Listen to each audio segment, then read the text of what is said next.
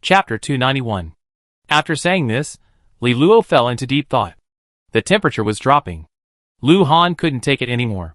His stamina was dropping, his health packs were wasted, and staying here with Li Luo was a madman. Forget it, I won't bear the cold with you. I'm going in. He pressed Li Luo's shoulders firmly. Li Luo just said blankly, "Oh." Lu Han went in to talk to Jiang Xiao, who had also learned a lot from Wu Zhibin. But now Wu Zhibin had rested, and his complexion had improved considerably. NPCs are really easy to keep.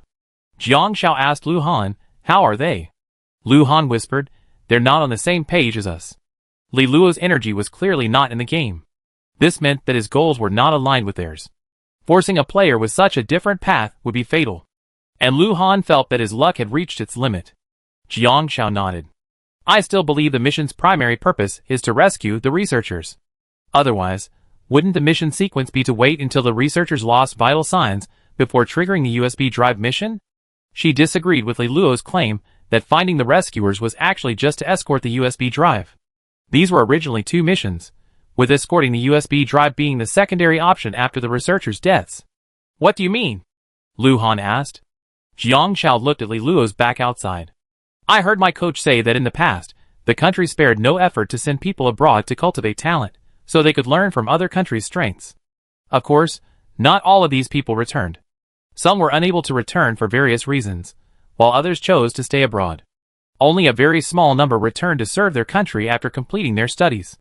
Jiang Xiao recalled Chen Fanqing's words, his expression filled with an indescribable emotion. "People outside ridicule us, saying we spent so much money cultivating talent and just given it away for nothing. Even back home, some people don't understand, saying we spent money cultivating a bunch of unpatriotic dogs, and we waited decades to bring them back. But even if we send out 100 people, and only one returns, it will be a huge gain for our country. Humans are naturally wired to climb to the top of the food chain. If one day we can prove we're strong enough, then it won't be us sending talent abroad, but they'd be forced to send talent to us. Those who left because they felt our country was weak will one day yearn to return because of our country's strength." "Talent," Jiang Xiao confirmed. "Compared to important research information, researchers are more important." Lu Han nodded. He understood what Jiang Xiao meant. At that moment, the system issued a notification. All 6 surviving researchers have been rescued by players. 3 more researchers have been found dead, with USB flash drives containing important data. This public game map has been opened, and the coordinates of all the researchers' remains have been announced. Currently, there are 27 players participating in the public game. Updated rescue rules. 3 days later, a rescue helicopter will patrol the map. The route will be announced 3 days later in the morning. Each helicopter can only carry 2 people. Players can depart with the researchers in the rescue helicopter and escort them to reunite with their colleagues to receive the rescue mission reward. Players can also depart with the USB flash drive in the rescue helicopter and return it to the mission location to receive the mission reward. The USB flash drive is unbound. Upon death, it will be dropped and can be picked up by any player. The public game ends when all researchers and the USB flash drive have left the map. Lu Han and Jiang Xiao cursed in unison upon hearing this. What a jerk!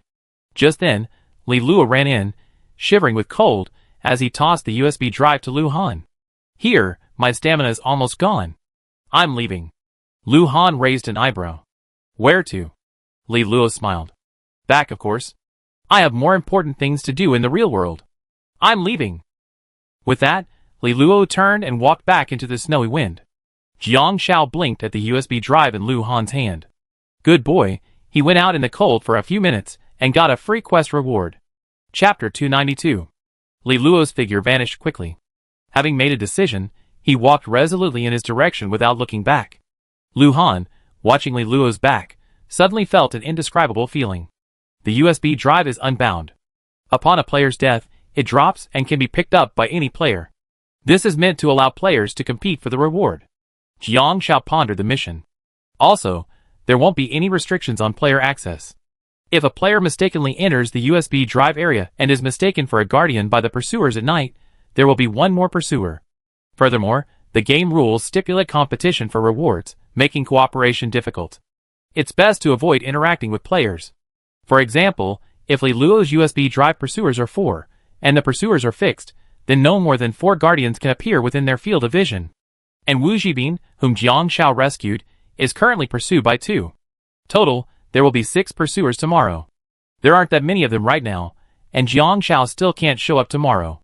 Otherwise, if the 3 of them show up together, Wu Zhibin's pursuers will increase to 3. Furthermore, this game is prone to spoofing.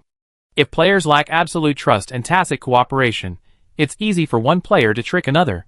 For example, if one player lures the pursuers, while the other player doesn't follow the plan and simply stands by and watches, it's easy to trick their teammates in the snowy night. After Jiang Shao finished speaking, she noticed Lu Han was distracted. She raised her hand and waved it in front of him. Lu Han regained consciousness and felt as if there was a small mosquito blocking his eyes. He instinctively reached out to grab it.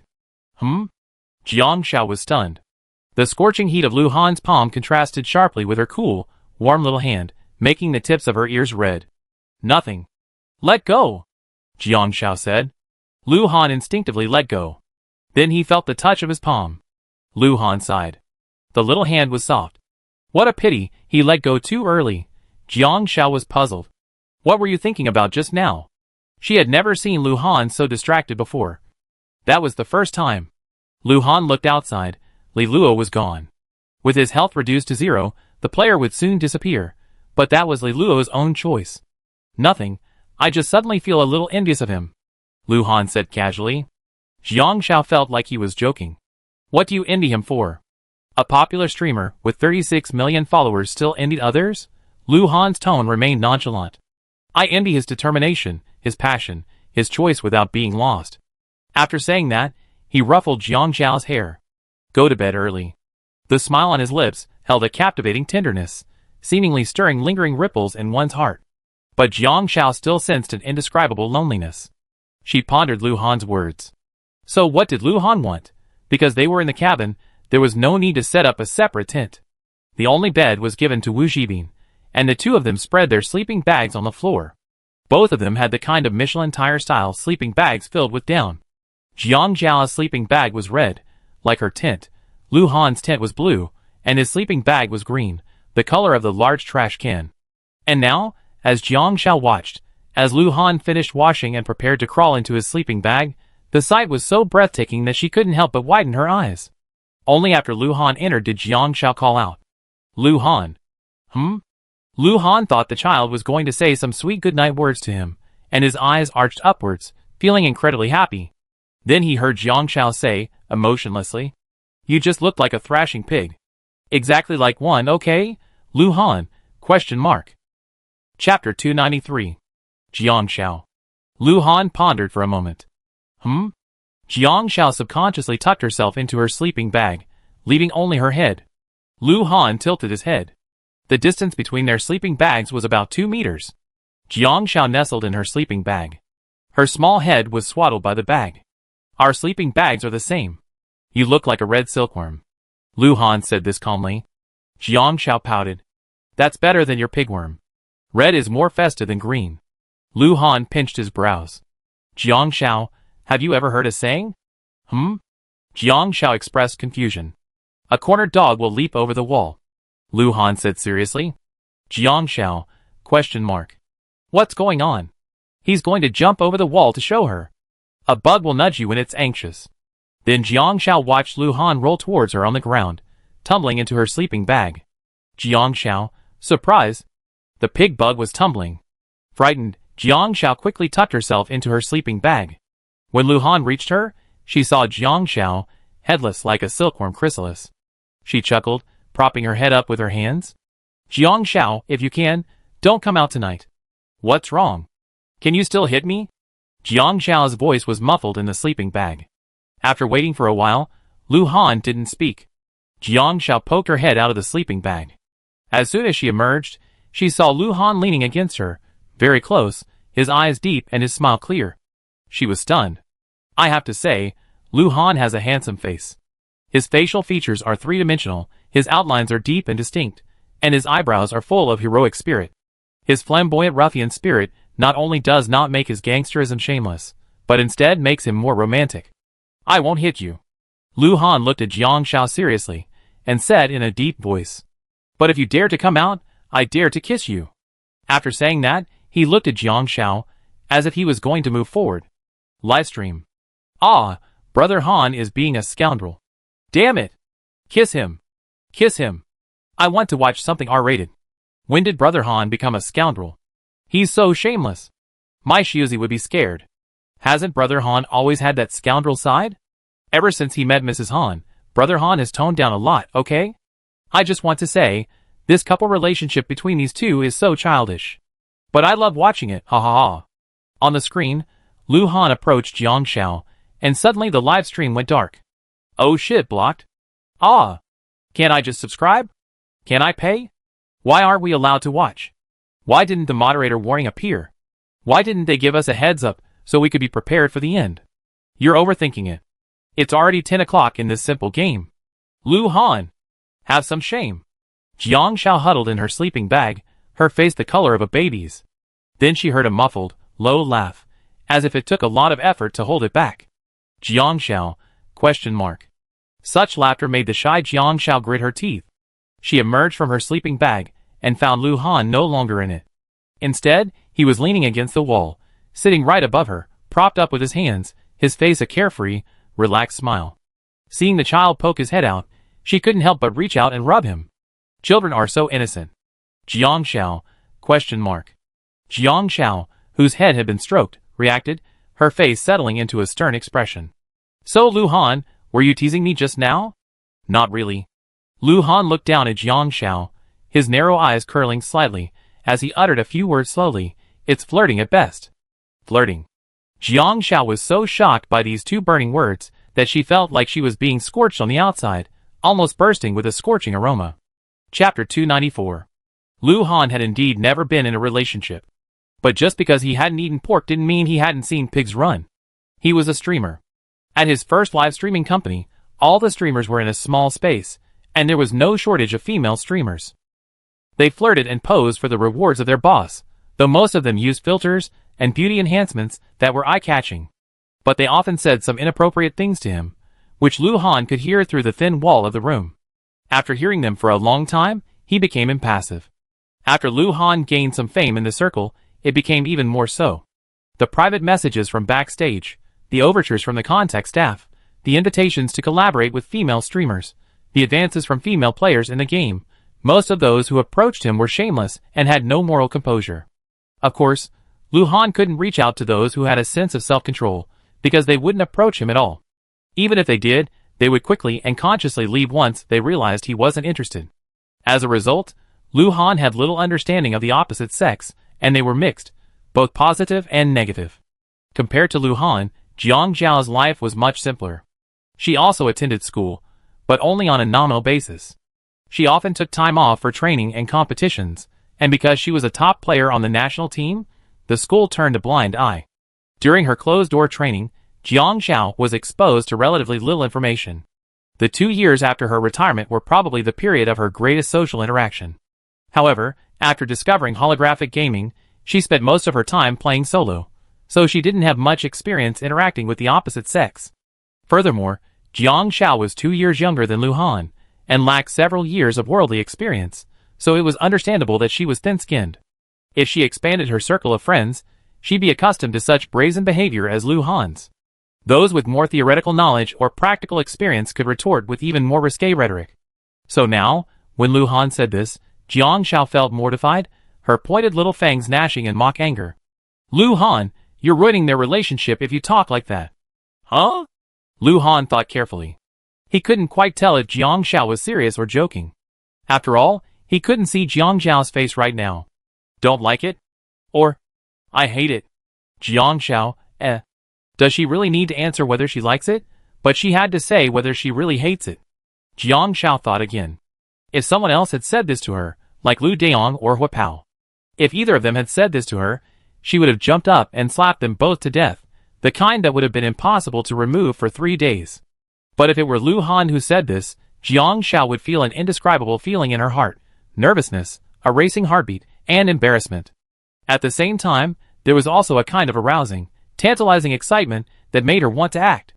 Lu Han didn't hear Jiang Xiao's response. He said seriously, "You can tell me whether you like me serious or not. I never been in a relationship, so I don't really know what you like. But if you don't like it, I pay attention next time."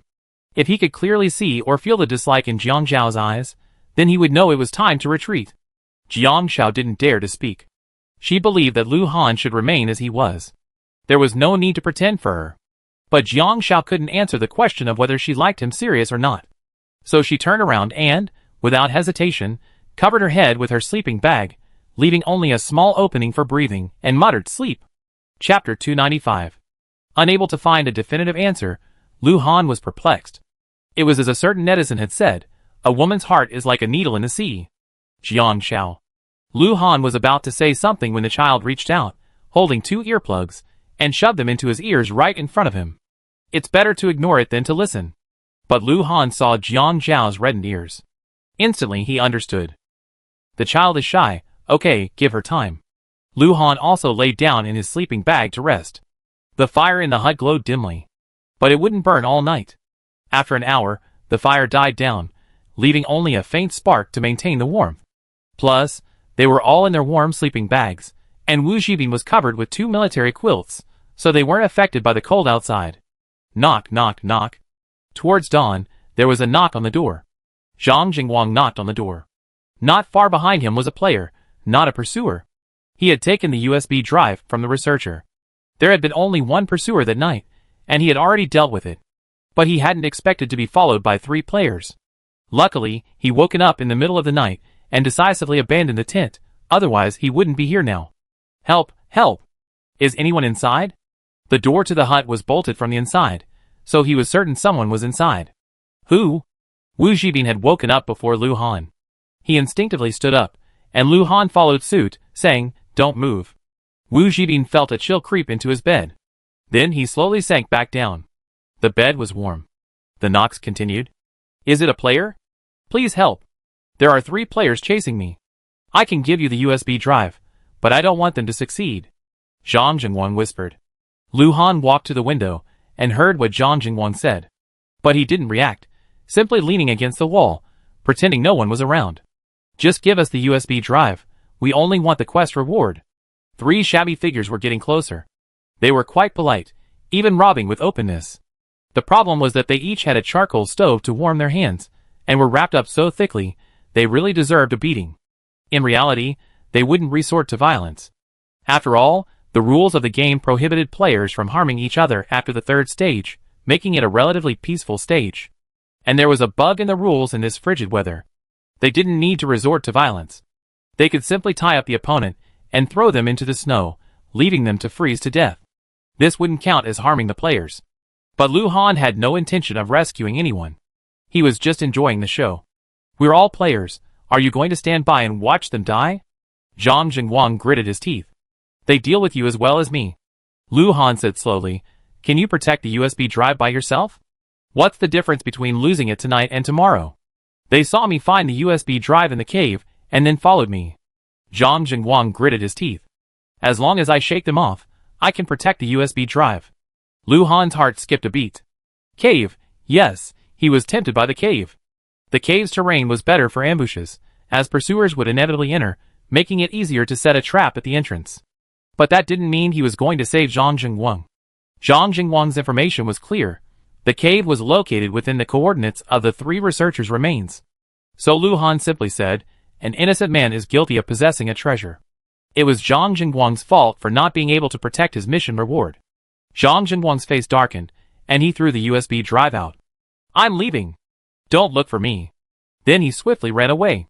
The 3 people outside received a USB drive, and heard someone say, great. Now we each have one. That's enough. Lu Han noticed the 3 people taking out their tents nearby and frowned. This distance was too close. Chapter 296. The next day, Jiang Zhao woke up to see Wu Zhibin, hesitant to speak. After a moment, he said to Jiang Zhao, Miss, your partner is no ordinary person. Jiang Zhao was stunned for a moment. After Wu Zhibin spoke mysteriously, Jiang Zhao realized what he meant. Last night, a player arrived, and Wu Zhibin mistook them for pursuers. Lu Han calmly scared them away. After packing up, Lu Han said to Jiang Zhao, look at the terrain. Should we go to the cave? Given Lu Han's performance, Jiang Zhao naturally didn't dwell on what happened last night. She pondered Lu Han's words carefully. The USB drives at the 3 coordinates had been found by players, and now the coordinates had disappeared. However, Lu Han had a good memory and remembered the locations of the 3 coordinates. Based on the 4 people's journey last night, the location with the cave should be the closest coordinate. Jiang Shao glanced outside and saw that there were indeed 3 tents. But that wasn't the most important thing for them. We currently have 1 researcher, 1 USB drive, and 6 pursuers. This number isn't actually that difficult to deal with. I dealt with pursuers yesterday, and they weren't very intelligent. They were more like machines, born solely for the game's missions. In comparison, Jiang Shao was more worried about accidents. Looking out the window, the cabin was nestled in the snow, not leaning against a mountain or a road.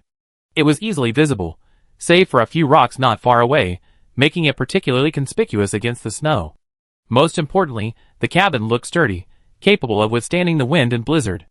Although Jiang Shao hadn't fully inspected it, her intuition told her it was a good place. I don't recommend going to the cave.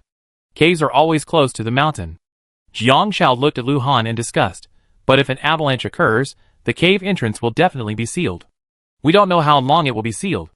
If we miss the rescue team, we'd be dead. What do you think? The most important thing is that they have enough supplies. It's not a good idea to move when the rescue route is unclear. Lu Han thought about it. Jiang Zhao's words made sense. After all, accidents are more difficult to deal with than NPCs. As you say. Suddenly, Wu Jibin walked to the window, frowning. A blizzard is coming. Blizzard? Lu Han and Jiang Shao were surprised. Yes. Wu Jibin, looking at the weather, was certain. This cloud cover means a blizzard is coming. This won't work. This room is too thin. We need more firewood to heat it up. After the blizzard comes, the temperature will drop drastically. It's easy to freeze to death. Is this brazier enough? Lu Han asked. The fireplace needs more wood. We need to go chop wood. Wu Jibin, who had indeed spent years conducting research here, shook his head. That's not enough. We need at least 3. The temperature will drop by at least 20 degrees after the snowstorm. Don't leave any gaps in the house. It'd be especially cold near the doors and windows. Wu Jibin walked out and saw a chimney pipe on the hut. He frowned. Looking inside again, he suddenly said, a cellar? There must be a cellar here. Jiang Shao was stunned. Wu Jibin said, many people build cellars in snowy houses. These have exhaust vents, but the house doesn't, which means it's in the cellar. The cellar is the real place to hide. I see. As expected, living researchers are the most valuable. The 3 of them circled the hut, and finally, Jiang Shao found the secret cellar entrance behind the hut, behind a generator that had run out of oil. Suddenly Jiang Shao thought, evading pursuers, could it be that there are places on the map that pursuers can't find?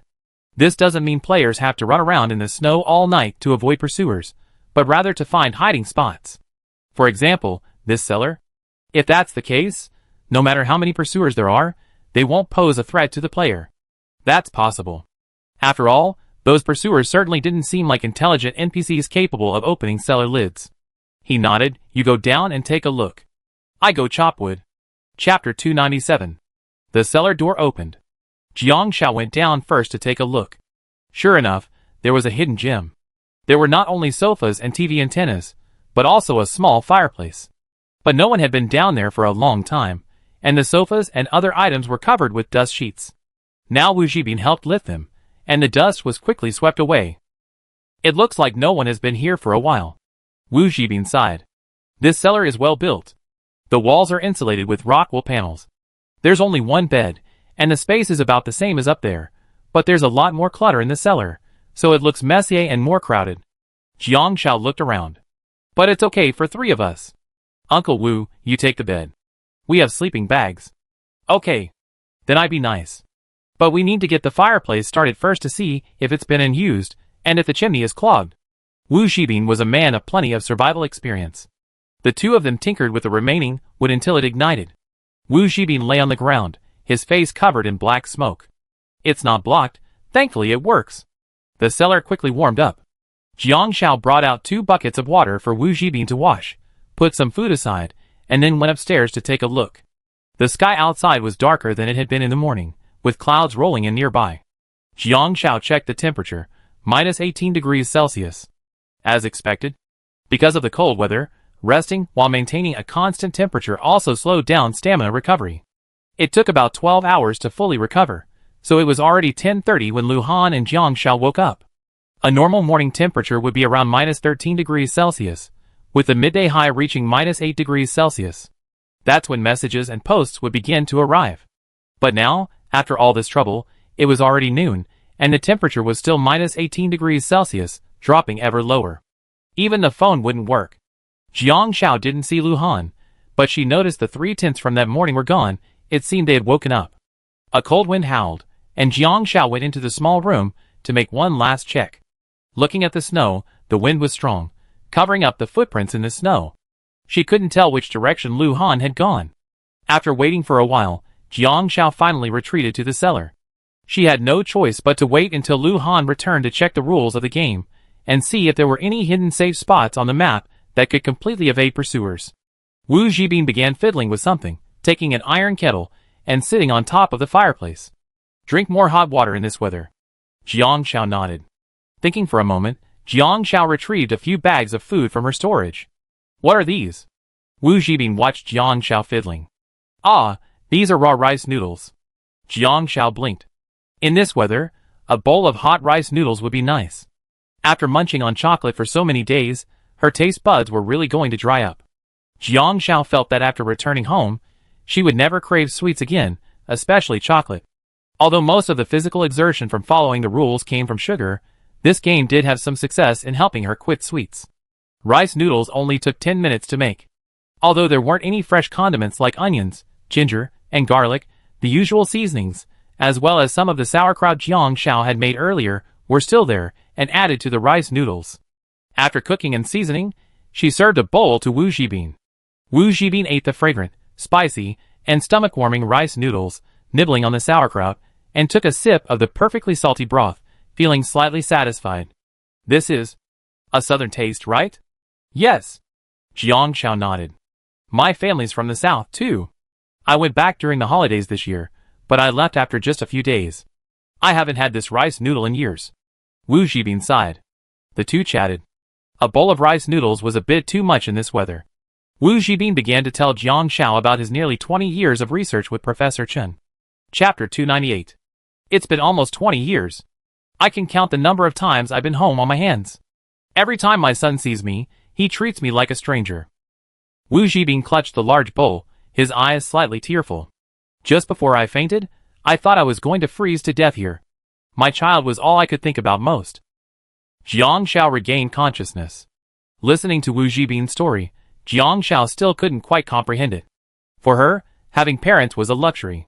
Forget counting them on my hands. Even seeing them once a year would be enough. I'm not a good father.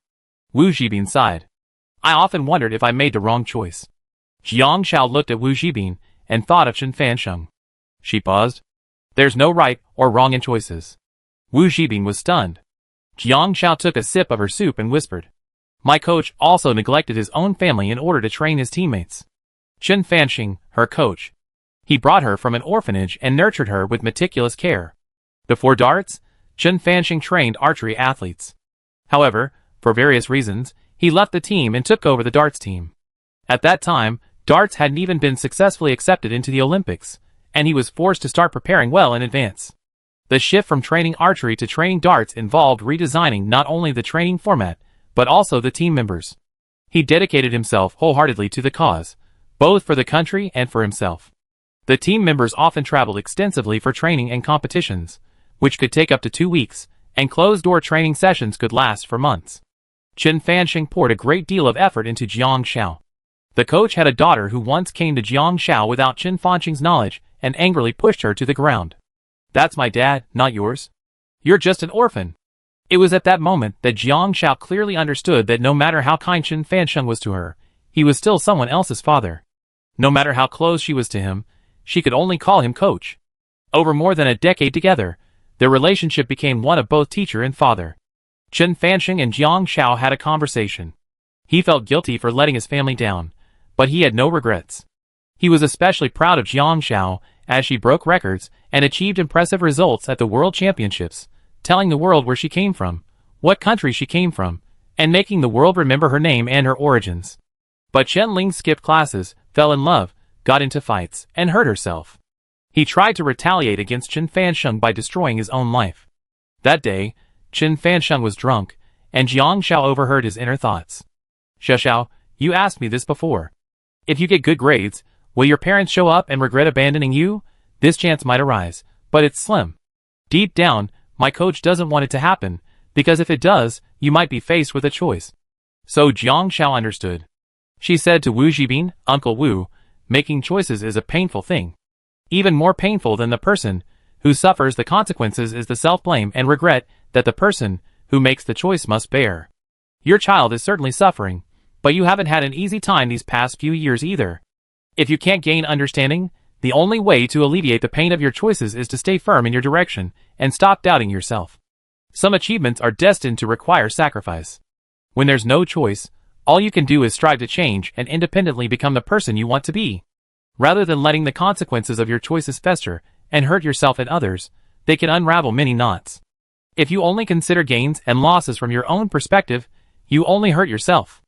Jiang Zhao's words brought tears to Wu Zhibin's eyes, and a warm feeling filled his heart. NPC researcher Wu Zhibin's favorability has reached 50. If it weren't for your counseling, Wu Zhibin would have given up his research career shortly after being rescued, motivated by the desire to make amends for his family. However, your counseling has strengthened Wu Zhibin's resolve. If Wu Zhibin is rescued this time, you will receive a certain amount of social contribution, unlocking social contribution data points. Chapter 299. Knock, knock. Someone was knocking on the cellar door. Jiang Xiao wondered, could it be Lu Han? Why didn't he come down himself? Curiosity spread, and a gust of cold air rushed in. Jiang Zhao's face was instantly chapped and painful from the cold. Stamina decreased by 10. With the extreme cold, your skin was shocked, and exposed skin suffered minor frostbite. Frostbite medicine can heal. The temperature outside had dropped to minus 24 degrees Celsius. Remember, yesterday this temperature was only seen outside after midnight. Come on. Lu Han threw down something white, fluttering. Jiang Xiao instinctively caught it, and took a closer look. Rabbit. This rabbit was different from the wild rabbits they had caught in Jiangnan town before. It had longer legs and ears. Lu Han jumped down and closed the cellar entrance. This is indeed a safe spot. If someone's inside, players outside can't open the cellar door. A message will appear. This safe house is occupied. You can't force your way in unless they open the door. I see. What took you so long? Where did the rabbit come from? Jiang Xiao asked curiously. The rabbit fluttered in her arms. Snow rabbit. Description: National Class 2 protected rare animal. Jiang Xiao looked at the description. Can this be eaten?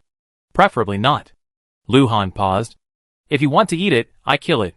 Never mind. Jiang Xiao didn't hesitate. Edible game is marked in the game. Hare, duck, pheasant, snake. But things like these with particularly eye-catching names usually have something special in them, so it's best not to eat them easily. There's also a snake. Lu Han pulled a frozen snake from his arms. Wild snakes are edible, after all. Jiang Xiao sighed.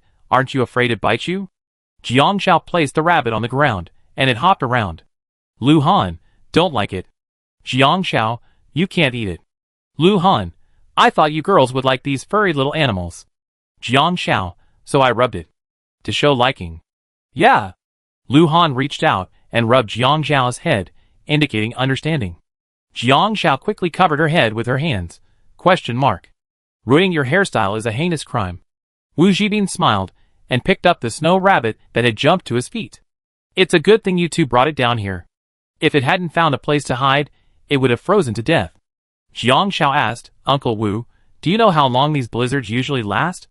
Wu Zhibin replied, at least an hour, at most a day and a night. As the two were talking, Lu Han smelled something. Seeing the bowl on the fireplace, he instinctively picked it up and took a sip of the soup. His chilled body instantly warmed up. Jiang Xiao picked up the wild snake and held out her hand to Lu Han. Lu Han handed her his dagger, and Jiang Xiao began preparing the snake meat on a wooden cutting board with a basin of water. You're quite lucky. You picked up a snake and a rabbit, Jiang Xiao said.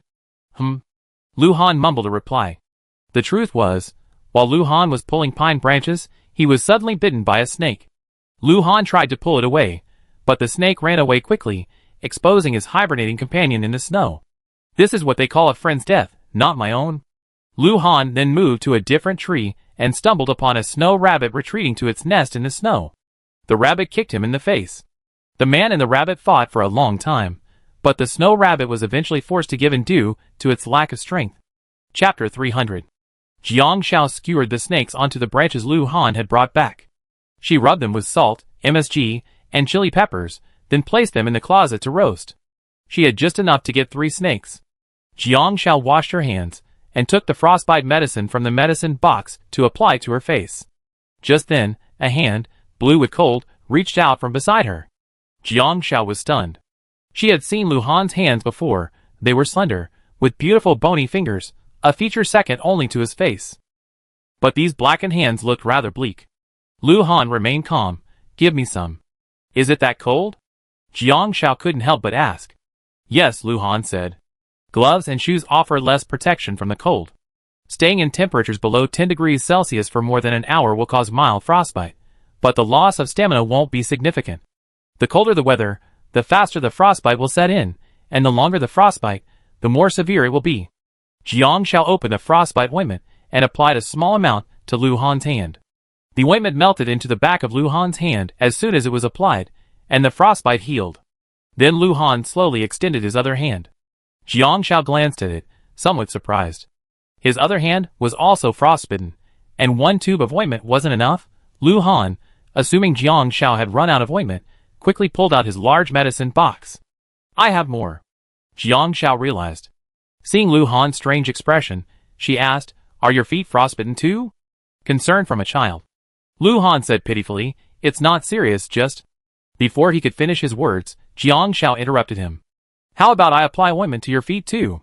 Lu Han realized. Oh. I took the medicine myself, speaking very seriously. No, I have my own hands. In front of Jiang Shao, he then applied the medicine to the back of his other hand, his movements perfectly docile, without a hint of shamelessness. Livestream. Brother Han, I just want my wife to apply the medicine, but what can I do if she won't? I just do it myself. So let's set the record straight. This is truly a romance show, not a survival game at all. Is that so? Why is another player on the same map shivering in their tent? I think he's freezing to death. I saw it too. That creepy trio Brother Han saw last night has taken over Brother Han's cabin. They're huddling together for warmth, almost like they're forming a bond. A hug in extreme cold weather. Is it that my teammates are becoming more and more handsome? Most ordinary people can't survive in this kind of weather. They definitely need to find a place to hide and stay warm to conserve their energy. Some people are actually out chopping wood. The best time to do so has already passed. I saw someone even more foolish, still drilling wood to make fire in the cave at this hour. Don't mention it upstairs, that guy actually did it. He's quite capable. So, my Shuzi style is still a survival game on the tip of the tongue? The players outside trembled in fear. Inside, Jiang Shao and the other 2 were becoming increasingly heartwarming. Wu Zhibin noticed that Jiang Shao had boiled some water separately, then added a black powder and stirred it in. A fragrant aroma wafted through his lips, and he couldn't help but ask, What's this? Jiang Shao said, Oh, it's black sesame paste. Lu Han was silent for a moment, then asked, What else have you stocked up on? Jiang Shao pulled out her snack box. Not much, just instant food. There's also soy milk powder, corn paste, instant rice, some dried seaweed egg drop soup, white fungus soup, mung bean soup, lotus root powder. That's right, the snack box wasn't just for snacks anymore. Considering it's difficult to get fresh soy milk or something like that in this weather, he simply stocked up on some instant food. The main reason was that it was cold, and something warm would warm the body and replenish chi. But it's also true that in this weather, even without exercise, your stamina will drop rapidly. However, consuming hot food can effectively slow down the decline, even without exercise. 1 bowl, please. Lu Han had never known there could be so many delicious things. Seaweed egg drop soup. Wu Zhibin said quickly, Can I have a bowl of soy milk? The snake meat was grilled. It was spicy and flavorful, with a rich, umami flavor. The skin was chewy, and the meat was just right, not sticky at all. 1 skewer per person, a mouthful of snake meat, and a sip of hot soup. It was simply heavenly. Chapter 301. The blizzard outside continued unabated. Wu Zhibin, Lu Han, and Jiang Shao stayed in the cellar, discussing the rescue team's arrival the day after tomorrow. Wu Zhibin said, First, the international distress signal SOS must be displayed, and it must be loud and clear. Otherwise, Even if the rescue team sees us, they might mistake us for hiking tourists. Although I haven't encountered any local residents, without the signal signs, we might miss rescue. Jiang Xiao and Lu Han nodded. The two of them listened like children, listening to a lecture. Then we have to think about how to make the rescue team find us, Wu Zhibin said. The snow is a vast expanse of white. Normally, the rescue team's patrol range, from high altitude, is about 300 meters. Seeing us from that distance is like seeing a mouse now, at night. I know that. Jiang Xiao quickly pulled out her things. The red scarf I found that day is very eye-catching. My sleeping bag is also red, and so is my tent. Lu Han, ? I also brought a mirror. Jiang Xiao quickly pulled out her mirror. The mirror reflects light. At noon, we can use it to send a flash signal to the helicopter. Without waiting for Wu Zhibin or Lu Han to speak, Jiang Xiao added, if it's cloudy and bad weather, that's fine. We can take the brazier outside, light it, and add wet pine branches. This will cause thick smoke to rise. The rescue helicopter will likely notice us if they notice the smoke. Wu Zhibin's words were cut short by Jiang Xiao's quick response. Looking at Jiang Xiao, he kept praising her. Xiao Xiao, you're well prepared. You said some good methods. What else do you know? Jiang Xiao blinked. I also know it's best to bring metal gear when you're out in the snow. If you're caught in an avalanche and buried, it'd make it easier for rescuers to find the victims' bodies. Wu Zhibin, For a moment, he didn't know whether to praise the child for being so well prepared or just being too pessimistic. Lu Han, on the other hand, remained silent. After a long pause, he covered his mouth and held Jiang Xiao's hand. Then, he raised an eyebrow at her and asked, have you studied? No. Jiang Xiao shook her head. But I looked up some information at the library. Since I'm going on a trip, I need to learn self-rescue skills. After all, the chances of accidents during travel are high, and self-rescue skills are life-saving skills. Well, kid, you're amazing. Lu Han couldn't help but pat Jiang Xiao on the head. His tone was like a kindergarten teacher praising a child in class. Jiang Xiao felt an inexplicable warmth in her heart. She remembered Chen Fansheng patting her head to encourage her after her training. She didn't blame Lu Han for ruining her hairstyle. Yes, save yourself. Wu Zhibin laughed. Many people come here to explore, but you must be prepared, because accidents often happen suddenly. An unfortunate incident happened abroad. A mother and daughter had a strained relationship due to family reasons. As they grew older, they planned to go skiing together to mend their relationship. Unexpectedly, an accident occurred during the trip. Lu Han and Jiang Xiao listened intently. They were caught in an avalanche. After finally digging themselves out of the snowdrift, they became lost and lost. They searched aimlessly for their way home, growing colder and more exhausted in the snow. Finally, they spotted a rescue helicopter. Both of them thought they were going to be rescued, but because they were both wearing silver-gray down jackets, the helicopter didn't see them. But the daughter was eventually rescued. Do you know how? Wu Zhibin looked at them. Lu Han and Jiang Xiao shook their heads like rattles. Chapter 302. It was the mother. Wu Zhibin said in a deep voice. She lacerated her own artery with a rock and crawled through the snow for more than 10 meters, staining the ground red with blood. But it was that long trail of blood that allowed the rescue helicopter to find her daughter. After saying this, Wu Zhibin looked at the two children before him. He said this simply to let them know. Many accidents of life and death in this world can be avoided in advance, as long as they are fully prepared. Life and death are determined by fate. They say that one should do one's best and leave the rest to fate, but one must first do one's best and then leave the rest to fate. Lu Han and Jiang Xiao each lowered their heads, lost in thought. Wu Zhibin himself felt a sense of heaviness. Even recounting this story brought regret. To calm himself, Wu Zhibin took a sip of hot soup from his bowl. As soon as the soup sipped, Jiang Xiao said solemnly, as expected, going out is still very dangerous. Lu Han agreed, that's right. Jiang Xiao continued, life lies in stillness. It's true. There's a reason why turtles are the longest lived of all animals. Lu Han nodded, well, if you don't like it, let's go out less. Wu Zhibin coughed violently. Is that what he meant? Okay, while what they said generally seems to be true, and there's nothing wrong with it, it just doesn't sound right. Livestream. One moment, I felt a little sorry and tearful, and the next, I saw the NPC's expression of shock, and I was shocked too. So, this is the legendary Han Sa's brain circuit?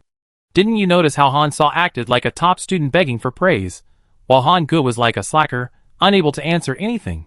But when the NPC started telling the story, it was so tear-jerking. I didn't expect Han Ge and Han Sa to be so easily led astray. Didn't you notice? After Han Sa finished answering, Han Ge patted her head, and her ears turned red. I feel like if Han Sa had ears, they'd be those adorable little white rabbit ears fluttering. As the saying goes, you tell your story, and we spread ours? NPC, I don't deserve it. Ultimately, I don't deserve it. By the way, I win today. Voting, I noticed the number of rescue heroes has increased. It turns out the number of players with this role is constantly increasing. It's not just the players who died saving others earlier, but also those who died later while saving their companions. Hey, I forgot to vote today. I go check. Honestly, those 3 roles are prominently displayed on the game's homepage. Every time I vote, I have to exit the live stream and search for the streamer's ID. With only these 3 roles prominently displayed on the homepage, it's hard not to get votes. Because the sponsor's soft advertising must be impressive. And in the cabin above Jiang Xiao and the other 2, 3 shivering figures huddled in a corner. Fuck, this blizzard is coming so fast. We're running low on fuel. Woo woo woo, I don't know if it's my imagination, but I feel like this wall is warm. You're not imagining it, I feel the same way. Whatever. Even if it's my last match, I'm staying here and not going anywhere. The speaker clung to the warmth of the fireplace chimney. The snowstorm continued for several hours. It didn't stop until 10 o'clock the next morning. Chapter 303. Sure enough, there's no danger. Jiang Xiao woke up after a peaceful night's sleep. The fire in the closet had burned out. But the temperature in the cellar was warm. They still had to go out and chop wood. The rescue team wouldn't arrive until the day after tomorrow, and there were still 2 days to go. Jiang Xiao climbed out of the cellar, and Lu Han came out as well. He said to Wu Jibin, Uncle Wu, wait for us in the cellar. When we're ready to come in, you can open the door. How about 7 beeps? Wu Jibin reacted briefly. Okay.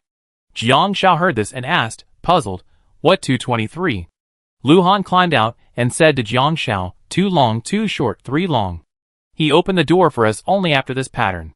The safe house will be set up the same way tomorrow. I see. Jiang Xiao understood. I'm going to chop wood today.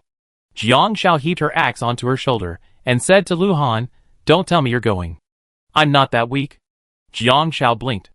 Lu Han looked at the child's flushed back and smiled, don't get lost. Jiang Xiao, with her back to Lu Han, pulled out a compass and waved her hand, here. Lu Han frowned and stood there for a long moment before turning back inside. He found the door locked, but riddled with bullet holes, making it look less secure. He kicked it open with a gentle kick. As expected, after repeated attacks, even a small cabin becomes unsafe. As soon as he entered, he saw 3 figures, like icicles, huddled in a corner. The windows were riddled with bullet holes. Lu Han felt the holes. It seems there were quite a few pursuers last night. Who? The 3 icicles in the corner suddenly stirred. The boy in the middle looked up and saw the approaching figures, instantly waking up. Chasers. Chasers. Then he slapped the left side of his face and kicked the right side of his butt. Hurry! Wake up! Lu Han leaned against the wall, a teasing expression on his face. Where are the pursuers in broad daylight? The other 2, half awake, reacted. Right. Where are the pursuers in broad daylight? Hurry, hurry, hurry! Blood bags, blood bags. I almost froze to death. Lu Han opened the tattered window. How many pursuers were there last night? The window, pierced by the gunfire, was a bit too horrible to look at.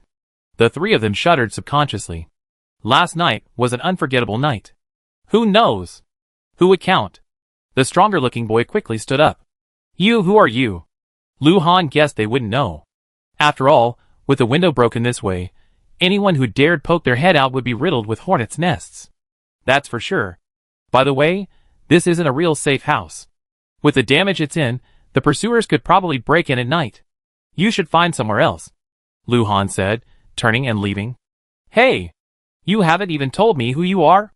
The boy chased after him, but Lu Han was gone. Elsewhere, Jiang Xiao quickly chopped down a tree. As she was chopping the second one, she realized it was even easier than the first.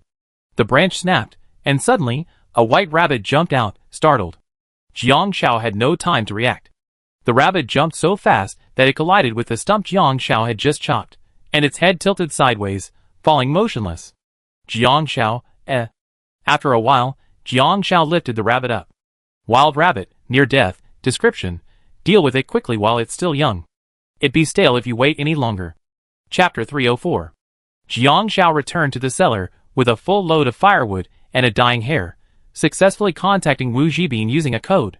Where's Lu Han? Jiang Xiao noticed Lu Han wasn't there. Aren't you two together? Wu Zhibin was puzzled. Jiang Xiao put the hare down. No, I went to chop wood and caught some edible hares. When she came out, the snow hare had already been released. After all, it was a protected species, only meant to be looked at and not eaten. She was tempted to catch one, and now she had finally caught one that was edible, and she had to eat it quickly. Jiang Xiao didn't think much of it. Because Lu Han had taken her dagger, she used darts to deal with the hare. Fortunately, the darts were sharp enough, so they were enough. Soon, the hare was out. Jiang Xiao skewered it, greased it with oil, stuffed its belly with spices, sprinkled it with salt, and roasted it in the fireplace, patiently waiting for it to be turned over. At 1 p.m., the temperature outside finally rose to -9 degrees Celsius. The cell phone signal connected. Several messages came in quick succession. Lu Yuqing, sister. Good sister. I'm in love. I got Jiang Rong. She also sent a photo. 2 hands put together, forming an ostrich egg. Jiang Xiao, ? Unable to understand the gesture, Jiang Xiao replied, Congratulations. I'm at the scenic area, and the signal is down. I call you back. Then Jiang Xiao messaged Lu Han, taking a photo of a rabbit and sending it to him. Come back for roasted rabbit. Over 10 minutes passed before Lu Han replied. A photo of a panting wolf, covered in blood, looking like it had been through a fierce battle. Lu Han, there's wild wolf meat to eat today. Wait. Jiang Xiao was stunned. Lu Han went hunting? Not really. It's not like they're short of food, so they just go with the flow. Jiang Xiao preferred safety to the risky taste of food. 5 p.m. Lu Han returned, dragging the wolf. Jiang Xiao paused, looking at the heavy wolf. Shall we roast it? Lu Han nodded. After that, Lu Han pulled a few items from his pocket and handed them to Wu Zhibin. Uncle Wu, I found these while hunting. I thought someone might need them. Could you please take them back to them? Wu Zhibin's eyes suddenly warmed when he saw the items. After a moment, he looked at Lu Han. You are thoughtful. Jiang Xiao was stunned. It was a relic. Besides the USB drive, the relics included 2 ID badges, a ring, and a photo. Clearly, Lu Han wasn't lucky enough to stumble upon the remains of a scientist on the road, unless he was searching for them with a purpose. When Lu Han came over to help her process the wolf meat, Jiang Xiao handed him the rabbit leg she had left for him. Uncle Wu and I had some rabbit this afternoon, so I saved this for you. Thanks. Lu Han took it. Jiang Xiao used Lu Han's dagger to process the wolf meat and asked curiously, Is finding the researchers' remains another mission? No. Lu Han replied decisively, noticing Jiang Xiao's expression. After a pause, he said in a deep voice, It's simply because I remembered my parents. They also met with an accident. Jiang Xiao was stunned. Lu Han took a bite of the rabbit leg. When they left, I was still very young. I didn't believe in and resisted anyone else becoming my guardian. Even though the place where they met their end showed every sign of their impossibility, I still clung to the idea that they were still there. I deceived myself into believing they would return. It wasn't until the police found my parents' belongings and ID cards that I finally came out of this fantasy. After a moment, Jiang Xiao spoke, Isn't it good to be in fantasy? She always felt that fantasy was good. Lu Han suddenly looked at Jiang Xiao. Jiang Xiao, fantasizing about the outcome when you know it's the end is self-deception. To move forward, one must resolutely face reality. Just like this game, we will all eventually leave here and return to reality. I know this clearly. So, the same applies to Jiang Xiao. He didn't care what her reality was like, because he had never fantasized about it. He simply looked directly at the Jiang Xiao in his eyes. Chapter 305. Jiang Xiao didn't say anything, just glanced at her hands. Because Wu Zhibin was an NPC, he only half heard what she said, and the game settings were completely obscure. He simply echoed Lu Han's words, Yes, Xiaohan, you're right. Don't deceive yourself. Keep moving forward. Oh. Jiang Xiao lowered her eyes, and glanced at her right hand. But it's normal for you young people to feel lost when you're young. Some people clearly define their goals from a young age, while others struggle for a year or 2, or even 10 or 20 years. Wu Zhibin sighed, I was also lost for a while after graduation, especially when I was doing research. When projects didn't progress, I would doubt myself, my talent, and whether I was capable of anything. Lu Han glanced at Jiang Xiao and changed the subject for Wu Zhibin. Uncle Wu, your research was exposed because someone leaked the information. We all been colleagues for years. Weren't there any signs from the beginning? Speaking of this, Wu Zhibin paused for a moment before saying, before this project, Professor Chen gave us a few days off to go home and see the kids. They took advantage of this break to approach him and offered him a large sum of money, all for the sake of this research. I see. Jiang Xiao glanced at Lu Han, who was just listening in on the details. He nibbled on a rabbit leg and handed the other to Jiang Xiao. Jiang Xiao shook her head. She had just eaten quite a bit. In our line of work, there are many temptations. Some people persevere, while others don't. It's normal. Someone offered me a large sum of money before, but I thought about it and decided not to. If I really did it. Wu Zhibin touched his chest. I can't get over this. I always feel like I owe it. Jiang Xiao nodded. Wu Zhibin smiled. Xiao, you're so young. Do you have some experience? Jiang Xiao nodded. The gym I frequent has a fairly well-known team, and they do this all the time. Lu Han was puzzled. How do they do it? Jiang Xiao blinked. Match fixing. Jiang Xiao's face was filled with envy. Lu Han raised an eyebrow. Are you so happy about match fixing? I'm not happy. I'm just envious. Jiang Xiao looked condescending. Why are you envious? Because ball games are popular sports. They attract hundreds, even thousands, of times more people than less popular sports. It's because of this widespread attention that some people exploit them to reap huge profits. Yes. Profits. Wu Zhibin smiled. The three of them chatted. The snowstorm outside continued, but it had little to do with the tranquility and peace in the cellar. Jiang Xiao and Lu Han enjoyed a rare moment of undisturbed time in this freezing weather. 6 days passed in the third phase, and rescue day arrived. Just after midnight, Lu Han and Jiang Xiao received a system notification.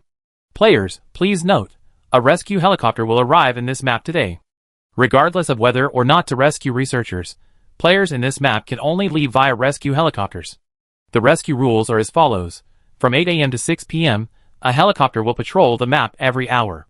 The patrol route and order will be displayed on the map. A helicopter can rescue up to 2 players/NPCs. Once the current helicopter has discovered a player and is rescuing them, it will not patrol the subsequent route. Subsequent helicopters will only resume patrols after rescuing all players in the area they have discovered. The rescue period lasts for 1 day, with the next rescue occurring 5 days later. Chapter 306. At 6 a.m., as the snow stopped and the night passed, Lu Han and the other two packed up and headed out. The weather seems pretty good today. Jiang Xiao looked up. The sun was actually shining. Of course, rescue operations also depend on the weather, especially in snowy conditions. Weather can affect flight, and you might end up getting lost before others are rescued. Wu Zhibin helped, gathering branches and placing an SOS distress signal on the ground. The area around the cabin was flat snow, making the signal easily visible. Jiang Xiao also unfurled the red tent, and the three of them set fire to the pine branches on the snow, sending smoke billowing upwards. We're on the patrol route, but about a third of the way there, Lu Han said. Well, I think the players ahead of us shouldn't be easily spotted by the rescue helicopter. Jiang Xiao nodded. They might be the first players to board the helicopter. So, Lu Han swallowed the word confidence in his throat. It was best not to ask such self-deprecating questions again. The three of them set up an SOS signal. Jiang Xiao clapped her hands. Lu Han, you go ahead and catch the helicopter later. No need. Lu Han refused. There was no reason for him to leave first. I'm afraid if we leave, the helicopter might have an accident and won't come to pick you up, Jiang Xiao said bluntly. Lu Han, eh? After a while, Lu Han patted Jiang Xiao's head with great satisfaction. Great. You learn how to care about your partner. Games have a luck component, but it's fair to say that his luck in this game is truly poor. Jiang Xiao glanced at the public game data. The rules of the game had changed. Number of lost USB flash drives, 4. Current number of public game players, 39. Current number of surviving researchers, 4. Including Wu Zhibin, there are only 4 surviving researchers. The rest are USB flash drives. After a player dies, the USB flash drive is lost on the map, leaving it to other players entering the map to find. Lu Han wasn't greedy. He only took 1 USB flash drive. Learn from Jiang Xiao, biting off more than you can chew. 8:20. A faint sound came from high above, and the three looked up. A helicopter with a rescue sign on it was getting closer and closer, until it flew over them. This indicated that the helicopter hadn't detected their signal. Wu Jibing quickly called out, "Quick! Mirror! Mirror!" Lu Han and Jiang Xiao quickly retrieved their shattered mirrors. With such a vast mountain range, a rescue helicopter might only have a few minutes to patrol this section. Turning their backs to the helicopter, the three of them flashed their mirrors at it. The rescuers on the helicopter suddenly felt blinded. What was flashing? He saw it. He saw it. Wu Jibing exclaimed excitedly as he saw the helicopter turn midair and fly back towards them. Jiang Xiao and Lu Han breathed a sigh of relief. There were still 13 days left for this session, and they still had to check in at another scenic spot. They had to hurry. Elsewhere, not far from Jiang Xiao and the others, Yang Chaoxiu was stunned. Seeing the helicopter approaching, he blew hard on the fire, trying to make the smoke visible to the helicopter. Unexpectedly, the helicopter turned around mid-flight. Fuck! Wasn't it supposed to be coming? Why did it run away again? I'm almost out of branches. After a while, Yang Chao realized he'd been intercepted. Instantly, he chased after the helicopter without even thinking about it. Don't go! I can't survive without you. He was out of health packs. In this weather, running out of health packs was like waiting for death, who was so heartless as to intercept a dying man like him. Chapter 307. At 8:30, Lu Han left first. Jiang Xiao asked Lu Han to take Wu Jibing ahead, while she stayed back to wait. Safe and sound. No disasters or troubles. The rescuer wrote down Jiang Xiao's name and the coordinates. At 9:20, the second helicopter arrived. Just as Jiang Xiao was about to leave, a voice came from nearby. Wait for me, wait for me. Jiang Xiao was puzzled. Yang Chaoxiu, the rescuer, was stunned. You got lost while skiing too? Yes, yes. Yang Chaoxiu stood obediently by the side. There's enough space there, right? You don't mind if I'm there? If there's no room, I can wait. He could still hold out for an hour. The rescuer nodded more. Jiang Xiao was puzzled. A sudden appearance, speaking of which, the gameplay of this map was quite tricky. The nighttime gameplay required players to disperse, but during rescue, it was best to gather them together. If players were all in one place, once the rescuer spotted them, they would be rescued. This was Jiang Zhao's first time riding a helicopter. Yang Chaoxiu said, "You're amazing, girl. You're so lucky to be found by the rescuers right away. By the way, let me introduce myself. My name is Yang." Jiang Xiao leaned against the helicopter window to look out at the snowy scenery. It was much more natural than the view from the cable car. Yang Chaoxiu spoke at length. This game mission is really deadly. I don't know what the reward is. It's a shame I can't get it, but it's not a big deal. Jiang Xiao finally responded, You didn't get the reward? Yang Chaoxiu asked. You did? Jiang Xiao answered without hesitation, No. After all, the quest hadn't been completed yet, so where would the reward come from? Yang Chaoxiu felt instantly relieved. Losing to a girl would be so frustrating. Then he began to rant. Let me tell you, this quest is awful. You have no idea how dangerous it is. I once looked for a quest item, but that game is a rip-off. You know, the chasing NPCs won't steal it? Swoosh, swoosh, swoosh, they shoot you like a hornet's nest. To avoid the pursuers, I cleverly hid the USB drive. He really hid it, thinking he'd go back and look for it later. When he put down the quest item, the system prompted him to decide whether to voluntarily abandon it. He had originally thought, relying on his photographic memory, to return and retrieve it when it was safe. To his surprise, the system wouldn't prompt him again for quest items he voluntarily hidden. He couldn't find it. Yang Chaoxiu slapped his thigh. So this game is a real rip-off. You haven't experienced it. You don't understand. Jiang Xiao understood. It wasn't Yang Chaoxiu's memory that was bad, but rather the game's mission mechanics. If a player discarded a USB drive containing a top-secret mission, it wouldn't be left where they expected it to be, it might reappear somewhere random. The rescue helicopter returned to the rescue base. Lu Han and Wu Jibing waited for Jiang Xiao. Lu Han watched his child jump from the helicopter, followed by a man behind him. After the rescuers had completed the identification process, and the medical staff had checked each person to confirm they were not seriously injured and told them they could leave, Lu Han stood before Jiang Xiao. Who is he? Jiang Xiao glanced at him, thought for a moment, and then came up with a three-word answer. I don't know him. How could I explain that this person had just come along to hitchhike? Yang Chaoxiu? Question mark. Girl, we've been talking for over 10 minutes. I even introduced myself to you. How could you not recognize him? Isn't that what we spent 10 minutes together, a relationship? Yang Chaoxiu was about to introduce himself. Lu Han, without hesitation, stood in front of Yang Chaoxiu, completely blocking her view. Chapter 308. Lu Han said to Jiang Xiao, I need to take the USB drive back to Nanshur to submit my mission. Rescuing the researchers is a different task, so I might have to leave first. Jiang Xiao nodded, paused, and was about to speak.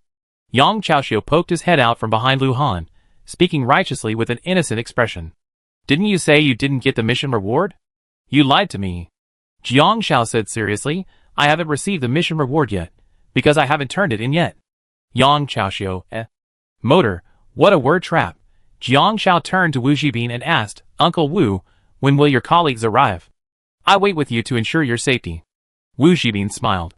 Soon. I already notified them. They'd probably be here before tonight. Then I wait with you. Jiang Xiao quickly placed an order on her phone. You're tired too. Go to the hotel and rest. Okay. Wu Zhibin rubbed his clothes. I just borrowed the rescuer's phone to make a call. I have.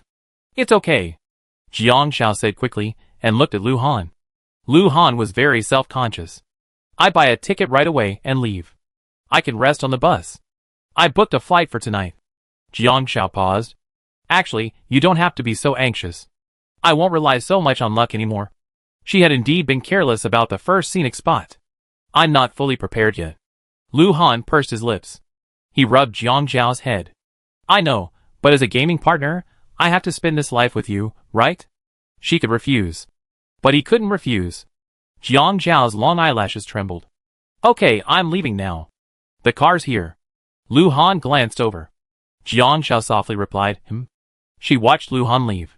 These past few days together were definitely the longest they ever spent alone together since the game began.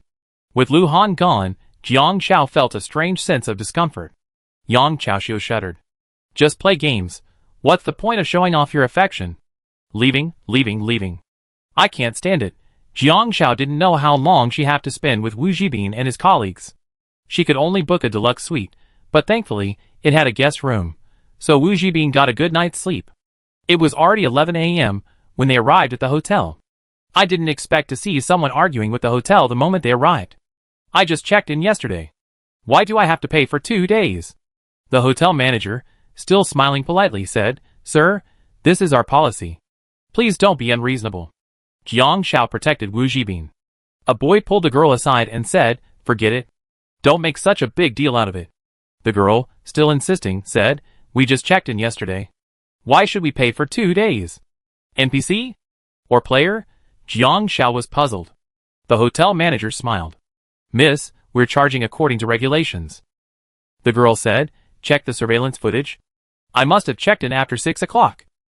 For a moment, Jiang Xiao couldn't tell if it was a player or an NPC. If it was a player, perhaps they were being ripped off by the hotel? Or perhaps they were planning to rip them off. If it was an NPC, then it was a plot twist. After checking the surveillance footage, which showed 6:01, the girl exclaimed angrily. There must be something wrong with your timing. I calculated the time and deliberately waited at the door with my boyfriend for 10 minutes before checking in. The girl pulled out her phone and threatened to call the police. More and more people gathered around. The boy, watching the people around him pointing and talking, felt a surge of shame and angrily slapped the girl's phone away. That's enough. It's only $300. Is there any need to make such a big deal about it? If you can't afford the $300, I pay for it. Chapter 309. The girl panicked. Su Jie. Didn't we agree? 300 yuan was enough for 2 days of food and drink. Lin Min, I had enough of you. The boy frowned. We've been together for 4 years. Is it really necessary for you to do this every time? I'm doing this for you. All right. The boy said impatiently. Lin Min, let's call it quits. The girl was stunned, somewhat incredulous. Su Jie. You? What did you say? I said I had enough. Break up. The boy shook her off, turning away without looking back. Su Jie. The girl chased after him.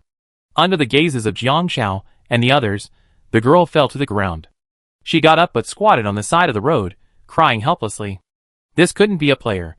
If it wasn't a player, it had to be an NPC. If it was an NPC, it had to be following the storyline. For a moment, she felt embarrassed by the ridiculous plot.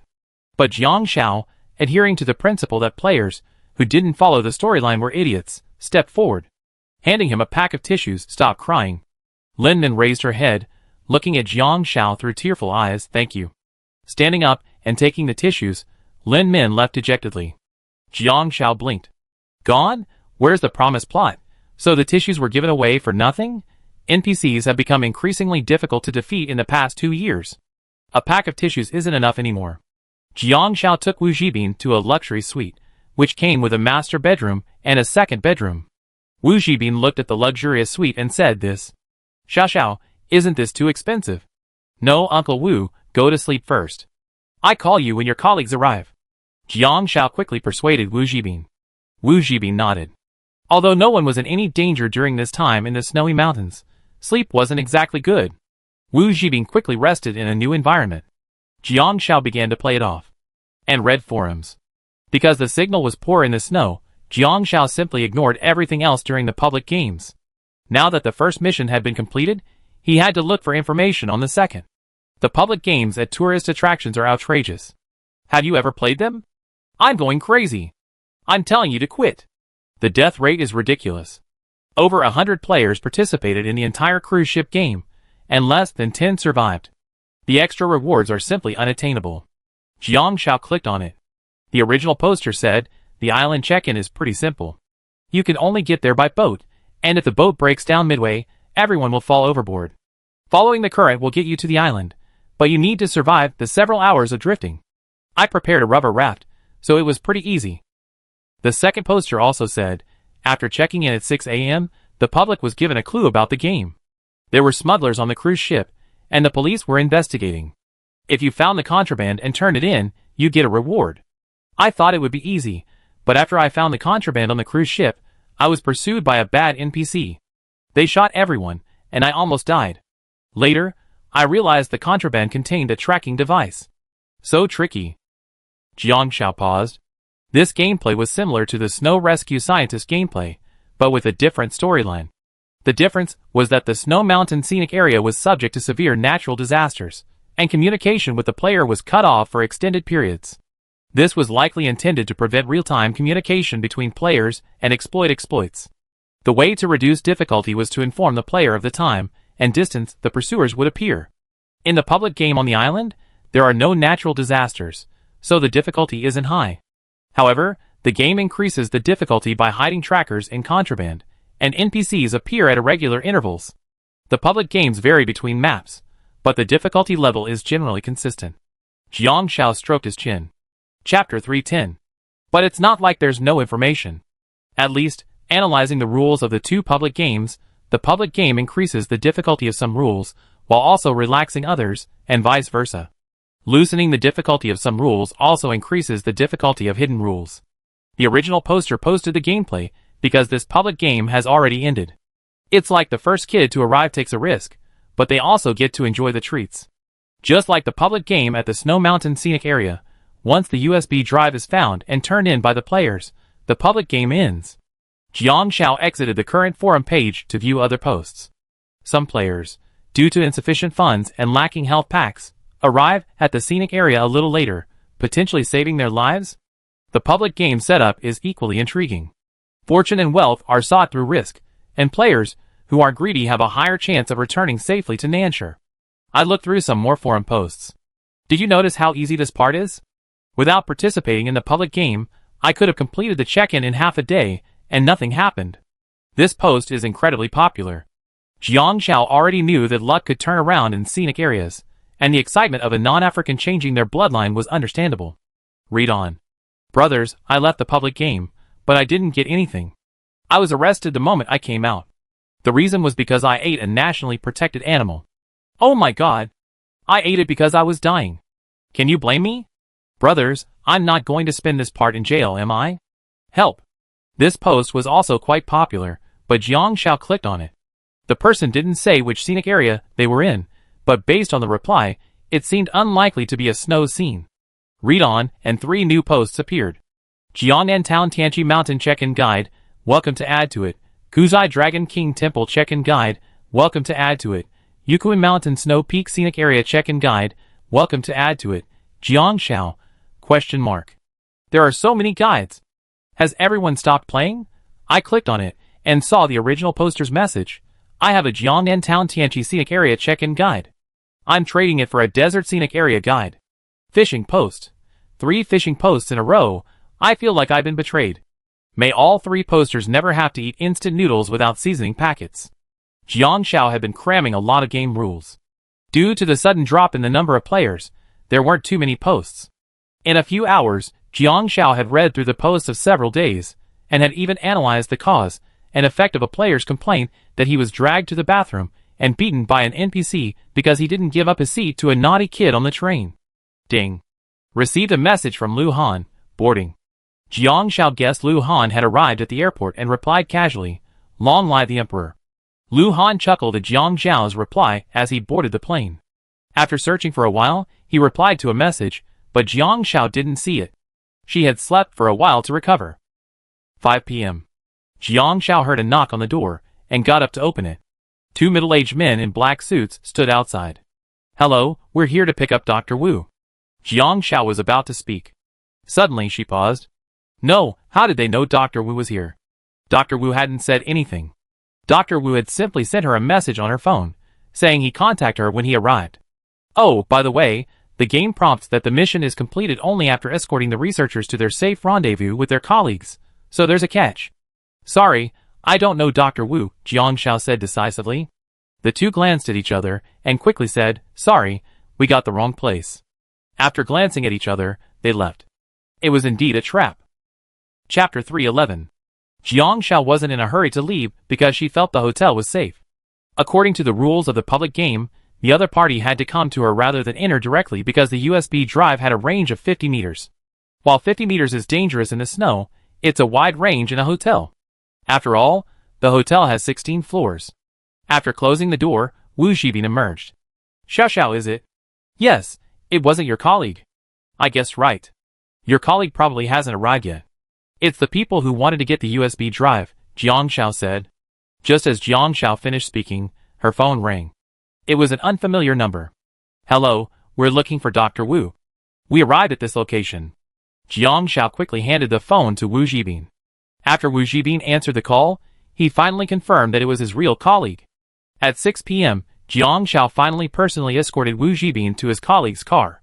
The three of them were there to protect Wu Zhibin, and after hearing about the other researchers' affairs, their faces were heavy. Before leaving, Wu Zhibin gave Jiangshao his contact information. If you have any difficulties in the future, Uncle Wu can help, so feel free to come and see me. Uncle Wu might be a little busy sometimes though. Don't worry, here's another number for you. It's my assistant, Chen Nan's. If you can't reach me, you can contact him. Okay. Jiangshao nodded and waved. Goodbye, Uncle Wu. After watching Wu Zhibin leave, Jiangshao heard the system notification.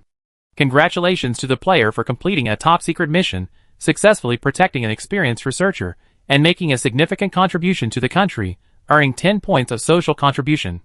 As the first player to successfully escort a researcher in the public game top-secret mission, they receive an additional reward, scientific blessing for social contribution. The higher the social contribution value, the higher the social value, effectively reducing or offsetting losses inflicted by high-ranking NPCs and players abusing their power. Scientific blessing. Description: this allows you to view detailed hidden danger probabilities for game items, props, and supplies, and obtain scientific solutions. This can be used 3 times per day. Note: only scientific probabilities can be viewed, not metaphysical probabilities. Social contribution?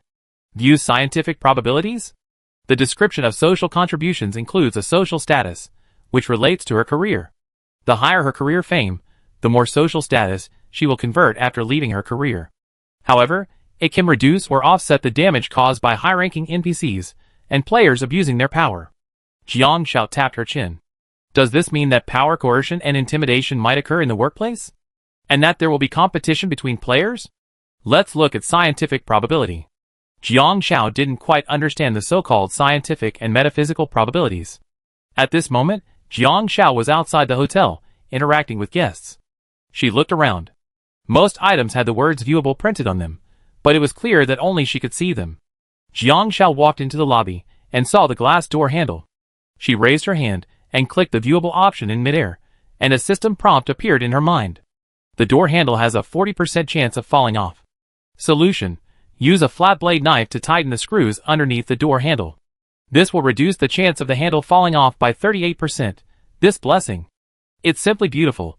While Jiang Shao couldn't pinpoint the beauty of it, she felt that this scientific blessing was inexplicably practical. Jiang Shao excitedly looked around. Since the day was almost over, she immediately returned to her room.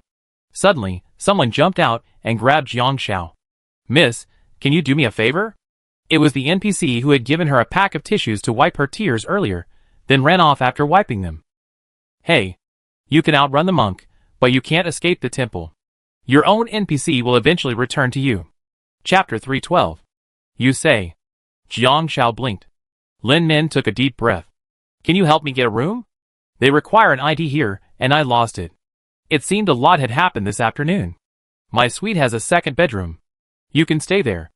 After all, one room only requires one ID." Jiang Shao said quickly. "Don't worry, I live alone." Lin Min looked at Jiang Shao and nodded after a moment. "Thank you." Jiang Shao led Lin Min to her room. Lin Min was still dazed the whole way there. Jiang Shao poured Lin Min a glass of water. "Are you feeling better? I saw you had an argument with your boyfriend this afternoon." She checked her phone and found a message from Lu Han. "Yes, I will make you empress after I ascend the throne." Jiang Shao blinked, but the corners of her lips couldn't help but curl up. She really is acting like a middle school student just by being given a circle. She didn't reply any further. He's gone." Lin Min clenched her water glass, tears welling up in her eyes again. Jiang Shao skillfully handed her a tissue. "Don't cry, he's gone." Lin Min's fingertips turned pale, and she shook her head. I didn't expect him to do this to me. I thought he was just saying it out of anger. We've been together for 4 years. This time, he was determined to break up. He left and never came back. I didn't get any word from him. I searched for him all afternoon, but he didn't respond. I was late for the train I originally booked, and when I got back to the hotel, I realized he'd already taken his luggage. The next train is tomorrow. I didn't expect him to actually break up over this. If he didn't like me, he could have told me sooner."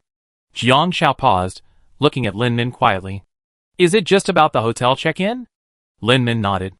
To be precise, it was because Lin Min was being frugal. The two of them bought afternoon train tickets and arrived here at 4 a.m., arriving at the hotel around 5 o'clock or 6 a.m. But according to hotel rules, check-in before 6 a.m. counts as the previous day, and check-in after 6 p.m. counts as the same day. When they arrived at 5:30 a.m., Lin Min and Su Jia waited outside for half an hour before going in. Unexpectedly, when they checked out the next day, the hotel wanted to deduct 300 yuan from the deposit for staying 2 days. She then argued with the hotel, not expecting Su Jia to be so angry about this. Jiang Shao didn't quite understand, and hesitantly looked at Lin Min. Is there a possibility that this incident isn't the only thing that's bothering him? Lin Min clenched her hands. From what he said, it seems like this isn't the first time. Lin Min remained silent. She bit her lip, her face pale. "You should get some rest." Unable to pry a word out of her, Jiang Shao could only ask Lin Min to rest. Lin Min nodded. After Lin Min entered the room, Jiang Shao checked the forum messages, then found Li Yuqing and quickly sent a message. "How do you conquer an NPC who's in love? How do you persuade them?" 3 minutes later, Li Yuqing sent a photo. It was 2 hands forming the shape of a peach. Li Yuqing, "Hey, that idiot Jiang Rong can't even make a heart. I just asked him to do it again." Jiang Shao, The NPC who's in love isn't the NPC, but Li Yuqing? Unable to hold back, Jiang Shao sent a message. "Are you in love too? If that's the case, then just pretend she didn't ask." Li Yuqing, "No, I just want to show you the joy of love and promote your relationship with Brother Han. After all, love needs to be a part of life. Hasn't the reckless behavior of the past 2 years been manifested through flaunting wealth and affection? She doesn't have wealth to flaunt, but can't she show affection?" Jiang Shao, "Thank you. That's not necessary. They're doing just fine. Soon." Li Yuqing sent a message, "But there's no cure for lovesickness. Unless she figures it out herself, nothing anyone can say will persuade her.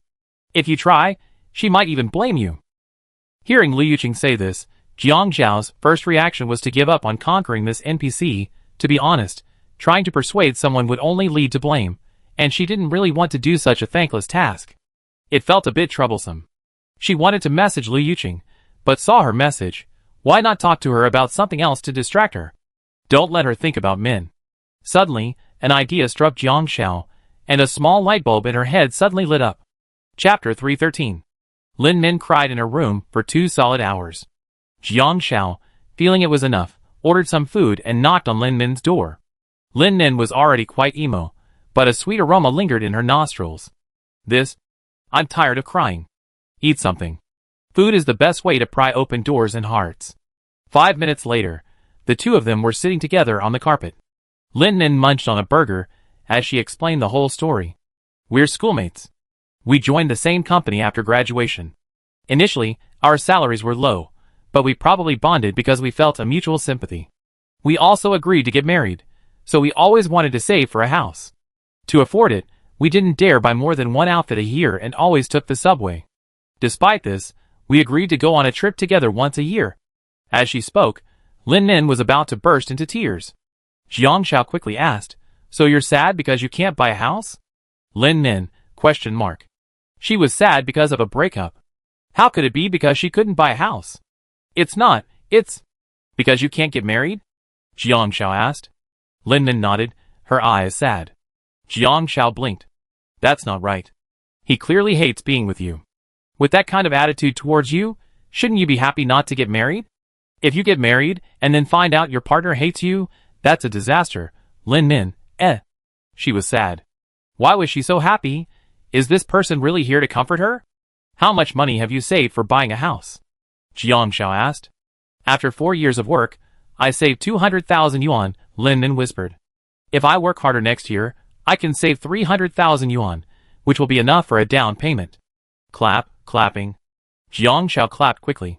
That's impressive. You saved 200,000 yuan in just 4 years. You have your own home soon. Hearing Jiang Xiao's praise, Lin Min felt an inexplicable sense of accomplishment, a small smile on her face. No, What are you going to do after buying a house? Jiang Xiao asked again. Lin Min paused. Buy a house, get married, save money, have children. At the mention of marriage, Lin Min's mood began to darken again. Jiang Xiao held out her hand and opened it. Except for marriage, which can't be done alone, buying a house, renovating it, working, saving money, traveling, and having children, all of these can be done by yourself. Lin Min belatedly realized Jiang Xiao's true meaning, and couldn't help but say, My 4 years of relationship with Su Jia. Let's reverse the logic of love. Jiang Xiao said quickly. You've been dating for 4 years with the goal of getting married. You're saving to buy a house, and he broke up with you because he couldn't stand the fact that you were living in such a tight spot while saving for a house, right? Jiang Xiao concluded, ultimately, it's because you two haven't bought a house yet. I'm right? Lin Min nodded, confused. So, Jiang Xiao raised her voice resounding. Our main goal right now is to buy a house? Lin Min nodded. Yes. Tell me again, what is our goal? Jiang Xiao raised her voice. Buy a house. Lin Min's voice rose a little. Then how do we buy a house? Jiang Xiao's soulful voice incited. Save money. Lin Min said firmly, her tone growing more confident. How can I save money? Work. This question was a bit difficult, and Lin Min tried to answer. Jiang Xiao patiently coaxed, How can I work to save more money? Lin Min paused.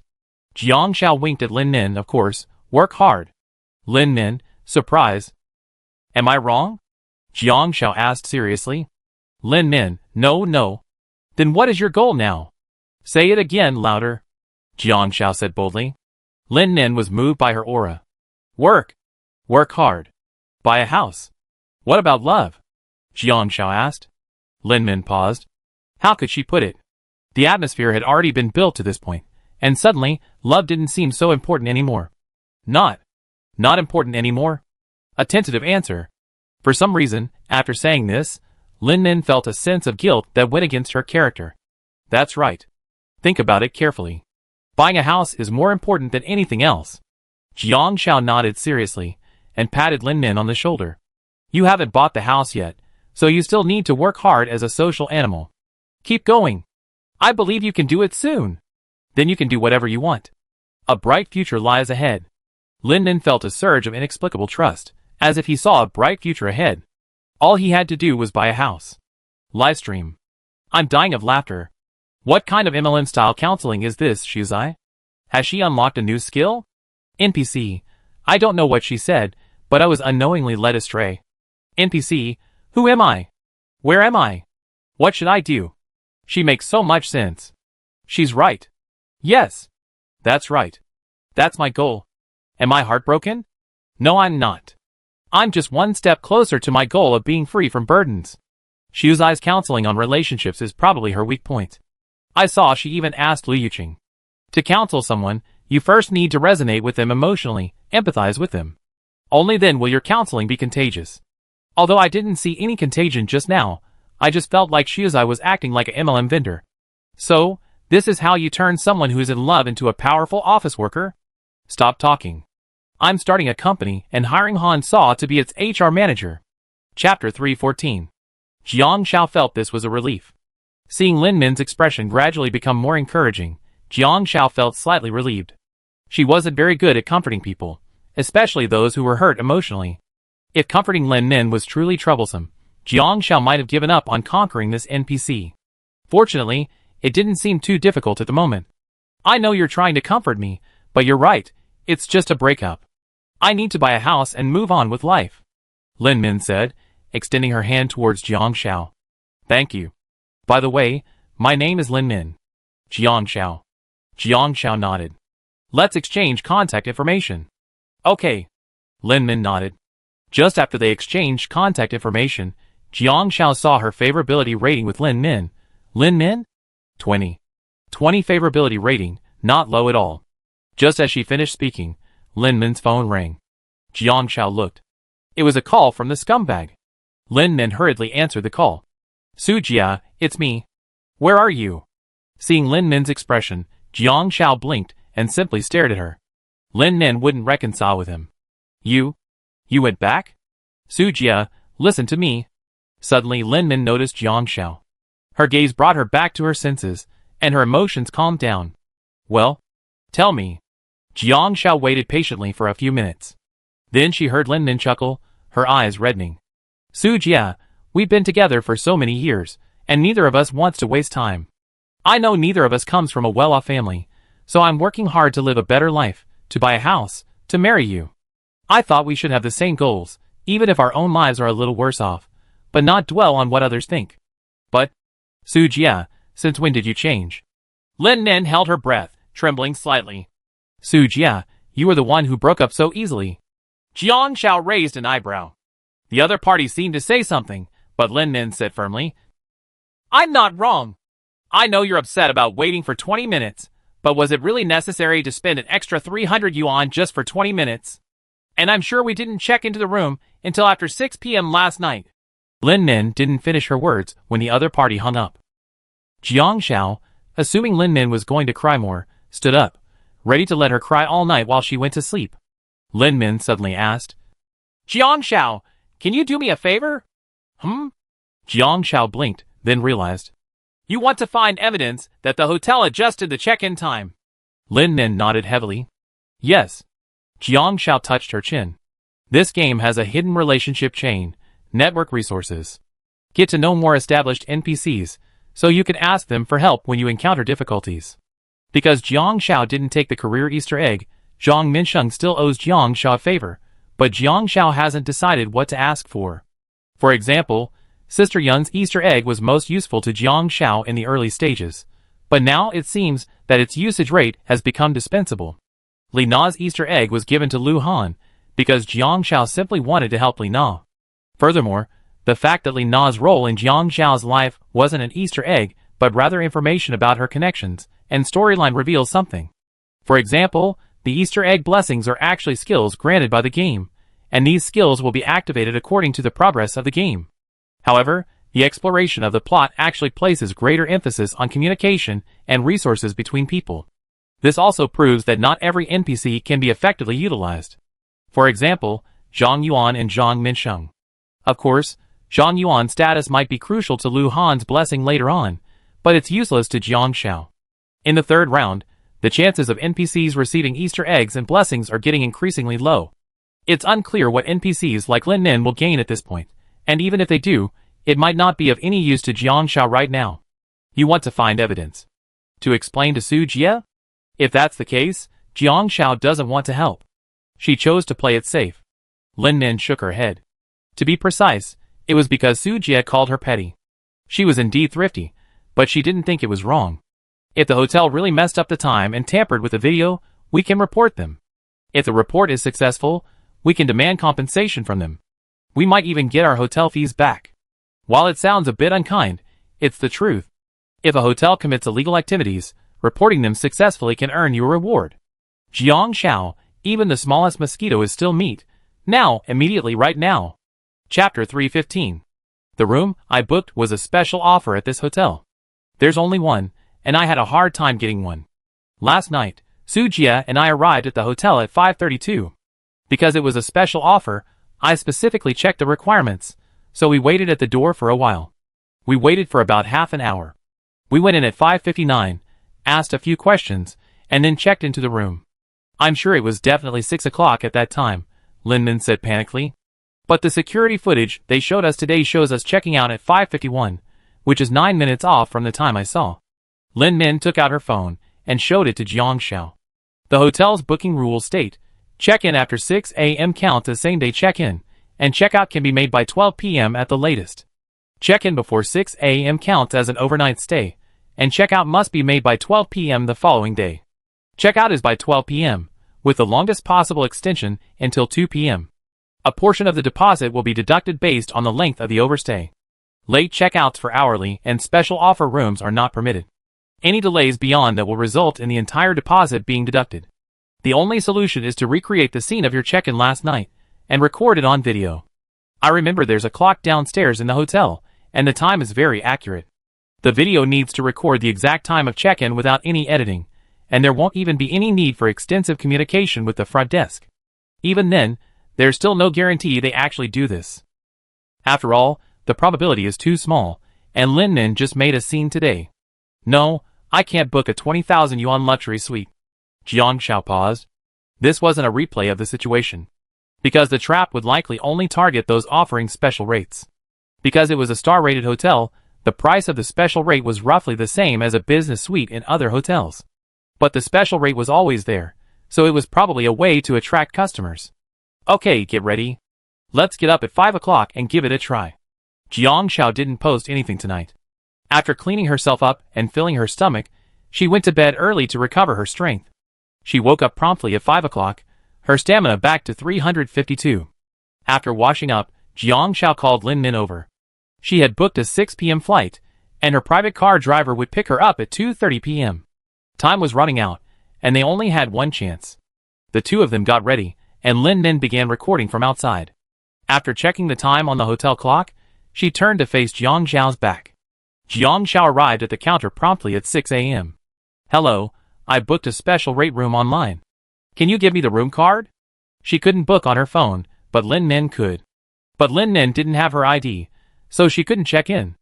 Jiang Xiao suddenly had a thought. If a capitalist and a proletarian teamed up, they have to pay for their own plane tickets, but they could each rent a room and stay together in a hotel. Wouldn't that save them money? She was really clever. The teller scanned Jiang Xiao's ID and gave a polite smile. Dear guest, I see you booked a luxury suite. Is the experience unsatisfactory? Jiang Xiao remained calm. That's for my boss. We ordinary workers can't afford such expensive accommodation, and the company's reimbursement is limited. So that's how it is. The teller nodded and smiled. Okay, our special offer room is a standard room, but there are some rules. Check-in before 6 a.m. is considered an overnight stay, and check-out before 2 p.m. is mandatory. Any delay will result in the forfeiture of your deposit. Check-in after 6 p.m. is considered a same-day check-in, and you can check out before 2 p.m. tomorrow. Okay. Jiang Xiao didn't ask about the time, fearing she alert the other party. After receiving the room card, she nodded, thank you. Lin Min finished recording the entire process. The two met at another elevator entrance in the hotel. Are you done? Jiang Xiao asked. Lin Min clenched her phone. Okay, thank you, Jiang Xiao. Actually, there's a good chance I won't be in a situation like this tomorrow. These businesses are very cunning. After my incident yesterday, they'd definitely be wary. Jiang Xiao was a little surprised. Then you want to continue? Lin Nin was a little nervous. What should she say? Actually, I'm half a journalist. You said we should work hard, and it suddenly occurred to me that this is a great, hotly debated topic. It's just that I was so focused on saving for my wedding that I didn't really put much effort into my work, so my performance has been mediocre. Plus, I was just thinking about saving money and then leaving, so joining the newspaper was a pretty stable job. Even though her performance was mediocre, they assumed she had no talent and switched her to a back-office clerk, responsible for editing and formatting news content and correcting information. The job was stable, and while the salary wasn't high, it included 2 meals, and the hours weren't hectic, so she planned everything in advance. In her free time, she looked for part-time copywriting jobs online. Each piece of copywriting wasn't much, just a few hundred words for a few dozen yuan, but the little she did add up, and she managed to save 200,000 yuan in just 4 years. Jiang Xiao paused. So she was a reporter. Jiang Xiao suddenly realized that this wasn't her first time dealing with reporters. Chapter 316. During the second phase, Jiang Xiao encountered a bizarre plot on the subway. This resulted in 1 exposure, and a positive effect, boosting her fame by 1. If my guess is correct, there was also a mysterious reporter on the subway at the time, who happened to capture that moment and publish it, which would have had an effect. I didn't expect Lin Nin to be a reporter. Just as Jiang Zhao's surprise faded, she received a system message. Because your inspirational approach to counseling has had a resolute influence on the NPC Lin Nin, she has shifted her goals from a devoted wife and mother to a career woman, dreaming of buying a car and a house and reaching the pinnacle of life. During this NPC's career, any news reports related to you will have a positive impact on you. The higher the favorability with the NPC, the greater the positive effect. Jiang Xiao is well aware of the influence of reporters. Most reporters' opinions fail to be grounded in objective facts. They are highly emotionally charged. When they believe an event has a positive impact, the coverage will be biased towards the positive. When they believe an event has a negative impact, the coverage will be subtly veiled. So, they only need to change a single word in a key piece of content, or even the order of the content, to create a significant impact. So Jiang Xiao looked at Lin Nin, at another paragraph. Lin Nin was stunned. At what? I said, you film it, Jiang Xiao said. Lin Nin reacted quickly, and pulled out her phone. Jiang Xiao instantly transformed into a hotel news anchor. She walked towards the special offer room with her room card, talking. A few days ago, my friend arrived at the hotel at 5:30 a.m. and booked a special offer room. He learned that check-in after 6 p.m. would only count as same-day check-in, so he waited at the hotel entrance for half an hour. Unexpectedly, when I checked out the next day, the hotel told me I had to check in before 6 p.m., so they charged me 2 days' room. I'm going to test it out today. We're about to check out this special offer at this star hotel.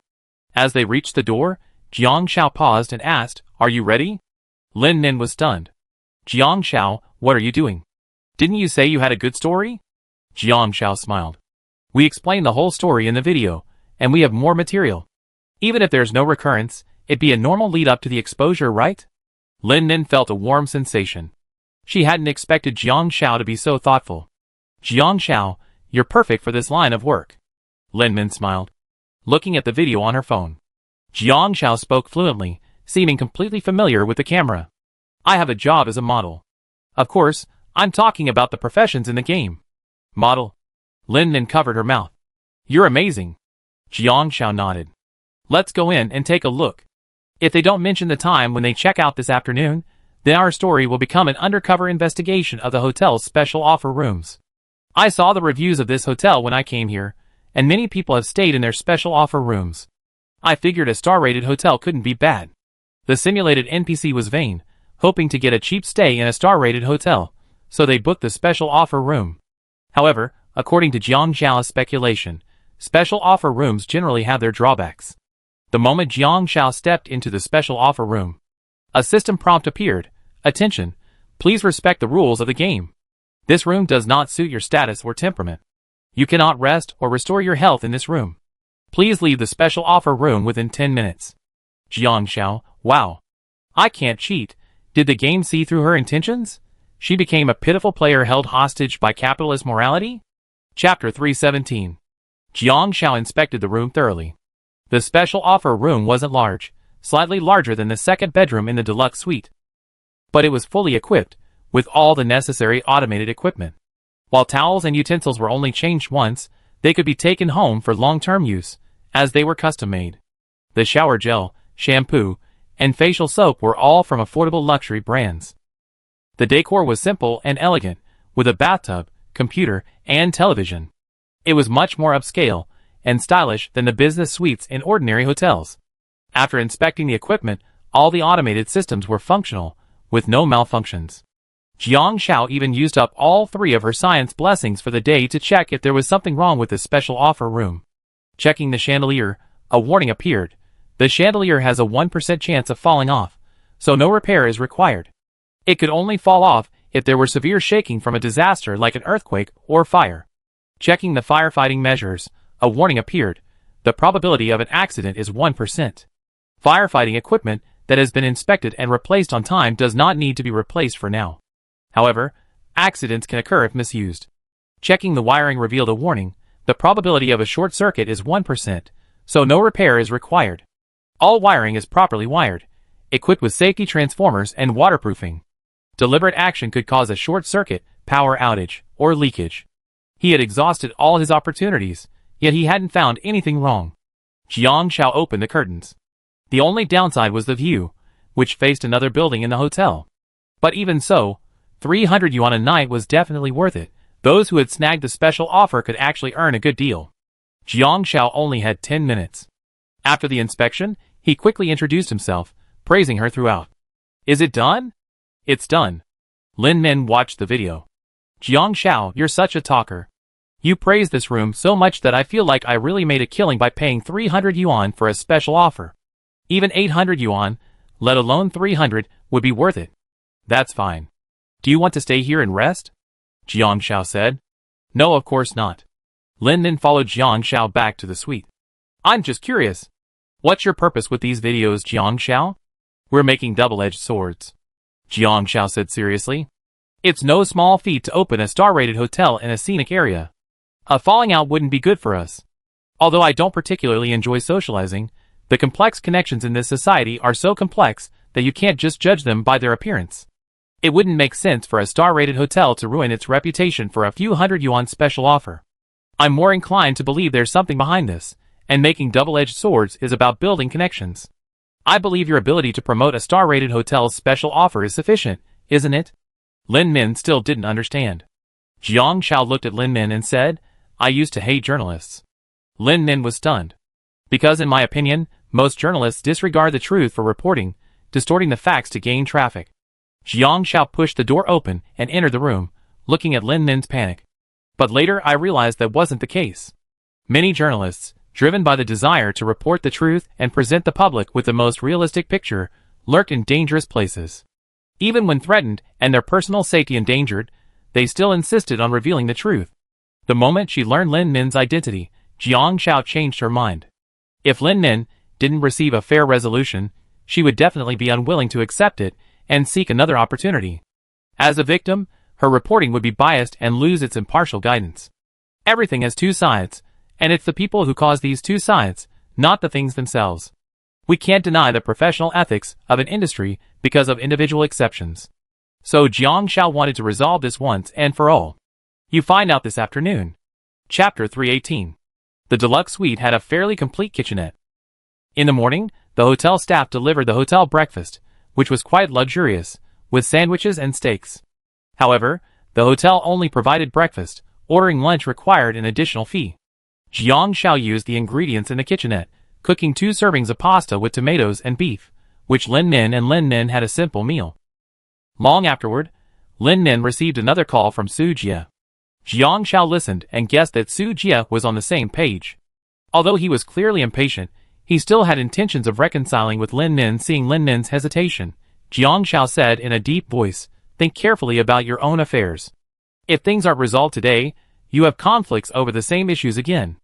Jiang Xiao didn't like to put off issues. It counted only when something was resolved stably. After a moment of confusion, Lin Min looked up and asked Jiang Xiao. He said, after all, we've been together for so long, and he understands me. I'm 27 now, not young anymore, and no one else would want to marry me. Jiang Xiao, ? There's PUA in the game. Which law says it's illegal not to marry? Jiang Xiao looked puzzled. It's your choice. If you think you can live with him like this forever, then it wouldn't be good for me, an outsider, to say too much. I wish you happiness. If you can't persuade an NPC, it's better to give up on her. I just find it a little strange. Lin Min was puzzled. He wasn't like this before. Long ago, they also worked together towards a common goal. About 3 months ago, Sujia suddenly changed, becoming increasingly impatient. Jiang Shao calmly analyzed, maybe he met someone, something happened that changed him. It's normal. A person's cognition, insights, and perspectives gradually change depending on the people and situations they interact with. For example, after leaving the national team, she didn't know many people, but she was gradually changing. If I had to say what had changed the most, it was after participating in this game. The two were eating pasta when the phone in Jiang Xiao's room rang. Hello, Ms. Jiang. Are you renewing your VIP deluxe suite reservation today? No. Okay, then please check out of the front desk before 2 p.m. I hope you enjoy your stay. After hanging up, Jiang Xiao said to Lin Min, I'm leaving for the airport at 2:30 p.m. Please come down at 2:10 p.m. with your room key to check out of the special offer room. I won't be recording the video, but using a voice recorder. Okay. Lin Min nodded. At 2:07 p.m., Jiang Xiao checked out of the deluxe room. Hello, Ms. Jiang. Here's your invoice for this stay. As Jiang Xiao was looking at the invoice, Lin Min also came down to check out. The receptionist took a look and smiled. Hello, this is a special offer room. We see you checked in this morning, right? Yes.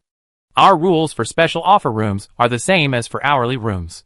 Check-ins before 6 a.m. are considered overnight stays, and you must check out by 12 p.m. the same day. Check-ins after 6 p.m. are considered same-day stays, and you can check out by 12 p.m. the following day. Late checkouts are not permitted. We see you checked in at 5:51 p.m. yesterday, and it's already 2 p.m. As for regulations, we deduct the entire deposit. The receptionist said politely. As expected. If this were a normal situation, the hotel would have kept quiet about something that happened just the day before. After all, it was only a 10-minute difference. Unless there's a hidden adventure storyline quest here, just like the one on the subway. But I checked in after 6 a.m. this morning. The same thing happened again, and Lin Min's anger flared up once again. The front desk manager smiled and insisted, unfazed. But our computer shows that you did check in before 6 o'clock. If you don't believe me, we can check the surveillance. Chapter 319. Looking at the account manager's expression, Jiang Xiao knew there must be a reason for the other party's impudence. Lin Min was about to say we had evidence. Jiang Xiao grabbed Lin Min's hand. Wait. She looked at the account manager. Where's the person in charge of your hotel? The account manager paused. You're not the person in charge of the hotel, Jiang Xiao said. Call the person in charge, or I call the police. I don't have much time, and I won't be responsible for any consequences. Jiang Xiao was a guest who had stayed in a luxury suite at this hotel for 3 days.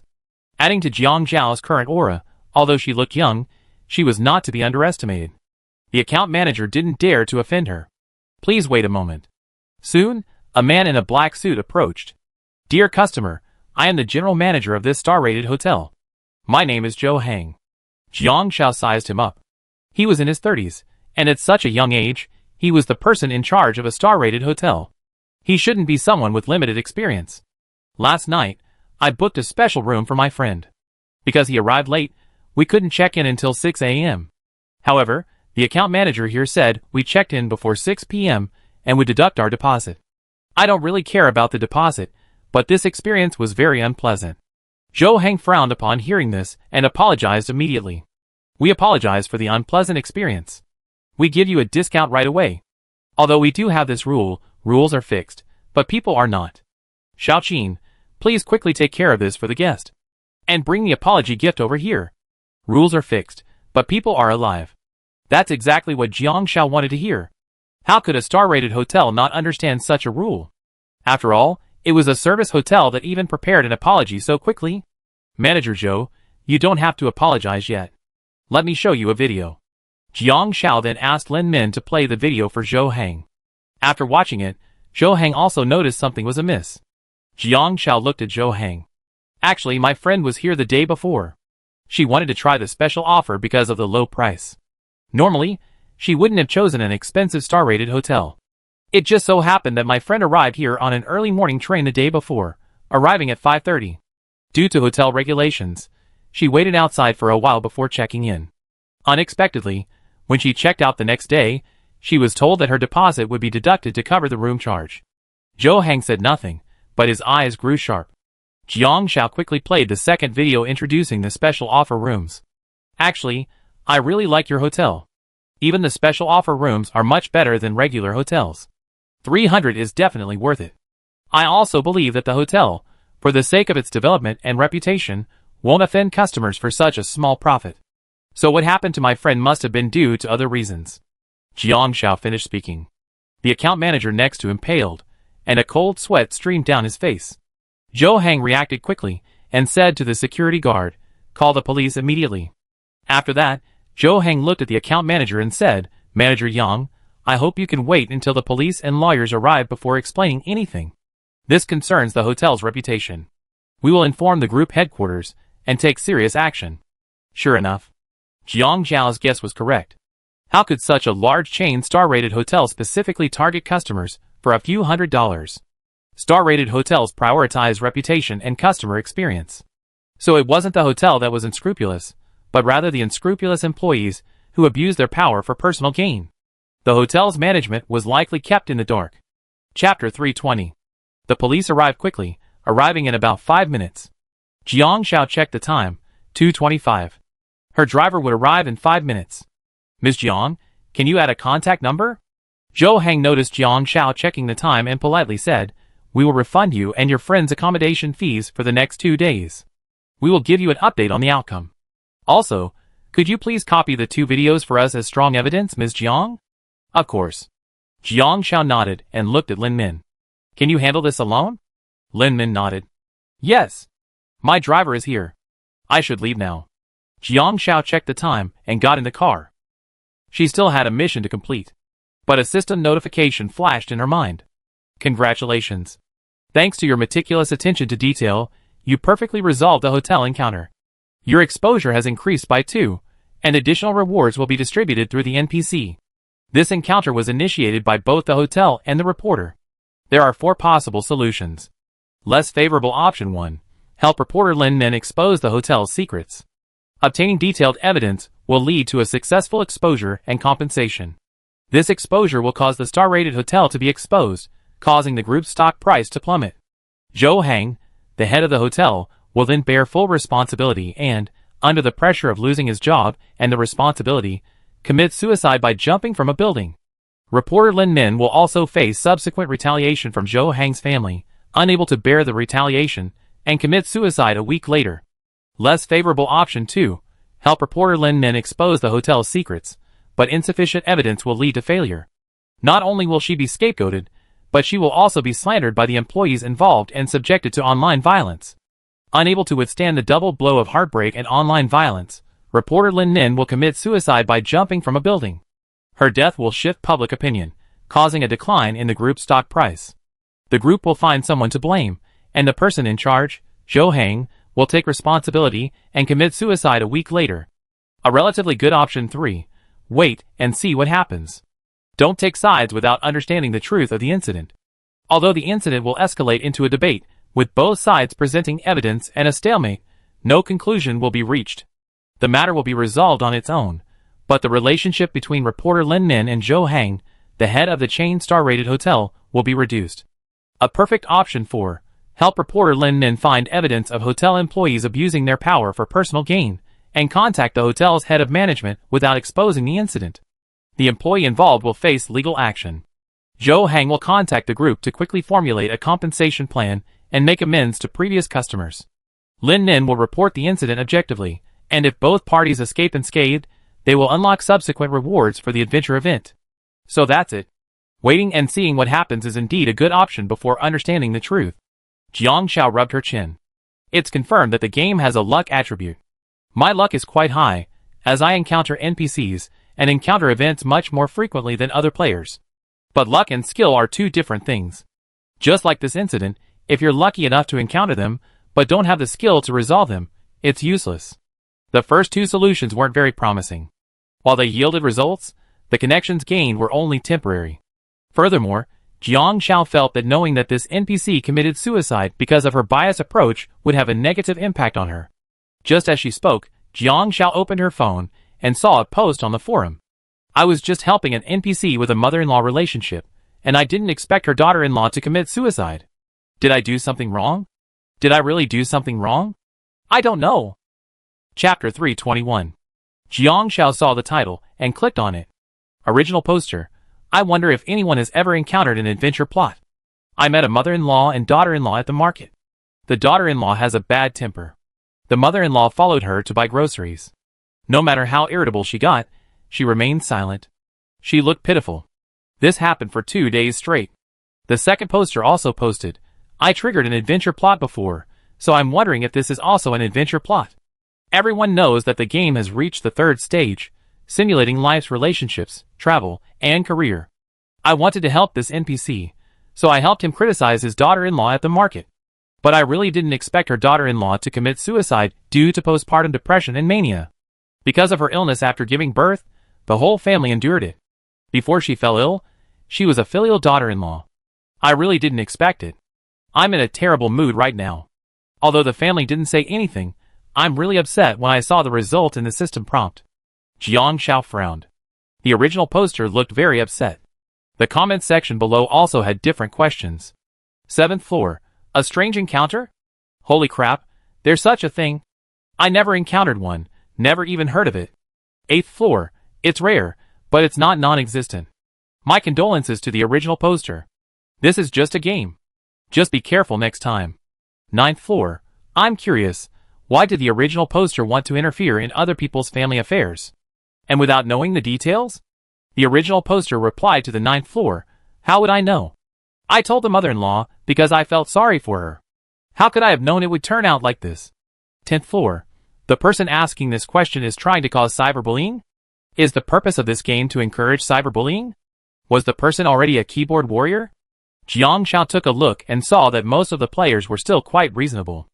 After a pause, Jiang Xiao replied to the original poster, I also encountered an adventure game. There are supposedly 4 solutions. With the first 2 solutions, whether you help the mother-in-law or the daughter-in-law, the other party will commit suicide. The best solution is to wait and see. Things will remain balanced, but the player won't receive any rewards. The last solution offers the highest reward, but the conditions are also the most challenging, making it difficult for the average player to achieve. About a minute later, the original poster quickly replied to Jiang Xiao, yes, yes, yes. So I'm paralyzed. I feel so guilty right now. I really don't know what to do. Jiang Xiao replied, this is a game. The purpose of this adventure plot is to teach players not to jump to conclusions or make decisions for others without understanding the truth, unless they have come up with a perfect solution after understanding the truth. After several minutes, the original poster replied to Jiang Xiao, you make sense. I understand. Jiang Xiao felt a little carsick and closed her eyes, hugging her phone to rest. Still Jiang. Cold-faced. Xiao. The live streamers couldn't help but chatter. My Shizi is so warm, she's probably worried the other person might be influenced. So, it's confirmed that my Shizi is cold on the outside but warm on the inside. I'm liking my Shizi more and more. Hee hee. Let me tell you a secret. Brother Han was abducted into the village by an NPC and forced to marry a 400-pound village beauty. Are you sure? Is that what I think? Are you sure? Hilarious. Yeah. If he doesn't marry the village chief's nearly 400-pound village beauty, he'd be driven into the mountains to fend for himself. Hilarious. Chapter 322. Xin Jingbin's second map was the same as Lu Han's, but he arrived a day later. After checking in at the Dragon King Temple, he received clues for a public game. The public game was called Escape from Wushan Village. The village seemed to uphold some ancient customs. Xin Jingbin stayed there for a day, and the next day, he was invited to participate in some kind of divine husband selection ceremony. As soon as Xin Jingbin entered, he was shot in the crotch by a feathered arrow, nearly rendering him impotent. The village chief, smiling, approached him and asked if he wanted to marry his beautiful daughter. Xin Jingbin's expression was, is there such a good thing? Inwardly, my impotence is almost gone, and marrying your daughter would make me a eunuch. Thinking that befriending one more NPC would open up new avenues, Xin Jingbin played along. Seeing the village chief's daughter, who weighed at least 400 pounds and was unable to move, being carried on a recliner, Shin Jingbin's moral composure and his pride in protecting his chastity suddenly overwhelmed him. He had to break off the engagement.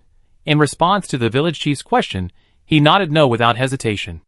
Unexpectedly, nodding once wasn't enough. He had to do it 100 times before the village chief angrily threw him into the dungeon. There was only one man in the dungeon, and he was in a terrible state. Brother Han. Shin Jingbin spotted Lu Han lying on a wooden stake in the dungeon, chewing a piece of grass and contemplating life. He rushed over and excitedly said, "Brother Han, the village beauty has also taken a fancy to you." Both of them were wanderers, and the fact that the village beauty had taken a fancy to Brother Han, and then to him proved that he was just as handsome as Brother Han. For some reason, a sense of pride welled up within him. Lu Han glanced at him. He raised an eyebrow. He hadn't paid attention to where Shin Jingbin was going during this segment, and he didn't expect to run into this guy here. I wonder what the village chief is thinking. Doesn't he have a clue whether his daughter will get married? Shin Jingbin came in and sat down against the wall. Lu Han raised an eyebrow. You mean you give in just because I'm a little thinner? Shin Jingbin blushed. I'm a layman. I don't care about inner beauty. Besides, I can get a free NPC. Brother Han, if you don't have that in mind, why would you join the God's husband selection?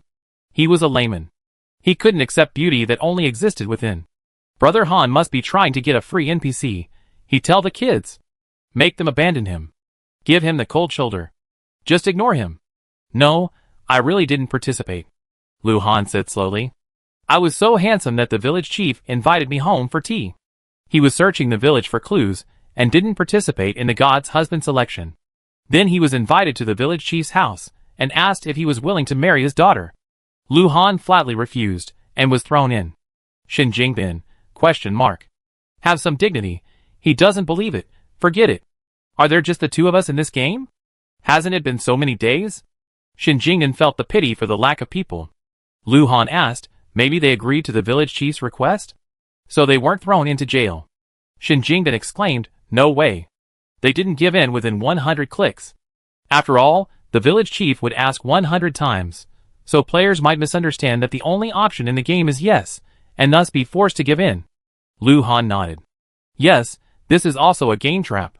If you disagree, you have to use other methods, which may trigger another game. In half an hour, I'd be exiled to the mountains. Lu Han tumbled down from the wooden stake. Take care of yourself. Just like the games in the Snow Mountain scenic area, the first game is to rescue the researchers, and the second is to protect the USB drive, and then be rescued.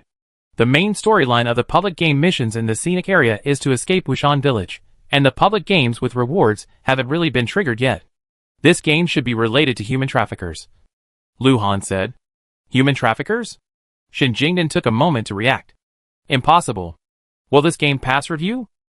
Lu Han leaned against the mud wall. Haven't you noticed that, apart from the village chief's daughter, there are very few female NPCs or female players in this village? It seems that only the village chief's daughter can move freely. Shin Jingbin thought carefully. It seems so. I was walking around the village yesterday. In a courtyard, there was a woman feeding chickens. She had anklets on her feet and couldn't leave the courtyard.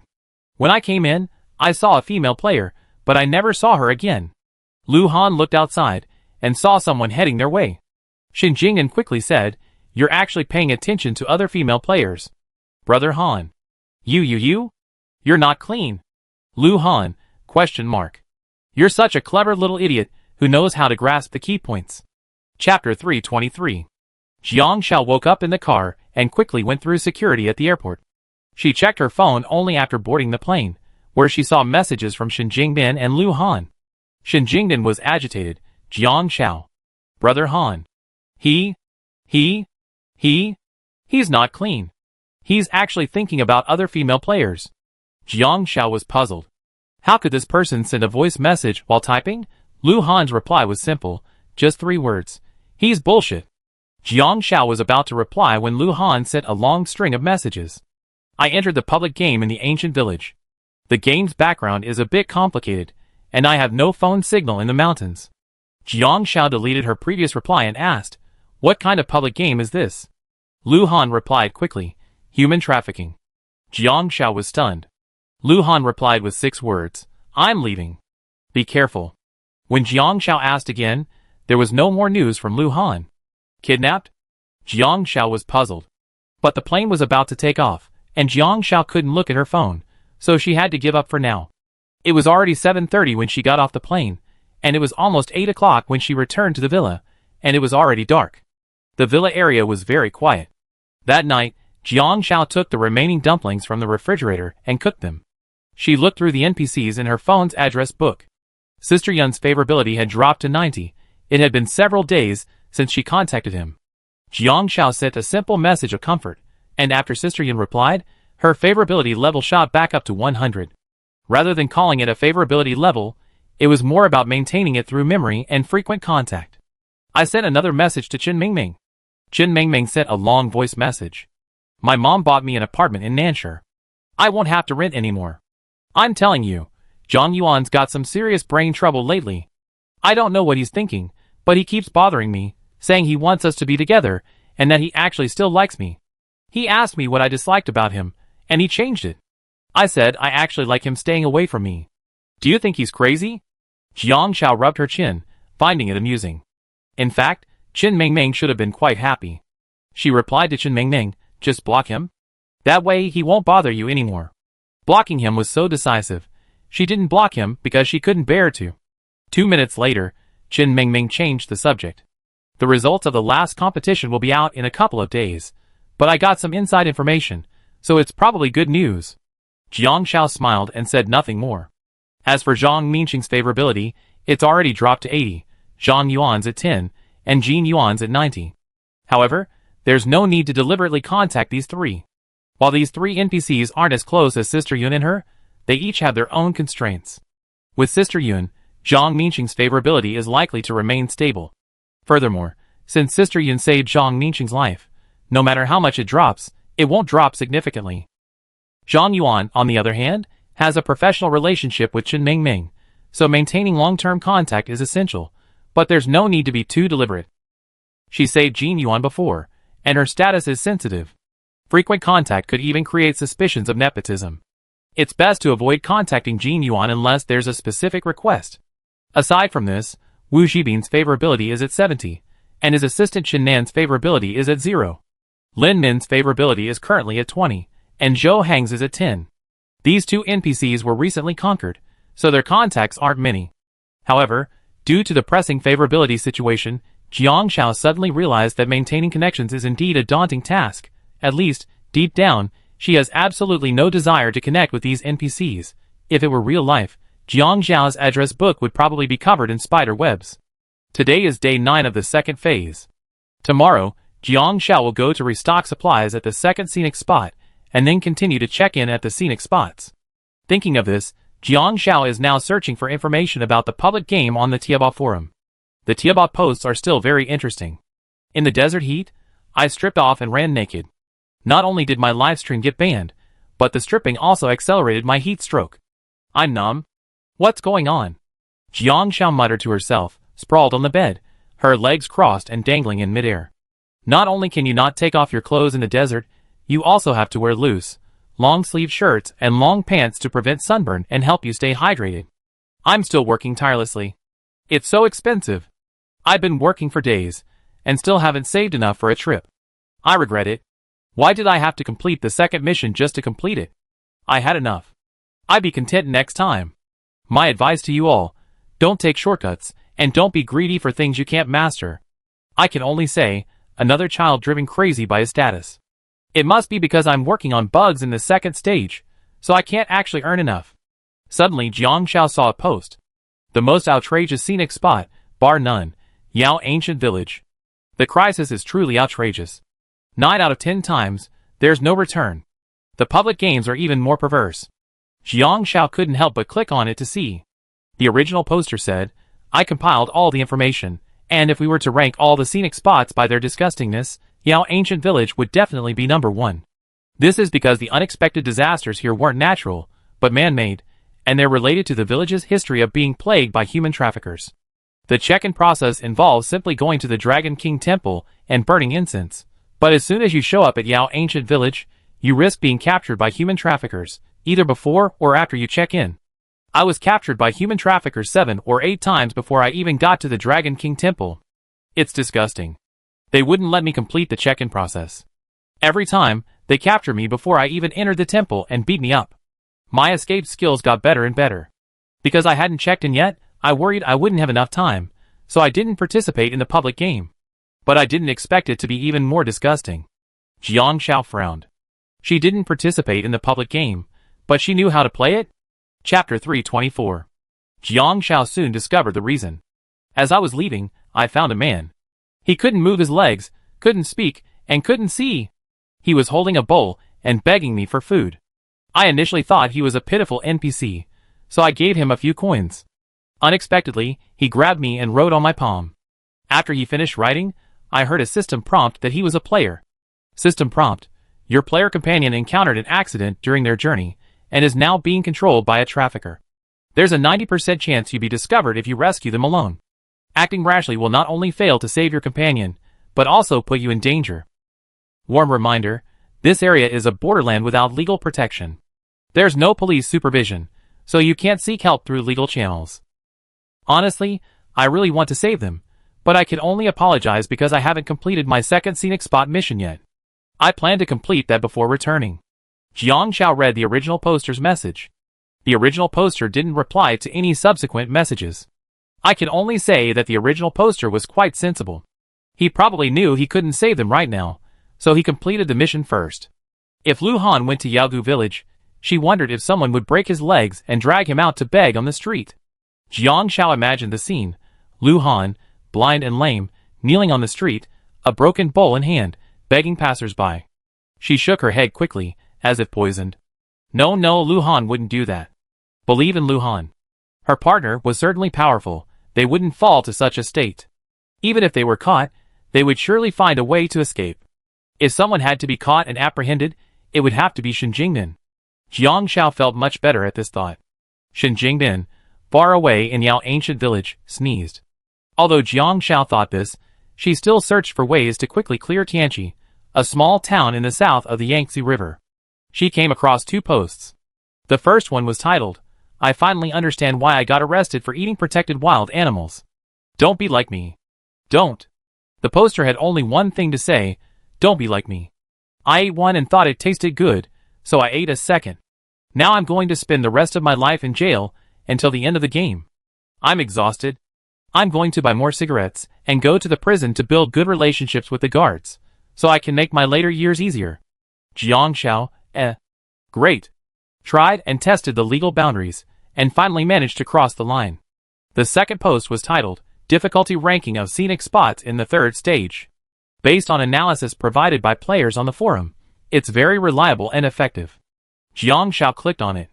There are 5 scenic spots in this section. The original poster commented, ranked by difficulty, they are Crescent Moon Island, Wangshagging, Yadazai, Yukunshan, and Jiangnan Town. The first 2 are where I checked in. They were really hard. I didn't participate in the public games, but just checking in was a struggle. I spent half of this section. I'm going back tomorrow. Preparing and saving money. I think the next section will cost money too. Second poster. Does the original poster think that the place they checked in was the hardest? You're overthinking it. Yukunshan is really difficult. Checking in during snowstorms, avalanches, and cable car accidents, the survival rate is very low. Unless you're extremely lucky or very strong, you can't survive in the snow. Accidentally falling into a trap and freezing to death is truly common. Third floor. This data is completely fake, okay? Wangshagging is a desert, and it's not at all simple. You can't walk during the day, or you quickly suffer from heat stroke and dehydration. When you can walk, you might encounter sand wolves. If you stay in a tent overnight, you might get stuck in the sand. The next day, you won't even have half your tent buried, and you won't know where you are. Not to mention quicksand. Jiang Xiao looked at the comments and suddenly realized, chuckling, the poster hasn't even checked in at both scenic spots. This is a tactic. Using reverse psychology, they get those who successfully checked in to reveal the real information. Chapter 325. Day 10 of the third phase. Jiang Xiao had completed her first scenic spot check-in. The second mission was Jiangnan Town. The only way to get there from Nanshire was by car, which took 4 hours. A shared ride cost 300 yuan per person. As a capitalist, she couldn't share, so she had to take a high-end private car for 800 yuan per person.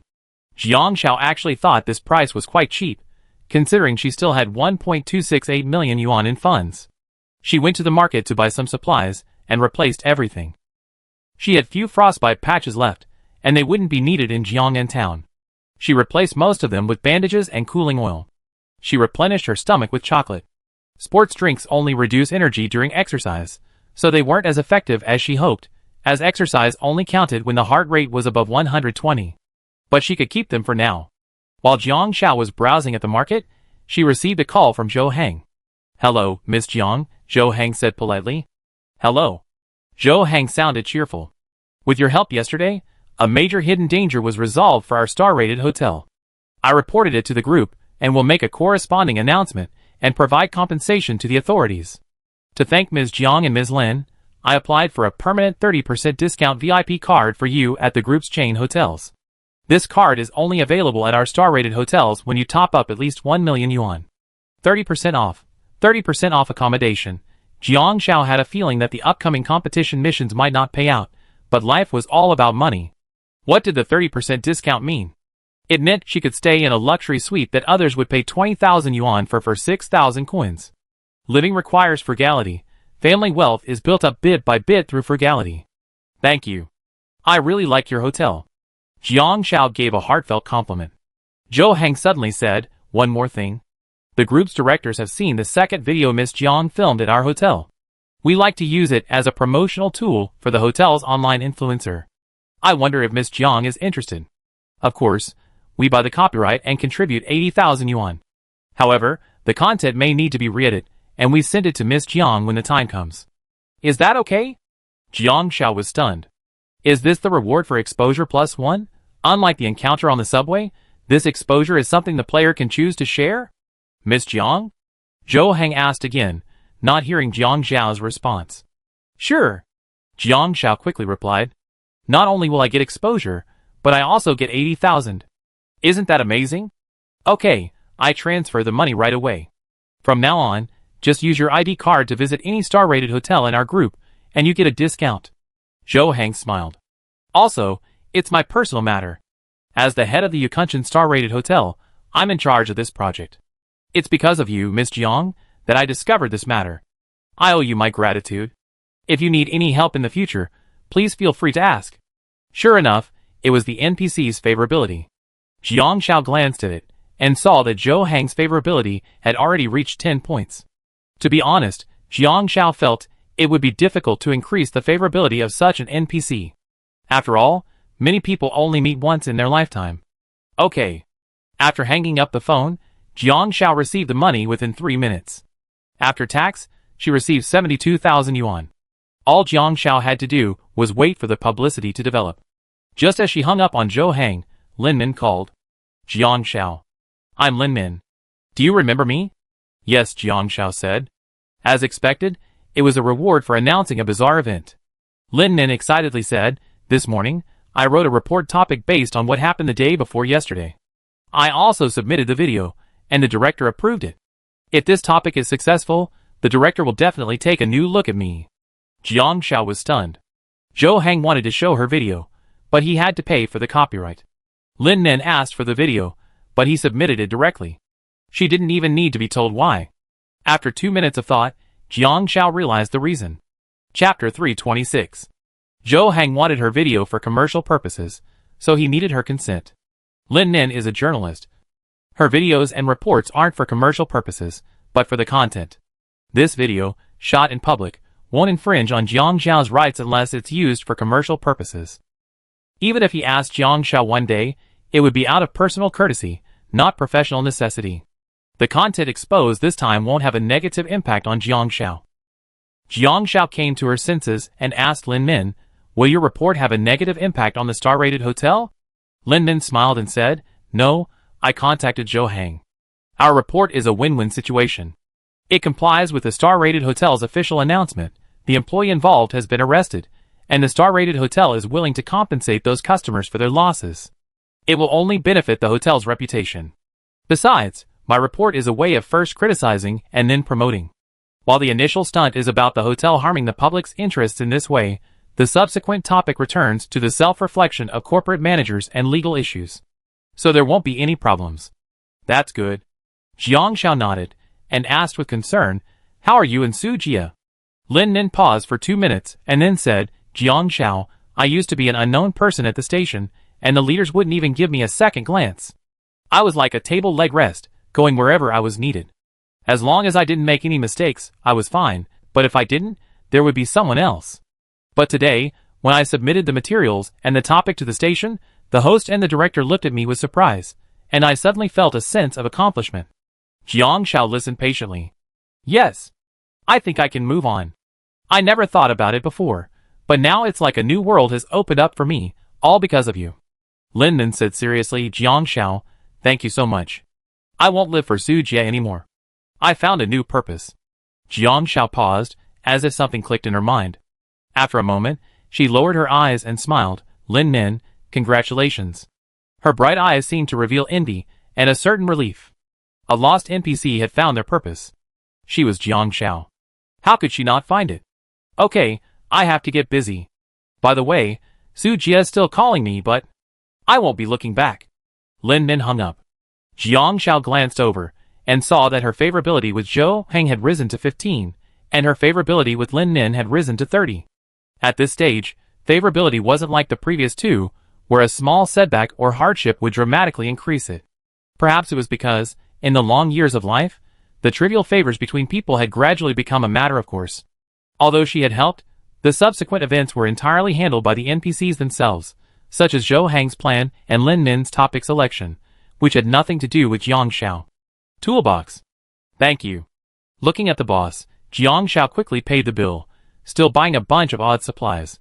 Back to the villa area, she tested the purchased items without wasting her science blessings.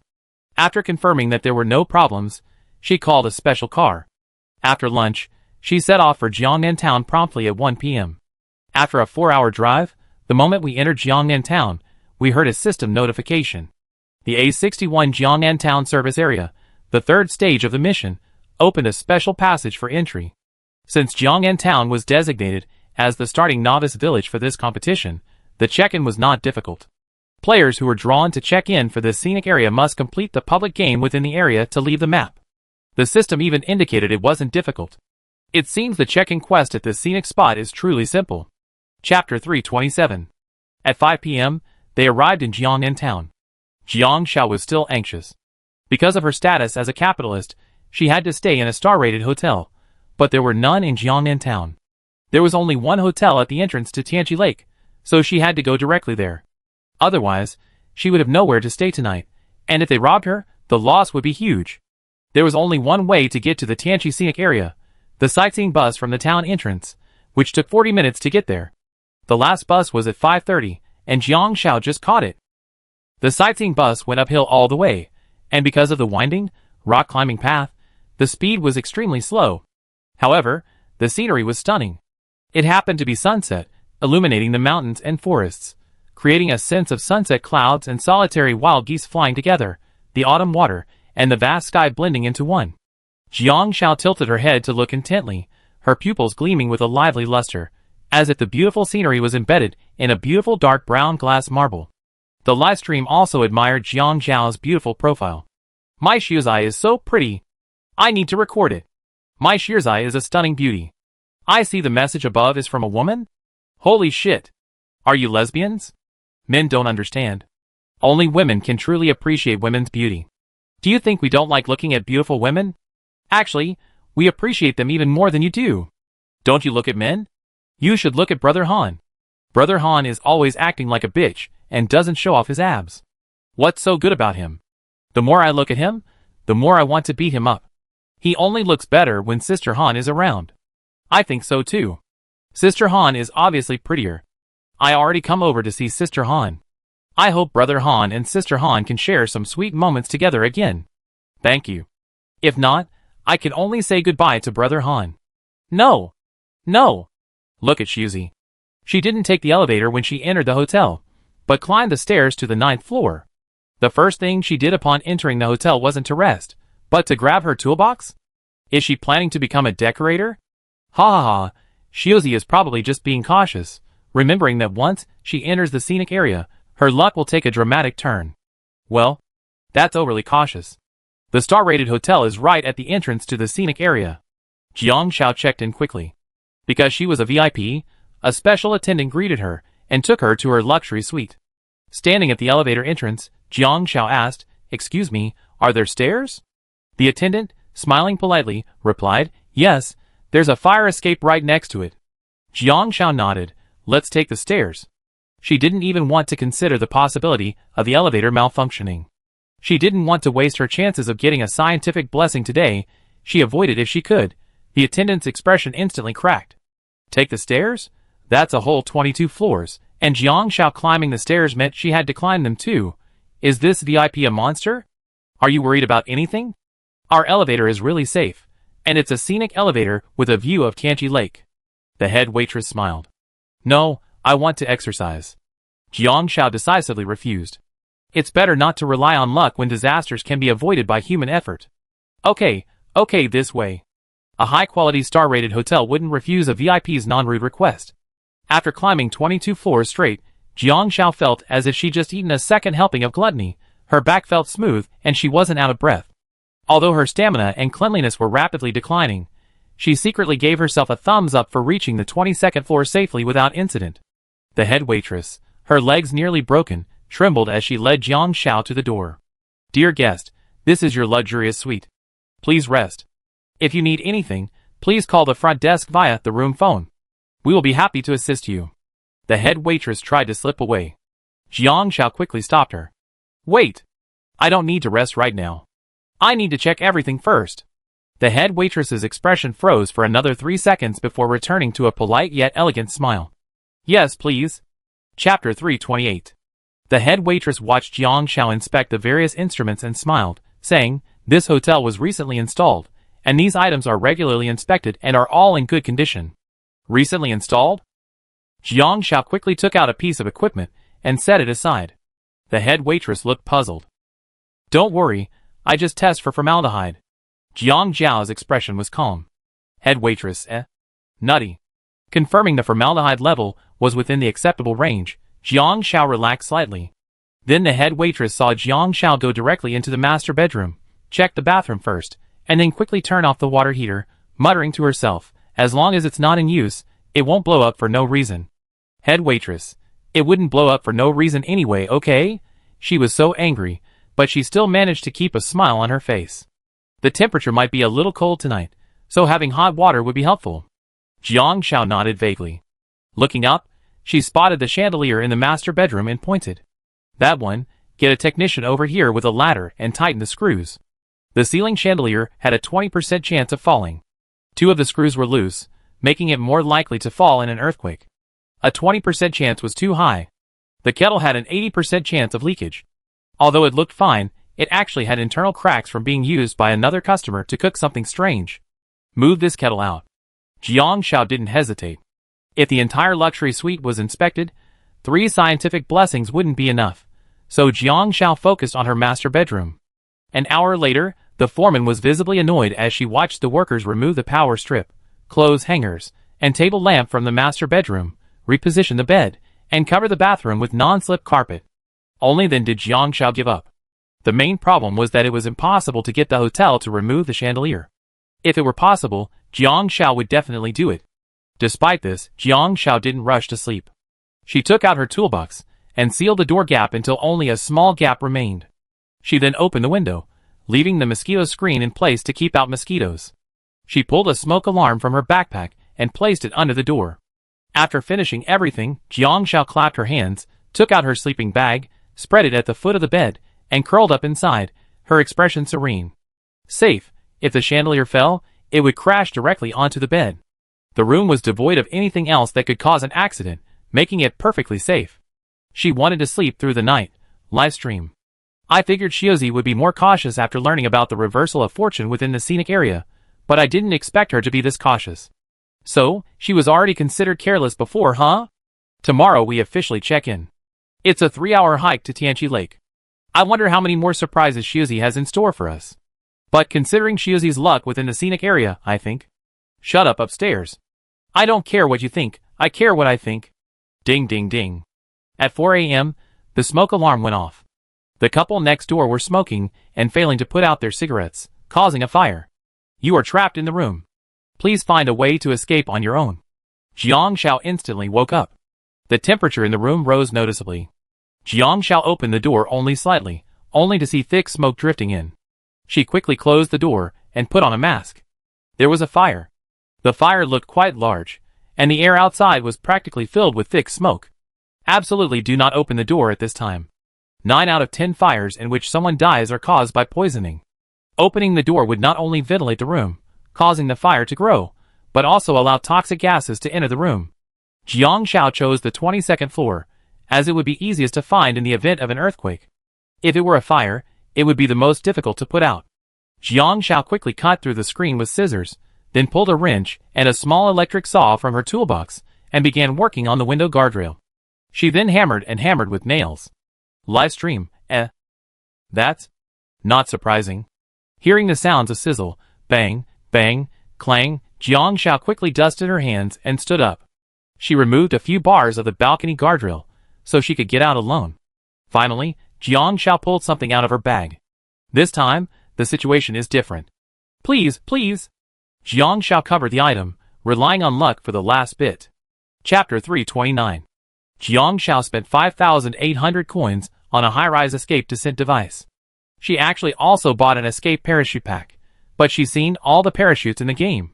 The minimum altitude requirement for a normal parachute is 400 meters, and the minimum altitude requirement for a high-altitude escape parachute is also 80 meters. Depending on the descent speed and the parachute's design, it might not fully deploy if the altitude is insufficient.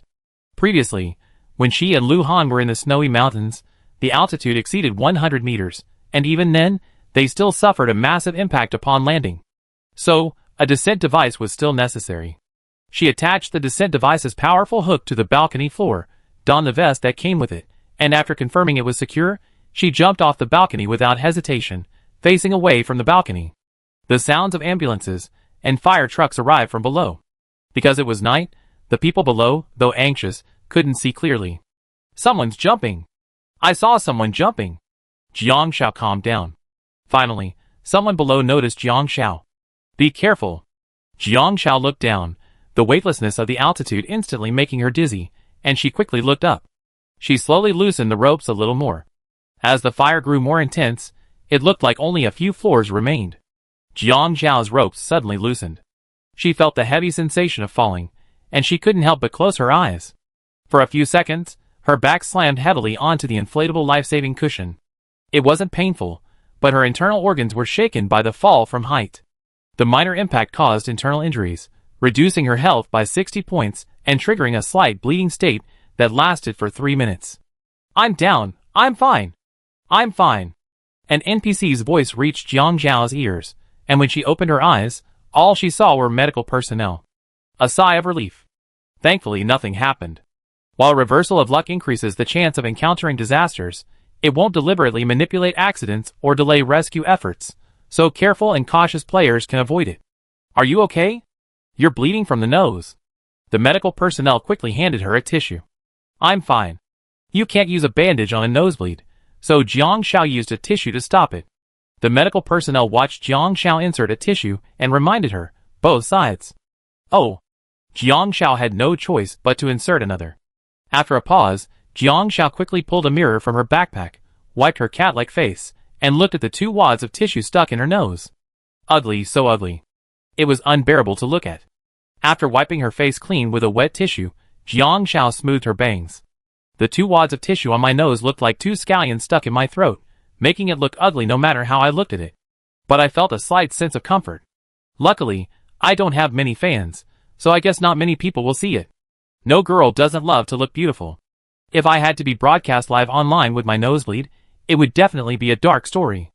A live stream room with over 10,000 online viewers, and over 1 million viewers. Don't worry, my Shuzai does have a bit of an idle baggage. If Han Sa knew she now has over 10 million fans, nearly 10,000 plus in the livestream room, and over 1 million viewers, all watching her nosebleed, would she be socially devastated and quit broadcasting forever? Take a screenshot too. After Han Sa's livestream ends, take a screenshot and tell her exactly how many people watched her nosebleed. Hey, I take a screenshot and send it to Brother Han in a private message, asking him to watch his wife bleed. Watching his wife bleed? I always think this sentence refers to Brother Han watching his wife bleed, and it makes me think.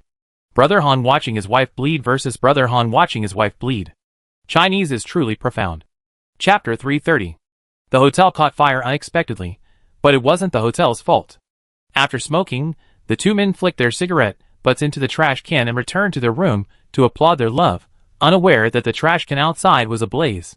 It was because the hotel clearly prohibited smoking indoors, yet they still violated the rule. The smoke alarm in the room had been removed to smoke, causing the hallway carpet to catch fire very quickly. The smoke enveloped the entire floor, and since it was early in the morning, it was too late for the security guards to detect anything amiss from the surveillance cameras. So Jiang Xiao had legitimately set up her tent outside that night. Just as Jiang Xiao was packing up her tent, someone approached. What a coincidence! It's you? Jiang Xiao looked up. He looked familiar. It was the player Yang Chaoxiu she had met at the Snow Mountain scenic area. Yang Chaoxiu had at least taken advantage of Jiang Xiao's rescue opportunity, and now that he realized Jiang Xiao was a player, he hurriedly moved his own tent over. What bad luck! Staying in a hotel and encountering a fire. Jiang Xiao nodded slightly in respect. Then, expressionlessly, she crawled into the tent. Yang Chaoxiu sneered and rubbed his nose. Such a cool girl. Forget it, let's get some rest. Jiang Xiao woke up at 6 a.m., and it was already daybreak. She wanted to hike the mountain. According to the map, it only took 3 hours to hike up to Tianqi Lake, and it involved crossing the top of the mountain, descending, and then climbing again to the opposite peak. There was a section of glass-walled skywalk in the middle that looked quite risky. Jiang Xiao packed up her tent, shouldered her backpack, and prepared to set off. Yang Chaoxiu had just finished packing his backpack and, seeing Jiang Xiao, quickly followed. Miss, where's your companion? Are you two checking in at the same place? Yang Chaoxiu asked. Jiang Xiao studied the path carefully. As someone who had a lucky break in the scenic area, she needed to be extremely careful. The path up the mountain was a dirt road. Jiang Xiao had even prepared a climbing cane. It would provide support. Even though her legs were healthy, a triangle was the most stable position. Yang Chaoxiu said, I checked, and this scenic area is the easiest of them all.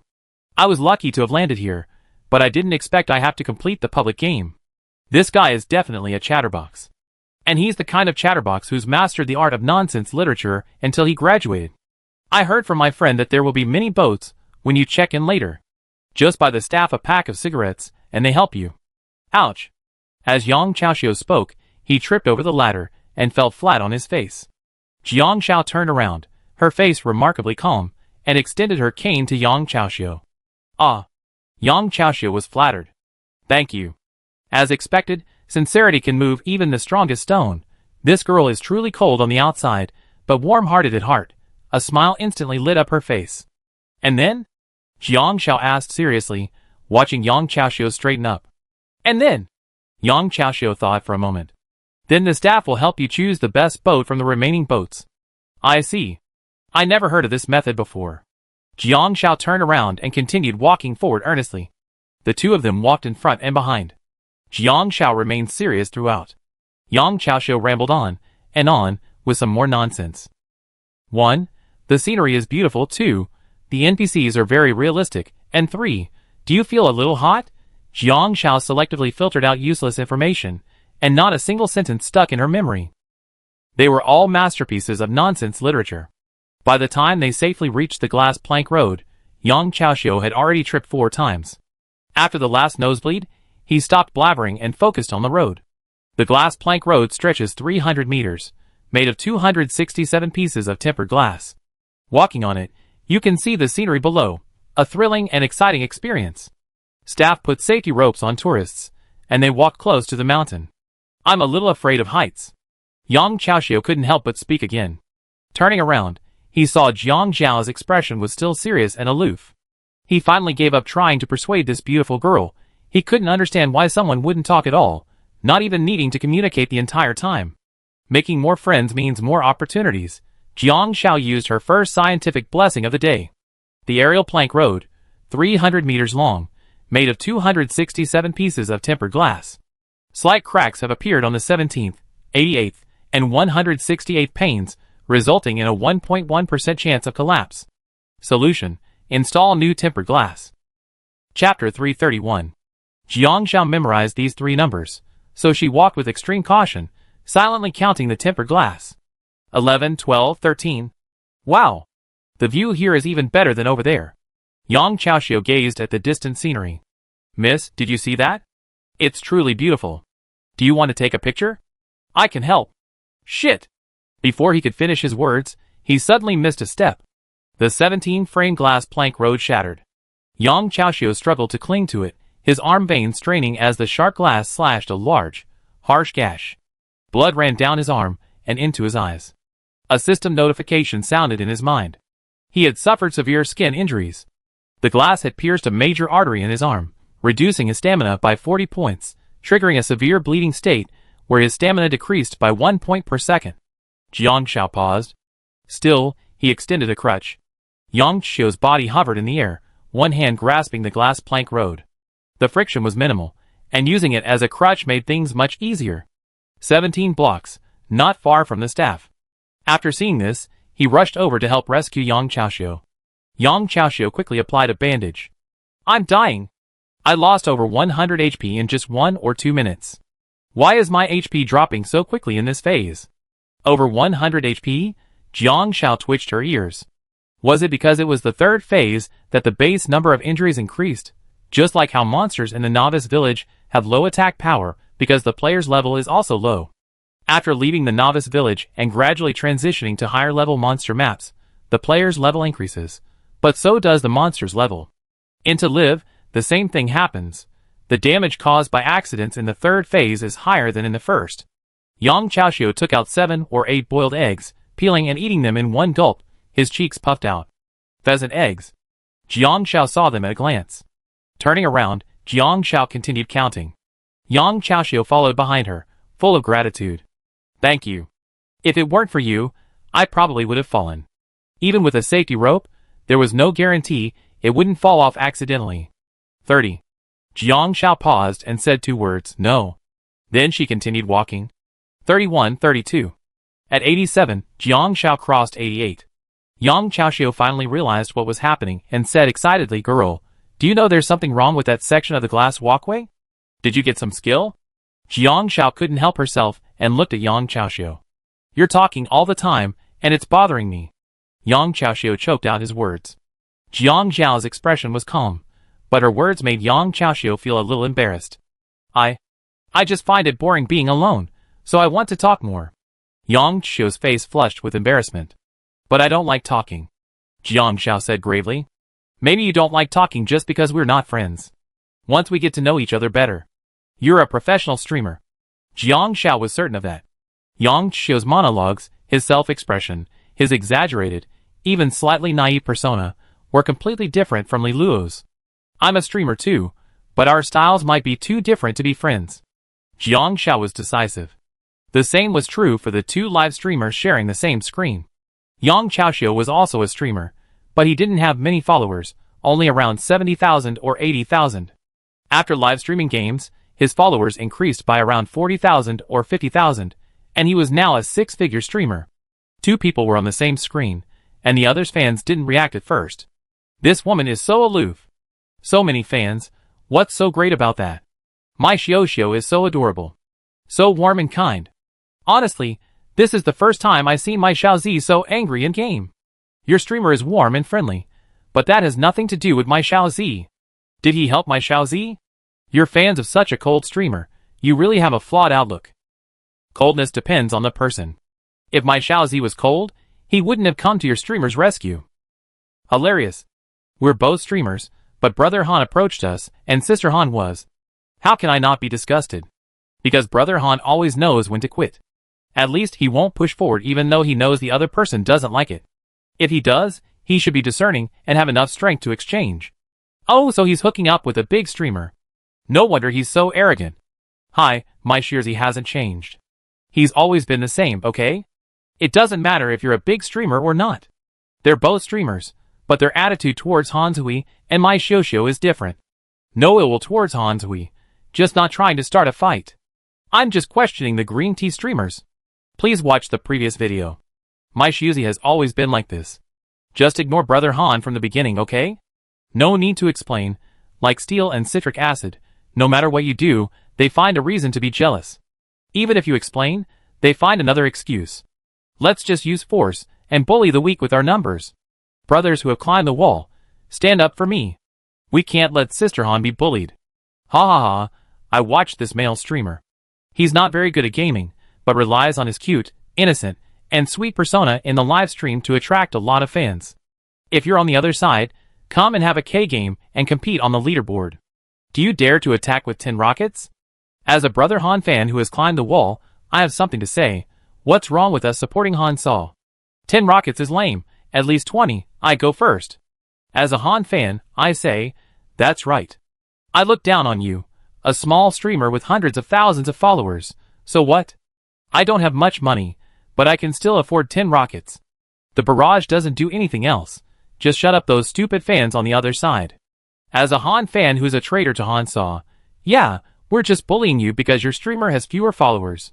Believe it or not, we bring tens of millions of fans to cyberbully you. Brothers, fire barrages and cyberbully. Make the other side jealous. Tens of millions of fans versus hundreds of thousands. The outcome is inevitable. The other side can only shut up in shame. Chapter 332. Yang Chaoxiu smiled awkwardly. How could that be? One more friend means one more way out. In all his interactions, he always maintained a good-natured attitude, prioritizing friendliness. Almost all the co-broadcasters he met praised his warmth and friendliness. Jiang Xiao looked at Yang Chaoxiu in confusion. A way out? What way out? Yang Chaoxiu, as warm and enthusiastic as ever, said, if you ever run into trouble, your friends will help you. Isn't this society all about you helping me, and I helping you? Jiang Xiao was silent. After a moment, she spoke, is that your intention when you make friends? To believe that one day, if you run into trouble, your so-called friends will come to your aid? Yang Chaoxiu froze. No, why did he feel like there was a trap in what the other person said? He had a bad feeling. Then Jiang Xiao said, if that's the case, I suggest you directly exchange benefits with me. I do you a favor once, and you do me one next time, rather than trying to curry favor with me under the guise of friendship. Otherwise, I think you're unlucky to have you as my friend. At least when she treats someone as a friend, she prioritizes minimizing trouble, rather than trying to cause as much trouble as possible. Yang Chaoxiu. It must be said that Jiang Zhao's bluntness practically stripped away Yang Xiu's friendly veil. After a long moment of thought, Yang Xiu's eyes were hurt. You misunderstood me.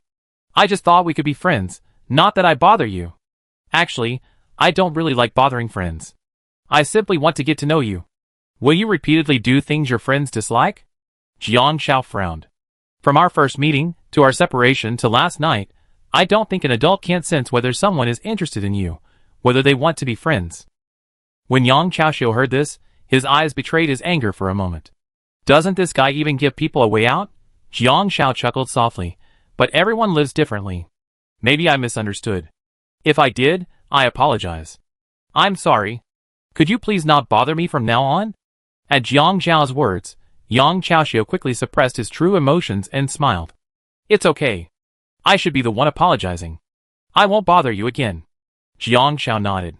That was exactly what she wanted. Otherwise, she'd really be thanking him if he kept talking to her. Livestream. I'm dying of laughter. Has Sister Han been infected by Brother Han? She's got his vibe. Is Brother Han like that too? I didn't realize. Then you only been a fan for a short time. When Brother Han first started streaming games, the company had him licking the image of a rich woman. Brother Han couldn't manage a single licking in 3 days. But then, the toilet boss took Brother Han's stream to the next level. He gained tens of thousands of followers in a few days, many of whom were there specifically to see the toilet boss spend money. The company thought Brother Han's cool personality was popular and worth promoting. Yes. At the time, there was a big streamer at the same company with millions of followers. At the company's request, he hooked up with Brother Han to mentor newcomers. But the other person seemed to particularly dislike Brother Han. During the livestream, he asked him to play extremely shameless games. Brother Han didn't tolerate that at all and sarcastically exposed the other person. The shame leaf fell to the ground and 8 hands couldn't pick it up. Ha ha ha, that's Han's famous scene. I know. He angered that big streamer, who wanted to ban Han, used his fan network to bash Han, and even had the company blacklist Han, saying, either me or him, either him or me. If that company had blacklisted Han, Han would have been finished. Then Han made a bet with the company, directly lashing out against that big streamer with his sharp tongue, embarking on his arrogant path of selling swords. His gaming prowess and his sleazy nature made him a refreshing force among streamers, quickly gaining a following. That's right, Han is a long-time ambivalent person, but now that he's a big name, he doesn't care about being ambivalent. Han's wise saying, "Don't argue with idiots, or they drag your IQ down to their level and then use their vast experience to defeat you." This doesn't look like my Shizi at all, okay? My Shizi must be a little cutie. If she really? Being angry must be because you're feeling uncomfortable. Rather than saying Shiozai is hermaphroditic, it's more like Shiozai dislikes flattery, and doesn't want to change his personality to force himself into a circle where he doesn't fit in. Who doesn't? But generally, there are only two types of people who can achieve this without flattering others. One type asks for nothing, is indifferent to life and death, and has seen through the mundane world, so they don't need to cater to others. The other type is someone who has enough strength to get what they want, and doesn't need to cater to others. Those caught in the middle, who want something but lack the strength, can only cater to others in exchange for what they want.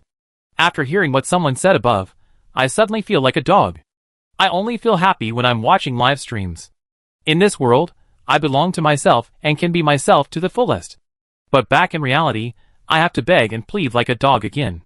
Don't blame me, I'm just scolding myself because I want something I want more. I'm ambitious, but I don't have a good family background or outstanding abilities, so I can only do this. Come on, everyone's life is different. We all want to work hard and live better. I won't think you're truly humble. Standing tall and steadfast is one way of life, but groveling and slaving for a living is another. Yang Chaoxiu didn't say anything else. He just followed Jiang Shao silently. Jiang Shao was actually quite tolerant, and she understood Yang Chaoxiu because she had seen many streamers. There was a reason why she wasn't likable. She wasn't talkative, and she didn't like to show off. Chat streamers are different from entertainment streamers. Many streamers are versatile.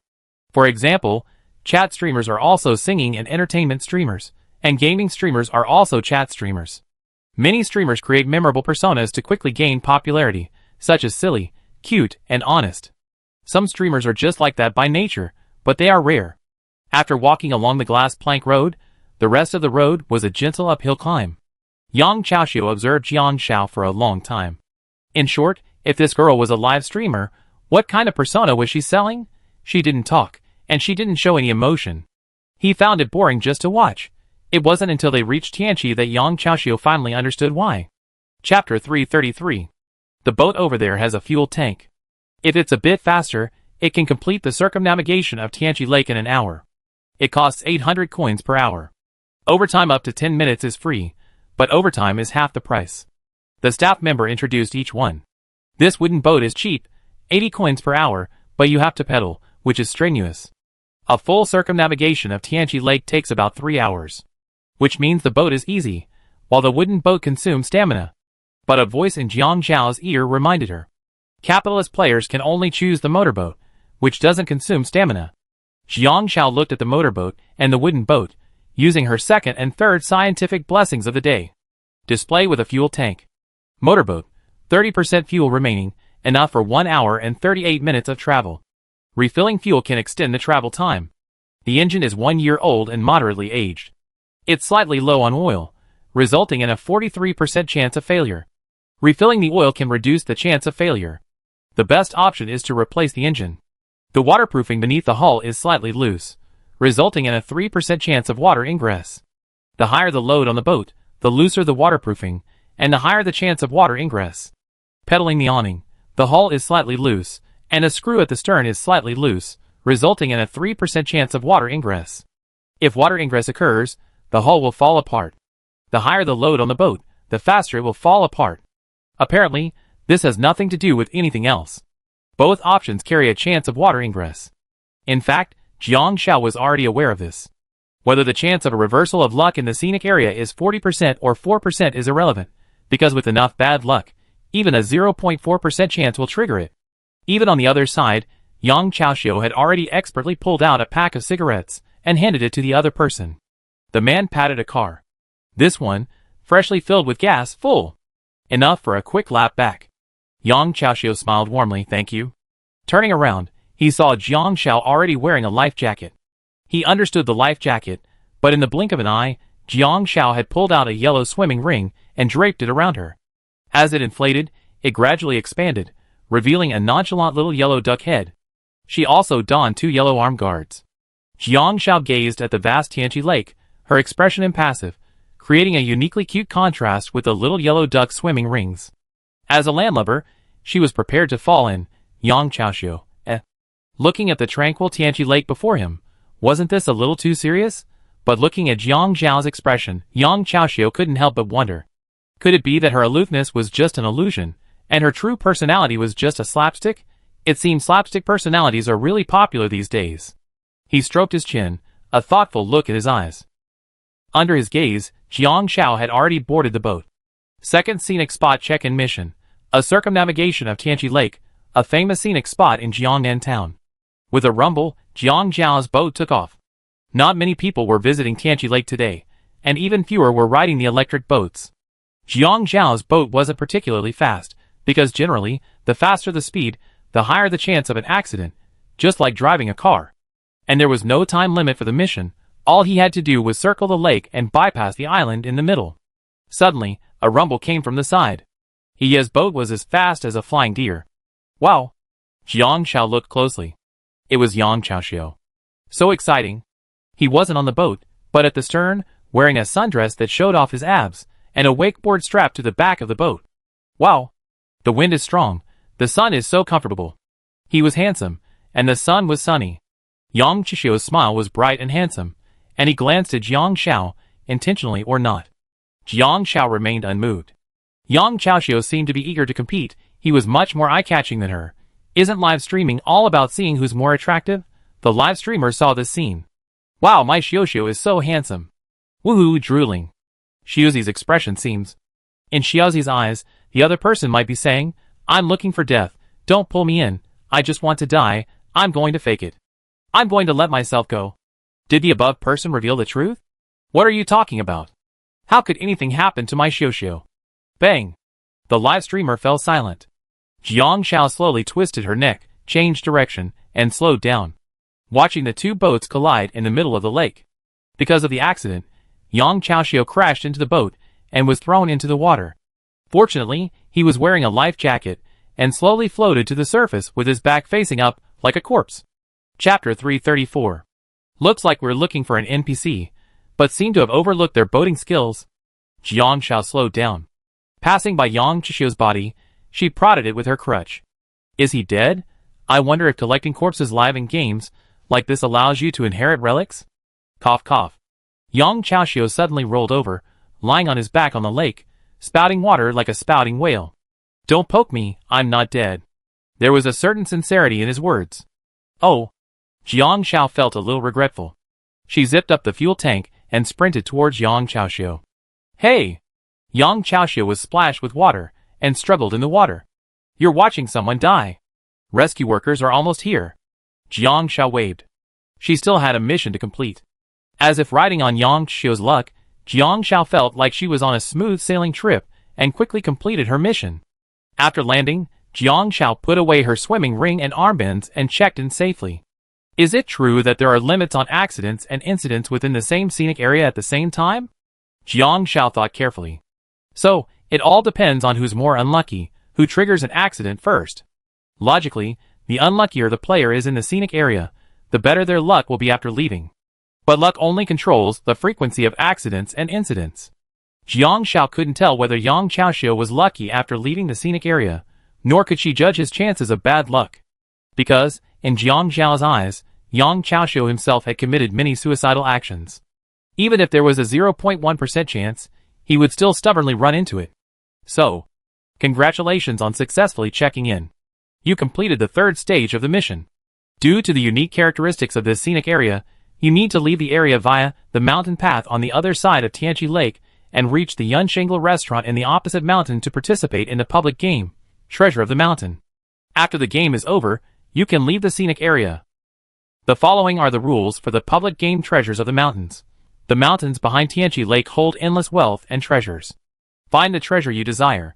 Finding it will reveal the way out of the mountain. Different choices will lead to different plots, so please be patient. Friendly reminder, the mountainous area behind is not legally regulated. Jiang Shao glanced. There was indeed a mountain path from the other side, but it wasn't part of the scenic area. Jiang Shao left the scenic area without hesitation. After leaving the scenic area, Jiang Shao didn't completely let down her guard. The path leading out of the area led through a wild pine forest, filled with tall pines and cypresses. A pine nut fell in front of her. Jiang Shao looked up and saw a small squirrel scurrying up a tree, seemingly distressed by its own fallen nut. But as Jiang Shao approached, the squirrel fled in fear. Jiang Shao paused.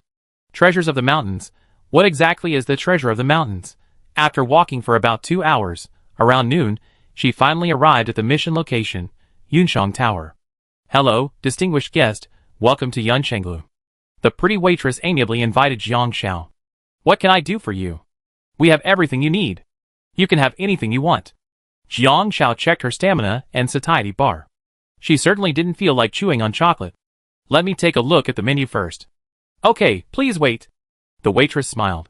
By the way, Jiang Shao asked, excuse me, is there any treasure hidden in this mountain? Or any legends? If you don't know, just ask. Just ask the NPC. The waitress suddenly smiled mysteriously. So you're here for the treasure? Of course, please wait. I get you another menu. Jiang Shao was surprised. He actually asked that question. So simple. Soon, the waitress brought up a particularly luxurious menu. It didn't have many dishes, but the prices were ridiculously high. But after seeing the system notes behind the dishes, Jiang Shao suddenly understood. Oh my god, is she so wild? Chapter 335. The menu Jiang Shao saw was indeed a treasure, at least for players. Cleverness, price, 188, 888/share, limited to 1 per player, maximum stamina plus 100. Longevity, price, 188, 888/share, limited to 1 per player, maximum stamina plus 100. Fight of the Dragon and the Tiger, price, 188, 888/share, limited to 1 per player, maximum stamina plus 100. Finding Joy in Suffering, price, 188, 888/share, limited to 1 per player, maximum stamina plus 100. Buying 1 for each player would grant a 400-point bonus to maximum stamina. Cleanliness and satiety are daily supplements. In fact, under normal circumstances, cleanliness and satiety are more important for maintaining stamina, health, and energy. Although insufficient satiety can lead to starvation, and insufficient cleanliness can lead to infection and death, neither item is directly dropped and is easier to replenish than stamina. With a high stamina limit, you can even fight NPCs. If you get hit by a car on the street, not only will you survive, you might even be able to do a neat backflip. Jiang Shao was faced with a huge temptation, which made her very tempted. What's the difference between these? Jiang Shao asked rationally, controlling her temper. The waiter smiled. Different ingredients, different tastes. Smart and longevity are freshly slaughtered. You can choose the ingredients yourself, or we can do it for you. Of course, the cooking time may be a bit slow, deliciousness requires patience. Dragon Fight and Clear Heart and Eyesight are both soups, already simmered. You can enjoy them in less than 10 minutes. Jiang Shao wanted to have a portion of both, but she also felt something was amiss. Let's have one of the clever ones.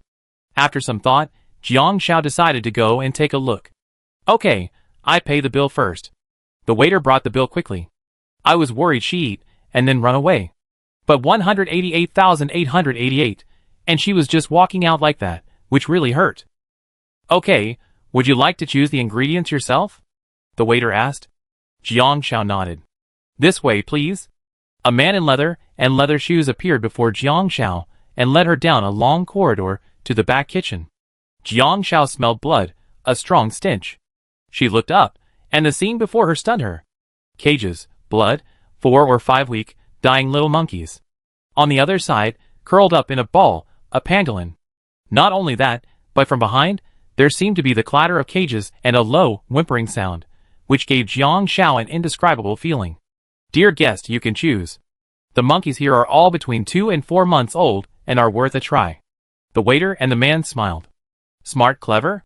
Monkey brain? Jiang Shao murmured. Yes. The man reached into the cage and grabbed a monkey. The little monkey squealed, then slapped it, its head drooping dizzily to the side. The man said to Jiang Shao flatteringly, this one is exactly 2 months old and the freshest. Jiang Shao instinctively took a step back. The man frowned slightly. What about this one? Jiang Shao felt a little nauseous. I suddenly don't feel like eating. The man and the waiter looked slightly indifferent. Dear guest, we don't give refunds here. There were several other men nearby, all looking glum. They probably didn't want Jiang Xiao to return her money. Jiang Xiao said quickly, I buy this monkey, okay? But I don't want to eat it here. I want to take it home and raise it. The man's expression brightened a little. Of course, but this monkey can't get past the station. It's under strict surveillance there. That's okay. I have connections in town. I can raise it there. Jiang Xiao didn't care. Pack the monkey for me. I order some simple dishes for lunch. Jiang Xiao turned and left. He returned to the table and ordered a few side dishes, his brow still furrowed.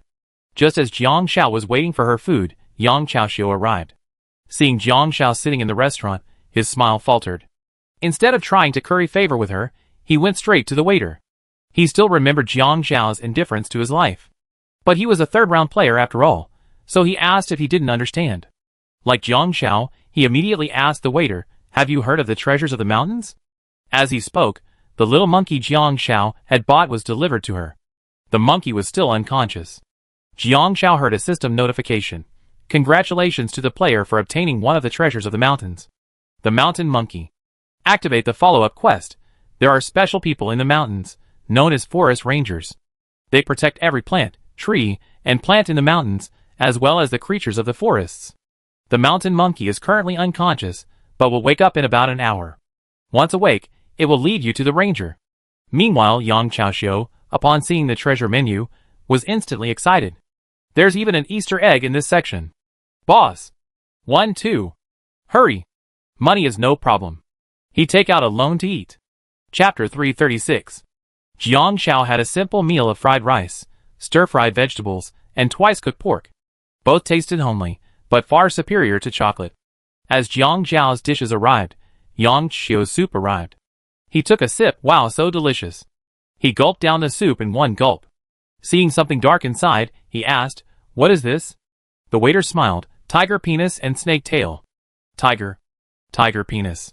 Yang Chaoxiu's hands trembled with fear. It's over. Yang Chaoxiu quickly rubbed his neck. It's over, it's over. He's going to be in jail for the rest of his life for this game. Suddenly, a system notification popped up in his mind. You have obtained one of the treasures of the mountains. A delicacy. Activating the follow-up quest. There are poachers in the mountains who hunt and kill wild animals for delicacies. Without trade, there is no killing. You are at a map without legal education, and if you unknowingly consume wild animals, there will be no legal consequences. However, your body will be contaminated with a distinctive odor, and the wild animals in the mountains will actively attack you, posing a fatal threat. You can find the poachers and ask them to protect you and leave. Seeing Yang Xiu's expression, the waiter quickly said, don't worry, we handle it properly, no one will know. Then the waiter brought another glass of dark green juice. What's this? Yang Chaoxiu frowned. Bear bile improves eyesight. The waiter's words were concise. After finishing her meal, Jiang Xiao left with a small cage. Yang Chaoxiu noticed Jiang Xiao's back, and then saw the monkey in her hand. He suddenly remembered a dish, monkey head vegetable. Smart and clever as monkey brains? Yang Chaoxiu exclaimed in surprise. Yes. The waiter nodded. Just as he finished speaking, someone behind him pushed up a small metal cart. Smart and clever must eat fresh food. Uncovering it, he saw a little monkey. The monkey's neck was stuck, and it was in the center. Yang Chaoxiu frowned. I don't want the rest of the food. My money back. Sorry, if you don't eat this, there's no refund. The waiter remained polite. Yang Chaoxiu felt as if a hand was clamped around his neck. No money back. His loan. Will he have to live paying off his loan for the rest of his life? He remembered what the rules of the game said about the land without legal education. Never mind, he already eaten one dish anyway. 2, 3, or 4 wouldn't make any difference. After all, his stamina limit was 400 points. Eat. Yang Chaoxiu gritted his teeth. The waiter smiled. Jiang Xiao wandered around the mountains with the little monkey for a while. A passing squirrel, clutching a pine cone, followed Jiang Xiao from the treetops. When they reached a stream flowing down from the mountain, Jiang Xiao opened the cage, took the monkey out, and sprinkled some water on it. The little monkey's paws moved. It seemed to have woken up, and Jiang Xiao breathed a sigh of relief. The little monkey rolled over in Jiang Xiao's hands, cautiously turning over to keep a distance from her. It sniffed at Jiang Xiao's hand, and as if sensing Jiang Zhao's harmless intentions, it squeaked twice, leaped onto Jiang Zhao's palm, and darted around her shoulders and head. Jiang Zhao couldn't help but smile. The little monkey was so furry and so small. When Jiang Zhao rubbed its head, it instantly shook its head like a rattle, scratched its ears, jumped off Jiang Zhao, and ran in one direction. It stopped about 20 meters away from Jiang Zhao, and turned to look at her. Jiang Zhao knew it was going to take her to the ranger. Chapter 337. The little monkey turned around after walking 20 meters. Jiang Zhao followed, backpack on his back. In the mountains, one person and one monkey, there was a particularly peaceful and beautiful scene. After walking for almost 2 hours, Jiang Zhao finally followed the little monkey deep into the forest. Jiang Zhao saw a thatched cottage nestled quietly in the mountains. The little monkey darted into the yard, leaving Jiang Zhao to knock on the wooden door from outside. "Excuse me, is anyone there?" No one answered. "No one?" The little monkey darted under the fence. Inside, an old man was taking a nap in a bamboo rocking chair. The little monkey darted over to the old man and tugged at his trouser leg. The sleepy old man opened his eyes, and saw the little monkey, a look of kindness in his weathered eyes. "You're here?" He patted the little monkey's head, then stood up and grabbed a banana from the wardrobe and gave it to the little monkey. "I haven't seen you in a few days. Where have you been? Why are you alone?" The little monkey let out a howl. The old man seemed to have a guess. Could he have been captured by those people? The little monkey held the banana but didn't eat it, still tugging at the old man's trouser leg. "Oh, you're going to take me out. Okay. I go with you." The old man's movements were slightly slow, his back hunched as he followed the little monkey out. Seeing Jiang Zhao at the doorway, he was startled. "Hello, old man," Jiang Zhao said politely. A closer look at the old man revealed that he was elderly, with white hair at his temples and a hunched back. The old man walked to the fence and pulled out the bolt. "Little girl, who are you looking for?" "No, I'm lost in the mountains. I saw a house here, so I wanted to ask if there was any way to get out of here," Jiang Zhao asked. The little monkey darted out through the old man's open door and landed on Jiang Zhao's shoulder. The old man looked at the monkey, then at Jiang Zhao. He smiled. "Do you know each other?" "Yes. I met it on the road, but..." Jiang Zhao hesitated whether to tell the old man the truth. The old man asked, "Was it caught?" "Yes." Jiang Zhao nodded. The old man's eyes flickered slightly, as expected. He raised his hand and touched the little monkey's head, then leaned over and said, "You saved it, come in." Jiang Zhao was allowed in. The old man spoke slowly. "I haven't been out for a long time. Now you ask me where I left. They know better than I do." The old man pointed at the little monkey. Jiang Zhao was stunned for a moment. "Grandpa, are you saying they know how to get out?" "Yes." The old man smiled. "They often go down the mountain and bring back all sorts of strange things.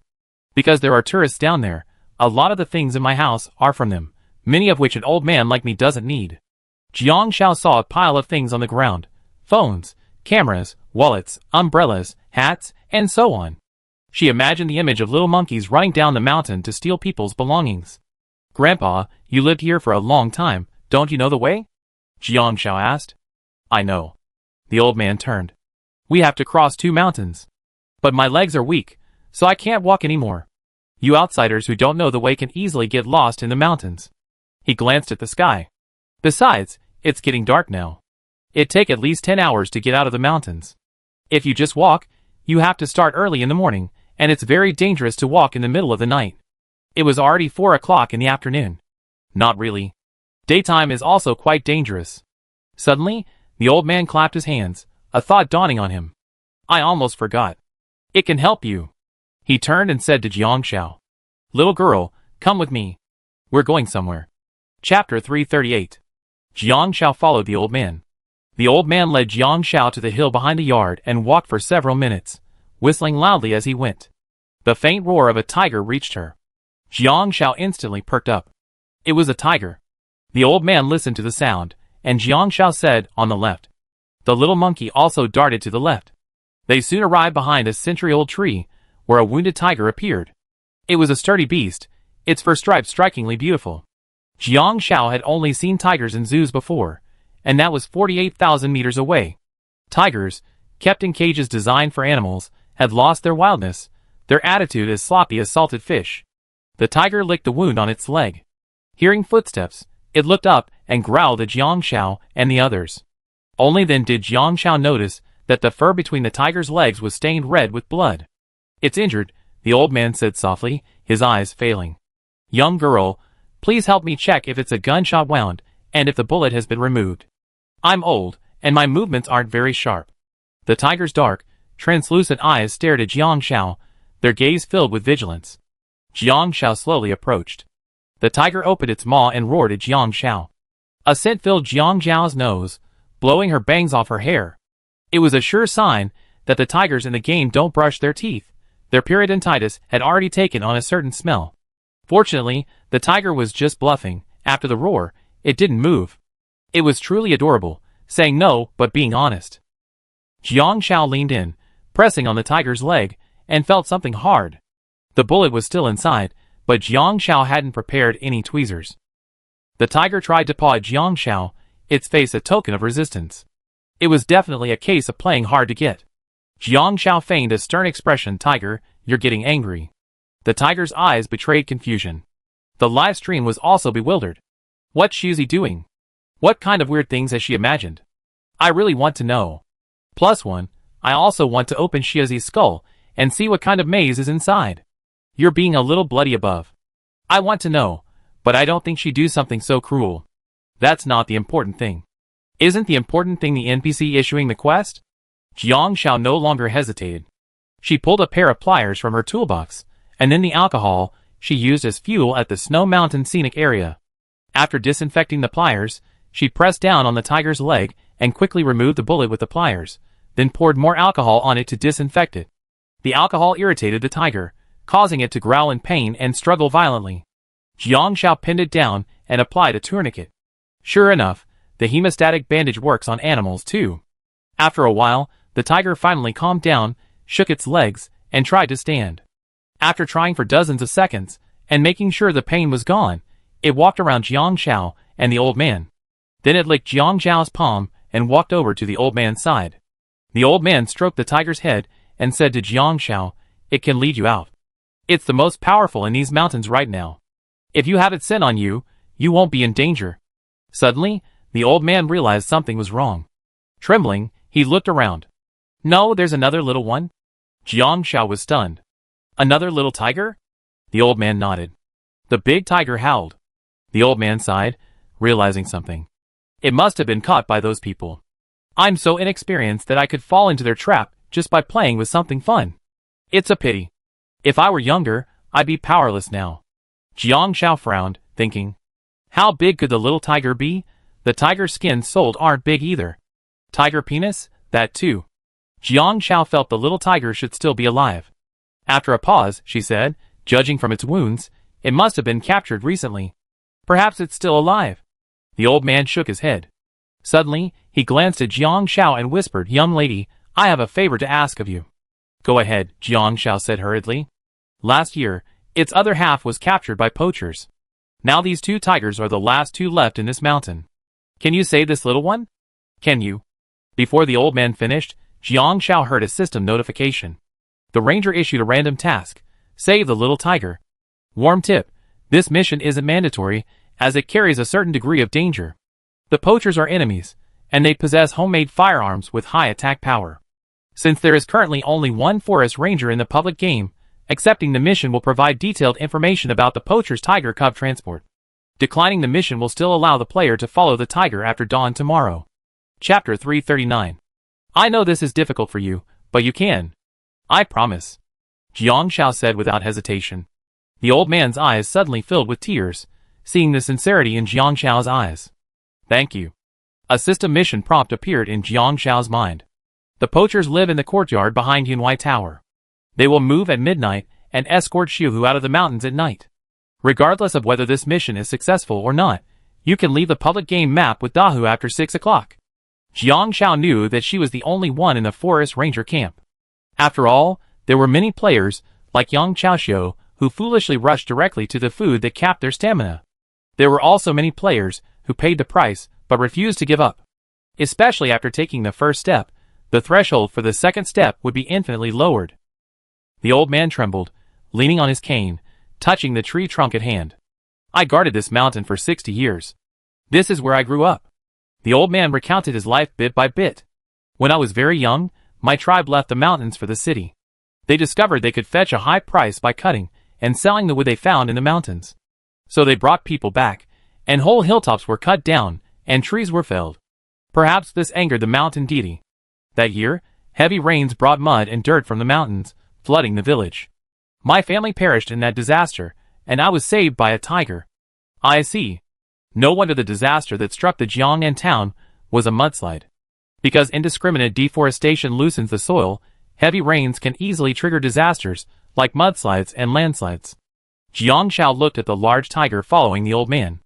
Is this the one? No. It was its mother's mother. The old man patted the tiger's head.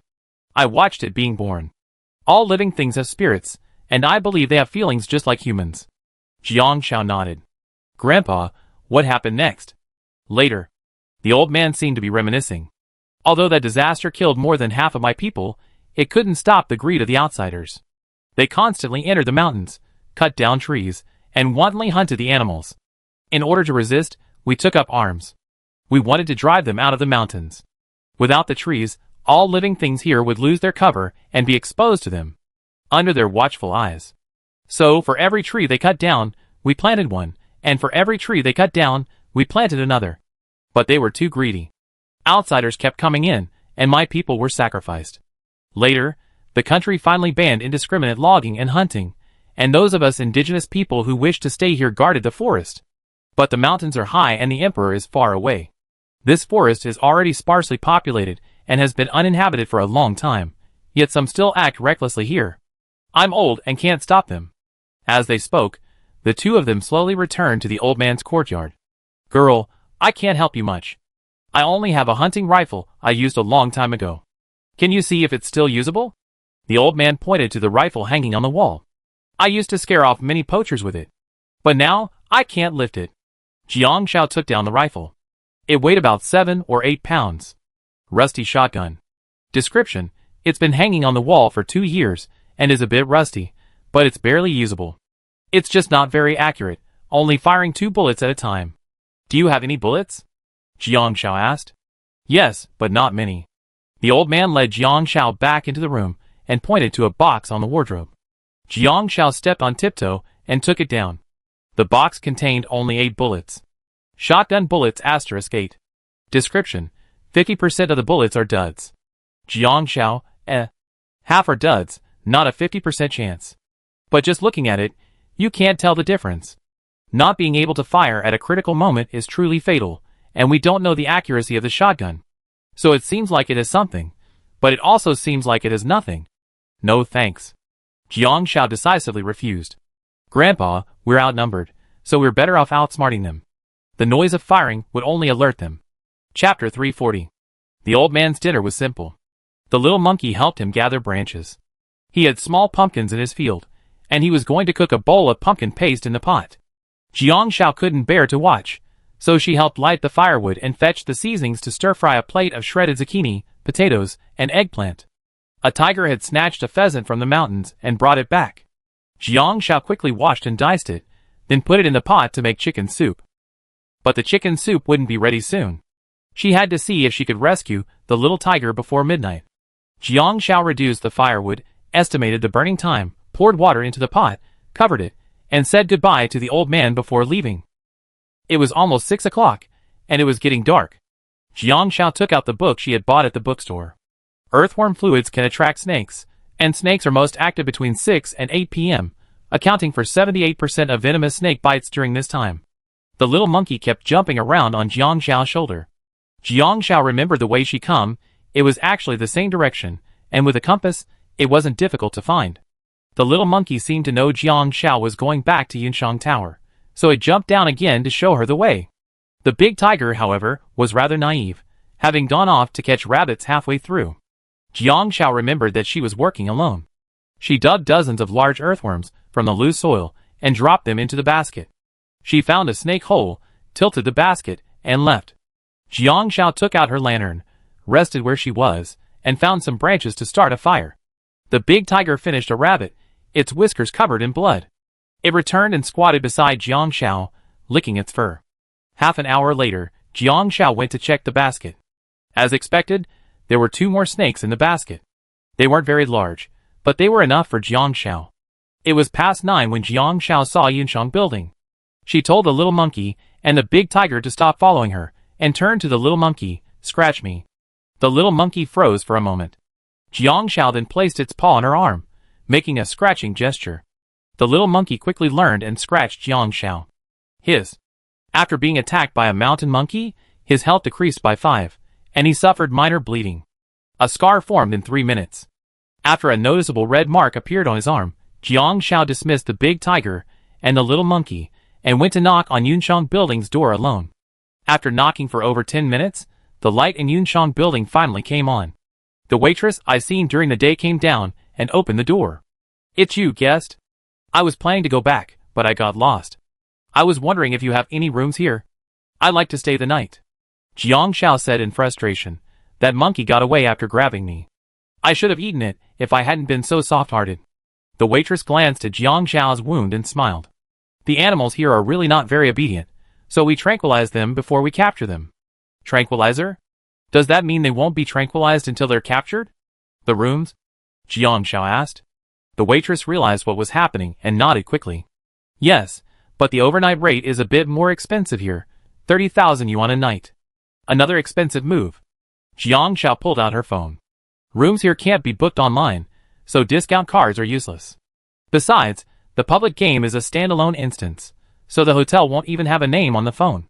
After receiving the transfer, the waiter smiled and led Jiang Shao inside. Yang Chaoxiu had just finished washing up and was about to take a nap before leaving in the evening. Coming out of the bathroom, he saw Jiang Shao and noticed her arm. He scoffed, knowing that eating game would result in wild animals attacking you. "Why would you go out?" Jiang Shao paused. Eating game would result in wild animals attacking you? She wasn't aware of this rule. She had let the monkey scratch her just to explain why she hadn't brought the monkey back. She had accidentally heard this rule from Yang Chaoxiu.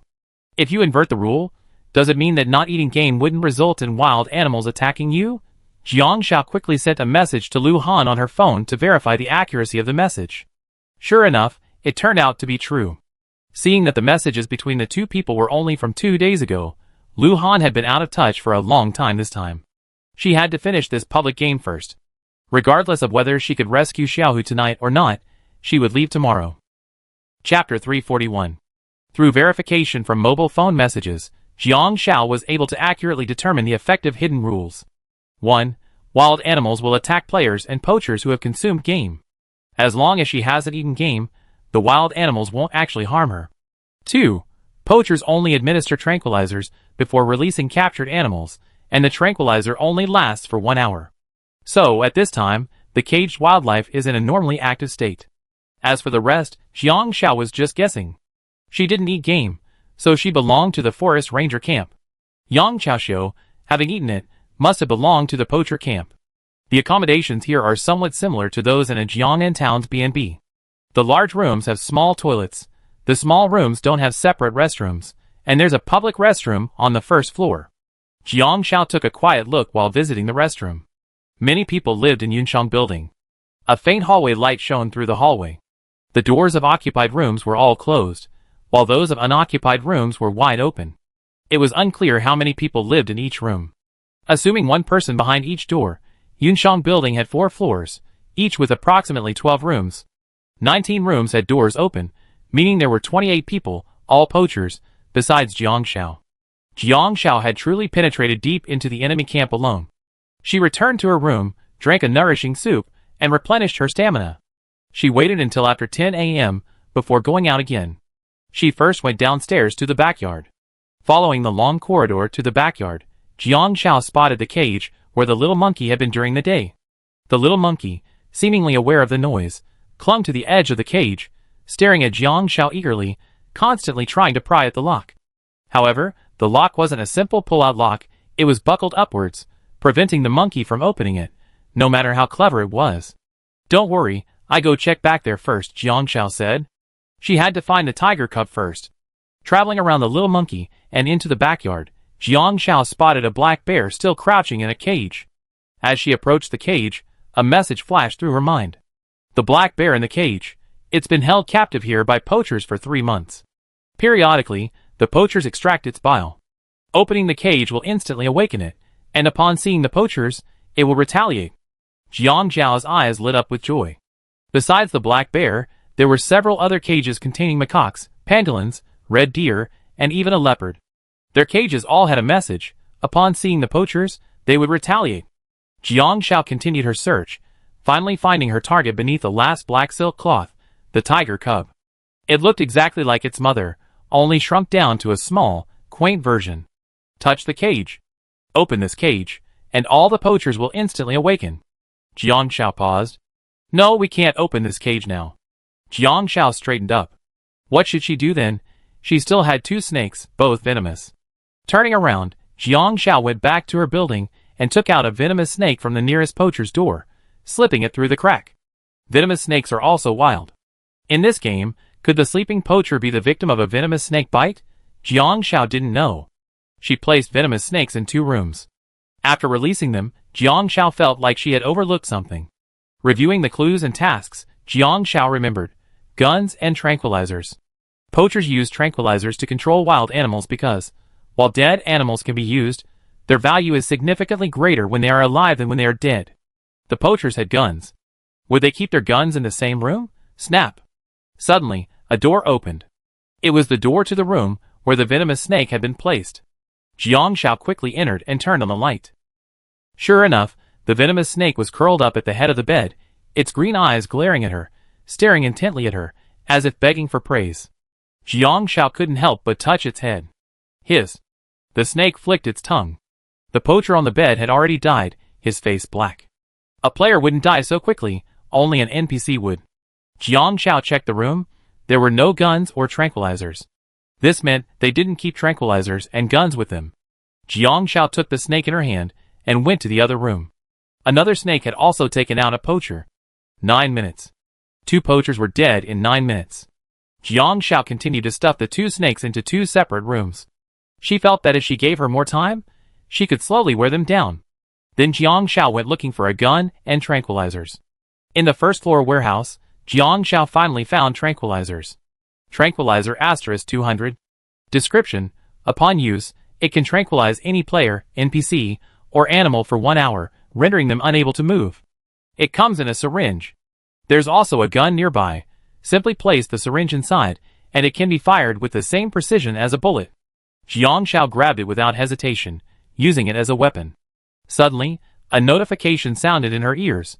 Attention, Ranger players participating in the rescue game on Yunchong Building. The poachers will all wake up in 20 minutes. Please be advised. Jiang Zhao checked the time. It was already 10:40.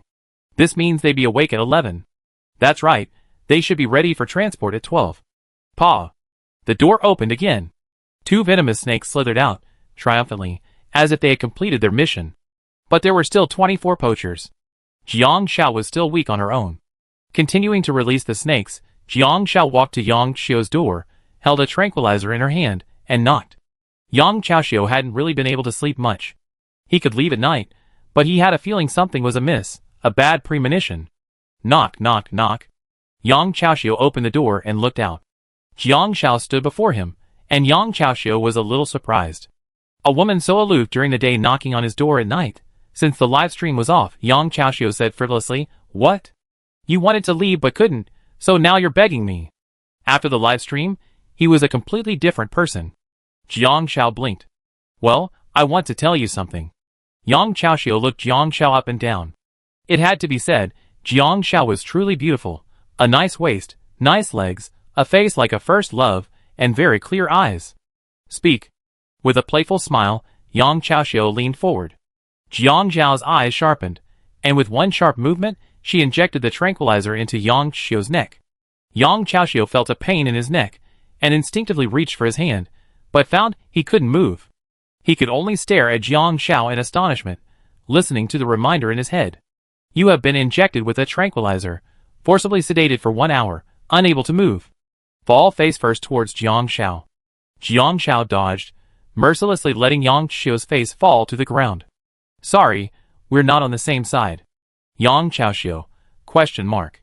Are there other sides? Typical example of someone who doesn't even know who their enemy is, even after dying. Jiang Xiao dragged Yang Qiu's legs back from the room. As she pulled, Yang Qiu's front teeth got stuck on the door sill. Jiang Xiao's forceful tug nearly dislodged the tooth. Yang Qiu felt humiliated, yet at the same time, thankful. Luckily, he didn't start the live stream. Fuck. Chapter 342. 10:38, 22 minutes left. Jiang Xiao repeated her old trick, injecting the waitress with a tranquilizer. There were 2 NPCs she hadn't seen before, but she found a hunting rifle in their room. Excellent hunting rifle. Description: highly lethal, can only hold 2 bullets at a time. It seems not every NPC has a poacher's rifle. Jiang Xiao put one away. While she wouldn't necessarily use it, having one less weapon from the enemy was advantageous. Pop, pop! 2 more doors opened, and 2 venomous snakes trudged out of the room. The mission was a success. Now there were only 18 active poachers left. Act on your own, be careful. She didn't care if the 2 snakes understood her. She was running out of time. Luckily, the restaurant had one thing in abundance: wine. Jiang Xiao pulled out several bottles of expensive Fakian Mitai from the hotel counter. Then, she poured alcohol onto the doorways of every room upstairs, connecting them to the corridor floor, and then used it to converge on the ground floor. Finally, she poured the gasoline and alcohol she had prepared at the beginning onto the first floor opening. Alcohol and gasoline ignite quickly, but Jiang Xiao hadn't prepared much, having not considered the large amounts of gasoline and alcohol she would have to consume at any stage. However, everyone coming down had to pass through the main staircase on the first floor, so she only needed to block it. With only 2 minutes left, Jiang Xiao turned to the backyard and opened all the cages. At the sound of the cages being opened, all the animals woke up instantly, but they didn't stir. They sniffed at Jiang Xiao, but none of them attacked her. Keep your voice down, don't rush. At that moment, the fire Jiang Xiao had started was gradually spreading, following the stairwell and burning the carved wooden steps. The flames grew brighter. There was only 1 minute left. After opening the black bear's cage, Jiang Xiao walked over to the tiger cub. Without hesitation, she opened the cage. The tiger cub instantly woke up, stood at the cage entrance, and howled at Jiang Xiao. Meow. Are you a cat or a tiger? Never mind, they're both felines, and tigers can meow too. Let's go! Jiang Xiao picked up the tiger cub without hesitation. It was heavy, weighing about 13 or 14 pounds, but thankfully Jiang Xiao could lift it. Crack. The door upstairs opened. Attention, players in the Ranger faction. The poacher has awakened. Please escape Yinshang Tower as soon as possible. Jiang Xiao felt like she was about to stage a tiger running show. The caged animals behind her, more than a dozen monkeys, ran out, along with a leopard and a black bear. Perhaps they were weak and slow. Jiang Xiao opened the gate to the backyard, and the animals immediately poured out. Fire! Fire! Put it out! The poachers upstairs emerged. Their first reaction was a raging fire. The fire Jiang Xiao had created wasn't very large, because a louder commotion would have woken them up early, preventing them from putting out the fire in time. However, they were short on supplies and materials, so they could only try to delay the poachers. Oh shit, there are players from another faction. The 7 or 8 people who emerged from the 4th floor were all players. Only when they heard the notification did they realize there was another faction. The players from the Ranger faction released all the animals, including the poachers. Tonight, they were focusing on escorting the tiger cub. The cub had a tracker attached to it. Please find it before 6 a.m. and assist the poachers in escorting it. If the poachers can't retrieve the tiger, the poachers lose this public game. Currently, there are 1 player in the Ranger camp. When Jiang Xiao left Yinshang, she heard the following system prompt: take the little tiger and hide in the mountains. If the little tiger and the big tiger aren't captured by poachers before 6 a.m., the Ranger mission is successful. If all poachers are killed, the mission is considered completed early. Currently, there are 22 poacher NPCs alive, and 8 poacher players alive. It's another hiding game, and you have to take the big tiger with you.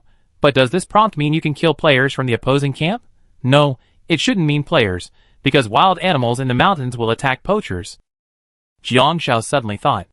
If it were Lu Han, he would definitely use wild animals to fight back against the poachers.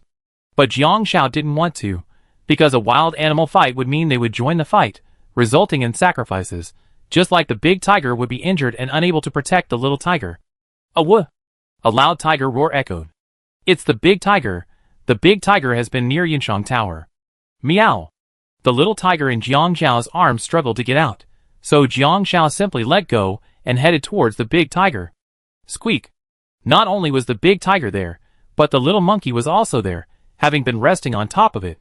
When it saw Jiang Xiao, it jumped down and then leaped onto her, tugging at her clothes and calling frantically, as if signaling her to run. The flames at Yunshang Tower were fading. They would try to put out the fire first. Once it was out, they could leave Yunshang Tower and pursue Jiang Xiao. Chapter 343. Jiang Xiao thought she was about to take off running. The big tiger grabbed the little tiger, who struggled in midair with her claws flapping. Finally, her mother threw her onto her back, where she clung to it for a long time. Jiang Xiao didn't react. Then the tiger suddenly bit her clothes and pulled her against it. Jiang Xiao was stunned. Was he asking her to ride? After hesitating for 3 seconds, Jiang Xiao mounted the big tiger. The tiger in the game is based on the largest existing Siberian male tiger, 3 meters long and weighing an average of 250 kilograms. That's more than 5 Jiang Xiaos, so carrying her wouldn't be a problem. The night forest wind blew freely against Jiang Xiao's face, faintly tingling with the sound of tiny insects. The little tiger in her arms was a little unruly. Jiang Xiao touched it and found a collar around its neck. Suddenly, Jiang Xiao realized. Hiding? Oh my god, is it another tracker? The message in the post made Jiang Xiao wary. She touched the tiger cub's collar and felt a small raised spot, pressing it. Snap! The collar was indeed untied. Jiang Xiao was about to throw it away, but a pause gave her a second thought. The big tiger ran for several minutes, returning to the century-old tree. It said Jiang Xiao, and the cub down and began licking the cub's fur. The two felines simply played. No! Jiang Xiao looked at the collar in her hand. Squeak! Suddenly, several sounds echoed from the tree, and Jiang Xiao looked up. It was a monkey, a golden monkey that looked exactly like the little monkey. Jiang Xiao's eyes lit up, and she handed the collar to the little monkey. Little monkey, help me make this collar work so we can run in the mountains. If running was tricky, it would definitely be the monkeys. The mountains are full of trees, allowing them to roam freely. The little monkey scratched its head and tossed its collar. The collar glowed red, and its eyes lit up as it tugged at the collar in its claws. It wasn't that it didn't understand or not, it was just that this collar was somehow fun. Then the little monkey darted up a tree and shared it with one of the older monkeys. The collar was tossed back and forth among the monkeys. Another little monkey grabbed the collar, quickly climbed to the top of the tree, and leaped onto another. But Jiang Xiao couldn't see it. She lowered her head and touched the tiger's head, and the tiger nudged her in return. Because Jiang Xiao had saved the little tiger, the tiger was particularly affectionate towards her. Jiang Xiao took out a small lantern. Let's go! We can't stay here long. Not knowing how big the map was for this public game, they had to move. Even without the trackers, Jiang Xiao worried it would be difficult to persuade Big Tiger to leave. Surprisingly, it was quite simple. That was the lantern. Jiang Xiao held it in her hand, its dim light flickering from the lack of power. Little Tiger was playful, scratching at the lantern with his claws, following it closely, with Big Tiger close behind. Jiang Xiao looked and raised an eyebrow. It seemed that this was the reason Little Tiger was captured. It was now 11:40. Those people must have started chasing them. Jiang Xiao wasn't sure if all the trackers had been removed, so she chose to keep moving. Bang! A gunshot rang out, shaking the forest in the darkness. Jiang Xiao turned around and saw only pitch black. The quest only involved 2 tigers, so Jiang Xiao had no time to think about anything else. Elsewhere, Yang Chaoxiu had regained his mobility and sat up. Fuck. This was infuriating. Yang Chaoxiu hadn't expected this to be a faction game, but this faction game didn't even have any hints. There was a map coordinate in the game, the location of the moving tiger, and it didn't seem to have gotten very far. Anger still welled up in Yang Chaoxiu's chest. No, he had to redeem himself. Yang Chaoxiu packed his things and asked an NPC for a hunting rifle and 10 bullets. On his way out, 2 other players came out and saw Yang Chaoxiu.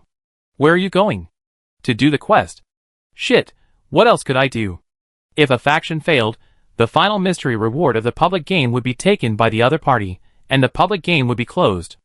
After the previous round, another of Yang Chaoxiu's companions told him that the mystery reward had been taken, and the public game quest had been closed. The closure of the public game didn't mean the public map would be closed, it would just be transformed into something else. For example, the public map in the Snow Mountain area still has hazards. Players who mistakenly enter it must wait for rescue before leaving. The same is true here. Even if players come, they must find a way to pay protection fees to the poachers, establish good relations with them, and ask them to take them out of the forest. The two players scoffed. Forget it, there's only one player on the other side. Chapter 344. That's right. Only one player. What are you afraid of? If you don't go, I will. Yang Chaoxia was furious. She turned and left. There were over 20 poachers, and she was just one person. What was she afraid of? The two looked at each other, rubbing their chins. Isn't his understanding different from what we're saying? What they meant was, the other player, with just one player, had quickly figured out the rules, orchestrated all of their numbers, and devised a truly flawless rescue plan in such a short time. There might be some minor flaws, but they weren't a big deal. How many of them would go with a player like that? And they were prepared to be attacked by wild animals the moment they left Qinshang Tower. They were overthinking it. Games are meant to be balanced. The other person put their arm around their partner's shoulder. 20 or so poachers, but only one ranger. That's just too unfair. So, to ensure fairness, the hidden rules of this public game would favor the other side. Moreover, the fact that the opponent could quickly come up with a solution despite such a huge gap demonstrates their considerable strength. Now that they lost the initiative, and are in a situation where the enemy is in the dark, and they're in the spotlight, it's going to be difficult to gain more. At worst, the biggest reward in the public game will be taken away. They both earned 400 points of maximum stamina, which means a little more time. Greed doesn't end well. Why, you want to join him too? The friend next to him asked. I'm just a little surprised. It's already the third round, and there's still such a stupid player. The boy raised an eyebrow. The friend rubbed his chin. Maybe it's just luck. No matter how lucky you are, being too foolish will still lead you into a dead end. The boy nodded in agreement. That's right. Let's go back to our rooms and sleep. Tomorrow, after the public game ends, we just have to find a way to follow the poachers away. Thankfully, the forest is vast, so Jiang Xiao didn't take the two tigers back to the old man's house. Instead, she followed the two big tigers through the forest. Logically, Jiang Xiao should have been terrified, but who could blame her for being accompanied by two kings of the mountain, one large and one small? All the evil spirits retreated. Jiang Xiao pulled out her phone and turned around. Wait, let me take a picture of you too. Click. Under the flashlight, the two tigers' eyes reflected a strong, dark green glare, completely eliminating any cuteness in the photo. Suddenly, the big tiger stopped. Jiang Xiao moved forward, but neither the big tiger nor the little tiger moved forward. Is it the edge of the public map? Jiang Xiao wondered. It shouldn't be, but she could get there, so it couldn't be the edge of the map.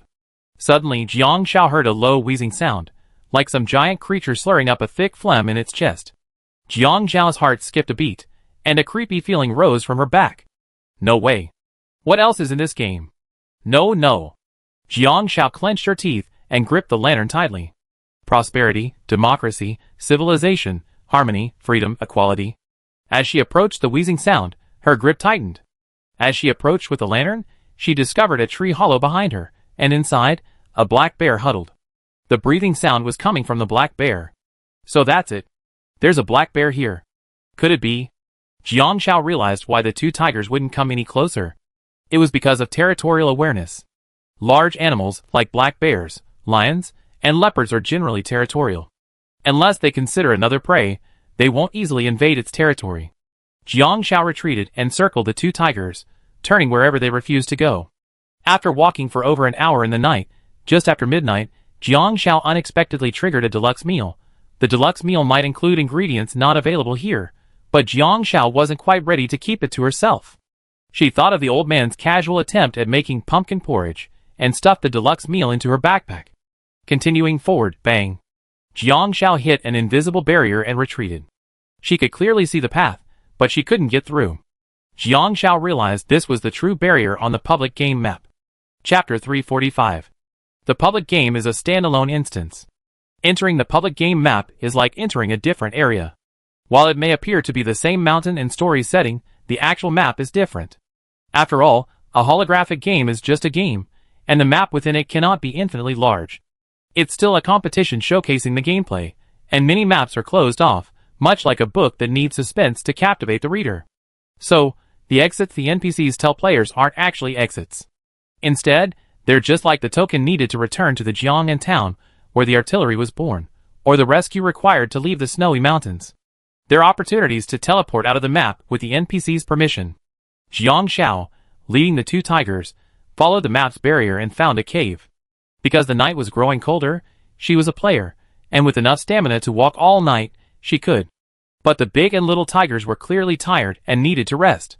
She thought about it, and realized that it wasn't raining in the mountains. Tracking them in the forest late at night was unlikely unless there was blood. Go in. Jiang Xiao patted the tigers' heads. Putting away the lantern, she used her phone for light. The cave was empty, save for some dry grass and firewood, which provided shelter from the wind and rain. Jiang Xiao spread her sleeping bag on the ground, using her phone's light, and muttered to herself, "Let's rest here for the night." Without a fire or a light, the firelight would easily attract enemy attention. This cave was already quite secluded. Seeing Jiang Xiao lying down, the two tigers also quietly crouched down above Jiang Xiao's sleeping bag, the cub nestling obediently beside its mother. Jiang Xiao slept soundly. But some people on the other side weren't so happy. Yang Chaoxiu couldn't help but curse. He heard the system prompt, "You have been attacked by a venomous snake. Your health has been reduced by 20 points, and your maximum health has been reduced by minus 10 points. This triggers the poison state. After 1 hour, your maximum health will be reduced by minus 100 points. Use an antidote to cure this." Yang Chaoxiu quickly took out the antidote. Looking at the small red dot on the map, he muttered to himself, "The tracking has stopped." They returned to their previous location. "We have to go back."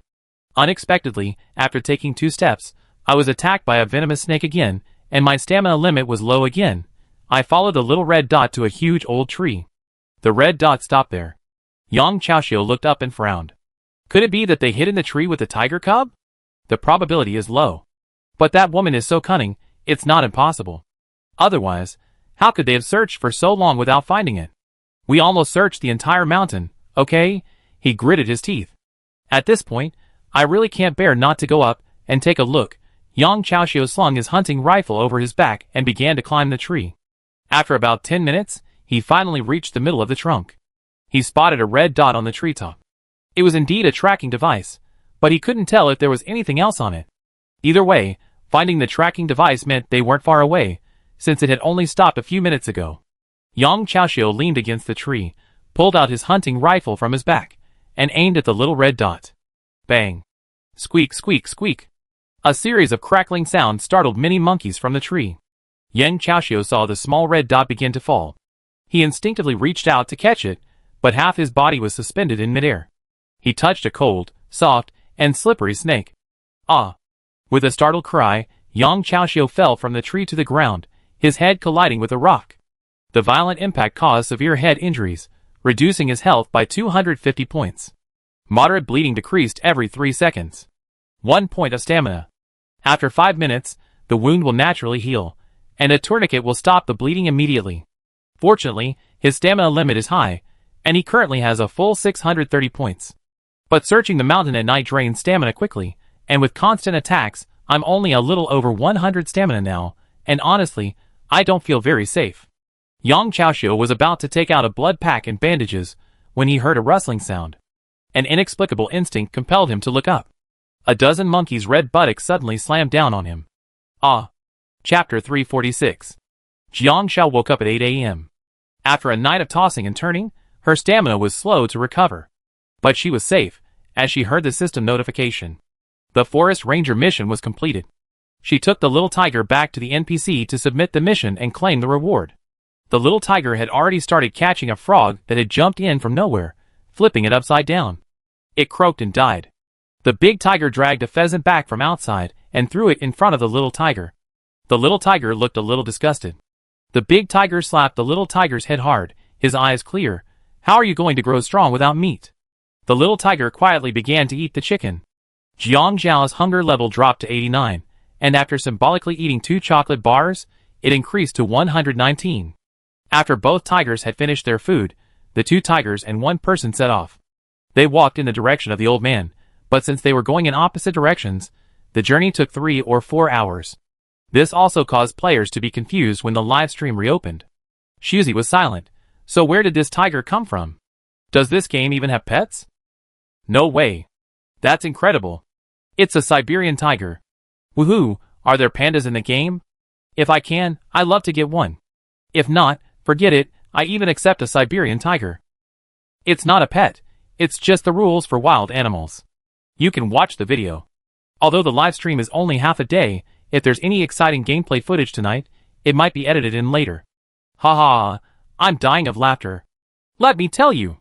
I didn't see last night's gameplay footage, but I just went to confront the streamer who argued with us that day, and he's gone. Do you know how he died? Hurry up, upstairs. If you don't, I go see it myself. Ha ha ha, that stupid anchor got killed by 8 monkeys sitting on their butts. Ha ha ha. Fuck, I want to see it too. Ha ha ha, I saw it too, and it made me laugh. The anchor's final view was of the monkeys' butts, ha ha ha. I think he's going to be traumatized by monkey butts in real life. At noon, Jiang Xiao and Hu finally reached the old man's house. The old man was in the yard, seemingly waiting there all night, the rocking chair beneath him rocking slightly. Grandpa. Jiang Xiao called out several times, but the old man didn't wake up, as if he were asleep. Jiang Xiao tried to climb over the fence, but found the door unlocked. A gentle push slid open. Could he be waiting for them? When they reached the old man, he was incredibly frail. Although he wasn't very old, his years of living alone in the mountains, his vegetarian diet, had clearly aged him. Jiang Xiao called out softly, and the old man finally awoke after a while. When he saw Jiang Xiao, his cloudy eyes were completely lost. He thought for a long moment before saying, "I'm back." Yes. Jiang Xiao nodded and stepped aside. The 2 tigers, one large and one small, crouched perfectly still before the old man. The old man's cloudy eyes suddenly brightened, and he suddenly felt stronger. The old man looked at the little tiger and said earnestly, "You, stop playing around. The world outside is too dangerous." The little tiger didn't understand. The old man raised his hand, trembling, and stroked the big tiger's head. "I watched you grow up, and you watched me grow old. I can protect you for a while, but not forever. From now on, you must take good care of yourself and your children." Jiang Xiao listened, realizing that the old man seemed to be making arrangements for his future. Sure enough, the old man turned to look at her. "Thank you, little girl. You're a good person, and the mountain will bless you. Follow it, it will take you away from here. Leave soon, or they be here soon." Jiang Xiao was stunned. Although the game was over and no one would harm the 2 tigers again, she couldn't tell the old man. Preparing to leave, Jiang Xiao felt as if she had forgotten something. Turning around, she asked, "Grandpa, what should I call you?" The old man was stunned for a moment. Name? He couldn't quite remember. He smiled at Jiang Xiao. "They all call me the stinky old forest ranger." Chapter 347. Congratulations to the player for completing the Guardian mission in this public game, protecting the last 2 mountain tigers in this forest, and earning 20 points of social contribution. Congratulations to the player for independently completing the mountain tiger protection mission in this public game, reaching a ranger favorability of 80, and receiving the reward, Blessing of the Mountain. Description: increases affinity with all wild animals. I see. Her total social contribution is now 30 points. As for the Blessing of the Mountain, which increases affinity with all wild animals, Jiang Xiao's guess is that it means she won't be attacked by wild animals in the wild. Let's go. The old man raised his hand, urging Jiang Xiao to leave. Hurry up. Jiang Xiao couldn't say what she wanted to say, so she could only mount the mountain tiger. Grandpa, we're leaving. Let's go. The old man nodded. Once you leave, don't come back. The mountain tiger gave the old man a deep look, licked his hand, and then turned to carry Jiang Xiao away. The old man turned and sat back in his rocking chair. The rocking chair slowly rocked, and the old man closed his eyes. The mountain tiger had been heading for the entrance to Tianqi Mountain, but suddenly stopped midway. Jiang Xiao thought something was about to happen. Then she heard a mournful cry from the large mountain tiger, and the little tiger in Jiang Xiao's arms also let out a woo. Along with these deafening cries, birds throughout the forest chirped, and the mountaintop seemed to tremble, with hundreds of monkeys chirping. Jiang Xiao heard the system notification. The last forest ranger has passed away. Jiang Xiao was stunned for a moment, and saw the mountain roar in unison. Unexpectedly, this game had quite a sense of ritual. In the old man's yard, a dozen poachers, including several players, approached. That stinking old man is gone, so we come all this way for nothing. The poacher sniffed the old man's breath. Several players frowned. One said, birth, aging, sickness, and death, isn't that normal for someone his age? Another poacher said, you don't understand. We hunted almost all the animals in this forest. The most valuable ones are the 2 tigers. The boss said we stop after we caught those two, but now that the old man is dead, those two tigers won't stay here anymore. Why? The player asked in confusion. The poacher scoffed. According to mountain legend, it's the ranger who protects the forest, and the creatures within it will also protect the ranger. This old man is the last ranger of this mountain. With his death, the animals in this forest will all move on to further territories. Come on, even if there were still many animals in the mountains 10 years ago, if we came here to catch them, those that weren't caught would have run away. The remaining ones that didn't run away were all raised by this old man. Now that the old man is gone, they won't stay here. Another poacher NPC said. I see. The player panicked. Then you said you take us out. Don't worry, we keep our word after we paid you, but... The poacher chuckled. Several players had a bad feeling. The poacher spread his hands greedily towards them, saying, you have to pay more. The boss will be furious with so many animals escaping. If we don't take advantage of this last bit of money and run away, we have no chance again. Player, this is robbery. How much do you want? The boy asked. Not much, just half of what you have on you, leaving you some for your trip home. A group of people, Fuck, what a ruthless person. What kind of person is this? If you're colluding with the underworld, you end up getting robbed by the underworld. Chapter 348. The wailing lasted for 3 minutes. The mountain tiger finally recovered, and Jiang Xiao heard a system notification. The last forest ranger passed away, leaving the mountain tiger ownerless. The system detected that the player had the highest favorability with the mountain tiger and possessed the mountain's blessing, automatically binding the mountain tiger as the player's forest mount. Forest mounts can leave the mountain with their new owner, unlocking access to public forest maps. Due to current competition server restrictions, only 3 forest maps are available: Wushan, Yukunshan, and Tianshan. Other public game maps will be available after the official server launch. Friendly reminder: forest mounts can only appear on forest maps. Mounts will automatically appear when the player appears on a forest map.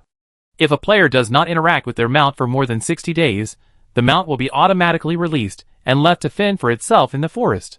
60 days? The 60-day competition server was over.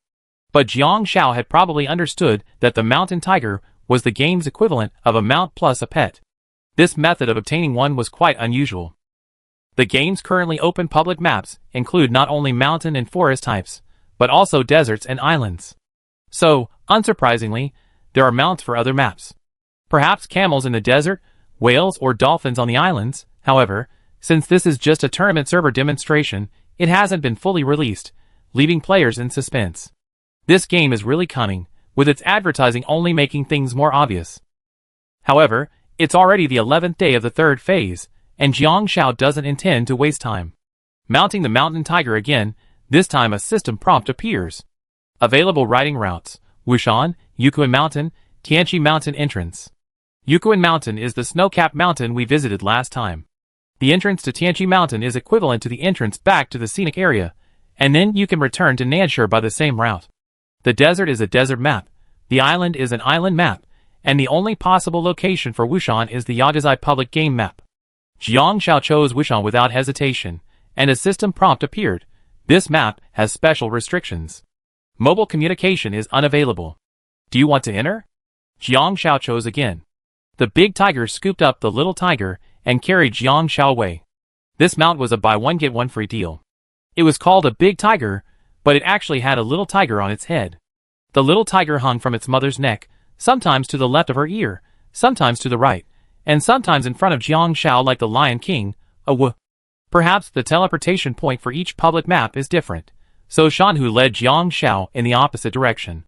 When they reached the edge of a map barrier, Shanhu suddenly jumped.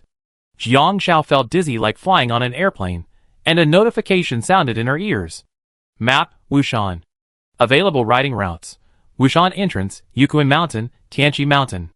Although the scene before us was still a mountain forest, there were noticeable subtle changes. The live stream instantly lit up at this point.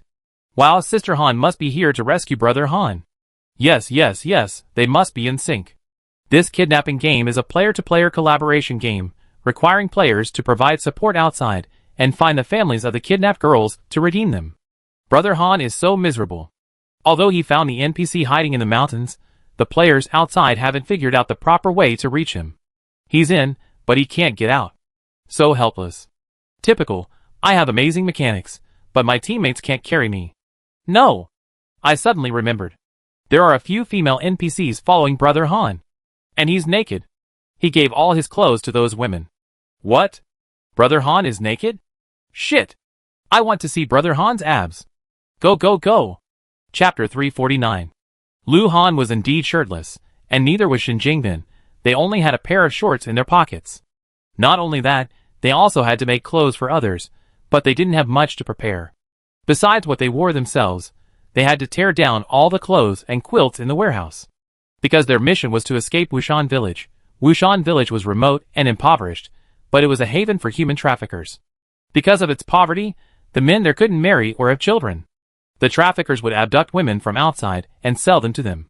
If the women refused, they would be beaten, stripped naked, and imprisoned in caves in the mountains, deprived of food until they yielded. You need to find these girls, as their families, friends, and parents are searching for them. You also need to find a way to get word out to your teammates outside that they are here, and then find their NPC family members at the Dragon King Temple. The more NPCs you find, the greater your chances of rescue. When the people of Wushan Village discover they're missing, they search the mountains for them. There are 5 hiding caves, but only one is completely hidden each day. Friendly reminder, this map is not yet legally educated. The mountain dwellers here have no sense of law and may commit serious acts of violence. However, as legal citizens, you cannot harm the NPCs here unless you are personally harmed. So, when Lu Han and Shin Jingbin found these abducted girls, they were told they were naked, so the NPCs they saw were blurred from the neck down. The game then issued another reminder. They are completely naked. Please find cover for them, otherwise they will not be able to leave the prison.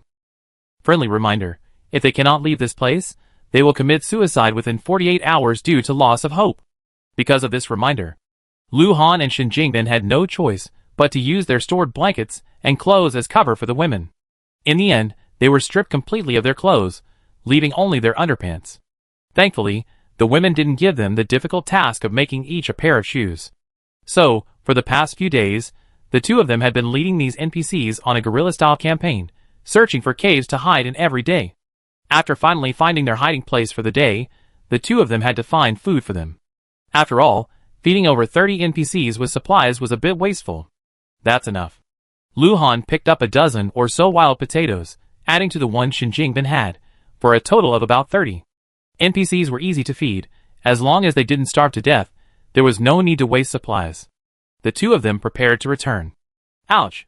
Suddenly, a deafening sound echoed through the forest. Shin Jingbin cursed it instantly. Fuck! Why are there tigers here? Aren't wolves enough? Yesterday I met a wolf, and it tore him half to death. Prepare for battle. Lu Han quickly found a tree and climbed up, holding a bamboo pole and watching the area below with vigilance. On one end of the pole was his dagger. A long-range weapon would be more effective in the mountains, but he didn't have a gun. As soon as he returned to Nanshur, all the guns would be gone, including the pistol he looted in the snowy mountains. The sound of the heavy beasts running grew closer, and Shin Jingbin cursed from another tree. There haven't been any tigers for so many days. How come there's one all of a sudden? Shoo! Lu Han said coldly. Suddenly, he heard a sound. Accompanying the panting and running was the music playing from his phone, and it sounded strangely familiar. Lu Han's pupils shrank. He heard this music before when Jiang Xiao was cooking. But the sound wasn't getting closer, and it seemed to be fading. Lu Han's eyes lit up as he quickly jumped down and yelled, Jiang Xiao. Shin Jingbin, ? Is Brother Han missing his wife like crazy? Chapter 350. Jiang Xiao took out her phone and deliberately played music. Hearing the sound, Jiang Xiao quickly pinched the big tiger's ears, and the tiger finally slowed down. Jiang Xiao jumped off the tiger's back, and the little tiger followed suit, following closely behind Jiang Xiao. Lu Han? Jiang Xiao called out. Turning the corner, she saw the two of them. After taking in their state, Jiang Xiao stopped dead in her tracks. Lu Han chuckled, delighted that Jiang Xiao had come to see him, and prepared to move forward. Stop! Suddenly Jiang Xiao's face tensed. Lu Han paused, his brows raised slightly. Shin Jingbin was slow to react, rushing forward excitedly. Little boy. I'm so glad you're here. I thought Brother Han and I were about to die among the women. With a whoosh, Shin Jingbin froze. A dart flew past his cheek, leaving a trail of blood. You?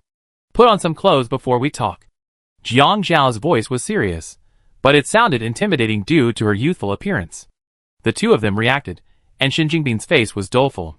Annie, we want to wear clothes too, but we need clothes.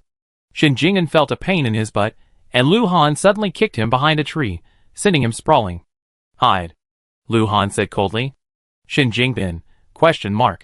He wasn't a grown woman. What was he hiding for? No clothes? How could that be? Jiang Shao didn't believe it. He's telling the truth. Lu Han walked towards Jiang Shao. But Jiang Shao quickly retreated. You?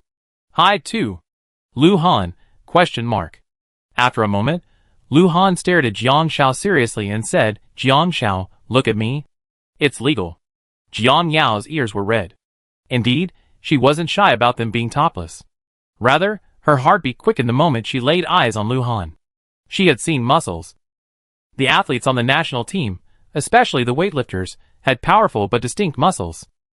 To Jiang Shao, they were like scarecrows made of straw, their muscles clearly defined, like the muscle lines in the classroom, in short, unattractive. Logically, Jiang Shao should have been numb. She hadn't expected Lu Han to be completely different. When he was dressed, he looked thin, but powerful.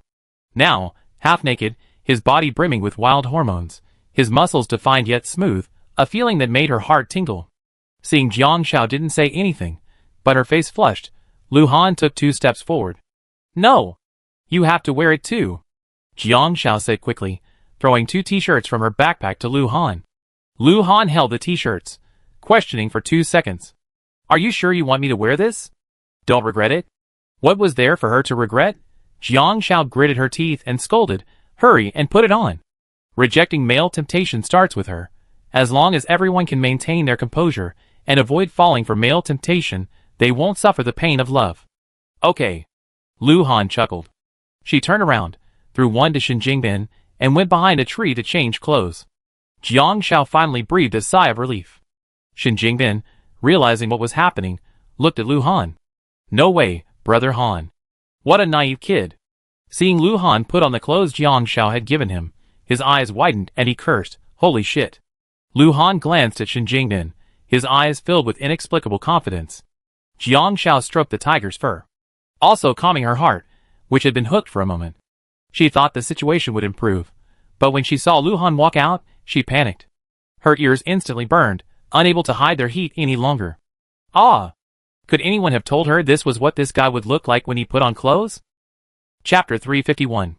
Of course, the clothes Jiang Shao took were her own t-shirts, which were quite loose on her. But the same couldn't be said for Lu Han. They fitted tightly, perfectly highlighting Lu Han's upper body contours and exuding an indescribable sexiness. Jiang Shao wanted to curse. But remembering that she had given the clothes to Lu Han, she could only swallow her anger. What do you want to say?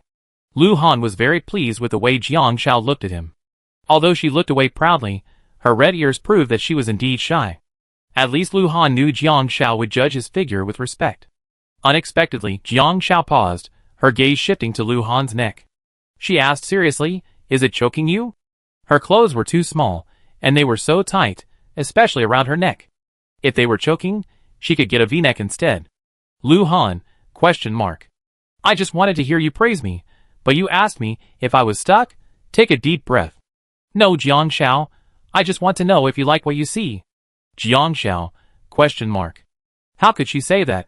It's hard to say, but Lu Han is such a stubborn person, poking at his chest and abs with such confidence. These abs, these pecs, aren't they pretty? He thinks they're just fine. He's always satisfied when he looks in the mirror. Jiang Shao, Finally, she couldn't help but ask, Lu Han, were you working in the oil field during those 72 hours you were missing? Lu Han, Livestream. This is killing me, brother Han.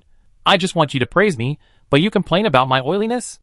Ha ha ha, brother Han and sister Han's interactions never disappoint. This is killing me. Passers-by, brother Han is so aloof and cold. Fans, brother Han is so shameless, so narcissistic, and so scheming. Ever since I fell in love with brother Han, his gaming skills have completely changed my perspective, and his approach to romance is just astonishing. Ever since they confirmed their relationship, brother Han has become like a peacock, constantly showing off in front of sister Han. Sister Han remains unmoved, always accurately catching brother Han's ugly peacock, but in asking him if he's sick. What? Sister Han always catches Brother Han's ugly butt? What? Brother Han's butt is ugly? What? Brother Han's hemorrhoids are ugly. Rumors are terrible. If they get out, Sister Han will scratch Brother Han's hemorrhoids. Then should I take them off? Lu Han took a deep breath, clasping his hands together, ready to take off his clothes. As her abs were exposed, Jiang Shao blushed instantly. No! Wear it! Something to wear is better than nothing. Lu Han curled his lips. Okay. Hey! You two talk. I was wondering if I can take this off. Overhearing their conversation, Shen Jingdan awkwardly emerged from behind a tree. Jiang Shao, your outfit is really too much. Jiang Shao couldn't help but chuckle at the sight of Shen Jingdan. Lu Han raised an eyebrow. Not bad, a midriff-bearing top. Yes, Shen Jingdan was wearing a midriff-bearing top. Although Shen Jingdan was only a few centimeters taller than Lu Han, his body proportions were completely different. Lu Han had longer legs and a perfectly proportioned upper body. Jiang Zhao's clothes were small, but not too short. Shen Jingdan's upper body was longer, so Jiang Zhao's clothes just showed a little. It was a midriff-bearing top. Then I take it off. Shen Jingdan gritted his teeth in anger. No! Lu Han glanced at Jiang Shao and said quickly. Shen Jingdan looked at Lu Han disapprovingly and said, Then I wear the one you're wearing. Lu Han's dress was form-fitting, and the material seemed different from hers, making it a bit sexier. A minute later, Shen Jingdan felt numb in the tight, midriff-bearing outfit. So infuriating. Comparison is the thief of indignation. Chapter 352. Half an hour later, Jiang Shao finally figured out what was going on between Lu Han and Shen Jingdan. In fact, behind Wushan Village, there weren't just two male players, Lu Han and Shen Jingdan. There was also a cave filled with female players, about 5 or 6 in total. So, in this public game, the storylines for male and female players are different. After being abducted, male players would either be chosen by the gods or directly persuaded by the village chief to marry the village beauty. If a player agreed to marry the village beauty but didn't consummate the marriage, their hands or feet would be broken, they would be blinded and forced to beg for help. If a player refused to marry the village beauty after clicking reject 100 times, they would be thrown to the public map by the people of Wushan Village and tied to a tree. There were wolves in the mountains, and the male player had to save himself and escape. Otherwise, he would fall into the wolf's mouth. But Lu Han was more specific. Jiang Shao stroked his chin. Actually, the game hinted from the beginning that this public game requires players to cooperate and attack from 2 different directions. What do you mean? Lu Han asked. Jiang Shao said, when you check in at the Dragon King Temple to burn incense, you be asked whether you want green or red incense. It's not that the two are different, but rather that players must cooperate in making different choices within this public game, collaborating internally and externally. The same thing happened when the village chief chose a husband for his daughter. If female players were caught and didn't give their daughters the option to choose a husband, they would be thrown directly into jail. The correct choice for male players should be to agree to marry the village beauty and be exiled. Perhaps because the two were too persistent, they entered this stage but refused to marry the village beauty. The game's plot couldn't progress, so they were simply thrown into the mountains like the female players. Right. That's right. Shen Jingdan said, I was saying, my hands are numb from rejecting them 100 times, but in the end, the NPC still threw me in with a grim expression. Jiang Shao, If the planner knew how to talk, they'd probably be wondering why these 2 players didn't follow the rules. If the player doesn't complete their choice, the village chief NPC will be left there forever, and then a bug will occur, forcing the male player to follow the female player's storyline after clicking 100 times. Oh! You don't know, Shen Jingdan said, and those female players, they originally asked Brother Han to save them, but Brother Han didn't. Now those female players probably hold a grudge against us. Brother Han is a ruthless quest player. He only completes quests and saves NPCs. As he spoke, Shen Jingdan kept glancing at the 2 tigers. By the way, Jiang Shao, where did you get those 2 tigers? Jiang Shao didn't notice, lost in thought. So you 2 are now in a situation where a good cook can't cook without rice. Lu Han nodded. Every 3 days, you have a chance to go to Wushan Village. If you agree to marry the village beauty, you can leave. If you don't, you will be left in the forest for 6 hours.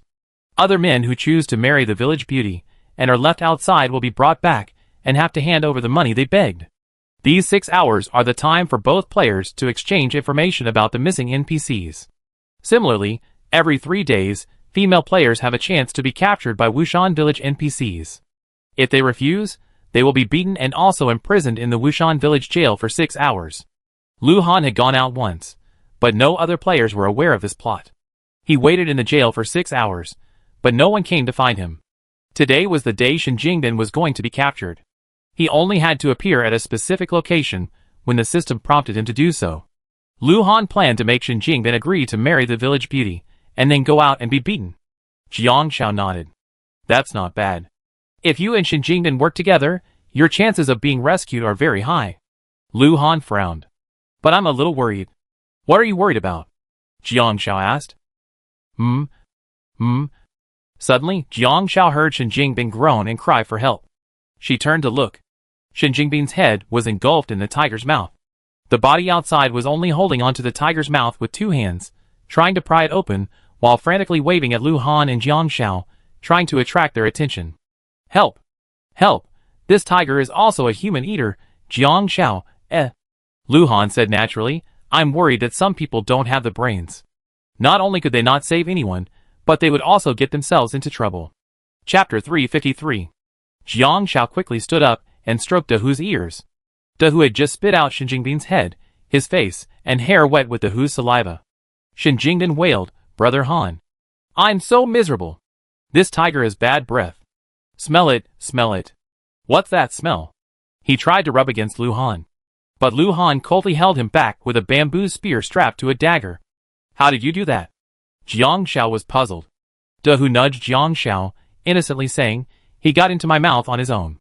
I just wanted to see. How long has it been since he brushed his teeth? Shen Jingbin rubbed his sticky head. No, I need to go to the river to wash my hair. I'm going crazy. Shen Jingbin turned and headed for the river, leaving Jiang Xiao and Lu Han alone. Now the conversation between the two was simple. The rules state that at least 3 times the number of men in the village must arrive at Wushan Village to collectively claim the kidnapped NPC. Control players and local residents are not included. Because Jiang Xiao arrived via the teleportation map and completed the check-in quests for 2 scenic spots, she hadn't triggered the public game quests yet. This might be a bug caused by the shortcut, so she couldn't see the rules. Jiang Xiao nodded carefully, listening to the rules. So, we need 3 times the number of men in the village, including free players and tourists, to collectively claim the kidnapped NPC. Lu Han nodded. Yes, but I saw it on my first day here. There are about 300 men in the village, but the maximum number of free players in the scenic area is 100. Once a player checks out, the next player can enter.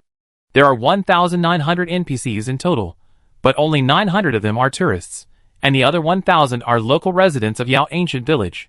300 people, triple that to 900. Jiang Xiao felt that even if every player realized this, they still needed to have the marketing skills to recruit NPCs. After all, 300 people, triple that to 900, and 100 free players would need to recruit at least 800 NPCs, not counting the control players. This figure seemed incredibly unbelievable. This rule doesn't make sense. Jiang Xiao frowned.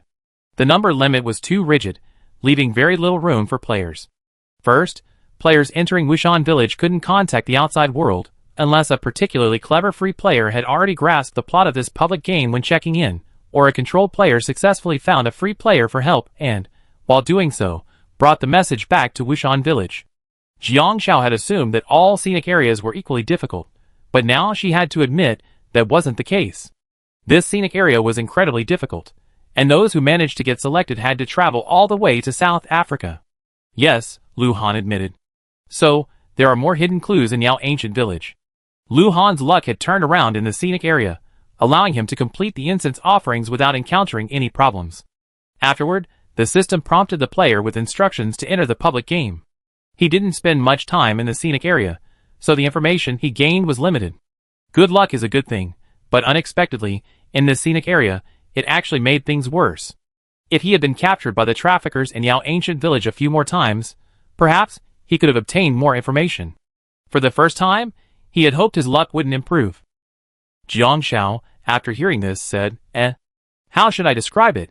She seemed strange in the scenic area, but now, even strange, she seemed to have become even more beautiful. Ahead is today's absolutely hidden cave. Lu Han heard the system prompt, and a cave appeared before his eyes. He walked straight in. 2 mountain tigers followed Jiang Xiao. Jiang Xiao followed Lu Han, and then, suddenly, Lu Han disappeared. He paused and called out, "Lu Han, I can't see." Lu Han turned around, but couldn't see Jiang Xiao either. Suddenly, Lu Han realized something and whispered, "Jiang Xiao, can you hear me?" Jiang Xiao nodded, "Yes, I can." But he couldn't see her. It was like a bug in a group game. Your teammates were stuck in the map and couldn't see their characters, but you could still hear Jiang Xiao's voice from the group. But the viewers in the live stream were excited about the couple's support. Chapter 354. Because Jiang Xiao was stuck in a bug. She wasn't currently participating in the public game, so she couldn't see any of the special locations or NPCs within it. Lu Han entered the special location, but couldn't see Jiang Xiao either. However, inside the live stream, the two of them were not far apart, and with Lu Han taking a half step back, he was very close to Jiang Xiao. There was a height difference of nearly 20 centimeters between Jiang Xiao and Lu Han's lips just barely touched Jiang Xiao's forehead. The image of a handsome man and beautiful woman was truly beautiful. Live stream. Ah, Brother Han and Sister Han are being affectionate. I'm actually getting to see Brother Han and Sister Han being affectionate in the game in my lifetime, woo. I thought this was something I couldn't see on a live stream. This bug is so good. I have to send 10 rockets as a sign of respect. Take screenshots. Take screenshots quickly, or it'd be gone soon. Now I have their wedding photos, I'm going to hang them above their bed. Lu Han didn't notice. This kind of bug is normal in a brainwave holographic game. Jiang Xiao, you're stuck. Jiang Xiao paused. I know. It's not a game bug, exactly. It's just the way the game works. Just like when Jiang Xiao rescued the researchers, she only had 48 hours. If she didn't rescue a single researcher or find a USB drive within 48 hours, her public participation in the game would automatically be deemed lost. After that, even if the researcher or USB drive appeared in front of her, the player's view would be blocked. Lu Han exited. Jiang Xiao turned around, and Lu Han was right behind her. Shen Jingnan just came back from a hasty hair wash. Hey, why don't you two go? Go in. Those NPCs in there are probably starving. Jiang Xiao looked at Lu Han. I go out and look for them first. I come back when I have more information. By the way, they can't leave the public forest maps. After I leave, they'd be able to roam freely and find food on their own. If you see them, just keep an eye on them for me. The mount mechanism means that if a mount sees an unfamiliar player other than its owner, it will run away. Lu Han and Shen Jingbin aren't strangers, but they won't actively harm the two tigers, so Jiang Xiao isn't worried. Shen Jingbin didn't react. What does that mean? He saw Jiang Xiao mounted the big tiger, which scooped the little tiger onto its back and headed for the Wushan entrance. Lu Han then said to Shen Jingbin leisurely, she means you be the control player. Remember to show up later and promise to marry the village beauty. Oh. Shen Jingbin suddenly realized, that's not right. Can't children exploit bugs? I don't have to get beaten, do I? Lu Han gave him a cold look, and Shen Jingbin retracted his neck in frustration. Elsewhere, Jiang Xiao arrived at the Wushan entrance. The big tiger leaped, still feeling dizzy. After emerging, the big tiger stopped.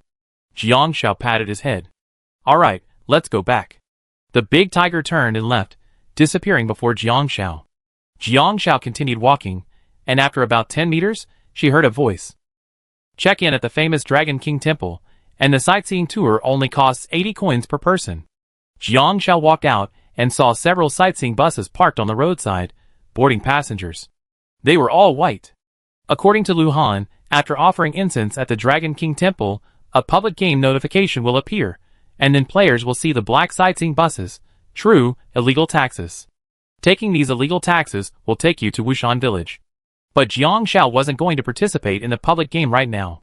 She was going to Yao Ancient Village to search for clues. With a capacity of only 2,000 people, Yao Ancient Village wasn't large, about 1/10 the size of a small Jiangnan town. It didn't look wealthy either. Aside from the more elaborately built Dragon King Temple, the rest of the village consisted of mud-tiled houses built with yellow mud. The lack of tall buildings gave the view from above a sense of history and time. It was obvious to the naked eye, both locals and tourists, that their clothing was uniformly black and elaborate, with a silver bird called a harpoon hanging from their waists. This is the sacred bird they believe in. It resembles an eagle, but is smaller and more ferocious. It is also called a harrier hawk. Tourists and players are required to wear normal casual clothing. Chapter 355. According to Lu Han, the closer a player is to the Dragon King Temple, the greater their chance of being scammed by human traffickers. Jiang Xiao entered Yao Ancient Village, but was blocked by an invisible barrier. Game tips. The maximum number of free players allowed to check in at this scenic spot is 100. Currently checking in, 100/100. Jiang Xiao could see many players outside, some even laying out sheets and sitting on the ground, playing landlord. The next moment, Jiang Xiao saw the number of players checking in dropped to 99/100. Jiang Xiao quickly entered the scenic area. Before the other players could react, they cursed, "Fuck. I've been waiting for 4 hours. How come someone cut in line again?" Entering Yao Ancient Village, Jiang Xiao heard the news. 10 human traffickers are hidden in Yao Ancient Village. They will use any means to abduct you. Please be careful and avoid them. If you are abducted, find a way to escape from the human traffickers. Please note that most local villagers in Yao Ancient Village have a neutral attitude toward human traffickers and may turn a blind eye to avoid offending them. If you need help, try to find tourists. Most tourists hate human traffickers. Jiang Xiao rubbed his chin. Be neutral. Turn a blind eye if you don't want to offend human traffickers. If a control player asks for help, it might be useless. The key is that the control player must find the right tourists and, even if they can't speak, ask for help in a way they understand.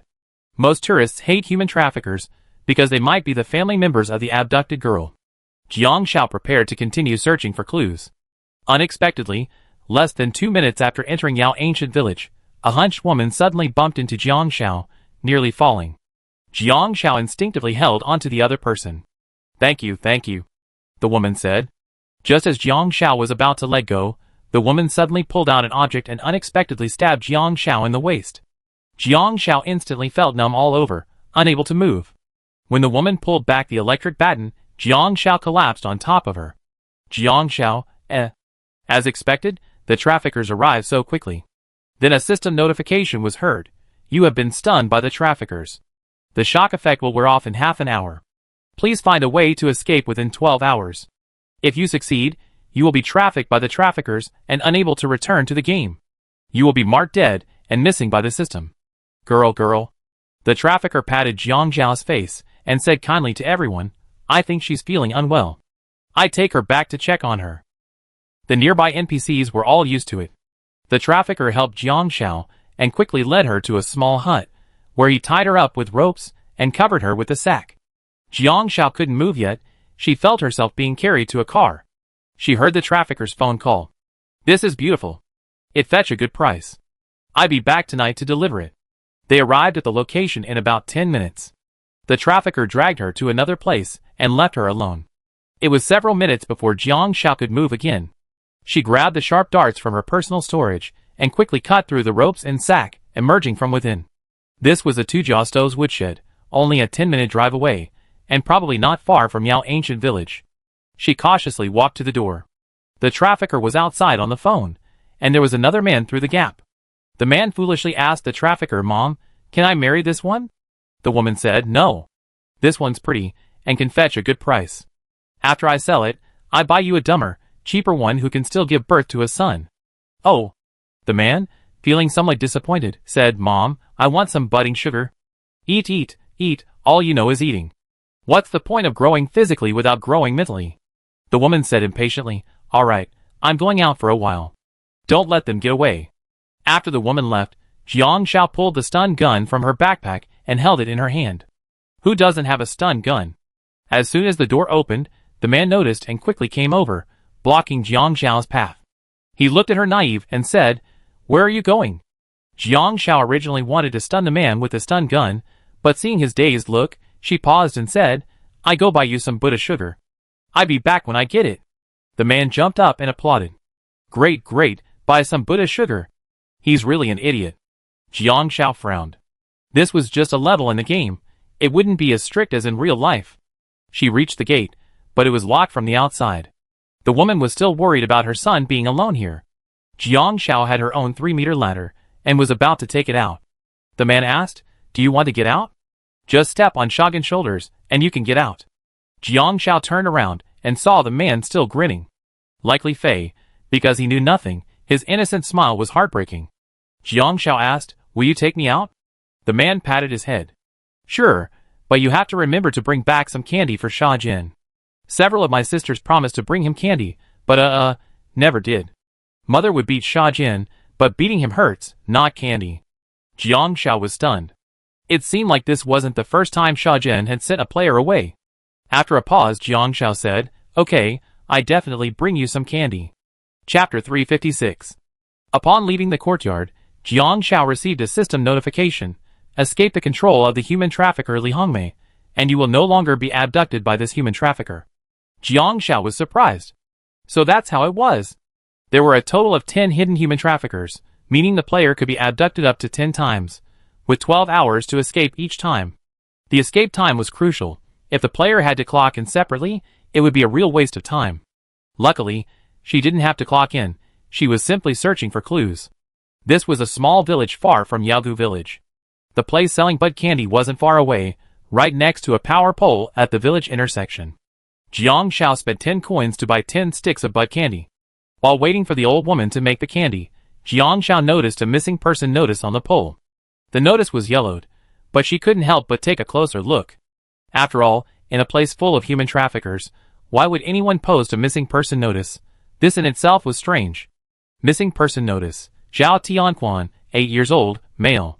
Disappeared at 3 p.m. on XX Road in XX. He was wearing a red sweater and green trousers.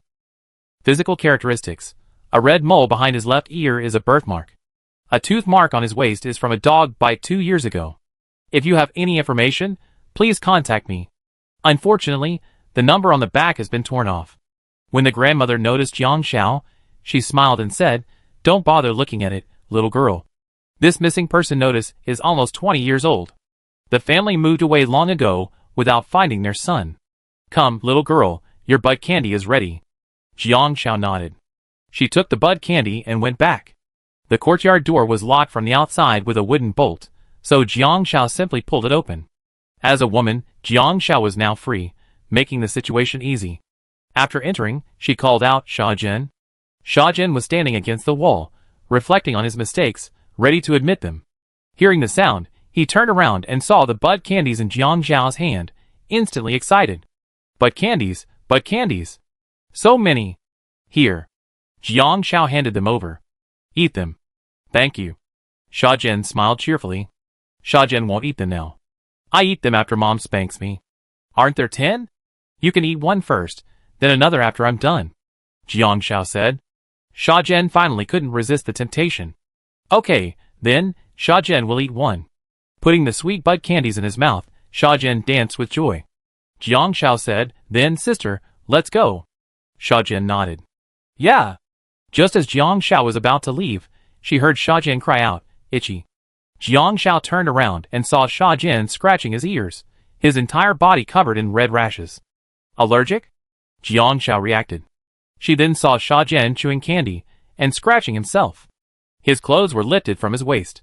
Jiang Xiao walked over and saw a row of deep teeth marks on his waist. She was stunned for a moment.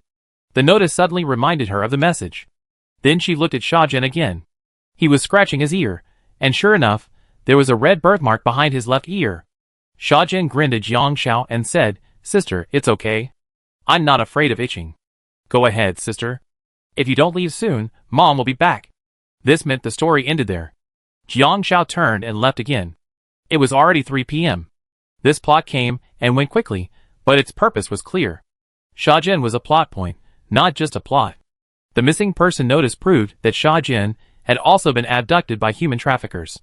So this plot clue is a reminder to the player that even accomplices of human traffickers may have been victims. Wushan Village. Could there be victims among the men of Wushan Village, unbeknownst to them, who have become accomplices of human traffickers? This plot clue is actually quite obvious, as after leaving the courtyard, she is reminded that she has successfully escaped and will not be caught by the same human trafficker NPC again. So the player can fulfill their promise to Sha Jin and buy him bud candy. Buying bud candy will reveal the missing person notice from years ago, and Sha Jin will have an allergic reaction to bud candy, revealing birthmarks and wounds. This is a complete clue. However, when faced with this kind of situation, most players forget that they are actually playing a game. Forgetting the essence of the game, they overlook the clues. As expected, in this scenic area, being too lucky is not a good thing. because only by being caught by human traffickers can you find clues. Being too lucky will reduce the frequency of encounters with human traffickers, thus preventing you from obtaining clues. Each player has a 10 chance of being abducted, which means they have a maximum of 10 chances of obtaining clues. Jiang Xiao was about to return when she suddenly received a system notification. Professional work exposure gained positive publicity, increasing her reputation by 1. Star-rated hotel exposure brought positive praise, increasing her reputation by 1. Reporter Lin Men's exposure gained positive discussion, increasing her professional NPC favorability by 3. Jiang Xiao was stunned. After 3 consecutive messages, her reputation, which had been on the verge of collapse, suddenly soared to 6 points. Fame, social status, and social contribution, all these values indicate that the next stage will not be a simple matter of survival. Chen Mingming sent a message. The rankings are out. The top 10 will advance to the finals, and we're in 7th. We can go to their fashion show. Xiao, when will you be back? Chen Mingming was participating in a fashion design competition for a top international clothing brand. Just reaching the finals would be a huge step forward for Chen Mingming. However, there was a requirement for reaching the finals. The presentation would be a catwalk at the venue. Jiang Xiao was Chen Mingming's exclusive model, so this was the official start of Jiang Xiao's long-dormant career.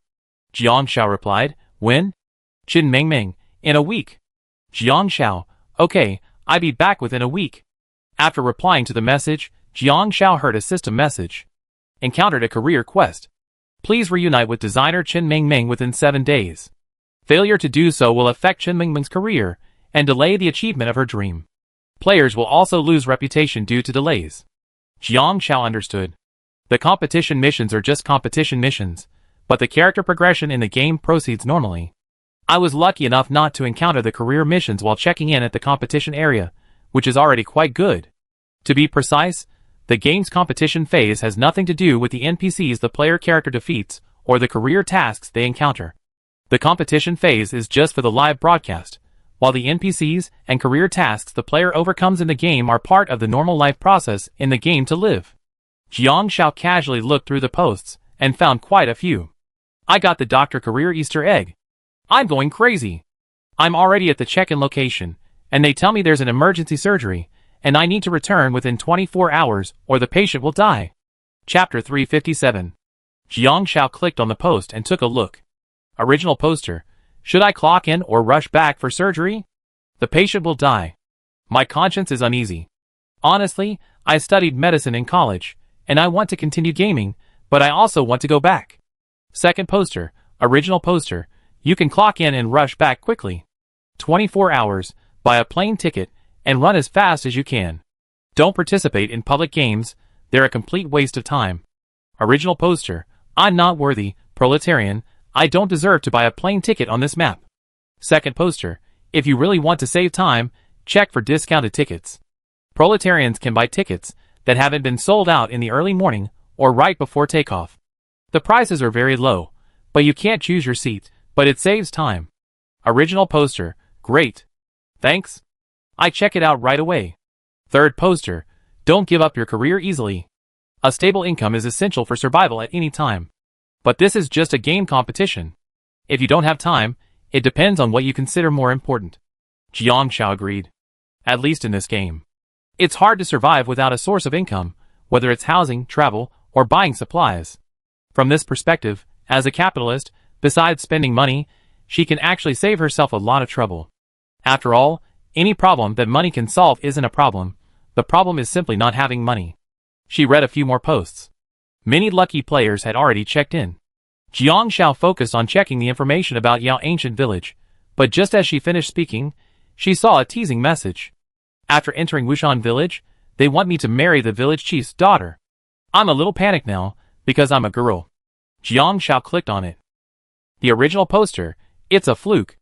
I heard you guys on the forum saying Yaoshan Village is dangerous, so I disguised myself as a man. Probably because I look rather androgynous, the NPCs didn't recognize me. Then they took me to Wushan Village, and I participated in the God's Husband selection, and I was chosen. They asked me to marry the village chief's daughter right now. I said I consider it, but they only gave me 6 hours to do it. What should I do? Jiang Zhao's eyes suddenly lit up when she saw this post. That's right. NPCs don't rely on ID cards to identify players' gender. You can easily trick them visually. Jiang Xiao quickly replied to the original poster. If you don't agree, some of your senses will be blocked, simulating a disabled state and forcing you to beg outside, only able to use basic actions to call for help. The original poster replied to Jiang Xiao. Ah. No way. This is killing me. What should I do? Do I agree or not? Jiang Xiao replied, it's just for the plot. Maybe there's pain blocking? But I think the village beauty is an important figure. Perhaps she has the key to cracking the public game. Try to get her. There's a key point in this plot. No one agrees to consummate the marriage with the village beauty. To be precise, who knows whether the village beauty consummated her marriage with the player? This part of the plot will likely remain undisclosed. So the key lies in how the village beauty responds to the village chief. If the village beauty chooses a husband, what will happen next? But the other party reminded Jiang Xiao that she can deceive the NPCs by disguising her appearance. 10 minutes later. A handsome boy, wearing a loose jacket and casual pants, completely hiding his figure, his hair tied up in a bun, all hidden by a baseball cap.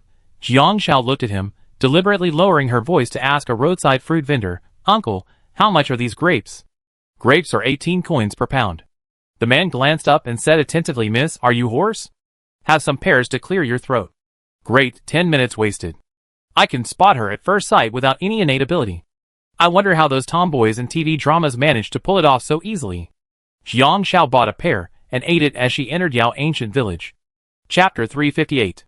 This time, Jiang Xiao didn't encounter the traffickers so quickly.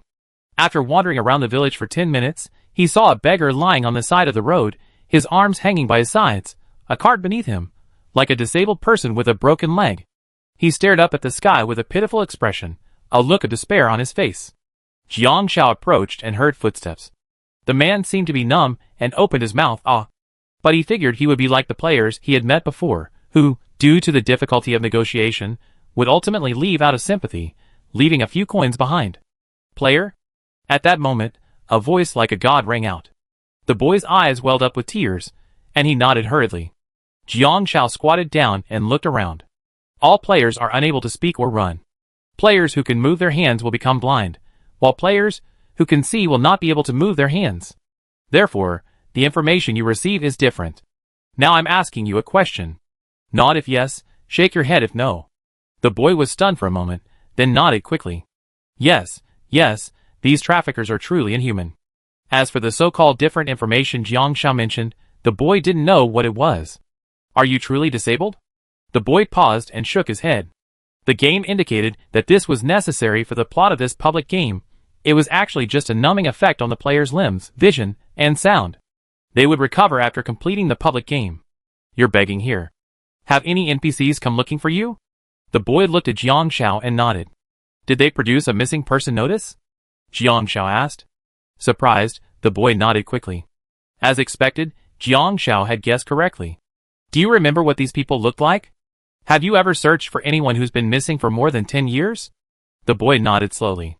He remembered that the one that made the most profound impression was a couple searching for their son, who had been missing for 16 years.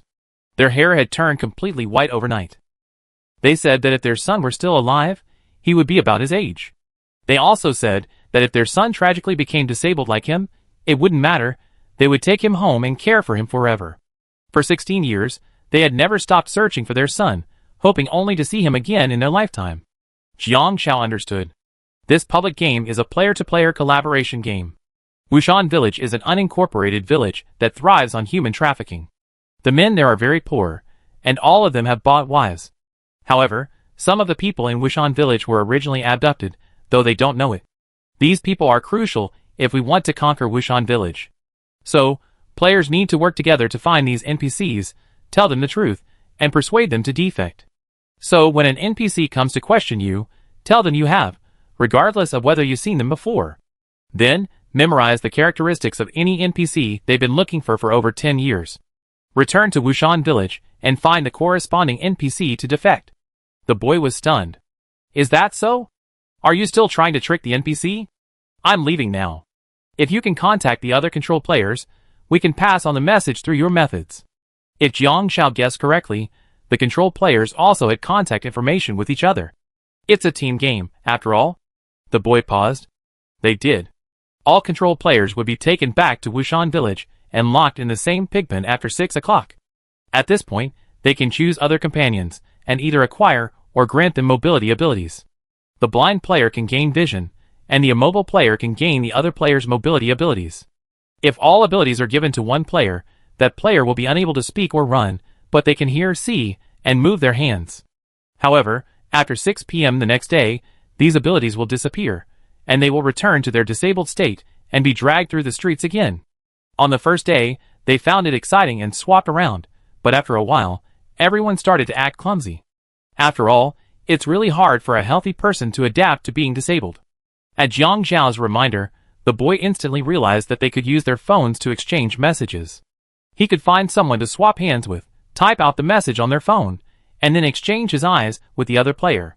This way, everyone would get the message, and then they could discuss the best solution. Chapter 359. Seeing Jiang Zhao about to leave, the boy suddenly winked at her excitedly. Jiang Zhao froze for a moment, then saw the boy nudging his bowl with his chin. There were still 2 copper coins in the bowl. Jiang Zhao raised an eyebrow, realizing, are there still work quotas? The boy nodded. Since being controlled, those heartless people have been unable to use anything in the warehouse, not even their phones, and even their money. While their cleaning points won't decrease due to being locked up, they can only rely on food fed by NPCs. But they have daily begging quotas. The amount of money they beg today determines their satiety level tomorrow. And their satiety level directly determines whether their stamina can be fully restored by the evening. If they're unlucky and don't get enough quotas, their satiety level will continue to drop, and they might starve or die of exhaustion. So, even if they can't exchange any significant information, they still give some money to players. Jiang Zhao asked, is 1,000 coins enough? Nod if yes, shake your head if no. The boy shook his head. 1,000 coins could only be exchanged for 100 points of food, and begging would quickly deplete your satiety points. He needed at least 300 points a day. But today's coins wouldn't count tomorrow, so any extra would be useless. After Jiang Zhao gave him 2,800 coins, the boy finally nodded. It was already past 5 o'clock, and Jiang Zhao got up to leave. Many people in Yaogu village had already started packing up their stalls. Miss, where's the place to stay? The yellow-toothed man next to her saw that Jiang Zhao was alone and came over. A farmhouse B&B, super cheap, only 20 coins a night. If nothing unexpected happens. Jiang Zhao nodded. Come on, come this way. Miss, have you had dinner yet? The man asked. Not yet? Then you should try our local cuisine. It's not as exquisite as in the big cities, but it's still quite unique. The man led Jiang Zhao into a small alley and called out, Wife, we have a guest. A beautiful young woman. It was a couple. They lived in the village and seemed very warm and hospitable. It was dark at 6 o'clock, and the people in the village had dispersed. The couple was cooking, talking cautiously in the kitchen, clearly trying to seduce her. Jiang Zhao even saw them stealing things and suspected they might be trying to drug her. Jiang Zhao wandered around the yard, but found nothing useful. She glanced at the thatched cottage and saw the word view displayed next to it. Today's scientific blessing hadn't been used yet, and it wouldn't be accumulated until tomorrow anyway, so Jiang Zhao simply clicked on it. The hut was not very sturdy. There was a 96% chance of collapse. One of the main beams had been eaten away by termites for years, and even a heavy rain could be the final straw that broke the main beam. Jiang Zhao blinked. Not very sturdy? She glanced at the 2 people cooking in the hut. Jiang Zhao picked up a heavy stone from the ground and threw it heavily onto the hut. Clang! The hut trembled, and yellow sand fell. The couple inside looked up in confusion. Why was sand falling so suddenly? Jiang Zhao found another stone and threw it in. Just as the second stone was thrown in, the hut finally gave way. The couple had just brought out their food when they heard a scream, and the house collapsed. Jiang Zhao waited for a long time, but saw nothing. Crushed to death? Just as she was about to step forward, her phone suddenly rang. She pulled out her phone and checked. It was a message from Lu Han. I'm in Wushan village. Jiang Zhao paused for a moment, then replied, Shen Jingnan agrees to marry the village beauty, and can get you out of Wushan village? Lu Han said, the village chief is getting married to his daughter tonight, and he's in a good mood. Seeing that we're friendly, we can stay in Wushan village temporarily to help. It's only for 6 hours, after which we have to return to the mountains. As expected, as long as players are willing to find a way, there will always be a chance for time to overlap and for them to meet. But this also means that as long as a player is willing to marry the village beauty, they can at least buy themselves a night. Jiang Xiao sent her clue to Lu Han, who happened to have photos of the abducted girls in the mountains. This was because Lu Han had asked them to take photos when he rescued the NPCs for future use. Although the photos looked like they had just arrived, their facial features could still be discerned. Lu Han sent the photo to Jiang Xiao, who glanced at it briefly and memorized it. Then he put his phone away and went to the hut, where he found the faces of two NPCs among the rubble. Both were unconscious. Jiang Xiao suddenly had an idea. Could he create an accident and kill these traffickers? Players can't actively harm NPCs, so what if they were to kill each other? But that was a bit too much. Suddenly, Jiang Xiao saw a missing person notice on the broken beam. Chapter 360. A half-broken missing person notice was posted on the rafters. Missing person notice. Wang Xiuhu, 8-month-old male. Missing on XX Road at 10 a.m. in XX year. Has a triangular birthmark on the back of his leg and a red mole on his left index finger. If you have any clues, please contact me. It was still a yellowed missing person notice. But the contact number had been torn off. Why was the contact number torn off? Jiang Xiao frowned. Even if it was from 10 years ago, the first one could be explained as being old, but the second one also deliberately tore off the contact information, a clear clue. What was the game trying to get the player to do? Is it a hint for this game segment, or the next one? Unable to figure it out, Jiang Xiao felt the hassle, and simply took a photo and sent it to Lu Han. Soon, Lu Han sent 3 videos, which Jiang Xiao assumed were about Wushan village. Unexpectedly, the video showed Shen Jingdan holding a leash around her tiger's head, saying, "Wait, let me ride it too." Jiang Xiao, ? The second video showed Shen Jingdan trying to climb up by pulling on the leash to experience the thrill of riding a tiger. Unexpectedly, the tiger suddenly bolted, catching Shen Jingdan off guard. Not only did he fail to climb up, but the leash entangled his foot, dragging him along the ground for a long time, letting out a painful Jiang Xiao, how? Lu Han sent a video.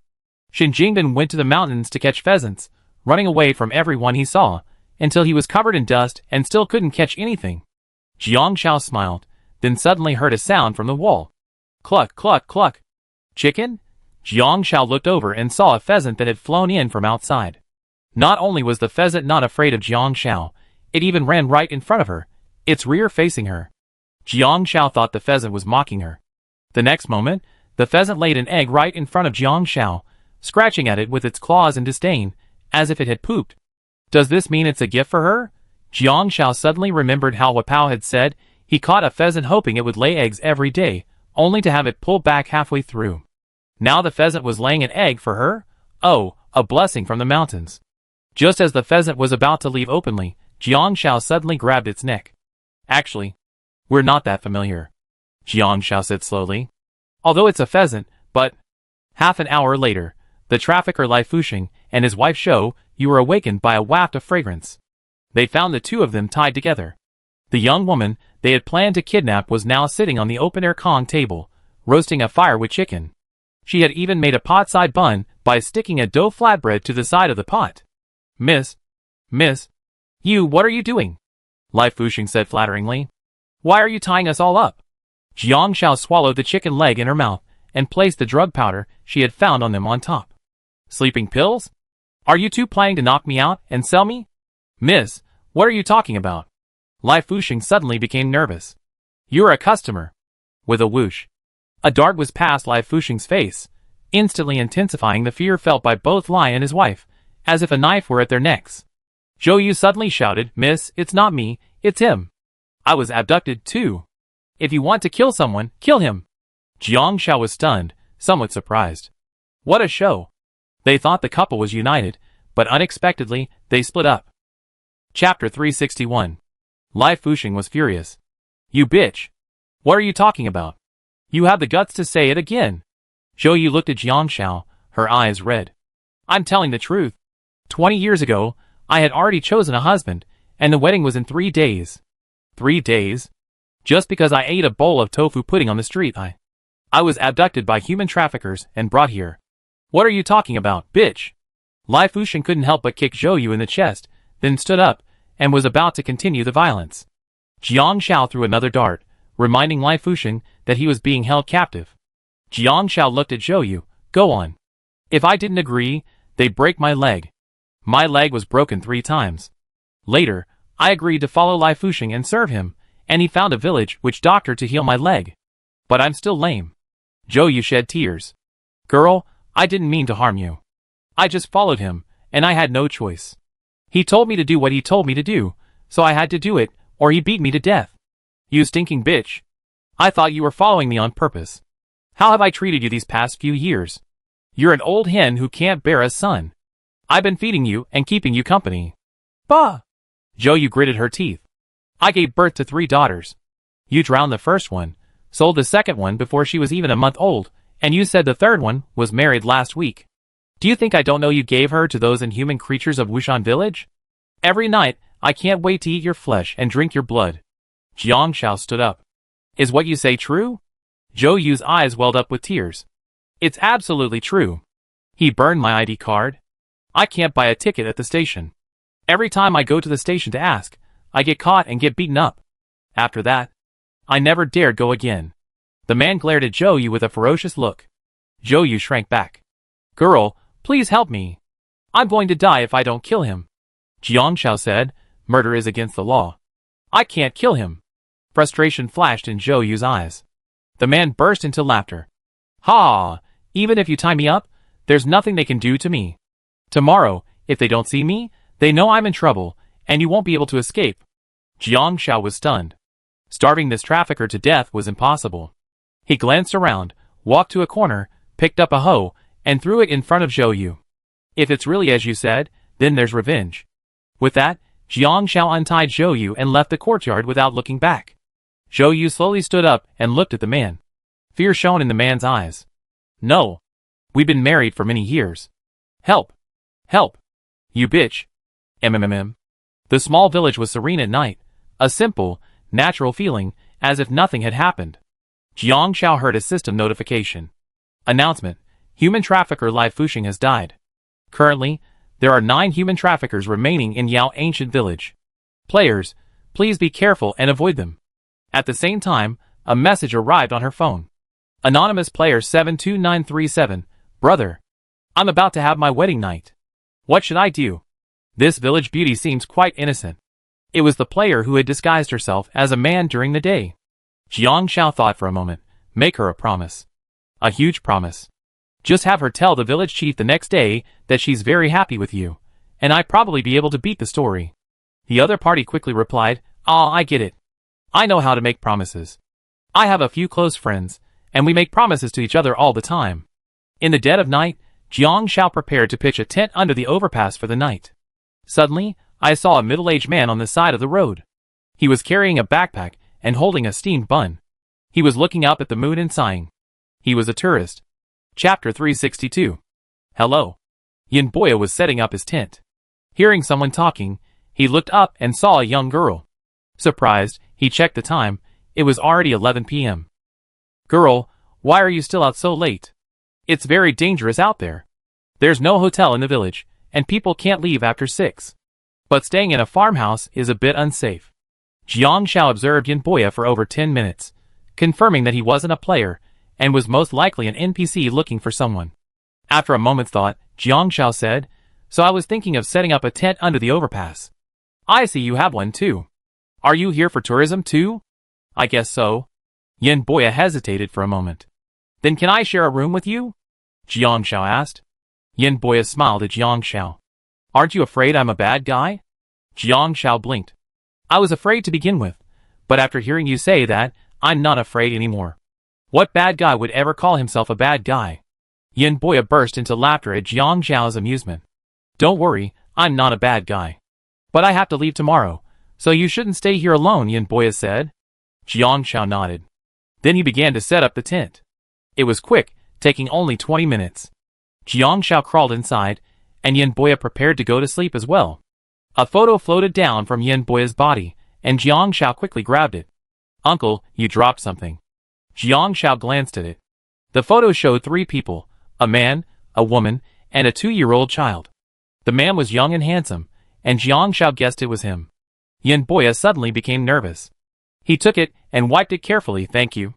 Jiang Shao lied with his eyes wide open. Uncle, are those your wife and child? Yin Boya was stunned for a moment, stroking his face. Can you tell? I aged a lot.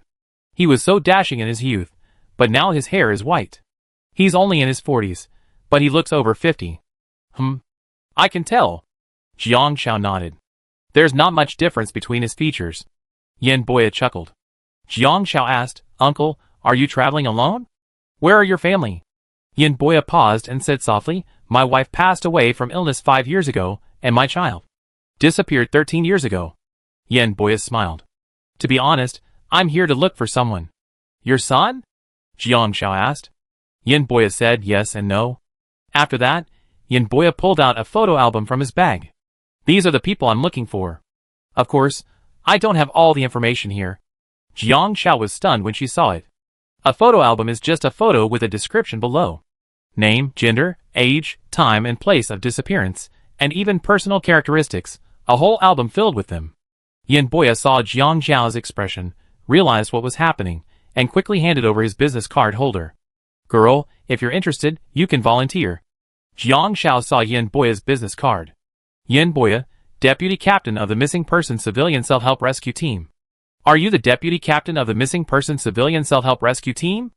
A key NPC in the game. Jiang Xiao had a hunch. From all these missing person notices, missing persons. This person is definitely a key NPC in the game. Yes. Yin Boya nodded. Abduction, disappearances, and accidents. In our country, millions of people go missing every year. After my son went missing, my wife and I have been searching for him. Searching for one person. Searching for two. 8 years ago, we and some like-minded friends organized this grassroots rescue team. Over the years, it's been expanding, and many young people have joined in to help. Are you interested, young lady? Chapter 363. Civilian Organization. Jiang Xiao hadn't expected Yin Boya to have such a role. You organized it yourself? Yin Boya shook his head. It was me and my friends. At first, they just heard about my story, but then, after seeing so many similar cases, they wanted to do something. So we formed this rescue team together. So, do we have to traverse the mountains searching for people like you? Jiang Xiao asked. Of course not. Most volunteers just help compile data, because the website often receives requests for help. We also work with the police to gather information, which we then distribute and compile publicly. In matters like this, of course, strength lies in numbers. Yin Boya looked at the photo album. I organized it because... Yin Boya spoke slowly. He and his wife took their son to the amusement park for his 3rd birthday. He and his wife turned around to buy a candy toss, but forgot their wallets and went back to the car to get them. Their son disappeared along the way, and he and his wife have always felt guilty about this. My wife and I have been searching for years. We even sold our house and kept looking. Yin Boya touched his chest, his eyes filled with guilt. Losing our son is a thorn in our hearts. If I can't find him, I never be at peace. Perhaps I'm destined to spend my whole life searching. Jiang Xiao, after hearing this, almost subconsciously asked, Is it true that there are parents who would feel guilty for the rest of their lives because they lost their child? Yin Boya said, of course. Even if he couldn't say it or do it, but the things that happened, the decisions that made him uneasy, or the moments that made him embarrassed. They become a thorn tossing and turning in every night's dreams, whether it's guilt or remorse, pain or resentment. Subconsciously, he murmured, It's just... Just what? Jiang Xiao asked. Yin Boya looked at Jiang Xiao. It's just that some people choose to escape and numb themselves, while others choose to face it. Just like him and his wife. When our child was lost, my wife and I tried to avoid it. We blamed each other. To avoid the guilt and self-blame, we tried our best to put the blame on each other. Our relationship was destroyed by the accident. We later spent 6 months reconciling, and as a way to make amends, we set out on the journey to find our son. Jiang Xiao folded her arms, lost in thought. Yin Boya saw Jiang Xiao's youth and wondered if she had a fight with her parents traveling alone. After a moment's thought, as an elder, he felt like giving her a lecture. Little girl. Unexpectedly, Jiang Xiao suddenly muttered to herself, It would be better if you weren't together. Yin Boya, ? Are these two related? What's the logic behind this? Yin Boya couldn't help but ask. Jiang Xiao's logic was simple. If you and your wife weren't together, you wouldn't have a child, you wouldn't be fighting over your child's disappearance, and you wouldn't be searching for your child your whole life. This is called no cause, no effect. Life or death is determined by fate. Nip the root of all suffering in the bud. Yin Boya looked at Jiang Xiao, who wore an innocent expression. Finally, Yin Boya laughed. You're the typical person who doesn't walk to avoid falling, or who doesn't eat to avoid choking. Jiang Shao said sarcastically, but isn't what I said right? Yin Boya took a sip of water. There's no right or wrong. I thought about this before. Chapter 364. Before I met my wife, I also had a girlfriend, but we broke up because of personality differences. I thought being together would be too much trouble, so I decided not to get married. Later, my family introduced me to my wife. I originally thought it was just a formality, but I didn't expect we would share the same interests. I like listening to plays and watching opera. We seem to have changed together, but also seem to have remained the same. She changed a little, and I changed a little, and gradually we became the perfect match, getting along very comfortably. My family urged us to have children, but she wanted to wait 2 years, so we secretly used contraception without telling my parents. When she decided to have a child, we agreed that if it was a boy, I would teach him to play basketball, and if it was a girl, she would teach her to play the piano. Before she died, my wife often said she dreamed of growing old with me. Yin Boya laughed as he spoke. Little girl, do you know about mayflies? Jiang Shao nodded. Mayflies live and die in the morning, their lifespan from sunrise to sunset. Mayflies spend their childhoods underwater in the darkness. Only when they reach adulthood do they leave the water, perched on a leaf or a wildflower, feeling the wind, the fragrance of flowers, the sunlight, and life. When night falls, they die. To the heavens and the earth, the universe, and the vast river of time, a human life is as brief and insignificant as a mayfly, yet this life is the only one that belongs to us. Yin Boya stood up and looked at the nighttime reflection of Yagu village in the river. So, until my son's accident, I never regretted anything I did.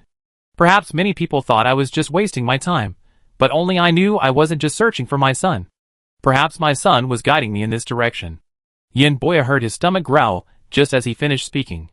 He sat down and took out a hard piece of bread, washing it down with a sip of water. Jiang Shao was stunned for a moment. Is that all you're going to eat? Yin Boya smiled. That's all I have. The rescue team occasionally gets donations, but they're not much. We have to be frugal, and I need to find several sources. Jiang Shao blinked. I treat you. She turned and pulled out a deluxe set meal from her school bag, then retrieved bowls and chopsticks from the tent. She had originally intended to share this meal with the ranger, but the ranger had been so anxious when she left that she left before she could even get a chance. No thanks. Yin Boya wanted to refuse, but a delicious aroma reached his nose. It was a good evening. Yangzhou fried rice, braised goose, steamed egg with sauce and pork, turtle soup, tricolor daifu. Jiang Shao, tricolor daifu, and it's frozen. It was icy cold. Jiang Shao chose a match-off flavored one and pushed it over. Uncle Yin, eat. I have something to ask of you. Yin Boya was stunned for a moment, looking at his dry steamed bun, then at Jiang Shao's dish. Then, Uncle Yin, you're welcome. He took a bite. By the way, little girl, you don't know what to call you. Jiang Shao, just call me Jiang Shao. Yin Boya nodded. You said you need my help? What is it? This way, he felt more confident eating. Jiang Shao ate her daifuku while taking Yin Boya's photo album. Uncle Yin, these are the girls who disappeared recently, right? Yes, this album is updated every month. These are from the past month. Yin Boya nodded. I heard they were last seen nearby. Any information from even older times is in the database. Countless people go missing every year, and only a handful are ever found. Jiang Shao asked, if there's a missing person notice, can we find out who posted it? Yin Boya was stunned for a moment. What do you mean? Jiang Shao then continued, there are human traffickers in this village. My friend was taken away by them. I was also kidnapped once and barely escaped. But I know a few people in this village. They're likely children who disappeared years ago. I seen the missing person notice, but I don't know how to contact them. Yin Boya was stunned for a moment. Jiang Shao showed Yin Boya a photo of the missing person notice. Yin Boya said, if you have identification information, you can contact the police directly. They have a missing persons database. However, this isn't under police jurisdiction, so it might not be possible to request assistance. Jiang Shao nodded. She knew about areas without legal education. As soon as Yin Boya finished speaking, Jiang Shao received a message. Lu Han sent her a photo of a missing person notice. Lu Han, 187 missing person notices were placed in a box under the village chief's bed. But the contact numbers have all been torn off. These might match up with NPCs in the village. The missing person notices found in Yaogu village should only lead to people being found there, and the missing person notices in Wushan village should also lead to people being found in Wushan village. Jiang Shao paused and replied, I contacted an important NPC. He said that missing person notices with identifying information can be searched in the police database. Personal missing person notices may not have that information, and it's impossible to contact the family, so these missing person notices may need to be screened. Lu Han, okay, let other players help sort through the missing person notices. Jiang Shao nodded, then looked up and noticed the moon was unusually round. It suddenly occurred to her that according to the in-game timeline, today in real life should be Mid-Autumn Festival. Jiang Shao turned to Yin Boya and said, Uncle Yin, can I borrow one of your steamed buns? Yin Boya smiled and said, I'd like to try some, but this one isn't that great. Jiang Shao smiled and said, no problem. Then Jiang Shao took a photo of Yin Boya's steamed bun and sent it to everyone. Happy Mid-Autumn Festival. I treat you all to a fried bun. 2 minutes later, Jiang Shao received Lu Han's first reply. The photo was of a coal bun, crushed into a ball, then flattened by a slap. Jiang Shao, Happy Mid-Autumn Festival. I treat you all to a fried bun. Chapter 365.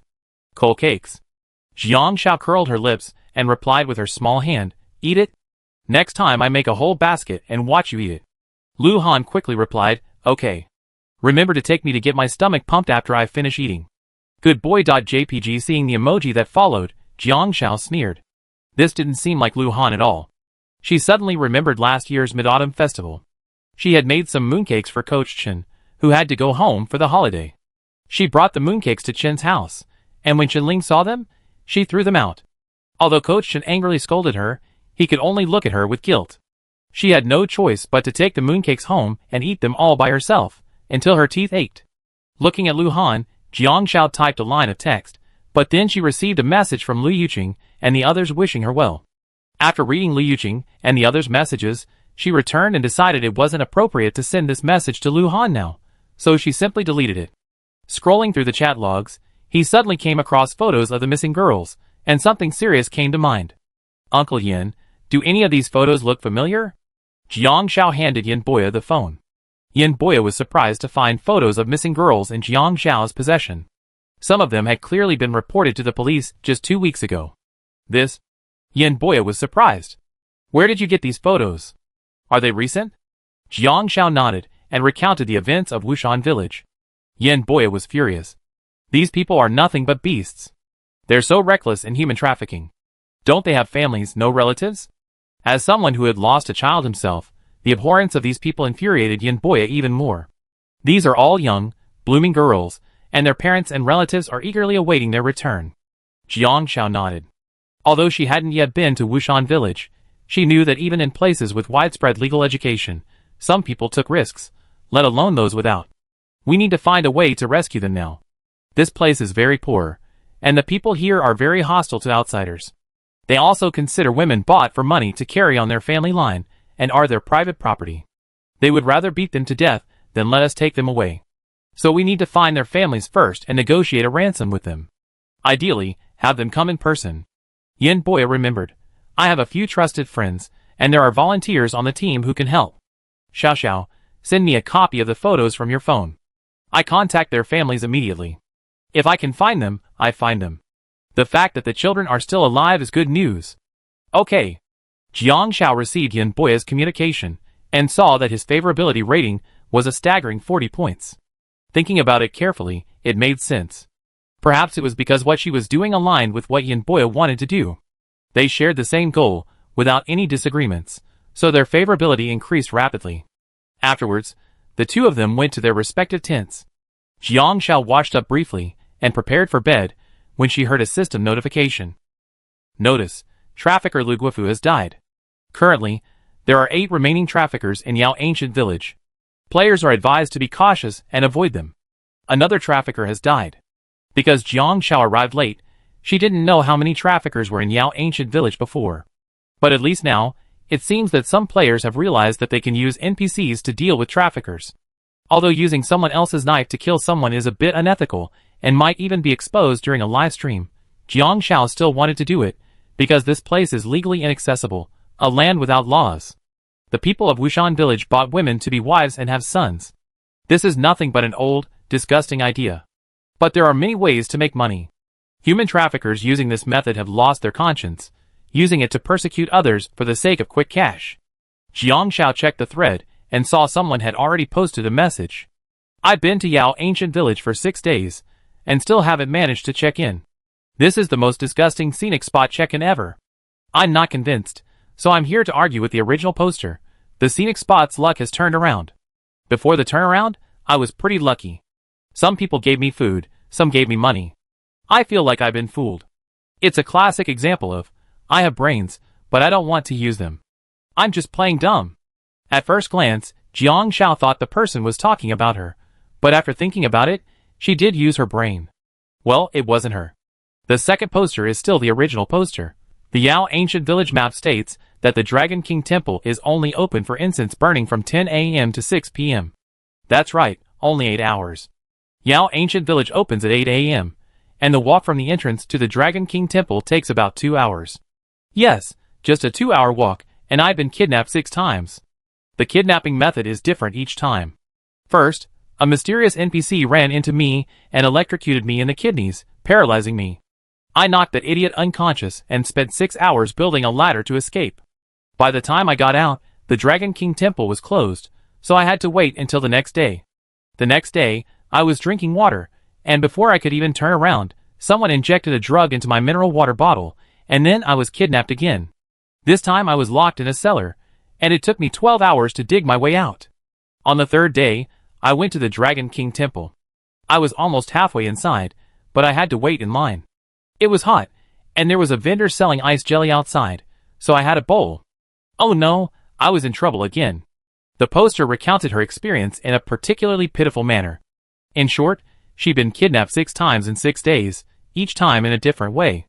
But Jiang Shao had actually seen that, meaning that each trafficker's method of kidnapping was different. They could be knocked unconscious in a remote alley, or lured into a corner by an NPC, or even staying in an unsafe farmhouse. Don't trust anyone easily when traveling alone.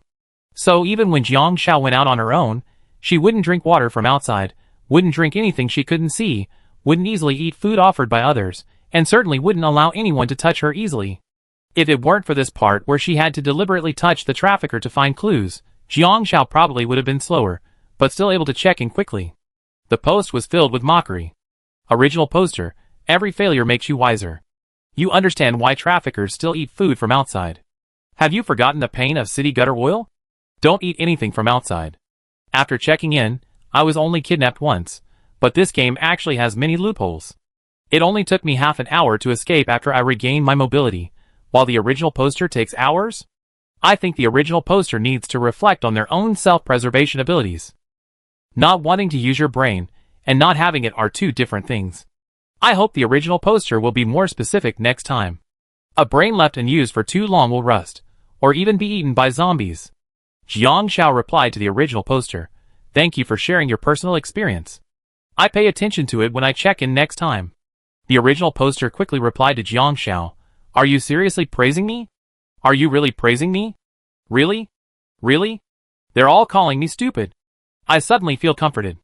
Jiang Shao stopped replying and turned off her phone to rest. Chapter 366. Jiang Shao was awakened by Yin Boya. He patted Jiang Zhao's tent. "Jiang Shao, if you don't get up soon, the village will be open. There will be a lot of people there." Jiang Shao got up. Seeing that it wasn't yet 6 o'clock, her stamina hadn't fully recovered yet, so she could only rely on drinking some health packs to replenish it. When she woke up, there was a deluxe meal in the tent. Jiang Shao put it in her backpack, fixed her hair, and went out. It was barely dawn. Yin Boya had already packed up the tent, and Jiang Shao hurried to do the same. After all, multiple tents in a tourist area would be quite conspicuous. Jiang Shao. After Jiang Shao finished packing, Yin Boya said, "I called my friends last night and asked them to notify the girls' families and get them here as soon as possible. Of course, getting them out might be a little troublesome, but it should take 2 or 3 days from the notification until they arrive. Just confirm that the girls are here." Jiang Shao nodded. "I confirm." "Okay, I stay here for the next few days." Yin Boya looked around.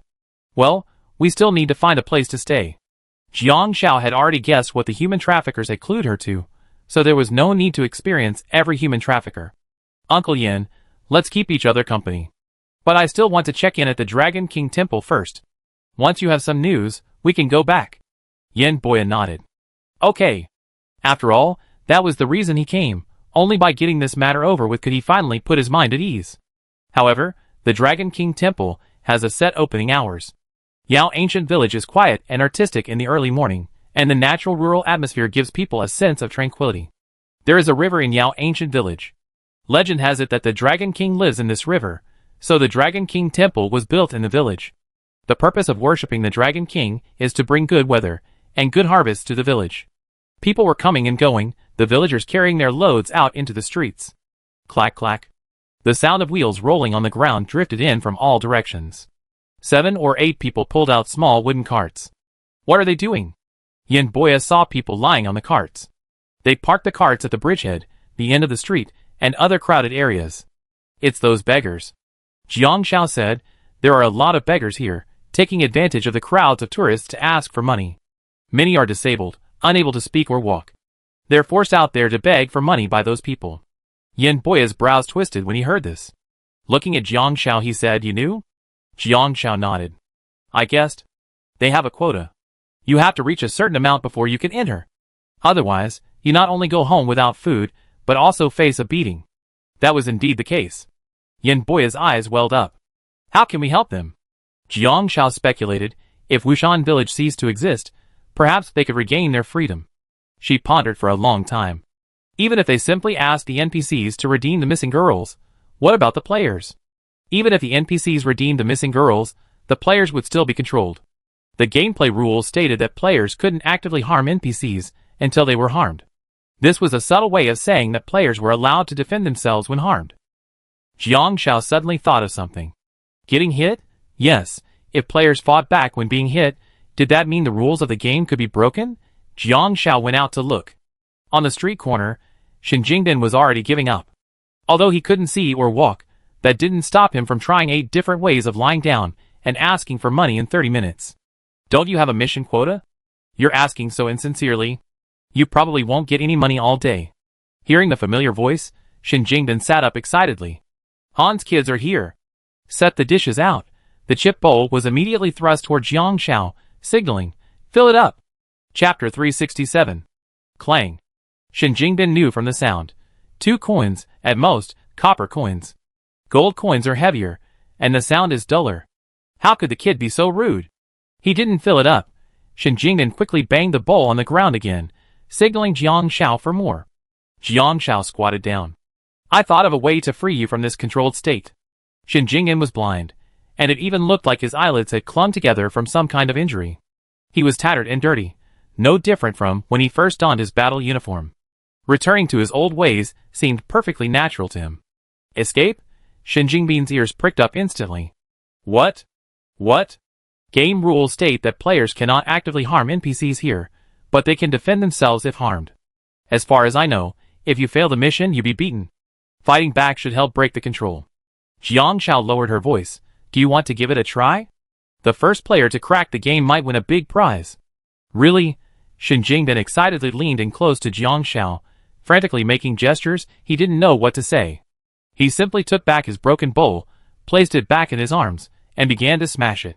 From now on, Shen Jingden wouldn't ask for a single coin, even if he starved to death. But there's another possibility. Jiang Xiao nodded seriously. You be beaten to death. Shen Jingden, ? After hesitating for 3 seconds, he still chose to hold the bowl out towards Jiang Xiao. Give me the money. Jiang Xiao, TSK, what a loser. Jiang Xiao dropped 3 gold coins and stood up, no longer talking to Shen Jingden. She checked the time and prepared to check in at the Dragon King Temple. Oddly enough, after Yin Boya followed Jiang Xiao, she hadn't encountered any human traffickers. Even when they were drinking the bowl of ice jelly at the Dragon King Temple, the woman glanced at Jiang Xiao and Yin Boya, then smiled and served the jelly, as if nothing had happened. Yin Boya was chatting with the woman, and after asking a question, she complimented him. You're traveling with your daughter? It's rare to see young people willing to travel with their parents. Yin Boya smiled without explaining. He sat back down and said to Jiang Xiao, it's very dangerous for a girl to be out there alone, especially one as clean and unremarkable as you. Unremarkable, alone? Jiang Shao suddenly realized. There's a hidden rule here. It's about companions.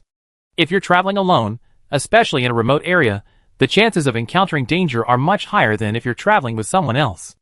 NPCs might even avoid attacking you if they think you have a companion. As for her lack of distinctive features, it might be because Jiang Shao was dressed very simply, without makeup, and had no particularly noticeable markings, like tattoos, scars, or a striking hair color, or perhaps a unique and distinctive outfit to make her memorable. Human traffickers don't really like people who stand out. After all, they're kidnappers, not bandits, and they can't do things like kidnapping people in broad daylight.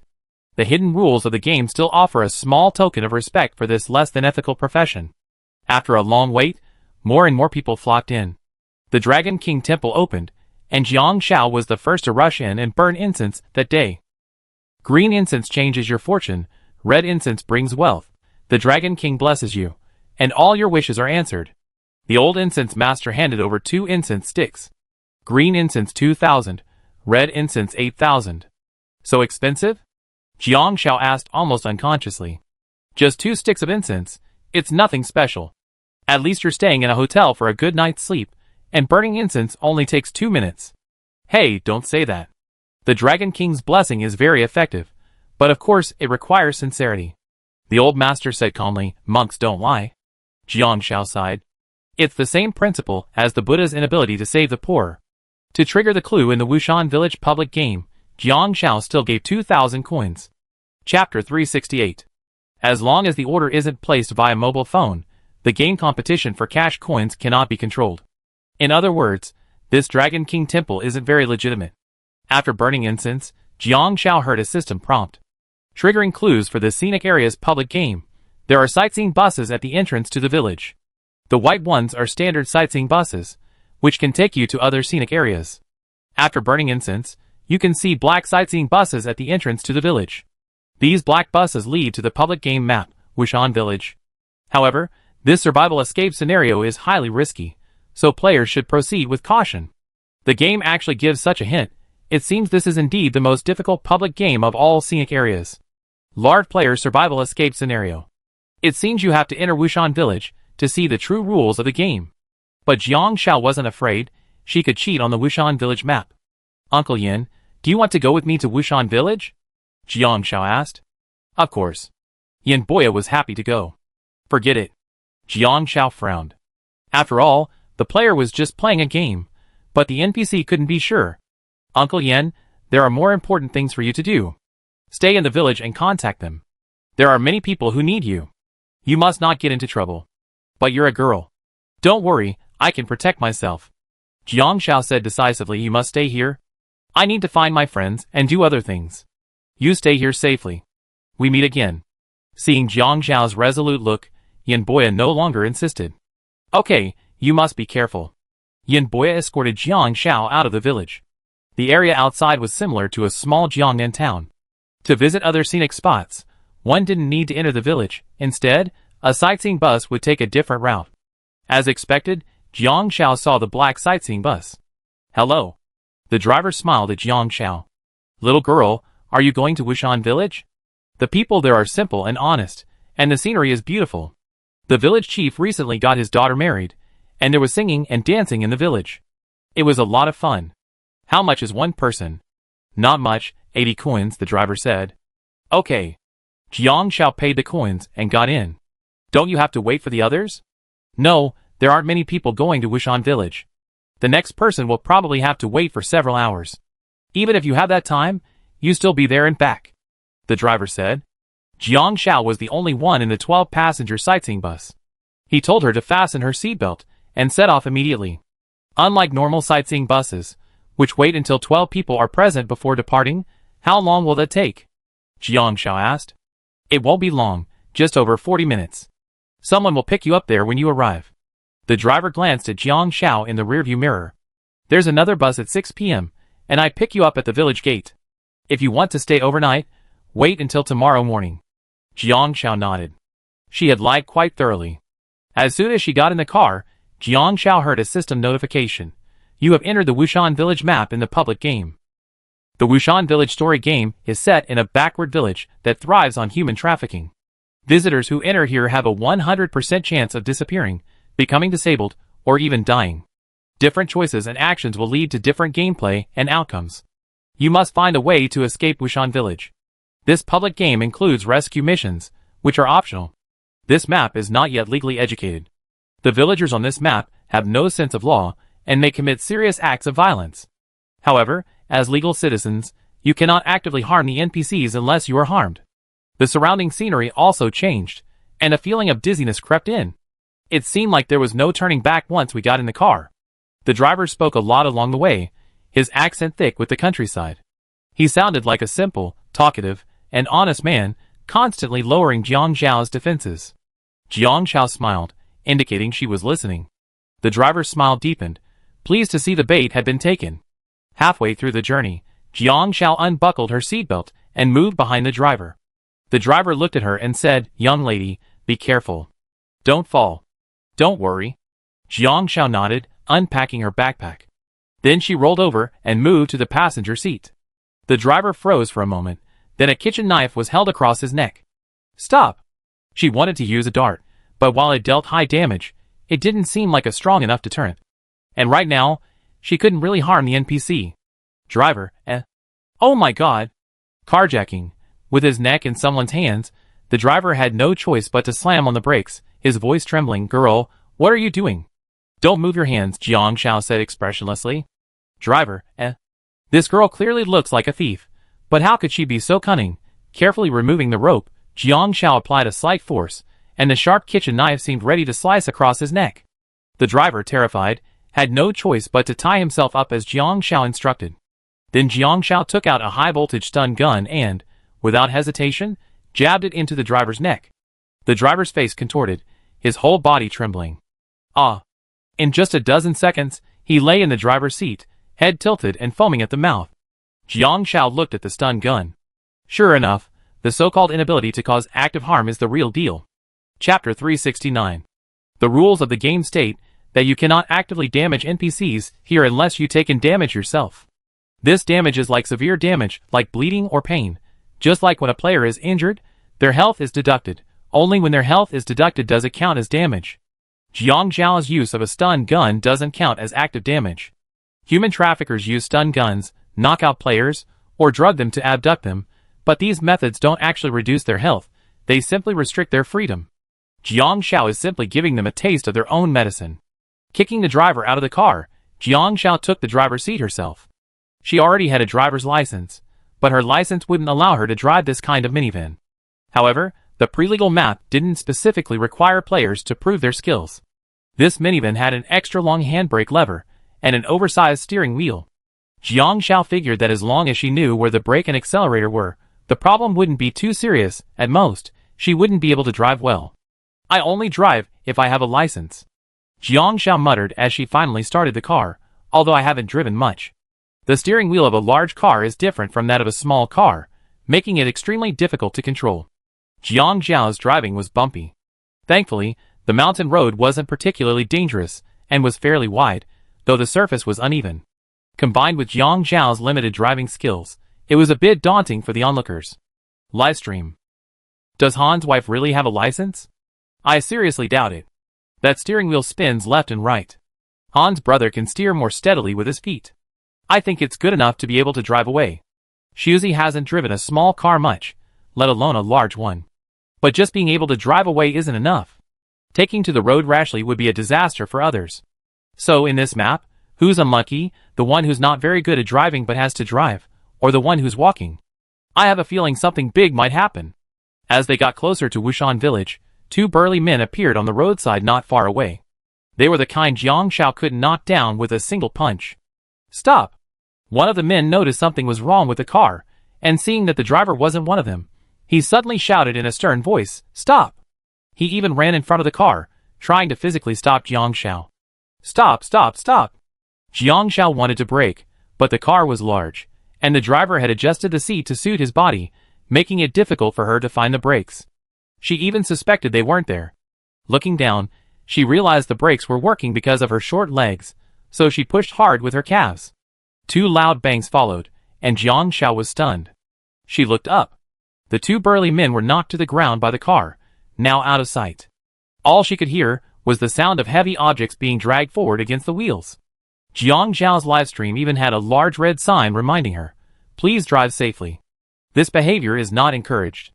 The audience responded, I didn't know what to say, so I just held a moment of silence for the NPCs. It took over 10 minutes before Jiang Zhao finally brought the car to a safe stop. The viewers' dismal state was enough to make the audience shake their heads, and the planners wept for them.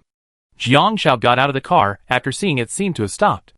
The two NPCs, panting, clung to the wheels on either side, their clothes ripped and torn. They were still alive. Jiang Zhao took out her stun gun and debated whether to shock them and then rescue them. The car suddenly started moving again. The handbrake hadn't been applied firmly, and it bounced back. Jiang Zhao stepped back in fear. She watched as the sightseeing car, dragging the two NPCs, headed up the hillside ahead without a backward glance. With a loud bang, the car flipped over. After a moment, Jiang Zhao regained her composure, her face etched with seriousness. "Actually, I was deliberately using someone else's knife to kill someone." Fans in the live stream, thank you. I hope Brother Han will keep an eye on your wife, and not let her drive in the future. It's a blessing for the people. Chapter 370. It can only be described as a complete and utter mishap. Jiang Zhao, backpack on her back and stun gun in hand, headed for Wushan Village alone. It was 11 a.m. When Jiang Zhao arrived in Wushan Village, the village seemed sparsely populated. As soon as she entered, she heard a system notification. "You have entered Wushan Village. By avoiding NPC sight, you gain 4 hours to gather clues. After 4 hours, your location will be exposed, making you 100% discoverable to the villagers of Wushan Village." Only 4 hours. Lu Han also had 4 hours. Because Shen Jingbin was so careless, he chatted with the old lady all the way to Wushan Village. After arriving in Wushan Village, he was taken all the way to participate in the god's husband selection, leaving him with no time to gather clues at all. Lu Han, on the other hand, had jumped out of the car halfway and came over, thus gaining 4 hours. Jiang Zhao surveyed the courtyard. Each household had its own enclosed courtyard, with haystacks and other things scattered about, making it easy for Jiang Zhao to avoid them. There were only about 300 men in the village, so not all of them would be there during the day. Jiang Zhao carefully dodged and noticed something strange about one courtyard. The door was bolted from the outside. Suddenly, she remembered Lu Han's words about some women living here, simply locked up. Jiang Zhao was actually interested in investigating the role these women played in this large-scale public map. Not far away, two men carried 2 buckets of water. Jiang Zhao grabbed the stun gun and hid behind the wall to observe as the 2 men separated. One said, "All right, I'm going back." He removed the bolt from the outside door and went inside. The other man also carried water into another courtyard and pulled out the bolt from the outside. After closing the door, Jiang Zhao leaned in to listen. She could clearly hear the man bolting the door from the inside. Jiang Zhao frowned. The bolt inside was to prevent outsiders from entering the house. The bolt outside was to prevent the women from leaving? Does that mean the women were also imprisoned? If so, could these women be exploited? Jiang Zhao wasn't completely sure. She found a yard. The bolt was bolted from the outside, indicating the man hadn't returned yet. She climbed up a nearby tree while no one was looking and observed the situation in the yard. A woman emerged from the yard. As expected, she had anklets on her feet, but they were long enough for her to walk the entire length of the yard. After feeding the chickens, she went back to fetch water, chop wood, and wash clothes. Her expression didn't seem forced. Suddenly, voices echoed from beneath the trees. It was a group of men from the village returning from working in the fields. Jiang Zhao carefully hid herself among the treetops.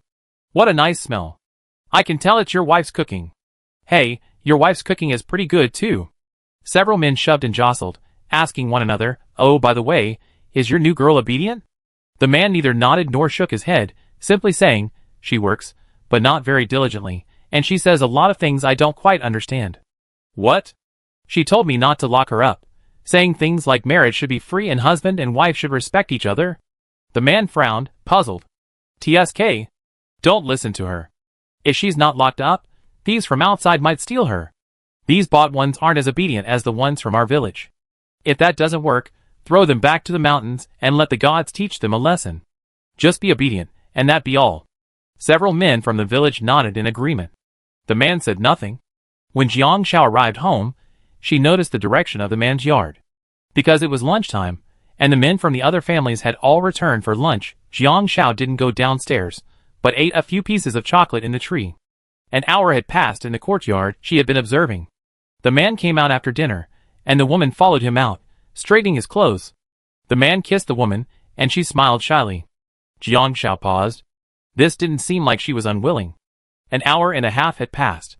From the treetops, Jiang Xiao saw a red cloth hanging on several courtyards east of the village, and suddenly remembered the village chief's daughter's wedding.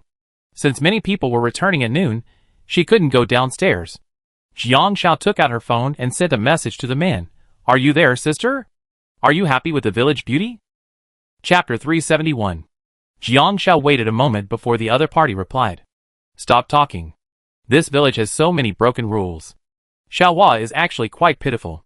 She said she knows I don't like her, and she knows no one else will. I told her I'm a girl, and I wanted to be her friend. I promised to take her out of Wushan village to see the outside world and help her lose weight. She'd definitely be beautiful after losing weight. But there's a rule here, married women can't leave, and men must shackle them. They can only leave the village if the man dies. I'm wondering, if I lock Xiaohua up, her hope of leaving will be dashed. Jiang Xiao was stunned for a moment. It seemed the village girl was a crucial figure.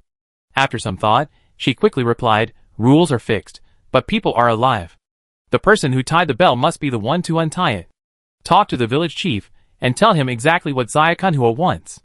This game is a public game similar to a script-killing game. The ending is open-ended, and depends on how the players guide the outcome. The village chief is the most powerful person in the village, and he is also the village girl's father. Jiang Xiao now had a plot line in mind. The men in the village would buy themselves wives from outsiders. Those who disagreed would be thrown into the mountains to be educated by the gods. This so-called education meant starving the girls of food and water, forcing them to compromise. Then, they would choose a single man from the village to marry. After the marriage, due to the rules, they would be shackled and unable to leave the courtyard, restricting their movements.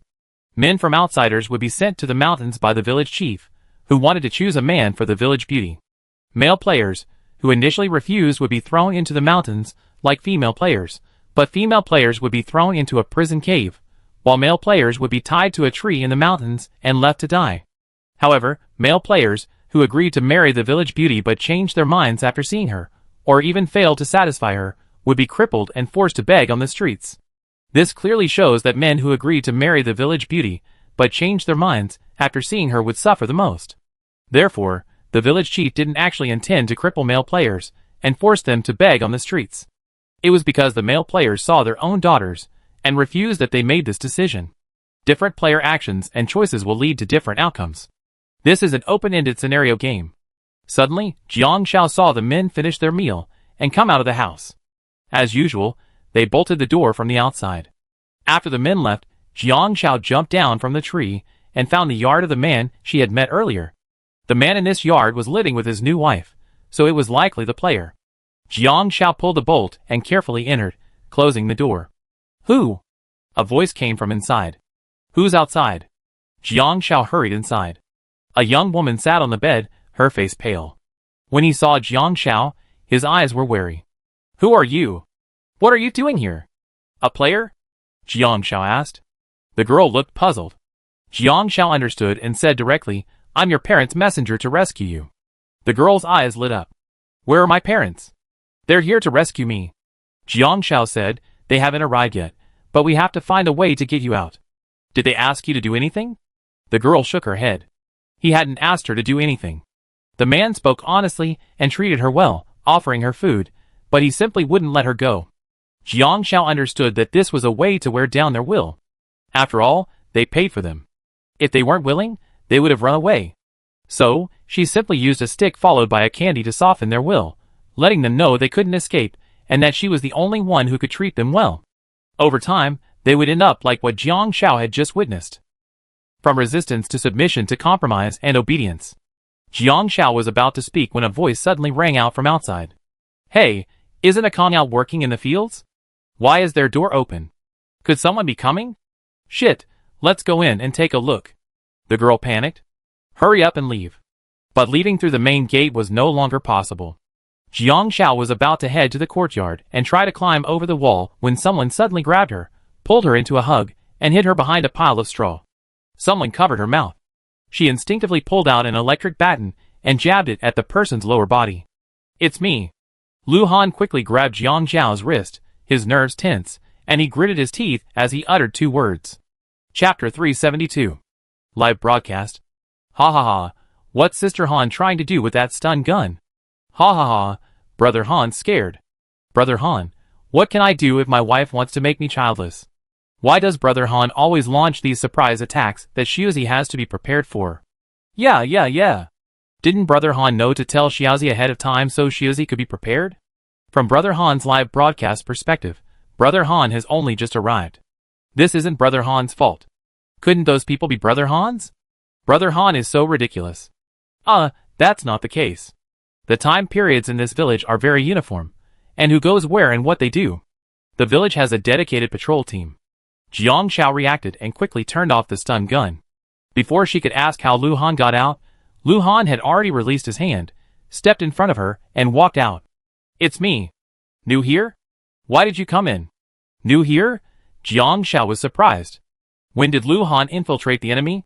It's me. The girl in the yard spoke. Just now, a stray cat came outside. I'm afraid of cats, so I called out. He heard me, and came in to help me chase it away. Okay, new here next time, tell us first so everyone can come together and be a witness, the person said. Lu Han nodded. He followed him out. Jiang Zhao rubbed his chin. Witness, patrol, bolt. Preventing people from leaving, and preventing others from coming in easily, something felt strange. After waiting for a while, someone closed the door from the outside before Jiang Zhao emerged. The girl looked at Jiang Zhao, and Jiang Zhao could only cut to the chase. As long as you're alive, someone will come to rescue you soon. The girl nodded, her eyes red. Jiang Zhao was about to climb over the wall and leave when she heard the sound of a door opening in the courtyard. She turned and saw Lu Han opening it for her. She quickly left. After following Lu Han to a deserted corner, Lu Han said, "No one will be patrolling here anytime soon. How did you get in? Come in and look for clues. This is a large-scale public scenario game." Jiang Zhao said, "There are many open endings." I know. Lu Han frowned. You be caught. Jiang Zhao nodded. They find me in an hour and a half, but it doesn't matter. I still have Tiger, right? Lu Han understood Jiang Zhao's meaning. She was saying that Tiger could leave the public map game, and that she could still leave even in the mountains. This was a huge bug. Lu Han raised an eyebrow. Are you sure this bug works? Jiang Zhao said nonchalantly, we know if it works after testing. Game bugs are always discovered through testing. Lu Han smiled. If the bug doesn't work, you'll be thrown into the mountains, your inventory will be unusable, and your backpack will be confiscated. Although your phone won't be confiscated, there's no signal. Jiang Zhao instantly tensed. You can't use the items in your backpack either? You won't have to search me, will you? You're doing the same thing? That's not the case. Lu Han thought for a moment. This seems to be a rule targeting female players. For example, the female player he and Shen Jingbin had found in another cell wanted to follow Lu Han and Shen Jingbin because their personal storage wasn't sealed. Jiang Zhao's expression relaxed slightly.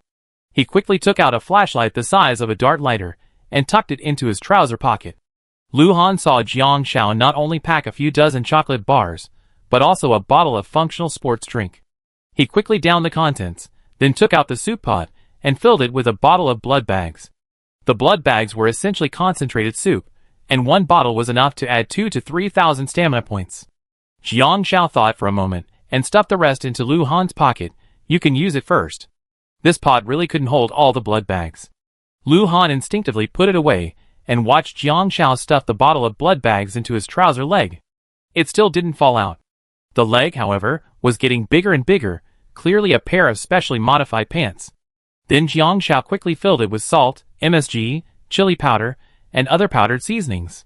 As Jiang Zhao tried to fit a small cup into the pot, Lu Han couldn't help but burst out laughing. Jiang Zhao looked up blankly, observing Lu Han's expression. His face was set in a serious expression.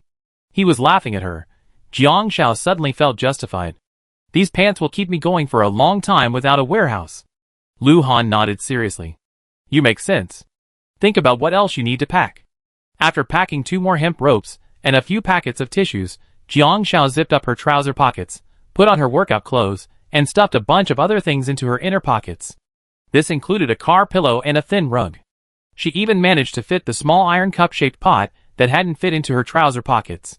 Great! Jiang Xiao had successfully transformed from a bamboo pole into a gourd. Aside from being a little swollen and heavier, everything else was fine. The only problem was that it was prone to bumping into trees when walking in narrow aisles. Chapter 373. By the way, why did you come out? Jiang Xiao asked after pretending to be so naive. The village chief is marrying off his daughter. Once the village beauty finds a new husband, the God's Choice plot won't continue. However, the village chief will try to persuade the male players, who come here to stay and work in the village. Several have already chosen to stay, allowing them to openly search for clues. Lu Han said. As for coming here, it was because the NPC in the courtyard Jiang Xiao was looking at happened to be one of the NPCs Lu Han and Shen Jingbin had previously led in the mountains. They had found many NPCs back then, and despite increasing their favorability, the number of NPCs kept dwindling. Every day, one or two would escape and never return, and there was no way to stop this. So, after this NPC escaped, Lu Han followed him. It turned out that the NPC couldn't stand the mountain conditions and begged the people of Wushan village to release him, even agreeing to be their wife for a while. But this was probably just an NPC plot. Jiang Xiao stroked her chin. Then why did Shen Jingbin leave? Lu Han frowned. Shen Jingbin didn't know the village chief had already chosen a husband. He found the process too complicated and went straight to the point, calling his daughter an unmarriageable sow in front of the village chief. Jiang Xiao, she'd be considered kind if the village chief hadn't beaten Shen Jingbin to death. Lu Han chuckled. Now that we have the status of interns, we can stay in the village and continue searching for clues. The village chief allocated each of us a plot of land. We're to farm, participate in patrols, and build our own houses. He checked on the progress every day. Only after the houses are completed can we become official villagers. Jiang Xiao subconsciously asked, is it that troublesome? Not really. Lu Han glanced at them. It depends on what ending the players want for this village. If they don't want the reward, they can leave cleanly and quickly. You can't cause direct damage, but you can create accidents. There are hay huts and other structures everywhere. A single fire could easily destroy the entire village. Once the village is gone, the players can also escape. But if the village is gone, the NPCs are gone, and the rewards are probably gone too. Jiang Xiao pulled something out of her backpack. These are drugs. I took them from that trafficker's house. The last couple, because they specialize in luring people in and drugging them, have quite a lot of drugs at home. I originally thought I could drug the men in the village and try to take the women away, but I discovered today that not all the female NPCs are willing to leave. Some have already been assimilated. Jiang Xiao said, actually, it depends on how the players act. I observed that there are both old and young men in the village, but the young ones are the main force. Lu Han took a look. It's useful. It will make it easier for me to visit the village chief's house tonight. Jiang Xiao glanced at Lu Han and suddenly noticed, when did you change your clothes back? Same day. Lu Han raised an eyebrow. After Jiang Xiao left, he returned to the prison and changed back into his clothes with the NPC. Jiang Xiao nodded. With an hour left, she planned to explore the village. Oh right. Jiang Xiao remembered, I previously speculated that controlled players could break free by fighting back after taking damage. I told Shen Jingbin to try it. Lu Han raised an eyebrow.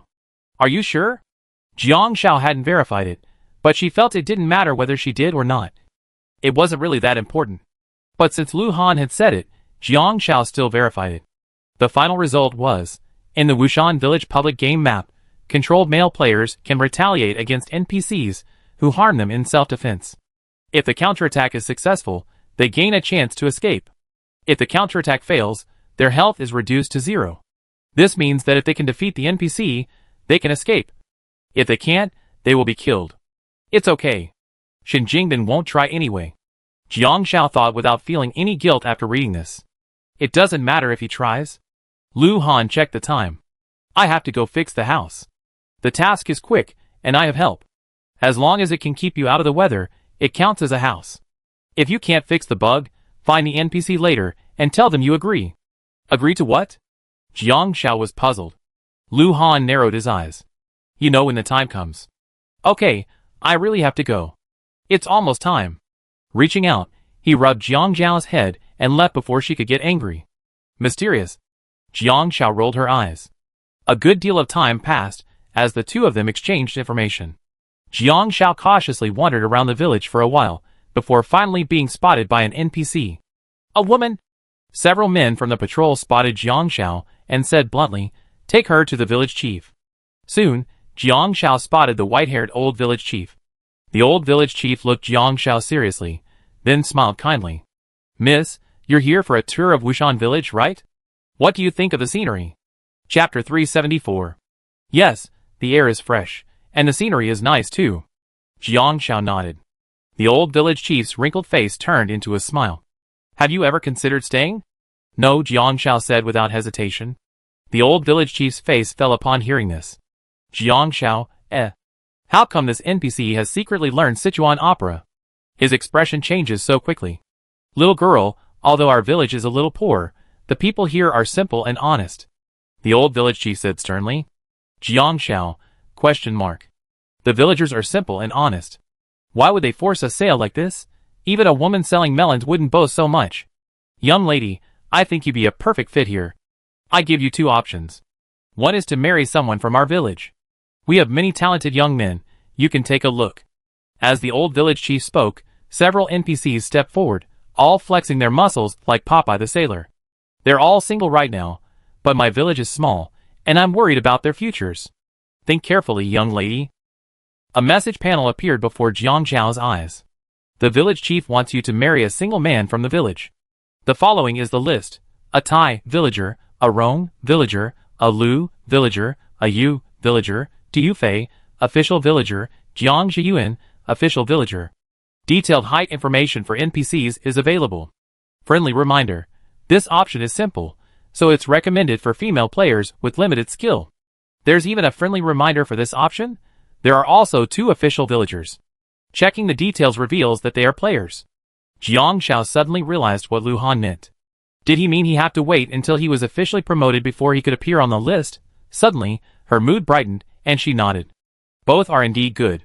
The old village chief suddenly smiled like a child. Then you. But I still want to choose another option, Jiang Xiao continued. The old village chief's face suddenly darkened, and his hands trembled. You don't know what's good for you. I give her. Shut her up. Shut her up in the mountains, and let the gods teach her a lesson. Triggering the old village chief's wrath will result in a beating and punishment, followed by throwing her into the Wushan village prison. This beating is a transitional scene, and will be completely blocked. Jiang Zhao's vision then plunged into darkness, unable to move, and all 5 senses lost.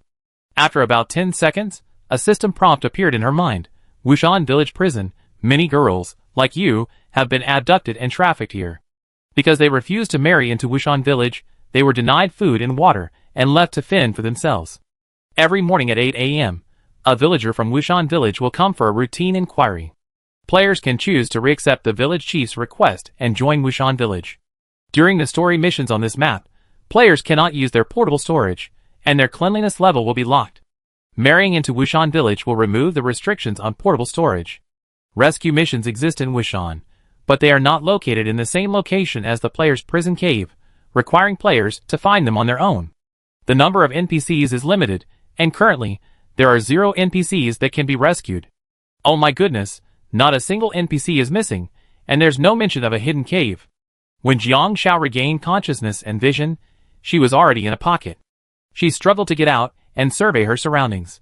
The prison cave was a cave, and there was a faint light, indicating that it was quite deep. The important thing was that she was tied up. She heard someone scrambling on the ground. Player? Jiang Xiao hummed. Xian said, "Let me help you." No, I got my own tools. Jiang Xiao struggled to get the knife hidden in her sleeve and cut the rope. Suddenly, Jiang Xiao heard a tiger roar. Xian was startled. Tiger? There's a tiger! There's a tiger nearby. The wild animals in these mountains will eat people. Although the cave wasn't particularly safe, if you couldn't find your way out, you could easily get out and never come back. Jiang Xiao suddenly remembered what Shen Jingbin and Lu Han had said about wild wolves. So, is there a pattern to the wild animals in this mountain attacking players? Jiang Xiao asked. Xian shook her head. I don't know. I just know there's a high chance of encountering wild animals. When I first arrived, I went out looking for food with a female player and encountered 2 wild wolves. I ran away, but she didn't. I see. Is the attack power high? Jiang Xiao asked. He Xian said, one of them scratched me, and I lost 30 points of stamina. But there's no food here, and I still need to find food. Maybe if I don't find any food, my stamina will be depleted. I'm going to go tomorrow morning as promised. But he Xian wasn't sure if she could make it tonight. So that's how it was. The stamina loss wasn't much, actually. The problem was the danger she might encounter while searching for food. Just then, the sound of a wild animal's grunting could be heard. Two figures, one large and one small, ran in. Ah, ah, ah! He Xian screamed, wishing she could grow 4 legs and climb up the wall. Hurry, run! The tiger is going to eat you. No screams were heard. Turning around, she saw what the new player was doing. He was petting a tiger. The little tiger jumped into Jiang Xiao's arms and rolled around. Jiang Xiao patted little tiger's butt, and the little tiger flipped over. Aww! Jiang Xiao stood up and said, I have to go. Go? He Xian reacted and panicked. No, I'm all alone. Most importantly, she had the tiger. It looked so safe.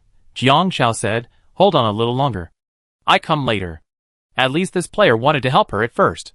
The Wushan map was designed for rescuing NPCs, but now without NPCs, it's just like the Snow Mountain public map, meaning nothing to players except a wilderness survival experience. Patting Big Tiger's head and rubbing Little Tiger's belly, Jiang Xiao chose the Wushan entrance. Big Tiger ran towards it again. Still at the teleport point they visited before, Big Tiger leaped. Thud. He and Jiang Xiao were thrown into the air. His head ached. Due to player mission restrictions, you can't leave this map. Please follow the game's rules and leave through missions. Jiang Xiao, Oh my goodness, this bug is truly unusable. Chapter 375. If it's useless, then throw it away. Jiang Xiao dismounted from the tiger and patted its head. Forget it, let's just take a walk in the mountains. There's chocolate, but it's not good to eat too much. Since we're in the mountains, let's eat some wild game. Jiang Xiao first went to the cave to find He Xian. He Xian hadn't expected Jiang Xiao to come back. She looked at Jiang Xiao with tears in her eyes. You're back. Jiang Xiao blinked. What's wrong with you? He Xian stood up. Under her, but was a large, squash spider. Oh my god! Even scarier than wild beasts are these venomous insects, Jiang Xiao, Luckily, she had an affinity for wild animals, not wild insects, or else her scalp would have tingled. Although the cave looks safe, it's actually dark and damp, a favorite place for insects. Let's go! With it here, wild animals won't come. Jiang Xiao petted the tiger. The tiger was the king of the mountain, possessing a certain intimidating power. Therefore, Jiang Xiao and the tiger rarely encountered any ferocious wild animals together, unless the opponent was evenly matched with the tiger, in which case the tiger would avoid them. Leaving the cave, He Xian couldn't help but glance at Jiang Xiao a few more times, ultimately settling on the tiger and the little tiger. Where did you get this tiger? Is it a game Easter egg? Can I pet it? Jiang Xiao said, it probably won't bite you. After all, it's a mount, not a battle pet, so it can scare people. How did you get it? A game of this genre can combine so many gameplay and themes. He Xian asked curiously. Jiang Xiao didn't explain how she got it, but simply asked, I see you don't like the mountains and forests. Why did you choose to come here? He Xian curled her lips. The village chief told me to marry those NPCs. I actually have a strong sense of ritual when it comes to marriage. Even though I know it's just a plot point in the game, like a real-life scripted kill scene, I still don't want to choose it. Ritual? Jiang Xiao was stunned. Is the game hinting at something? So, the next part of this game has a similar gameplay to marriage, and it's not just about teamwork. Jiang Xiao stroked her chin. He Xian instantly said, of course. The world of The Sims, of course, follows the progression of life. Jiang Xiao was stunned. How do you explain that? He Xian said, I observed the first stage, Jiangnan Town. Do you think it's about disaster and survival? No, it represents the starting point of life. The most common NPCs in the town are the elderly and children. The elderly can't leave the town and will eventually say goodbye to the young, while the children will be taken out by the adults. So-called disasters and accidents, survival and death, actually permeate a person's life and occur at every stage, just in different ways. Jiang Xiao wasn't surprised by this explanation. What about the second stage? The second stage is even more complex. On the surface, it's about careers and making money, But it's actually all about guidance and education. Some players, if they find the right method, can obtain funds through the NPCs they met in the first stage. It feels like a gift from their elders. And some players can only complete the game alone. Disaster and growth are cruel, but also inevitable. Some people will still be lost, while others will find their goals through guidance. He Xian thought for a moment. Jiang Shao actually thought He Xian was right. The third stage is about accidents during the trip, plus safety reminders. Meanwhile, the 2 scenic spots I visited, even now, have been reminding players, you need a companion. This process is like finding a partner on a life journey, so the next stage must be the collision of marriage and ultimately career. In the next 2 stages, will illnesses arise? Or even death? He Xian said, I can only speculate. Jiang Shao was right. Jiang Shao could sense the cooperation in the second stage, the couple's chance encounter in the third stage, and the need for companions. You seem to understand this worldview very well. Jiang Shao led He Xian outside. The sky gradually darkened, but not completely. He Xian smiled. No, I'm an intern game planner, and my goal is to independently design a game. Most games on the market right now are just reskins. The ones that stick are those with their own, grand worldviews. However, creating such a game must require a lot of effort. I don't know much about it, but I'm just guessing based on the name and the increasing number of stages. Game planner. This was a profession Jiang Shao had never encountered. But Jiang Shao understood the rest of the conversation. Nodding. Are you hungry? Want some chocolate? Jiang Shao asked. He Xian wanted to agree, but then something struck him. I better find something to eat myself. You already done me a favor by bringing me back with you. I can't take your food for free. Jiang Shao nodded. How about fish tonight? There's a river over there. Eat fish? He Xian wondered. Let's gather firewood first. I brought a lighter, but no firewood, Jiang Shao said. Okay. He Xian lowered her head and helped, gathering dry firewood as they walked. The 2 of them walked to a spot not far from the river. Jiang Shao found a large tree, patted a sheet under it, and unloaded everything she had. He Xian watched as Jiang Shao pulled out all sorts of things, transforming from a gourd back to her slender self. He Xian's eyes widened. I was wondering if you looked a little strange. How could someone have such a small face and a body so sturdy, like a gourd, Jiang Shao? Oh, that's not important. What matters is that we have the tools. Light a fire. It's getting dark, Jiang Shao said. Starting a fire is easy, after all, with a lighter. He Xian knew the basics of fire making, and soon the fire was ablaze. De Hu and Xiao Hu subconsciously moved a little further away from the fire. Okay, let's go catch some fish and shrimp. Okay. With his life no longer in danger, He Xian felt motivated. I see some small crabs by the river, maybe we can catch some. The 2 happily fished, caught crabs, and scavenged shrimp by the river. Jiang Shao possessed the blessing of the mountains, and the joy of possessing this blessing was like a wild rabbit foraging for food, nibbling on the grass until it reached the riverbank. Jiang Shao, fishing, looked up and saw it, whispering, actually, I wasn't planning on eating rabbit tonight. The wild rabbit, fearless, ran towards Jiang Shao, its legs swift. Jiang Shao ruthlessly grabbed the rabbit's ears, but a rabbit delivered to your door must be roasted. Livestream. With just those few blessings from Han Saw, this game isn't even called survival, okay? Wild rabbit, hugs and kisses. Shuzi, okay, I hold you in my mouth. Brother Han is still working cement to fix his house, in order to get married soon. It's hilarious. Everyone thinks you can't fix a house if you don't go out at night, chop trees, or move mud. Players are all on break. Brother Han worked overtime alone, then went to another player's house, and tore it down to a third of what they had built for himself. How unethical. But I love it, ha ha ha. Chapter 376. Wushan Village should have been plunged into darkness at nightfall. But now there was an exception. Lu Han took out 2 spotlights, illuminating the pitch-black Wushan Village. At this moment, he was a hard-working brick mover, moving bricks from other people's homes to build his own house. If it were his old ways, Lu Han would have just taken them, and considered you lucky if he didn't harm you. But now, Lu Han had a bit of a conscience and left 2 gold coins.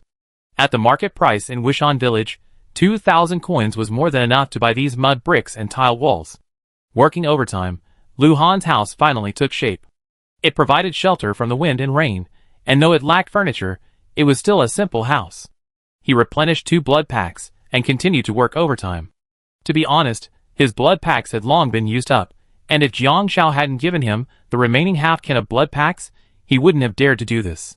At 6 a.m., a rooster crowed at the village gate, and the men in the village began to get up and go to work. The village chief came to inspect the houses built by the intern villagers. He looked at the 3 houses with a look of surprise. The houses on either side hadn't even finished repairing a single wall, but Lu Han's house was already sheltered from the elements. The village chief appreciated hard work. He patted Lu Han's shoulder with great satisfaction. "Very good, you're fantastic. You find a wife sooner or later." Lu Han heard a system notification. "The village chief sensed your determination to stay in Wushan village from the speed with which you were repairing the houses. He was very pleased and decided to grant you full villager status. Full villager obligations. You must complete the tasks assigned by the village chief daily. If you fail to complete your work that day, you lose the rights of a full villager. Full villager rights. After completing your daily tasks, you can freely enter and exit Wushan village." As the village chief finished speaking, a mournful voice rang out from next door. "Who is this? Who's so wicked? Peeling off someone else's wall? How immoral. I worked so hard to build it. And you're throwing me 2 gold coins. Do I need those 2,000 coins? Who are you insulting? If you can, throw me 2 more." Lu Han quickly said to the village chief, "I go help them repair it this afternoon." The village chief glanced at the other 2 players from a distance, noticing that the other 2 players' plots hadn't even seen any wall paint. Their progress was slow. He sighed and turned away. Lu Han breathed a sigh of relief. Soon, the other players came to see Lu Han's dazzling brick and tile house. "Ah! Those bricks, those tiles, that patch of wall, why do they look so familiar, looking at Lu Han's house, you? Add 20,000. Lu Han pulled out his phone. "Transfer. There's nothing money can't solve. If it really can't be done, then add more money." Jiang Shao and He Xian slept under the tree for the night. Luckily, the sheets were big enough. He Xian slept with Jiang Shao's pillow. Unfolding it revealed a thin, air-conditioned blanket, barely adequate. Jiang Shao, meanwhile, rested her head on Dahu's belly, along with Xiaohu. The 2 of them, 2 tigers, huddled together near the campfire, spent the night peacefully. When they woke in the morning, the fire was out, with half a dried rabbit still stuck next to it. Jiang Shao took the warm water she had been using by the campfire the previous night and went to the river to rinse her mouth and replenish her hydration. Although the cleanliness was guaranteed, she still felt a bit strange without washing. After washing, Jiang Shao went to the river and pulled out the trap she had spent an hour making the night before with rope and branches. Inside, she found 3 or 4 loaches and a few large shrimp. If the gaps in this trap were smaller, like a bamboo basket, they might have caught more shrimp. Unfortunately, the materials were limited, and Jiang Shao wanted to make do with what was available, not wasting her energy searching for other options.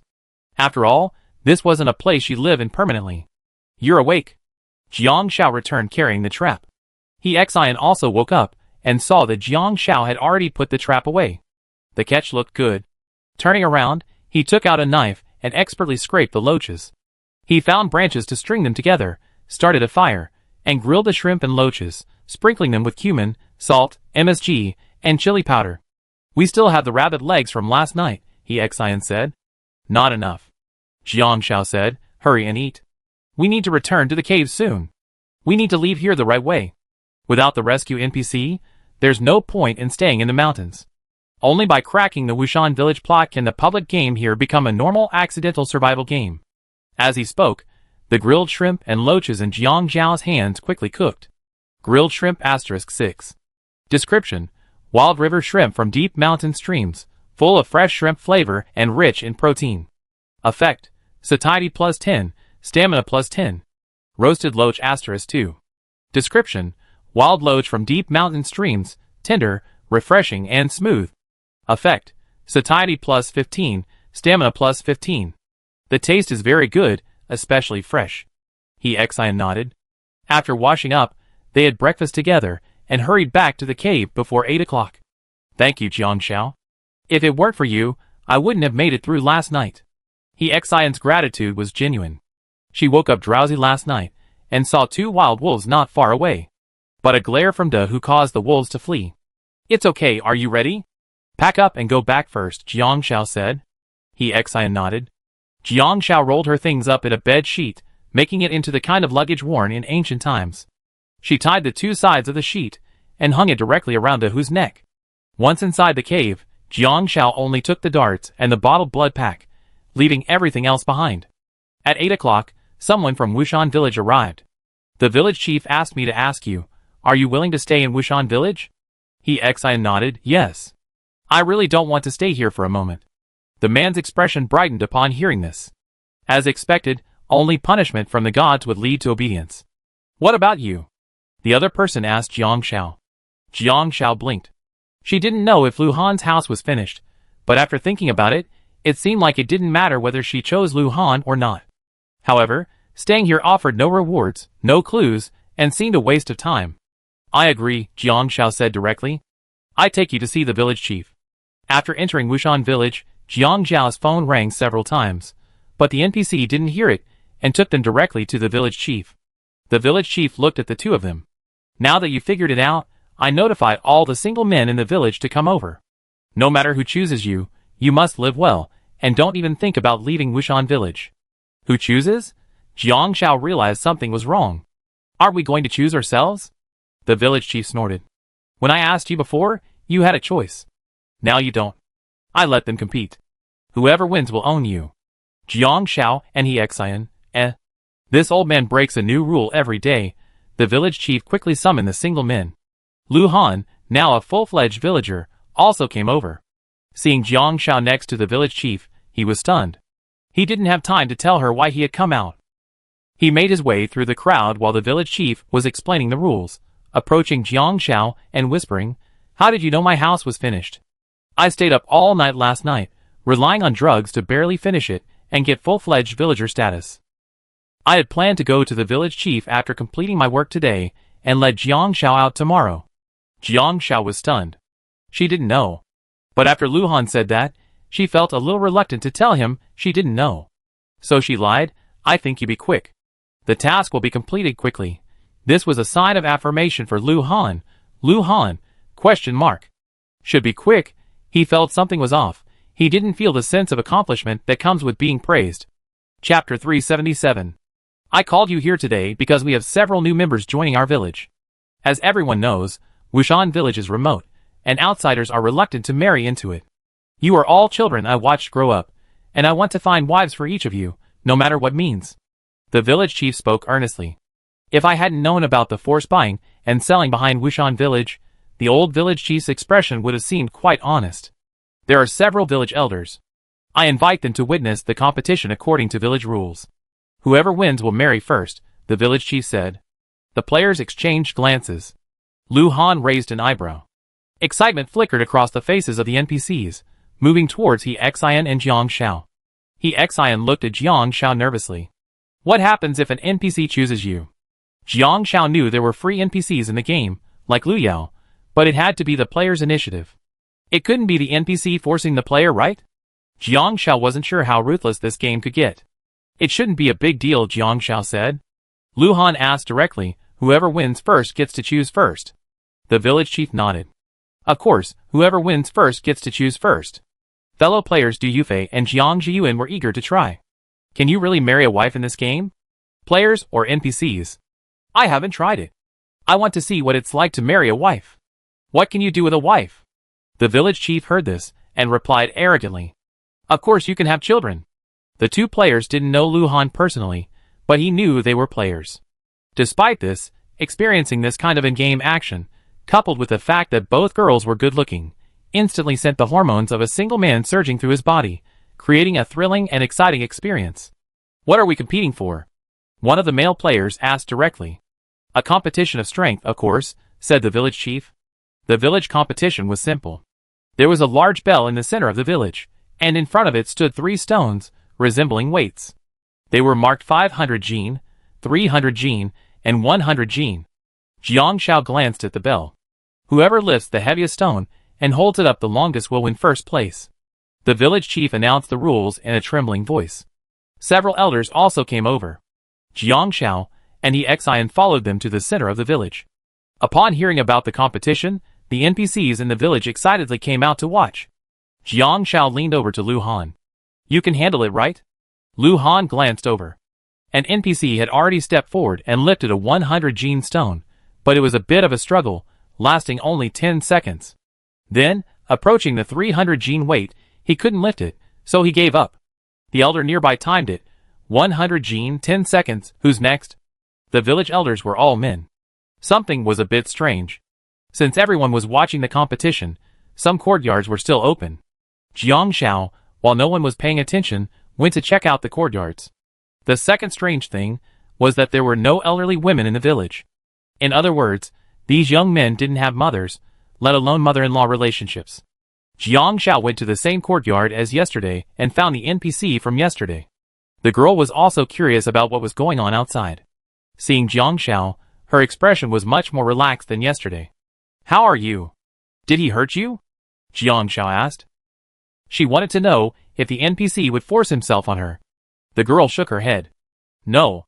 He said he wouldn't hurt me, and I could stay with him for a while and see how it goes. But he can't let me go now. It's a rule set by the village chief. No woman in the village can leave a man's yard. How could you come out?" The rule was set by the village chief. Jiang Xiao paused. "Ask him if he's ever seen his mother?" The girl shook her head. "No, he's an orphan, raised by the village chief." Jiang Xiao suddenly realized. So that's what it was. The village chief had deceived the young men, claiming they were orphans adopted by the village elders. Then he established a rule that the young men would not leave the village to show their gratitude to the village chief. Jiang Xiao quickly replied, no, he was deceived. The village chief wasn't a kind person who adopted them. He bought them from human traffickers and prevented their families from retrieving them. In fact, the young men in the village were trafficked just like you, but they were sold earlier, when they were younger. What evidence do you have? The girl was surprised. Jiang Xiao thought of the missing person notice. That made the connection. The village chief had hidden the missing person notice to prove their identities to the men in the village. There weren't many trafficked girls in the village. The NPCs Lu Han and his team had rescued only had about 30 of them combined. Even if all their parents were present, there wouldn't be more than 200 people.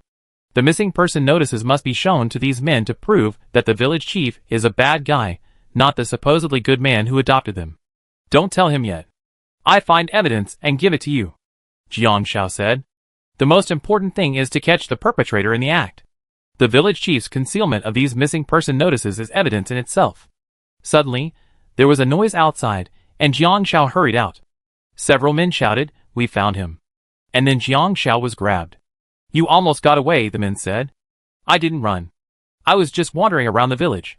Jiang Xiao asked, are the results of the competition in? Suddenly, a woe sounded from the competition venue. Jiang Xiao watched as Lu Han, using a simple pulley system made of wooden stakes and tire wheels, slowly pulled the 500-pound stone weight up, dangling it in the air. 1 minute, 5 minutes. Lu Han persevered for a full 10 minutes before finally lowering the stone weight. Is there anyone who can lift heavier and hold on longer than him? The village chief asked. A group of people shook their heads. 2 male players stepped forward, looked at Lu Han excitedly, and said, when did you make this prop? Can we borrow it? Lu Han glanced at the 2 players and said lightly, I can't. With that, he kicked the prop he had made, breaking it. To become a formal villager, all it took was building a good relationship with the men in the village. Just talking to them would reveal how the competition worked, and how to come up with a plan. The village was isolated from information, had backward education, and was conservative in its thinking. They only competed in sheer strength, not using props or other tools. The village chief smiled at Lu Han with satisfaction. Young man, congratulations on your victory. I'm very optimistic about you. Now you can choose your wife. Lu Han raised his hand and pointed in a direction. I want her. Everyone looked at Jiang Xiao. Livestream. Ah, my brother Han is so handsome. Woohoo, my Shizi was firmly chosen. That's right. Brother Han lasted a full 10 minutes for his wife. A full 10 minutes. The fastest man on the internet actually lasted 10 minutes this time. If this isn't true love, what is? Is the person above really a Brother Han fan? What's so glorious about lasting 10 minutes? Brother Han. I thank Neiman, because Neiman keeps the 4 seasons warm. Chapter 378. He Xian saw Lu Han's movements. Logically, players desperately trying to win first place should have made a choice. But Lu Han was staring intently at Jiang Xiao from the crowd, not even glancing at him. He Xian reacted and tugged at Jiang Xiao's hand. Do you know each other? Jiang Xiao nodded. Yes. The corners of her lips curled up slightly. Xian suddenly looked envious. Your boyfriend, right? You two were assigned to the same scenic area. My boyfriend and I entered the game together, but he didn't check in at this scenic area. Jiang Xiao glanced at Xian. She was stunned for a moment. Didn't he come to see you? She and Lu Han weren't in the same scenic area, but Lu Han had come to see her once, and she couldn't just abandon him. Xian instinctively said, looking for me? He can't even protect himself. Why would he look for me? I might even outlive him. Jiang Xiao couldn't help but smile. On the other side, the village chief had already spoken. Very good. In that case, you can take her back later. You know the village rules. Once a woman marries you, she can't leave the courtyard. I see that while your house is in good repair, the gate isn't very secure. Have them help you fix it. Yes. Lu Han nodded. Jiang Xiao was pushed to Lu Han's side, and he took her hand. Jiang Xiao looked down at Lu Han holding her hand. Lu Han was very natural. Jiang Xiao's ears blushed. The old village chief saw that Jiang Xiao didn't resist, and nodded with satisfaction. Jiang Xiao and Lu Han simultaneously received a system notification. You have been linked as temporary teammates in the Wushan village gameplay. Jiang Xiao also heard another notification. You have officially become a village woman of Wushan village. Official village woman duties. After bonding with your temporary teammates, you will have a habitable courtyard, but it's not complete. You will work with your temporary teammates to randomly trigger cooperative missions, and complete them together. Official village woman writes. Through your temporary teammates, you can request all reasonable supplies you need from the villagers. Otherwise, you must abide by the following rules of this public game. You may not leave your courtyard during the day, otherwise you will be punished. You may leave your courtyard at night, but only within 5 meters of your teammates, otherwise you will be discovered and punished. In this public game, do not be alone with other players of the opposite sex other than your teammates for more than 2 minutes, even with same-sex players who have activated the opposite sex player mode. If discovered, you will be drowned in a pig cage. Jiang Xiao, Are the first 2 penalties not penalties, and the last one is simply death, without any explanation? And same-sex players who have activated the opposite sex player mode are also not allowed. Does that mean those sisters, like the ones who were mistaken for opposite sex players by the NPC because they looked too androgynous? Jiang Xiao fell into deep thought. The second place winner was another player, Dufei. Lu Han's use of a pulley inspired him to apply the principle of leverage to pry a 500 gene, 150-pound, stone. While he didn't manage to keep it suspended in the air for very long, he at least managed to move it, leaving the rest of the village feeling ashamed. His fellow players naturally didn't compete with him, so they chose Xian for second place. Xian was pushed in front of Dufei. Dufei watched Lu Han naturally hold Jiang Zhao's hand, and then he took Xian's hand as well. Xian slapped him down. Since he was a player, Xian bluntly whispered, I have a boyfriend. They know each other. Do you really think you're just playing the game to participate in if you are the one? Dufei's delicate hands were instantly reddened by the smack. Dufei? ? You have a partner, then you have one. If you don't want to be with someone, then you don't. You just said it was over. Why are you hitting me? You're bullying single people. I suddenly wanted to change my partner, but unfortunately, there was no one left. The village chief's expression suddenly turned sour, as he looked at Xian. In his eyes, Xian wasn't obedient enough. Suddenly, someone hurried over and whispered something in the village chief's ear. The village chief's expression changed, and he stood up shakily, addressing the others. Go back to your work, and take care of your wives. Remember the rules of Wushan village. No one can break them. Otherwise, the village chief snorted coldly. The villagers escorted the 2 newlyweds away. 3 minutes later, Jiang Xiao followed Lu Han to a house barely constructed of yellow mud and coarse grass. A large red flower had been symbolically hung on the gate. Lu Han removed the flower, his face filled with interest. Jiang Xiao examined the house carefully, from inside to outside. It was truly just a house. There was no bed, no stool, nothing at all.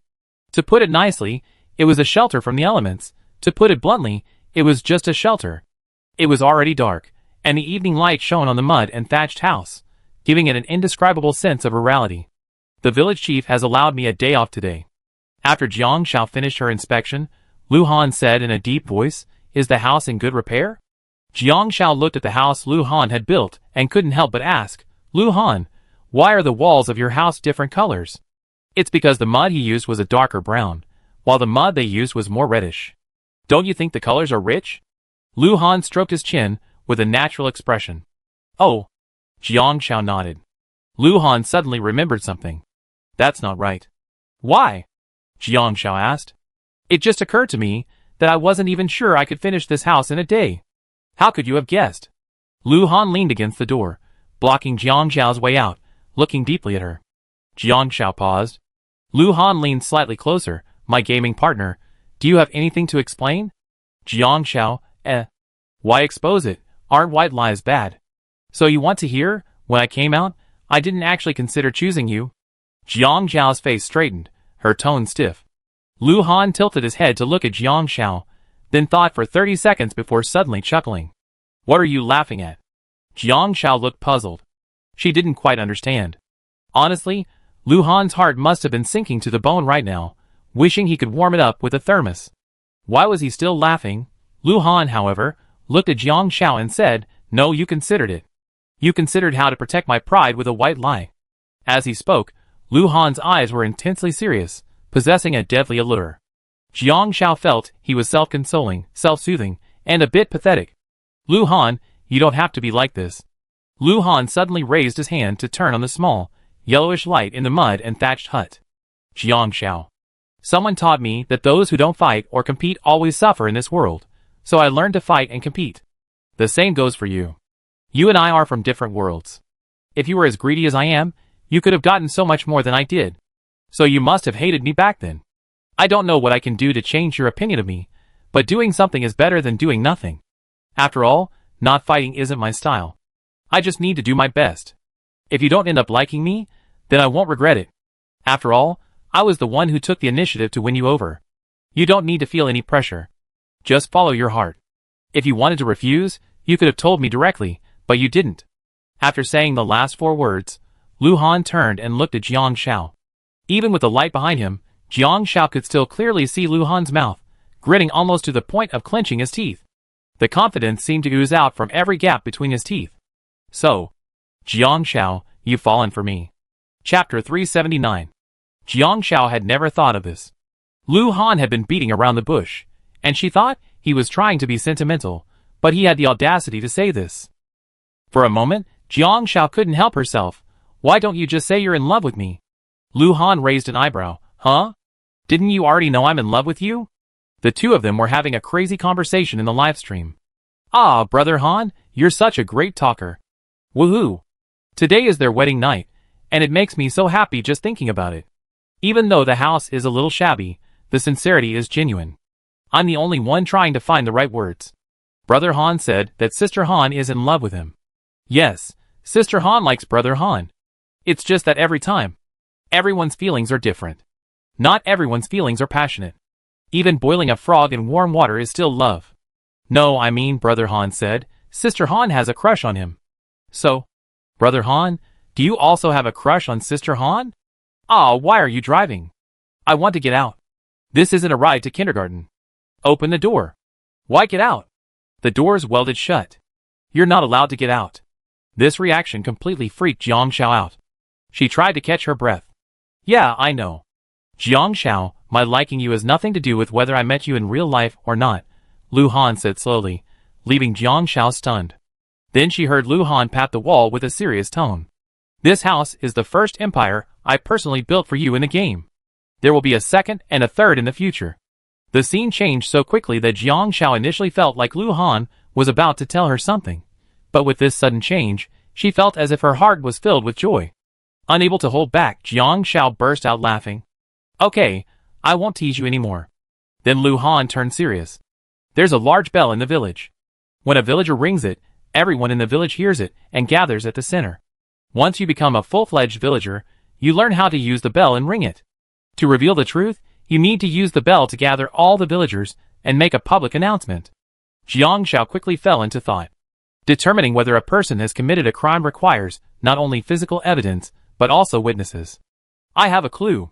The rules for female players state that being alone with anyone of the opposite sex, except for temporary teammates, for more than 2 minutes will result in death by being plunged into a pig cage.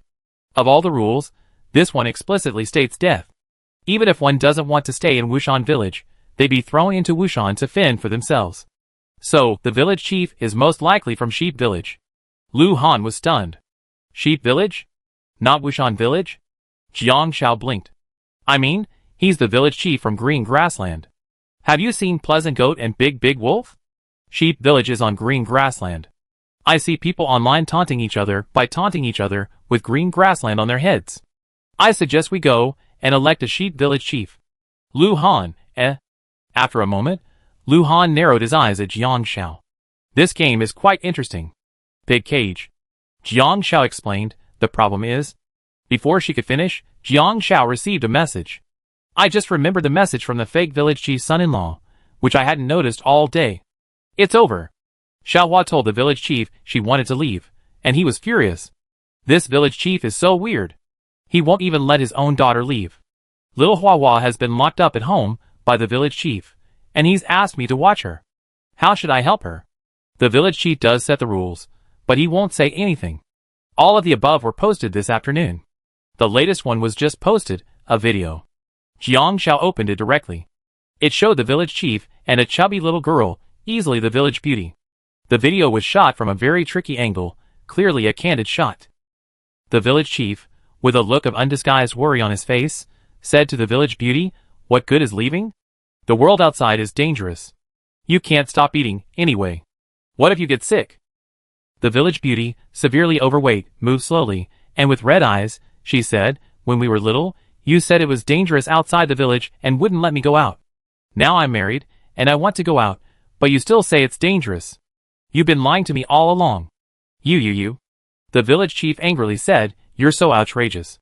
It's the village rule that women can't leave, and you too. The village chief left in anger, and the video abruptly ended. The other party sent a message. Although Xiaohua didn't tell me, she's a very understanding person. I have a feeling the village chief has a secret. Jiang Shao showed the message to Lu Han. The village beauty should be a witness, because she also wants to leave, and she also feels that the village chief's actions are wrong. Suddenly, Lu Han's phone rang. Lu Han pulled out his phone and saw the message, his brows suddenly raised. Something happened. Who? Jiang Shao asked. Lu Han looked at Jiang Shao. Shen Jingmen, he's escaped. Because he didn't collect enough money, he returned and was beaten. During the beating, he killed the NPC and escaped. He entered the NPC pursuit game, with 2 hours to escape. If he remained uncaptured for more than 2 hours, he would be free. Just then, the village bell rang. The two heard the system alert simultaneously. Someone in the village has rung the bell. A major incident has occurred. All villagers are requested to gather immediately at the village center. The village woman had 2 hours to search for clues in the village, without any restrictions. The villagers are going, so I have to go. Lu Han raised an eyebrow. Jiang Shao nodded. Lu Han went to the village center to gather. Jiang Shao saw this, and went out to meet He Xian. He Xian's eyes lit up at Jiang Shao's sight.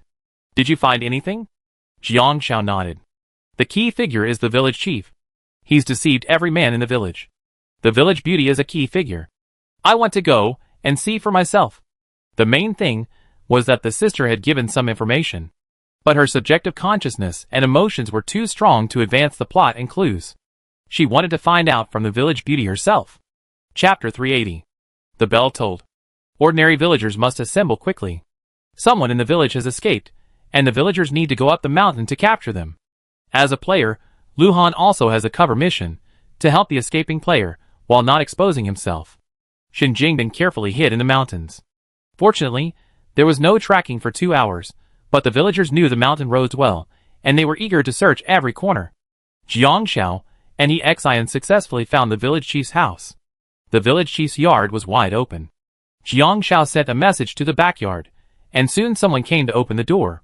It was a handsome boy with short hair and earrings. Despite his short stature, he looked so handsome that He Xian blushed. Who's my buddy? The person glanced at He Xian and Jiang Shao. Jiang Shao whispered, Sister, it's me.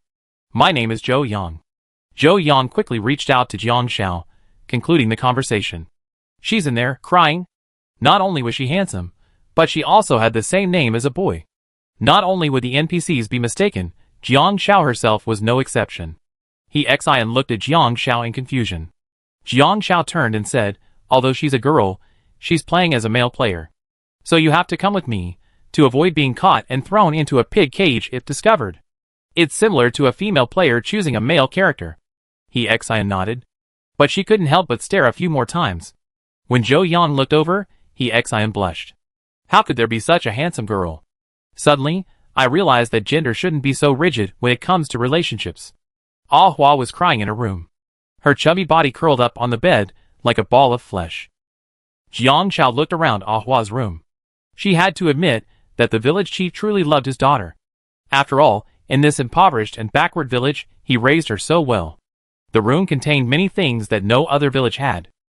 Ah Hua was surprised by Jiang Shao and He Xian's arrival. Who are you? Zhou Yang. Zhou Yang quickly said, they're my friends. Ah Hua, Jiang Shao said, you're Zhou Yang's friend, and that means we're all friends. Zhou Yang told us she'd take you away from here, and then we could buy beautiful clothes and dresses together. So, we really want to know how we can get the village chief to agree to let us leave. Ah Hua paused, then lowered her head, her eyes red. After she finished crying, she finally understood the village chief. Dad won't agree. He hates it when women leave the village. He says the village is our roots, and no matter how good things are outside, they're not as good as home. But Ah Hua, our home isn't here. We have our own families, parents, and friends, He Xian persuaded. Ah Hua shrank back. I know you're all from the big cities, but the more you do that, the more Dad hates it. He hates you bringing things from outside and tempting the villagers to leave. That's why Dad won't agree to my leaving. He says the village has its own rules, and if I leave alone, he'll throw me into the mountains. Jiang Shao lowered her head and thought for a moment. So your dad lied to everyone in the village, telling them they have no parents and are orphans, right? Your dad is a bad man. He tricked kids from the big city into coming here, telling them they're orphans, and won't let them leave. Ah Hua was stunned for a moment. What are you talking about? You can ask the village chief why everyone in the village has no mother.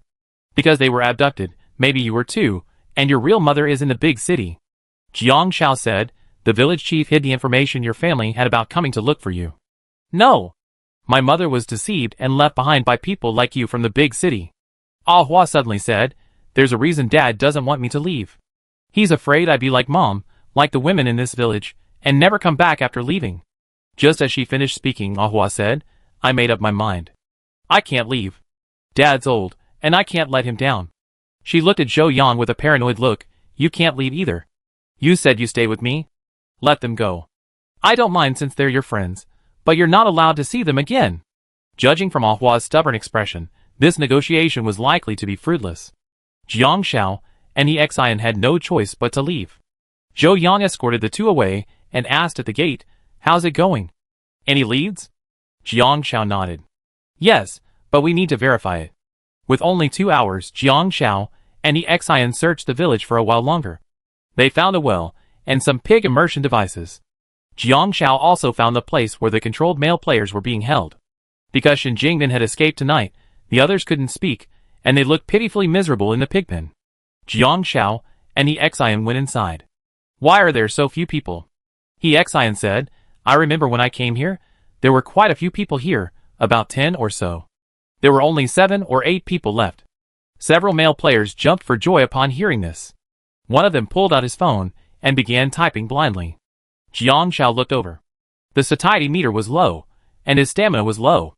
Jiang Shao realized that lack of stamina was a major problem. Because the controlled players had no way of finding clues, even if Jiang Shao gave them clues, they wouldn't be able to do anything. They needed at least 3,000 coins a day to replenish their food supply. Even then, if they rested, their stamina might not be fully restored if they slept late, leaving them with no time to think about clues. Men who went out to beg rarely got enough money unless they met other players. Without enough food, their satiety meter would drop to 0 faster than their stamina, and they would starve to death. Like the female players thrown into the mountains, without a personal storage, even if they went out to forage for food, it would be difficult for them to protect themselves from attacks by wild animals. No wonder Shen Jingden fled. Jiang Shao said bluntly, resisting the NPCs will allow you to escape their control. The official villagers in the village, including players, will provide cover for you, allowing you to avoid them for 2 hours. Even if they couldn't leave the public map of Wushan village, at least their portable storage could be accessed, ensuring their survival.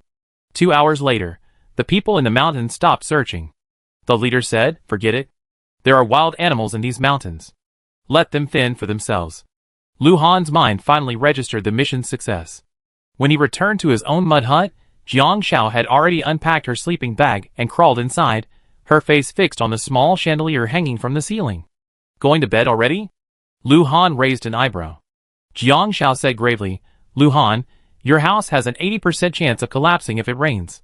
Scientific evidence suggests that this house is unsafe and has a high probability of collapse. Lu Han scoffed. Kneeling down in front of Jiang Xiao, he looked down at her. His hand unconsciously plucked at her hair, which lay scattered beside his sleeping bag, as if he had found a fun toy and couldn't let it go. It's okay. At least it won't collapse tonight.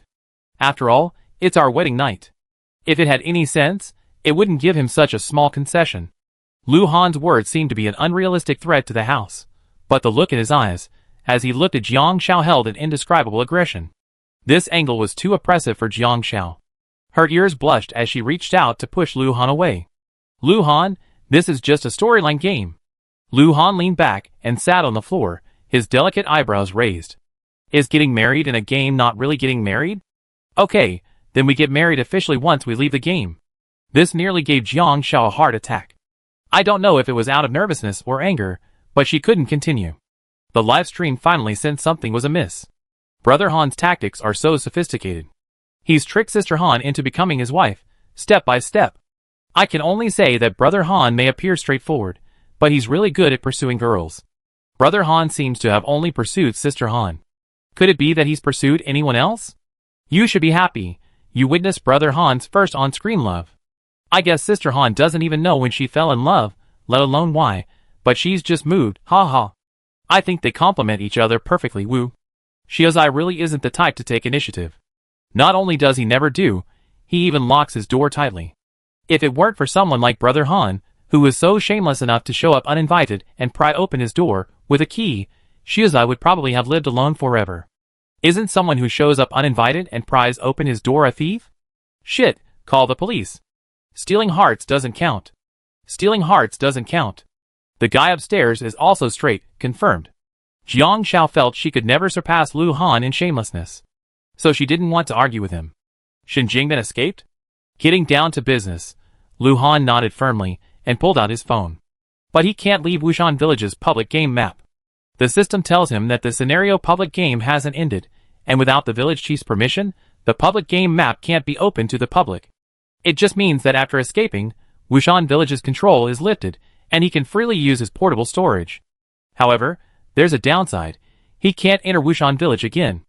As expected, breaking free from control doesn't mean escaping Wushan Village. A scenario game means that until the plot reaches its conclusion, the game won't end, and all players will be trapped here. The true ending of the plot requires the village chief to willingly release the people. It's like the protagonist committing a crime, but ultimately surrendering before being allowed to pass the trial. Lu Han's eyes darkened. If all else fails, use violence.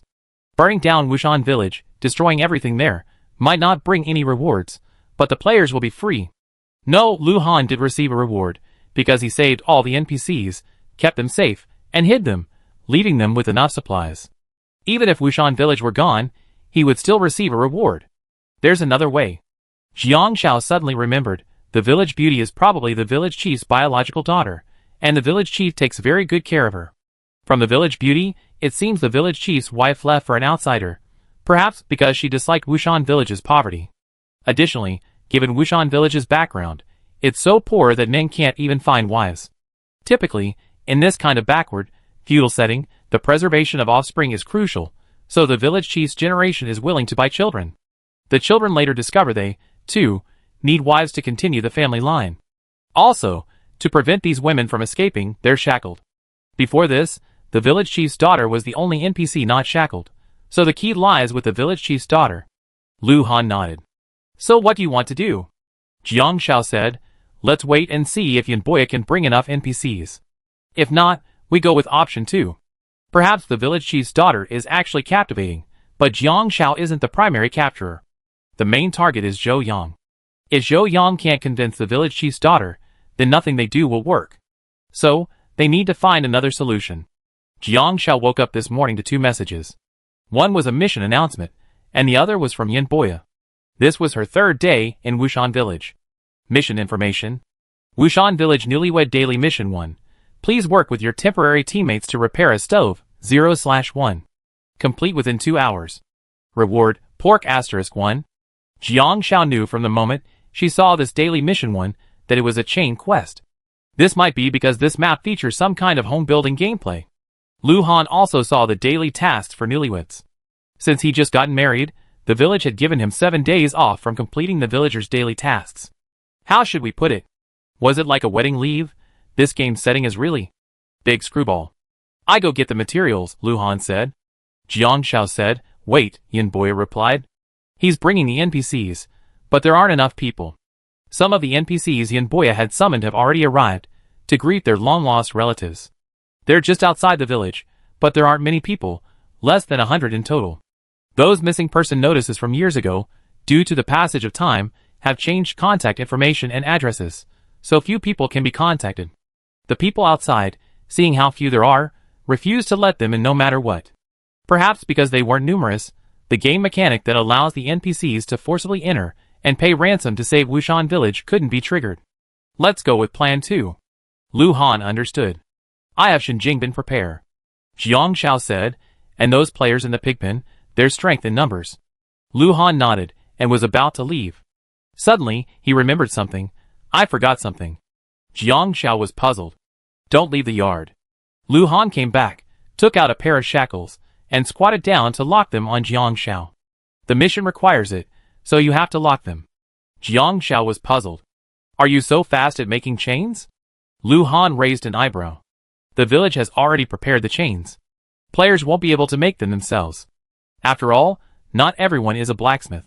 But the chains must have your name engraved on them. You have to engrave it yourself. Jiang Xiao looked down and saw, indeed, a line of words crookedly engraved on the chain, Lu Han's wife. After locking them, Lu Han stood up and ruffled Jiang Xiao's hair. His beautiful peach blossom eyes curved slightly, as he leaned over to meet Jiang Xiao's clear gaze. Be a good wife, and don't go out and cheat on me. Jiang Xiao's face flushed instantly. Who would go out and cheat on him for no reason? Chapter 381. A scenario game is one where everyone has their own role and script, each with their own storyline to complete. Most of the food in Wushan Village is raised on their own. Under the village chief's arrangement, some raise ducks, some pigs, and some farm and grow vegetables. A completely rural lifestyle. Jiang Xiao and Lu Han were new to the village, and their house was still leaking and at risk of collapse, let alone growing any vegetables. Lu Han went out to find materials, and then brought them back to build a stove. Building a stove isn't difficult. Just stack the bricks and level them, make a vent underneath, place a sturdy stone platform on top, and chisel out a recess for the pot. Because it's a game, the strength requirement isn't high, making it easy for players to complete the task with just hands-on effort. The two players had a clear division of labor. One stacked the lower stove bricks, while the other chiseled the upper stovetop. Neither of them was an expert, but thankfully, the game mechanics meant that once the model was built, it would become a functioning stove. It took just under 2 hours to complete. After completing the quest, Jiang Xiao heard a system notification. Complete Newlywed Daily Task 1, rewards distributed.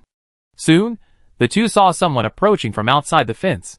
It was a FA from the village. Lu Han, the village chief, said you only been here a short time and your home is empty. It just so happens you just installed a new stove, so I'm sending you this pot and this piece of pork. Lu Han received a pot for completing the quest, while Jiang Xiao received a 2-pound piece of pork. After receiving their rewards, their daily quest panels were updated. During the 7 days of the wedding, the home will randomly distribute 5 daily wedding quests. You can complete them with temporary teammates.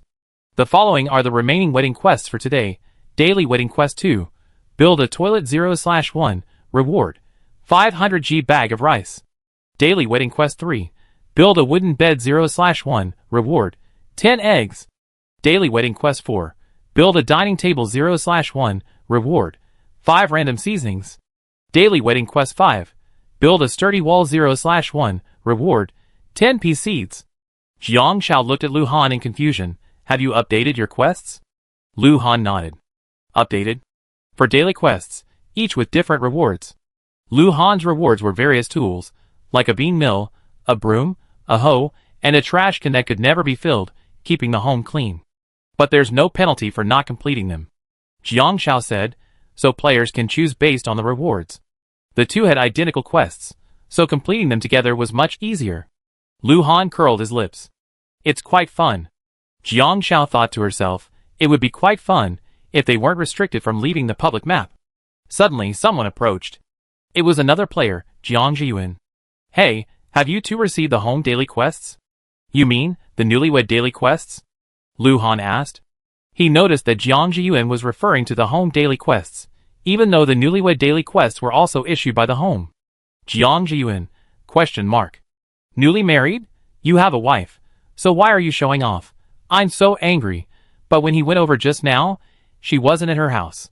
She said she was moving materials, so he came over. Daily tasks for newlyweds? Jiang Zhiyuan couldn't help but ask, what's the difference between them and homestead tasks? He has 5 homestead daily tasks, which refresh daily and earn rewards for completing them. Chapter 382. In addition to daily tasks for his homestead, Jiang Zhiyuan also had tasks for villagers. Villager tasks were mandatory. Failure to complete them would result in a penalty of being unable to return home. Daily tasks for his homestead were optional, with no penalty, but the rewards were generous, and he needed many of them. Unfortunately, homestead tasks refreshed, so yesterday's tasks might not be available today, making it difficult for one person to complete them in a short day after work. For example, he was halfway through repairing the toilet, and the task refreshed the next day, forcing him to temporarily stop. He was also halfway through repairing the livestock shed, and the task refreshed the next day, forcing him to temporarily stop and wait for the next task to refresh before continuing. The system was clearly exploiting a lonely, single player. After hearing Jiang Zhiyuan's words, the streamer expressed sympathy. Being single is so miserable. You can only dig a toilet by yourself. Ha ha, I'm dying of laughter. This is an amateur player, not a streamer. His replay video cracked me up. He was digging a toilet by himself, trying to move the dirt out. It should have been easy with someone helping him from above. But he was digging at night, when he forgot the depth of the pit. After digging, he couldn't climb out. He had to fill the dirt back in, and then step on it to climb out. He spent the night digging alone. Yeah, working alone for nothing. I'm dying of laughter. This is also a major reason he didn't complete the task on time. I can only say, having a wife is so wonderful. A united heart makes a difference. After hearing this, Lu Han and Jiang Xiao observed a moment of silence. After all, the difference between the newlywed daily quests and the home daily quests is that after the newlywed daily quests are triggered, there's a 7-day window where you don't have to complete the villager quests. 2 people can do the same task and receive 2 different rewards. But Lu Han didn't say anything to provoke him. He simply nodded perfunctorily. Well, our mission is similar. We both need to repair our homes. Jiang Zhiyuan expressed his comfort. I just wanted to ask if you have any gloves as a reward. I'm working in the fields, weeding those 10 acres. Without gloves, I easily get hurt, and my stamina would be depleted. If you have any, I'd like to trade with you. Jiang Zhiyuan said, I'm out of health packs, and my stamina limit is low. Villagers start work early every day, and after work, they have to complete daily tasks at home for rewards. Without supplies, I can't recover. Gloves? Jiang Xiao asked, would winter gloves be okay? They're not included in the rewards. Many items in the Snow Mountain map are disposable, but Jiang Xiao puts them in the grocery bin inside the large trash can, thinking they might be useful when they're not needed. Okay. Jiang Zhiyuan nodded. The winter gloves are thick, just right. Lu Han asked, what are you trading for? Jiang Zhiyuan said, I don't have anything. Let me tell you something. It's the rewards for the homestead quests, or maybe the next quest that pops up. For example, the quest I got the day before was to repair the water trough, and I got a stone mill as a reward. I didn't complete it, but the next day, a quest appeared to ask me to obtain or craft a stone mill, rewarding soybean seeds and other food supplies. I see. This information was useless, but the winter gloves were also useless to them right now. A useless exchange. Jiang Zhiyuan happily put them on and went to work. Gazing at Jiang Zhiyuan's back, Jiang Xiao couldn't help but ask, what's the penalty for not completing the villager quest? Lu Han said, there's no penalty. It's just a reminder that the player can't leave the fields until they complete the villager quest. In other words, forced overtime. I see, Jiang Xiao nodded. This village and home game is quite novel. You like it? Lu Han raised an eyebrow. After the public game, if Wushan village still exists, you can stay here. Jiang Xiao quickly said, no, I don't want to. She didn't want to complete a task that wasn't absolutely necessary for the competition. After saying this, Jiang Xiao looked at Lu Han, her face very serious. But if you like to dig a toilet, I can reluctantly hand you a shovel. Lu Han finally couldn't help but reach out and pinch Jiang Xiao's face, not wanting to use too much force. I'd love to dig a hole and bury you and me in it. Chapter 383. Watching the two people bickering in the livestream, I didn't know what to say. So Lu is 3 years old, and Jiang is 2.5. Oh, brother Han is so gentle. He can't bear to scold his wife. He even dug a hole and buried himself in it with her, unwilling to leave his wife alone. I can't stand it anymore, you up there. Can you even be a fan? Are fanatics this perverted these days?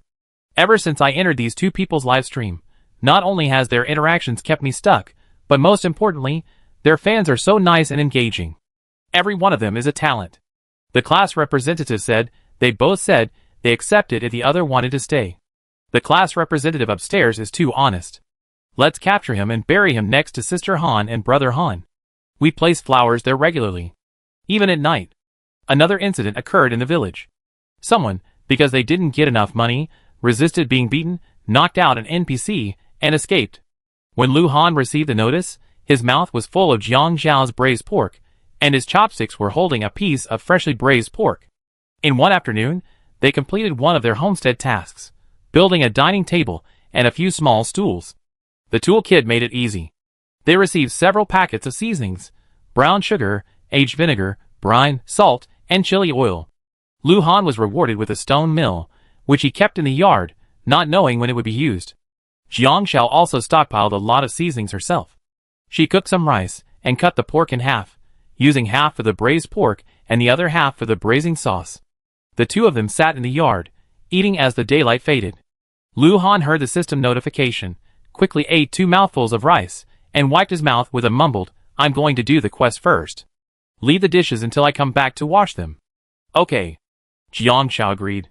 Lu Han went out. Jiang Xiao and Yin Boya sent a message. Although they couldn't leave the public game map right now, the NPCs were waiting outside. Yin Boya also sent a message to Jiang Xiao, saying that the incident had been reported by domestic reporters and many people were awaiting the outcome. Jiang Xiao was a little surprised. This time, everyone had escaped, 4 or 5 people in a row. Once again, they gave up searching after 2 hours. When Lu Han returned, he found Jiang Xiao had already washed the dishes. He said nothing, simply, "The plan can proceed safely."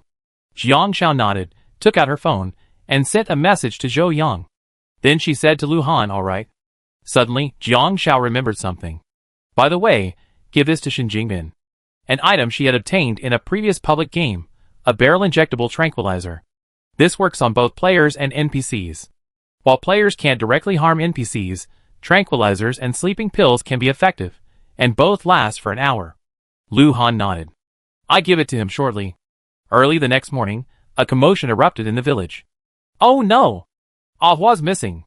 Ah Hua's husband's gone too. The village chief looked at the empty room, his missing daughter, his missing son-in-law, and a letter. He opened it tremblingly.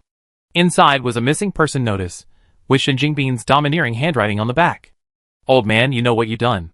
We taken your daughter and son-in-law away. If you don't want anything to happen to them, come to the village entrance at 12 noon and confess your crimes. Otherwise, your daughter and son-in-law will be killed." There was a knife mark on the back, and 2 drops of pheasant blood were sprinkled on it. It was threatening. This was their second plan: kidnap the village beauty, and force the old village chief to confess his crimes and open the exit. Chapter 384. They took Ah Hua and her husband away. The old village chief took a deep breath. These outsiders have gone too far. They kidnapped Ah Hua and her husband. Do they want money? How much? Few of the men in the village could read, so the old village chief didn't tell them what was written specifically. Lu Han disappeared into the crowd. The old village chief looked at the missing person notice, his eyes complex, and shook his head. "Don't panic, village chief. They're definitely not many. They kidnapped us, and we each have weapons. If they dare to do anything to Ah Hua, we make them pay." Leading the group was the captain of the village men, named De Jun. Suddenly, a man from outside came in and spoke. "Village chief, our informant says a lot of outsiders have arrived from outside the village, saying they're planning to come to our village. Many of them are elderly men and women. They started coming yesterday. Because of your instructions, they weren't allowed to come here. But now they're trying to find a way. They have to go anyway, and I'm afraid they cause trouble for us." The village chief was stunned for a moment and asked, "How many people?" "Not many, only about 70 or 80, the man said. "What's there to be afraid of? I already married my wife. How can we let her go?" Someone immediately said unhappily, "A married daughter is like spilled water. There's no way you can send her back." Dejun frowned. "Isn't this a coincidence?" The village chief said nothing and turned back into the house. Several elderly villagers, hearing the commotion, followed him in. Seeing the village chief smoking a leaf tobacco, his face grew anxious. "Are those people here?" The village chief remained silent. "What's the big deal?" "We watched all these children grow up," another old man explained, furious. "Besides, they have no evidence." Even so, his heart was still pounding. "Let's see what they plan to do first," the village chief finally spoke. Lu Han returned promptly at 12 noon. There were still 5 daily tasks for newlyweds today, but Jiang Xiao hadn't completed them. As expected, this public games plot would end today. Lu Han returned and removed Jiang Xiao's shackles. Shen Jingbin, as you said, is alone at the village gate. Using tranquilizers to intimidate the villagers, they threatened the village chief to reveal the truth. For the past few days, Lu Han and his men had been lobbying the men in the village. Although they hadn't specifically mentioned the village chief's actions, they had already sown a lingering suspicion in their hearts. As for the missing person notices Lu Han had initially found, he had taken photos of them and sent them to Yan Boya, then returned them unopened. Today, they would personally find them, with Shen Jingbin as witness. If the village chief still refused to admit his guilt at this point, then they could only pursue the third option, burn down Wushan village, burying all the sins and the truth. Jiang Xiao nodded. In theory, this would be a publicity stunt, but Jiang Xiao didn't want it, as it came with risks. Only Shen Jingbin wasn't afraid of being beaten to death. Lu Han casually took Jiang Xiao's hand. "I take you somewhere." 3 minutes later, Lu Han led Jiang Xiao to the fields. The golden wheat fields, the stalks waiting to be harvested, had been cut into the shape of a heart. In the midday sun, this sight made Jiang Xiao's heart skip a beat. "Jiang Xiao, take a picture," Lu Han said gravely. Jiang Xiao came to her senses and murmured, "Take a picture?" Lu Han hummed softly, a melodious confidence radiating from his deep profile. "Last time, Jiang Rong sent me a photo of him and Lu Yuqing making a heart shape together for a group photo announcement, so we need to make ours bigger and more romantic than theirs." Jiang Xiao, So what breed of husky is he? Chapter 385. The livestream room, which had been popping hard bubbles, suddenly fell silent. "Romance? I feel offended. Ahem. I have to admit that sometimes there's a reason for Han Sa's allergy to romance, and it's not directly related to Han Sa's antisocial nature." Whispering, Mai Shuzi's expression is subtle and complex. "I don't know how he ended up with someone like this all of a sudden. If it were me, if I were Brother Han, I would just take Han Sa over, silently hold her hand, and let the wind deliver his sweet words. Wouldn't that be enough? Sunshine, wheat fields, love, the romance of the working people, expressed in silent love, is what romance truly is. So why did Brother Han speak? +1 So why did Brother Han speak? Plus 10,086, because of this scene, the trending topic of silly smiling couples suddenly appeared on the search list and quickly topped the charts. For example, why did Lu Han have to speak, and why wasn't Lu Han mute, including Jiang Zhao's true love? "Even if your dream is to dig a toilet, I still hand you a shovel." It immediately broke through the circle. Even people who don't play games became curious. Who is Lu Han? Who is Jiang Xiao? Who is the silly smiling couple in the entertainment industry's new CP? I started looking through their shared gaming screens, and unexpectedly fell into the trap of a magical CP. Meanwhile, outside Wushan village, several people collapsed in front of Shen Jingmin. The 2 boys behind him immediately tied up the sedated strong men who came over. They could tie up 1, 2, 10, or 8, but not even 100. Shen Jingmin couldn't help but curse inwardly as he took the tranquilizer gun Jiang Xiao had given him. This old man must be a duck. He's so stubborn even at death. "Old man, you still won't tell the truth?" "They can't move now." "If you don't, I'd be really rude." The old village chief's eyes narrowed, and he banged his cane harshly. "You could always find a pretext to accuse someone of something. Just based on these meaningless missing person notices? You're concluding that I kidnapped them on purpose? You're making a far-fetched argument. Perhaps you put that thing in my room on purpose." The men were agonizing. "Right. You're just saying, Maybe we're not from the village, but it's a fact that the old village chief saved us and raised us. In their eyes, they were orphans. Orphans who should have starved to death. But they were raised by the village chief. Wushan village may be poor and backward, but they were willing to stay here to repay the village chief. The village chief had the traffickers send people here, so they could find wives. This old man, how can you be a bit more refined with your words? Shen Jingbin was flustered. Jiang Shao suggested using the village chief's daughter as a threat. The missing person notice hidden in the chief's room indicated that he knew the truth and was deliberately preventing their families from looking for them, proving his motives were ulterior. But given the current situation, what should he do? This old man refused to admit it. What should he do? For a moment, Shen Jingbin panicked. He had come here with such confidence, but now he felt the situation was unfavorable. What a waste of all the good equipment Jiang Shao had given him. Old man, aren't you afraid something might happen to your daughter? She's in our hands now. Shen Jingbin gritted his teeth and said viciously. NPCs don't know that players can't actively harm NPCs. Shen Jingbin's words were very weak. Unexpectedly, the old village chief coldly said, if you dare to hurt my daughter, you never be able to leave here. Shen Jingbin, why is this old man threatening me back? Who's more ruthless? Shen Jingbin was stunned. He turned his head and quickly sent messages to Jiang Shao and Lu Han. Help! We can't do it. This old man is such a cunning idiot. Chapter 386. Then swear to heaven that you haven't kidnapped anyone here. Shen Jingbin turned around and shouted at the village chief. The village chief was full of confidence, of course. They were kidnapped by human traffickers. What does it have to do with the village chief of Wushan village? Shen Jingbin scratched his head anxiously. After this round, all the qualified players opened their live streams. Shen Jingbin's, and the boy next to him's too. Their combined live streams only had a dozen or so people online, with a total of 2,000 to 3,000 viewers. I can't stand it anymore. He's such a bad talker. He's been able to negotiate a huge advantage into a disadvantage. This player is actually quite funny, but his EQ is a bit low. He's got a few funny moments but no talent. It's hard to watch. Let's go! Suddenly, the number of people in the live stream increased, instantly reaching over 600,000, and the number of viewers surpassed 10 million. Jiang Shao followed Lu Han, and as expected, no one noticed her at this point. Lu Han stepped forward and asked Shen Jingbin, what's your purpose in kidnapping the village beauty? Shen Jingbin, ? What's his purpose? Didn't they ask him to kidnap the village beauty and threaten the village chief to open the map? This old man won't let us go. Without his permission, we can't leave this mountain. Shen Jingbin said. The village chief sneered. Of course, Wushan village is remote. Without someone familiar with the mountain roads, it's impossible for you to leave.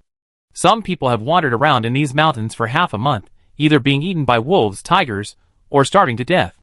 Shen Jingbin couldn't help but spit. Bullshit.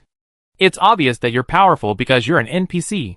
Without a strategy, there's no way to open the portal to the public map. The man next to him repeated the story to Lu Han. Jiang Shao took advantage of this moment to quickly send a message to Shen Jingbin. Shen Jingbin pulled out his phone and checked it. A sudden realization dawned on him, and a look of annoyance crossed his face. How could he have forgotten this crucial piece of information? Lu Han feigned ignorance and listened again, saying, I understand. It's actually very simple. After that, Lu Han looked at Shen Jingbin. You said the men in the village were all abducted by human traffickers, and the abductor was the village chief. Do you have any evidence? Shen Jingbin quickly replied, the missing person notice found in the village chief's room proves he at least knew about this. Also, some of the people's parents have already come to look for them. They're at the village entrance, but without a guide, they can't get in. This was the clue Jiang Shao had just pointed out to him. Lu Han nodded and looked at the village chief. Village chief, it's actually very simple. Just let the people in and question them, right? After hearing this, Jiang Shao lowered her head and contacted Yin Boya, asking if they could first let in the parents of the men who had been missing for 20 or 30 years. Unexpectedly, the village chief said coldly, why should I let them in? What if they're not good people? If they come in and do something to harm Wushan village, who will be held responsible? Lu Han said gravely, village chief, don't you want the people here to find their parents and families? Besides, isn't it you who decides how many people to let in? With so many people in this village, everything is under your control. Or do you simply not want to let anyone in because you don't want them to leave? The village chief's grip tightened. Turning his head to look at the group of young men, a bitter expression on his face. Yes. I really don't want to. Because they're the children I raised, and I still remember. Chapter 387. Dajuan, I remember when you were 8 years old and broke your leg because you were naughty. You hugged me and cried for a long time. I promised to buy you some Buddha candy, and you stopped crying. The old village chief sighed, looking at the young man in the lead. Dajuan nodded. Yes, Dajuan remembers. Ashen, you too. When you were 13, you wanted to learn hunting, but I didn't agree. You went to the mountains alone to hunt wolves, but fell into a trap. I searched for you all day and all night before I found you. When I found you, you were dying. The old village chief's eyes welled up.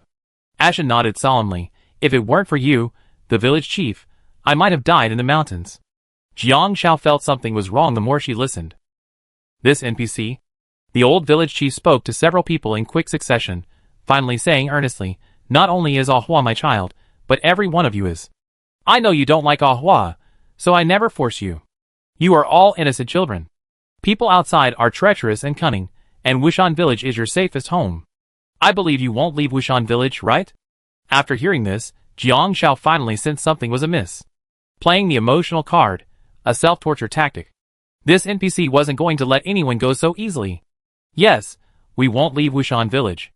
The village chief raised us, and we want to repay him. One person, moved by the village chief's words, immediately declared. But fortunately, not many NPCs expressed this desire, most hesitated. Lu Han glanced at everyone. Finding your family doesn't mean you have to leave Wushan village, nor does it mean you can't repay the village chief. You can even bring your family along with you. You know your parents might be out there, probably the same age as the village chief, with just as much gray hair. Perhaps the village chief wanted to keep you, but they simply wanted to find you. They gave you life, and when they wanted to protect you most, they couldn't find you anymore. Village chief, they're just like you right now. Your daughter was only missing for one night, and you must be terribly worried, otherwise you wouldn't have sent everyone in the village up the mountain to look for her. The village chief finally realized that Lu Han was actually one of them. His heart sank. Lu Han looked at the other men and said coldly, the village chief is already so worried about losing his daughter just for one night, but your biological parents have been missing you for over a decade, even decades. It would be fine if they hadn't come looking for you, but they might be outside the village right now. They just want to see you, just to check on their child and make sure he's safe. And you won't do that? Lu Han's words further shook the already wavering hearts. Someone couldn't help but say, village chief, how about letting them into the village to take a look? Even though they lost their memories, if they've been searching for me for so many years, truly because they lost me, who wouldn't be soft-hearted? The village chief didn't say anything, but his eyes were already complex. Lu Han looked at the village chief and said calmly, village chief, I'm actually curious too. What exactly do you want? Are you keeping them here because you're worried about them and care about them, or because you want to build a world of your own, a world where no one leaves and no one betrays you? The village chief's hand gripping his cane trembled, and he staggered. Someone hurriedly helped him down to a nearby rock. Lu Han whispered, village chief, please think carefully before you answer. I really can't understand why you wouldn't let them leave Wushan village. Then his phone rang. Lu Han glanced down. It was Jiang Shao who sent the message. The village beauty has revealed a clue. The village chief's wife left Wushan village with an outsider because she despised its poverty. Poor. This is a crucial word. Chapter 388. After a long moment of thought, the village chief slowly spoke. That year, on our way out, we saw several cars filled with boys aged 1, 2, 2, or 3. Someone had kidnapped these children and was sending them elsewhere. We saw some of them had fainted from hunger in the cars, so we knocked out the drivers and rescued them. Lu Han was stunned. Jiang Shao was also surprised, because they hadn't found this clue. No one knew whether the village chief's story was true or not. The village chief smiled and said, a total of 187 children. We brought them back to Wushan village and raised them as our own. Lu Han frowned. Then why didn't you let them leave? Why did you hide the missing person notice? Shen Jingbin didn't believe it. This old man is so vicious. He even kidnaps women. How could he be a good person? The village chief looked at Shen Jingbin and said in a weathered voice, I admit, I hid the missing person notice. But there was a reason. Back then, the village was unstable. Someone posted a missing person notice, but there was no one specifically responsible for handling it. The village was poor, and even if we knew, we wouldn't have been able to send the children back. Lu Han asked sharply, why did you hide the truth? The village chief was silent for a long time. I originally planned to tell them, when they grew up, and let them find their families on their own. But that year, something happened in the village. A group of outsiders arrived and persuaded the young women to leave with them. The village suddenly became much emptier, and I did have a selfish desire to keep them. If they left, Wushan village would be empty. One of the elders stepped forward tremblingly. Why did the women leave? It's because there were less than 200 people in the village back then. Apart from the elderly and children, there were few who could work. 187 children meant 187 mouths to feed. Every household was already struggling to make ends meet, and after taking in these 187 children, food became severely scarce. We only had one steamed bun in our pockets, and we had to split it into several pieces. If we had one meal, we had no food for the next. Another added, at that time, we traveled through the nearby villages and towns. Everything we could borrow, buy, or exchange, clothing and food, was focused on the children. Many of the elderly were gone. Plus, the village suddenly became empty of women. People nearby said our women would starve to death. And since the village was truly poor, few people were willing to marry their daughters here. None of the players present, including those watching the live stream, had expected this.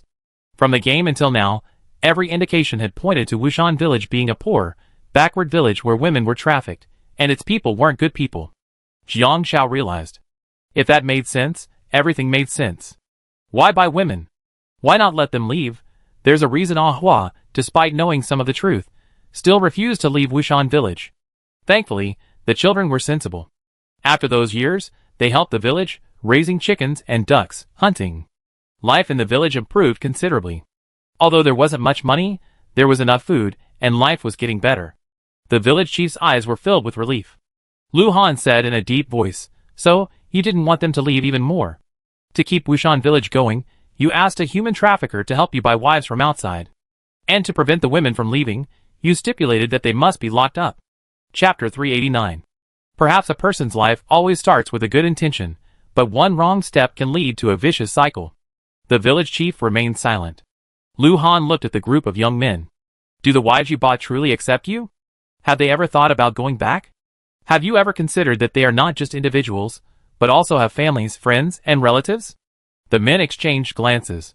Lu Han's gaze deepened as he looked at the village chief. He sat there with a solemn expression, looking up at Lu Han after a moment. Young man, you want them to leave? Tell me, what can they do there? Lu Han frowned. The village chief stood up and gazed at the endless mountains and the reclaimed land between them. When I was young, I also worked outside. I worked for several years with a childhood friend from the village. My childhood friend was killed by a falling brick while working. The contractor showed me the contract, saying we both missed work, and after paying the compensation, there wasn't much left. I can barely read, and I suffered this loss in silence. After cremating my childhood friend, I wrapped his ashes in a bag and walked around for 3 months before returning home. I didn't recognize the words on those missing person notices, but because they had photos, I recognized them as children. But I thought, rather than letting them go out and be ostracized and deceived by the outside world, it's better to let them live out their lives working diligently here. To preserve this place, and for everyone here. But this theory seems like another form of I'm doing this for your own good, so I'm making decisions for you. Because of the losses he suffered in his youth, the ostracism he felt outside, and because of what happened later, he made this decision on his own to prevent such a thing from happening again. Lu Han said solemnly, whether they leave or not shouldn't be your decision. Let them make it themselves. Do you want them to stay here forever, to repay a supposed favor that might not even exist? Do you want them to live in poverty forever? No, not. They're young, hardworking, and diligent. Wushan village will only get better and better. The village chief insisted. Lu Han added, in the outside world, a single machine can harvest hundreds of acres of wheat in 2 hours. You need hundreds of people to work for half a month, and after a year's hard work, you barely get enough food for next year. If you're lucky, you have extra food to exchange for cash. If you're unlucky, there'll be heavy snow and rain, and food rations will be tight, forcing every household to make ends meet. The village chief heard what Lu Han said. He heard it before. His voice trembled as he said, sooner or later, we'd be able to buy that machine. You can't read, you have no connections, and no one to teach you. Even if the machine was placed in front of you, would you know how to use it? Lu Han looked at the village chief. Just like back then, if you could read, you wouldn't have blindly signed an unequal contract. If you understood the outside world, you could have avoided such a thing. The outside world is certainly dangerous, but it also represents the times and progress. The fundamental reason people can't stay here isn't poverty, but the backwardness and ignorance here. Day after day, year after year, they're left hopeless. They have the right to know the truth and the right to make their own choices. Competition exists in every biosphere. Success leads to climbing to the top of the food chain, while failure leads to elimination. Standing still, while everyone else strives forward, is a sign of regression. If you want to change your living environment, if you want better conditions, if you want more choices, you have to go out. The village chief trembled at Lu Han's words, but he had to admit that Lu Han was right. Chapter 390. But he couldn't bring himself to say it. This complex feeling was like an elder imposing restrictions on their children out of concern for their safety. Perhaps from his perspective, it was a good intention, but not necessarily for the person receiving it. One of the elders, perceiving the village chief's thoughts, spoke on his behalf, addressing the villagers. What do you think? My wife says she thinks I'm a good person, honest and hardworking. But she wants to go home. A man muttered, she's unhappy, and neither am I. No matter how much I send her, she's still unhappy. A man in his 30s took a puff of leaf tobacco. My wife passed away 2 years ago. She said she was sick, something that couldn't be cured here. She had to go to a big city to see a hospital. I thought she was trying to cheat me. A young man nearby said, Brother Han can easily lift a 500-pound stone. He says it's the pulley principle. I want to know. If I learn it, it'd be easier for us to fetch water. Lu Han raised an eyebrow. Not really.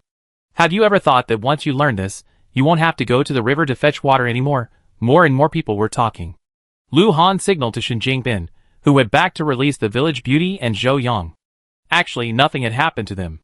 Zhou Yang had simply tricked the village beauty out of the house under the pretext of taking her to see the stars at night, then drugged her and put her to sleep for a long time. They had done everything they could. But the village chief still refused to speak. He was hesitant and worried. There must be a clue that hadn't reached his heart yet. After a pause, Lu Han said, Village chief, I have something to discuss with you alone. Jiang Shao stopped paying attention after seeing this, and returned to the village to survey the terrain. He rubbed his chin, preparing for the worst. If the village chief doesn't agree, where should the village be burned? Just as he was thinking this, he heard a system notification. Thanks to the joint efforts of 21 players, the Wushan village chief has resolved his grievances, and agreed to open the Wushan village map and release all abducted girls. The public scenario game Escape from Wushan Village has concluded. In the following stages, this public map will primarily focus on home missions.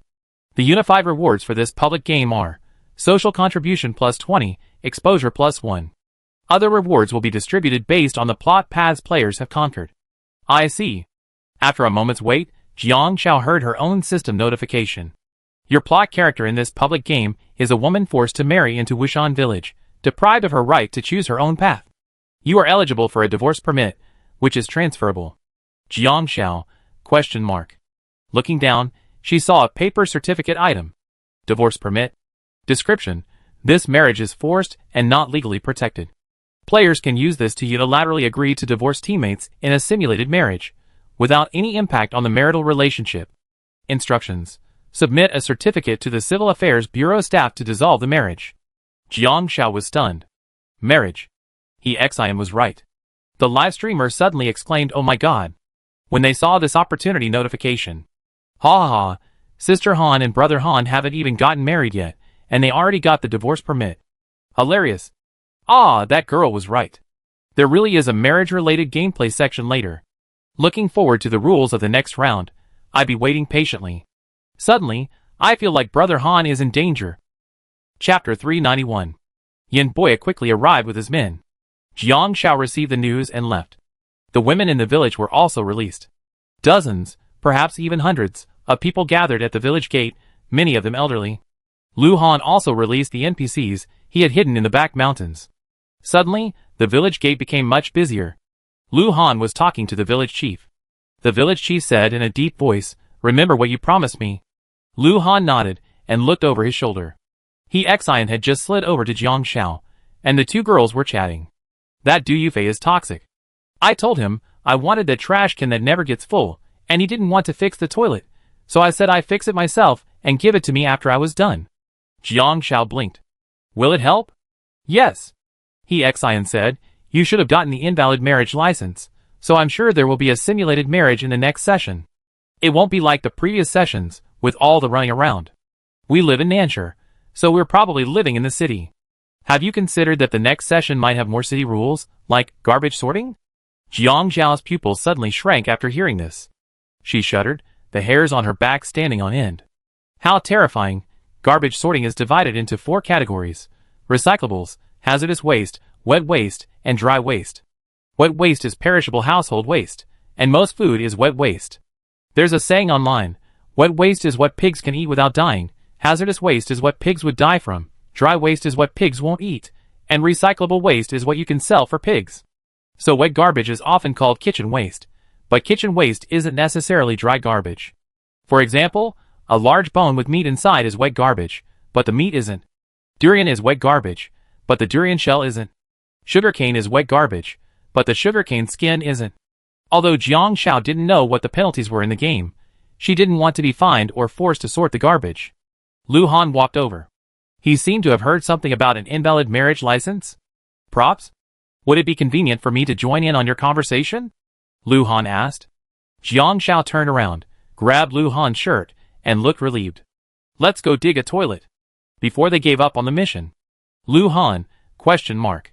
Pausing, Jiang Zhao looked at Lu Han. That quest reward hasn't changed, has it? Lu Han nodded. No, only quests completed the day before will change after the next day's refresh. So the information that person provided was not only incomplete but also inaccurate. Although he could see this information himself the next day, he still couldn't help but criticize the other person's worthlessness. Being dragged along by Jiang Zhao. Lu Han didn't care.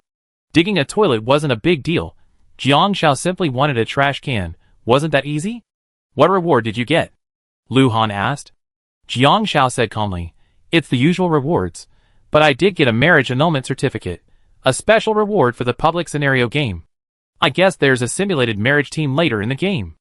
I see. Lu Han couldn't help but glance at Jiang Zhao a few more times, feeling a strange sense of anticipation. Unfortunately, she didn't say anything. Lu Han had no choice but to continue. Just now, you reminded me that Wushan village is very poor. I promised the village chief that after I leave, I would provide financial support to Wushan village and improve its environment and conditions. Perhaps this was the offer that truly impressed the village chief. Chapter 392. Lu Han and Jiang Zhao diligently dug the latrine, which of course, required 2 people working together. Lu Han was primarily responsible for the digging, while Jiang Zhao was in charge of handing out the tools. Yin Boya came over and saw Jiang Zhao still carrying dirt and dumping it on the ground. He was stunned for a moment. Jiang Zhao, what are you doing? Ah. Jiang Zhao had no choice but to put down what she was doing and leave. Yin Boya looked outside. We brought people here, but some couldn't be contacted quickly. Fortunately, most of them were found. Jiang Zhao saw it too. The leader of the army was the first to be found, but his mother was already in her 50s and looked very old.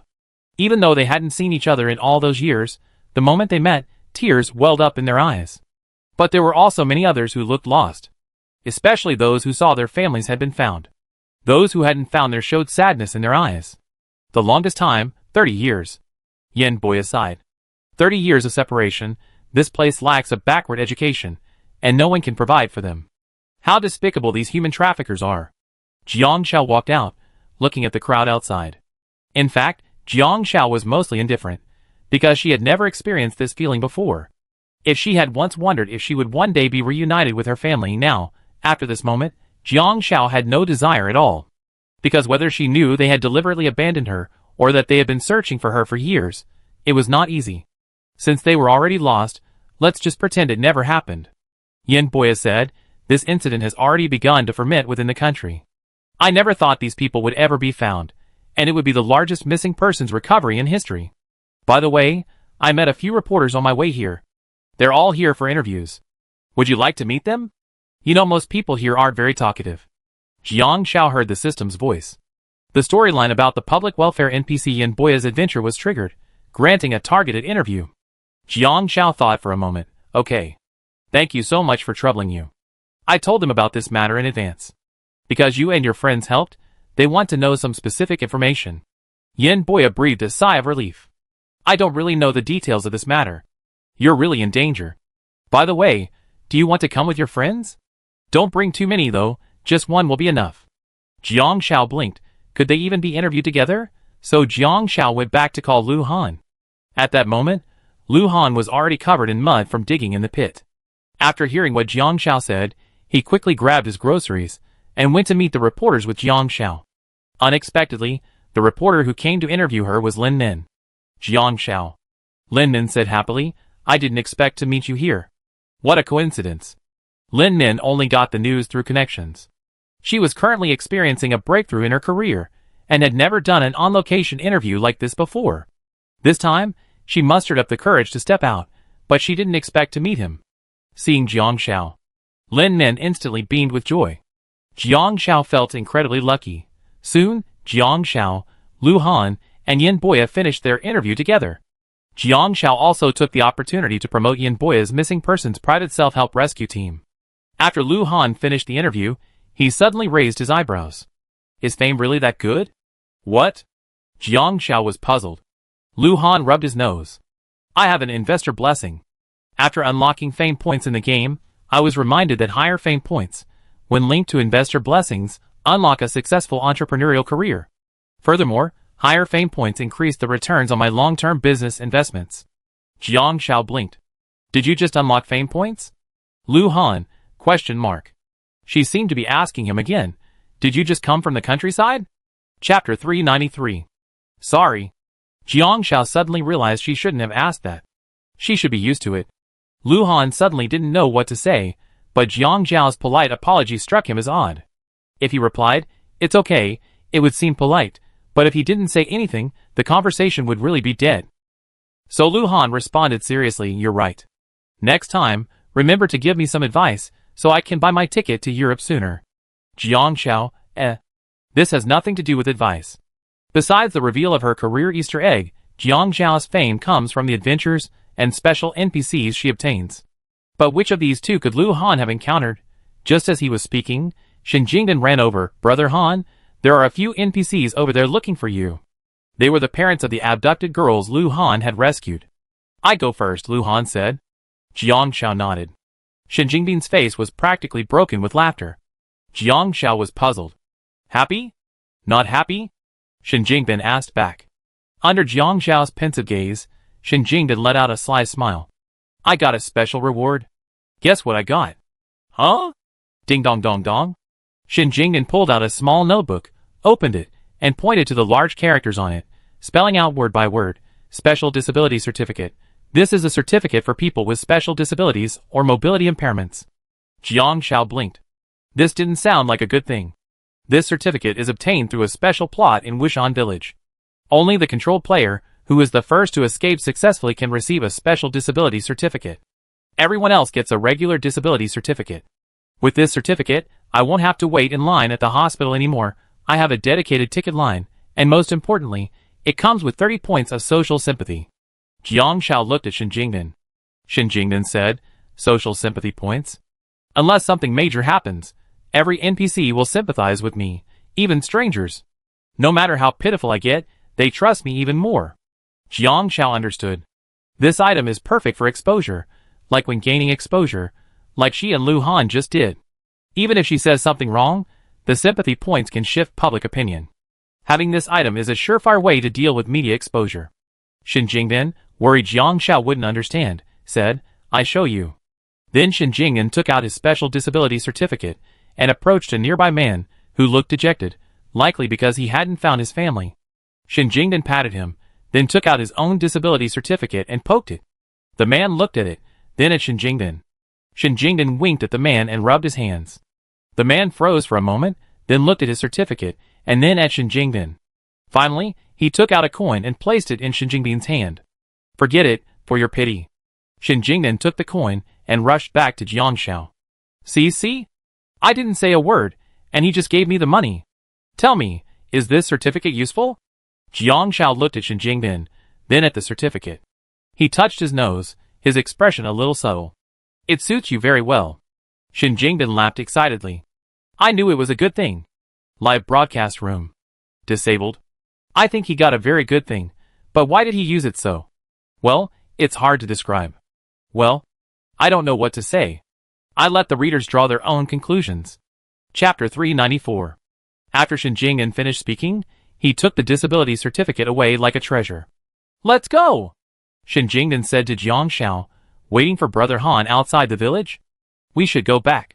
The next stage is in 4 days. We're in no hurry to leave. Jiang Xiao averted her gaze and said slowly, I haven't finished digging the pit yet. Pit? What pit? Shen Jingbin asked. Jiang Xiao turned and returned to the yard. Lu Han had dug half of the pit. This is it. The village latrines were simple, 2 shields to cover them, 2 wooden planks to cover them, and the pit was complete. Although players didn't need to do this, the formalistic tasks were still taken very seriously. How big should we dig? Shen Jingbin asked. Just dig the white line into the wireframe. Jiang Xiao said. Not bad, not much. Shen Jingbin glanced down, then looked up to discuss with Jiang Xiao. I help you dig the hole. What's in return for you? What? Before Jiang Xiao even asked, Shen Jingbin had already taken it upon himself. I help you dig the hole. Cook me a good meal when we get back. What kind of life is this here? I haven't even had a bite of meat. Even those who were incarcerated in labor camps haven't suffered this much. Okay. She had been planning to treat herself to a delicious meal when she got back. Jiang Xiao nodded readily. After all, the sun was a bit strong. Although she was a lifer, she preferred to use free labor for such strenuous work. Shen Jingbin lowered his head and began to dig the hole vigorously with his hoe. As he dug, he shouted, Come on, guests. A full banquet. 1 hoe of braised pork, 1 hoe of Buddha jumps over the wall. And a plate of sweet and sour pork. No one can say it's too much. Why even mention the dish names? Jiang Xiao found a shady spot and sat down while Shen Jingbin started digging. After more than half an hour, Lu Han returned. Seeing Shen Jingbin working on his tasks, he frowned. Jiang Xiao waved to Lu Han. Lu Han walked over, and Jiang Xiao patted the spot next to her. The sun isn't as strong here, so you won't get burned. Lu Han narrowed his eyes, scoffed, and offered, I just went there and unlocked a stat. Jiang Xiao took a sip of water. What? Social status, Lu Han said. Jiang Xiao was stunned. You unlocked it? Yes. Lu Han said, the system notified me that my influence among the NPCs has reached a certain level, and my social status has gradually increased, but only by 1 point. Influence? Jiang Xiao was stunned. Is this also a reward from Wushan Village? Because I saved a certain number of abducted girls, quantitative change has led to qualitative change. That's just a portion. Lu Han said, before the last session ended, I used several blessings to invest. Several of these investments were long-term. Some failed, but some were successful. For example, business investments. From the successful companies he invested in, he received shares, profits, and even fame. Many NPCs also gained jobs and livelihoods thanks to the success of the companies he invested in. This influence led to social status. Jiang Xiao vaguely grasped the reason for this social status. Fame can also be converted into social status after a professional retires. Perhaps it's a synergistic effect. Reaching a certain level of professional proficiency also wields real influence in a certain circle. Suddenly, Lu Han heard something. Red oil duck, osmanthus sauce chicken, salted pork tenderloin, braised straw mushrooms. Suddenly remembering Shen Jingbin, Lu Han glanced at him. What's he mumbling about? Oh, the recipe for the Manchuhan banquet? He said he helped us dig a hole, and when we were done, we make him a delicious treat as a reward. Jiang Xiao said. A full banquet? Lu Han was uneasy. Chapter 395. Shen Jingbin was happily digging. Hearing a noise, he said, Hey, Brother Han, you're here. Lu Han snatched the hoe from Shen Jingbin's hand. I do it myself. Shen Jingbin spread out his empty hands.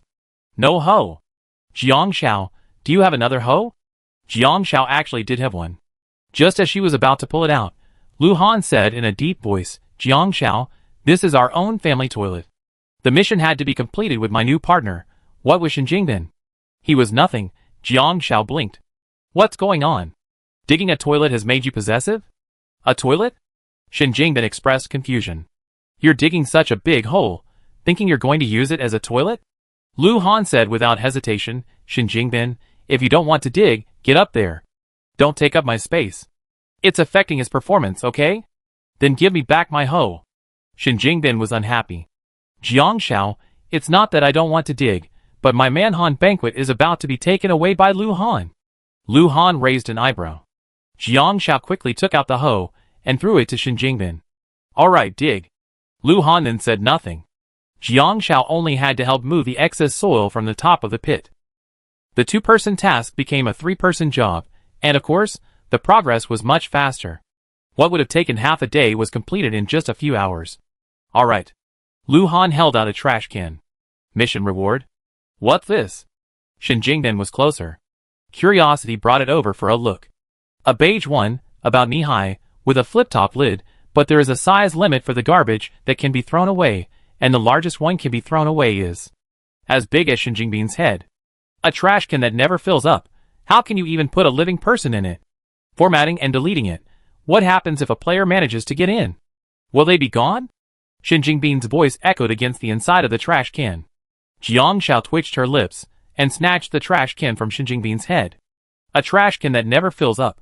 Instructions. All game data placed inside will be formatted and deleted, and cannot be recovered. Note. Oversized discarded items must be separated before being loaded. After reading this, Lu Han stared at Shen Jingbin. Killing, dismembering, and destroying the body, a perfect tool. Shen Jingbin was instantly terrified. Brother Han is so scary. Let's go! After getting the trash can, Jiang Shao, Lu Han, and the others prepared to leave. Jiang Shao checked her phone. Yin Boya would stay for 2 more days. He Xian had left 2 hours ago. Wushan village was open, and the mini sightseeing buses outside had all been white. The 3 of them left together. It was already 4 p.m. when they arrived at Yao Ancient Village. Wait. Jiang Shao remembered something. What's wrong? Lu Han asked. Going somewhere. Jiang Shao followed the familiar route to a place selling bud candies. After buying 2 candies, she tore down the missing person notice for Sha Jin from a telephone pole. Lu Han watched Jiang Shao walk to a courtyard. Before he even entered, he heard a man crying. Whoa! Whoa! Sha Jin hurt so much. It was a familiar voice. Shen Jingden couldn't help but cry, Who is it? You're crying like a woman. Jiang Shao stared at the closed door and suddenly muttered to herself, If this NPC didn't have a reward, I would still help him. Do you think I'm doing something useless? Lu Han looked at Jiang Shao silent. Actually, I used to think the strong had no obligation to help the weak, otherwise it would be moral blackmail. Jiang Shao smiled. But then, I realized that some weak people are really weak, and some strong people are really strong. Chapter 396. Like the old village chief, illiterate and deceived, he was considered weak, yet he single-handedly kept countless people in that place, and separated countless others from their loved ones because of his actions.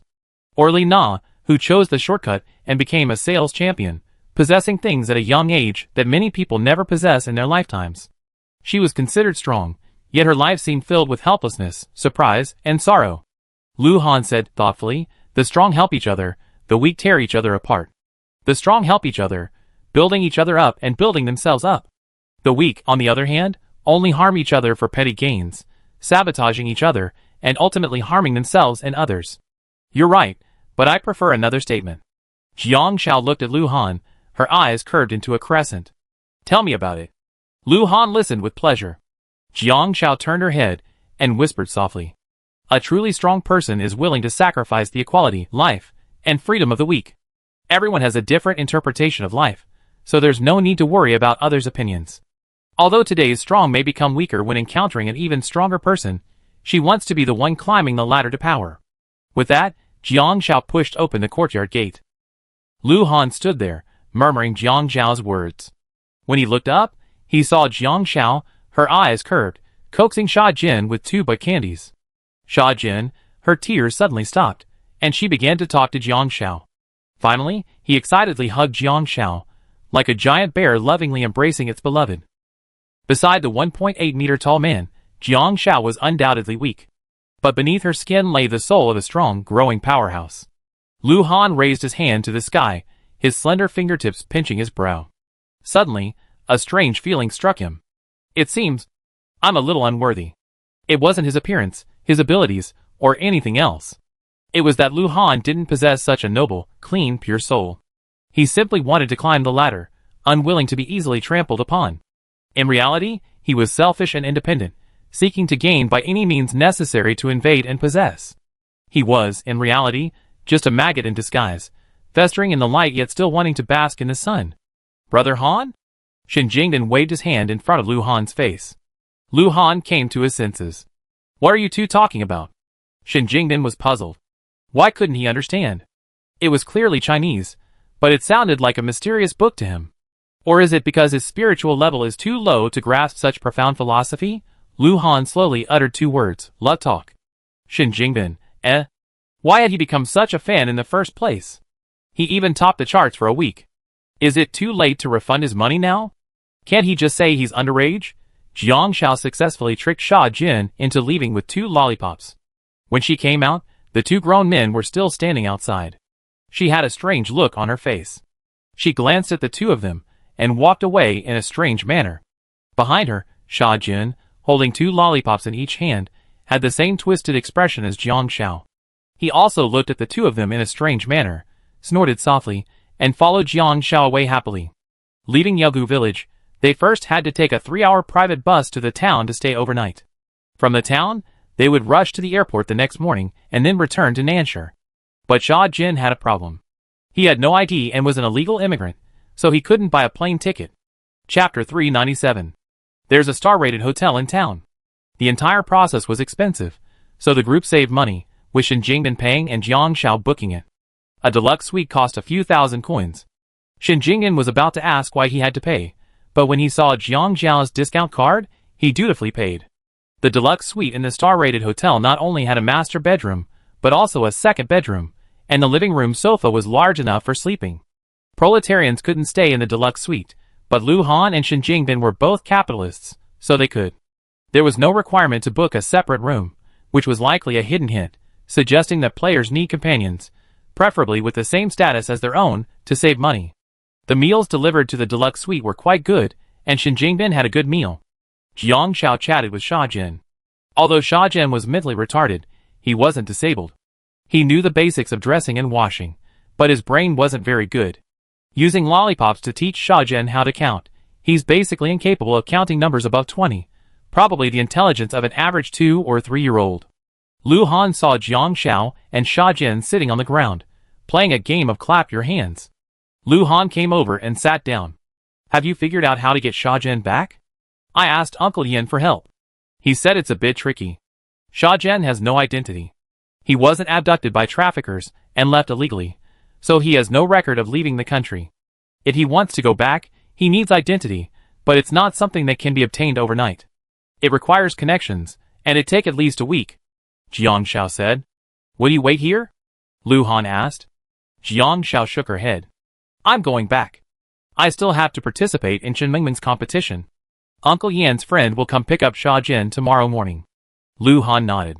Jiang Shao blinked. I'm going to take Sha Jin with me to keep Li Fei company. Lu Han guessed it, and raised an eyebrow. I'm guessing you want more than just Sha Jin and Li Fei. Jiang Shao looked at Lu Han. How did you know? Lu Han rubbed his chin. The rules are clear. The greater the ability, the greater the responsibility. From his social status, it's clear that social status is influence. Jiang Shao nodded. That's right. For the night, Jiang Shao naturally had the master bedroom. Lu Han grabbed Sha Jin and said, Sha Jin, it's time to go to bed. Oh! Sha Jin followed Lu Han very obediently. Sha Jin had one advantage. He wasn't shy and was very sensible. He could be persuaded by candy. Shin Jingbin wanted to follow him in, but Lu Han closed the door without hesitation. He patted it vigorously. Wait! I paid for it. Lu Han opened the door. Shin Jingbin smiled, knowing that Brother Han couldn't bear to leave him. He had no problem with a threesome tonight. Lu Han shoved the blanket into Shin Jingbin's hands. You sleep on the couch. Then he closed the door. Shin Jingbin pouted, his eyes darting around, muttering, Fine, I sleep on the couch. If the kids come out tonight, I watch the stars and the moon with them. The door opened again. Lu Han emerged calmly, patting Shin Jingbin on the shoulder. You're coaxing, idiot. Shin Jingbin's grin stretched to the back of his teeth. As expected, what's is his. Using the kids to lure Brother Han works really well. Those who are willing take the bait. In the master bedroom, Jiang Shao finished washing up, pulled out her phone, sent a message to Chen Mingming, and started posting. By this time of day, the scenic spot check-ins should be almost over. Let's see if the players have any special information. Chapter 398. The Snow Mountain Scenic Area check-in is complete. Thanks to everyone for the guide. I ate a snow rabbit even though I was starving. It was delicious. I didn't get caught. Hey guys. Have you found a partner in the game? I did. Hee hee. It feels good. I already gone back to Nanshire and laid down. Life here is actually pretty good. Poll. Curious about the current number of male and female players. The game might be assigning partners. Come in and cast your vote. Jiang Xiao looked around and noticed that the recent posts are mostly spam, with no real substance. Click on the second post from the middle. The original poster posted, I met a girl. What a coincidence. We're both in the same scenic spot. I noticed she's a nice person. And so smart.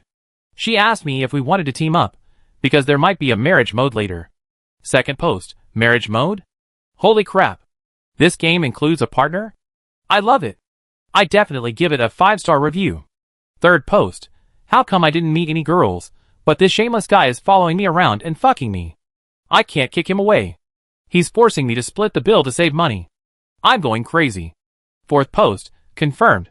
There should be a team mode similar to a marriage simulation later. Are there any girls who teamed up in advance? After reading this, Jiang Xiao realized it was no wonder there were posts with male and female votes. She clicked on the post to take a look and offered her precious vote as a female player. The male-to-female ratio was about 4-to-1, which is actually quite high. After all, everyone initially thought this game was a survival game, and survival games are inherently more appealing to male players. It was almost time, so Jiang Xiao turned off her phone and went to sleep. The next morning, she woke up around 10 a.m. to find Yin Boya's friend. He seemed a very gentle man. After taking Sha Jin from Jiang Xiao, he said, we can guarantee his safe passage, but it will take some time. Did old Yin tell you about the preparations?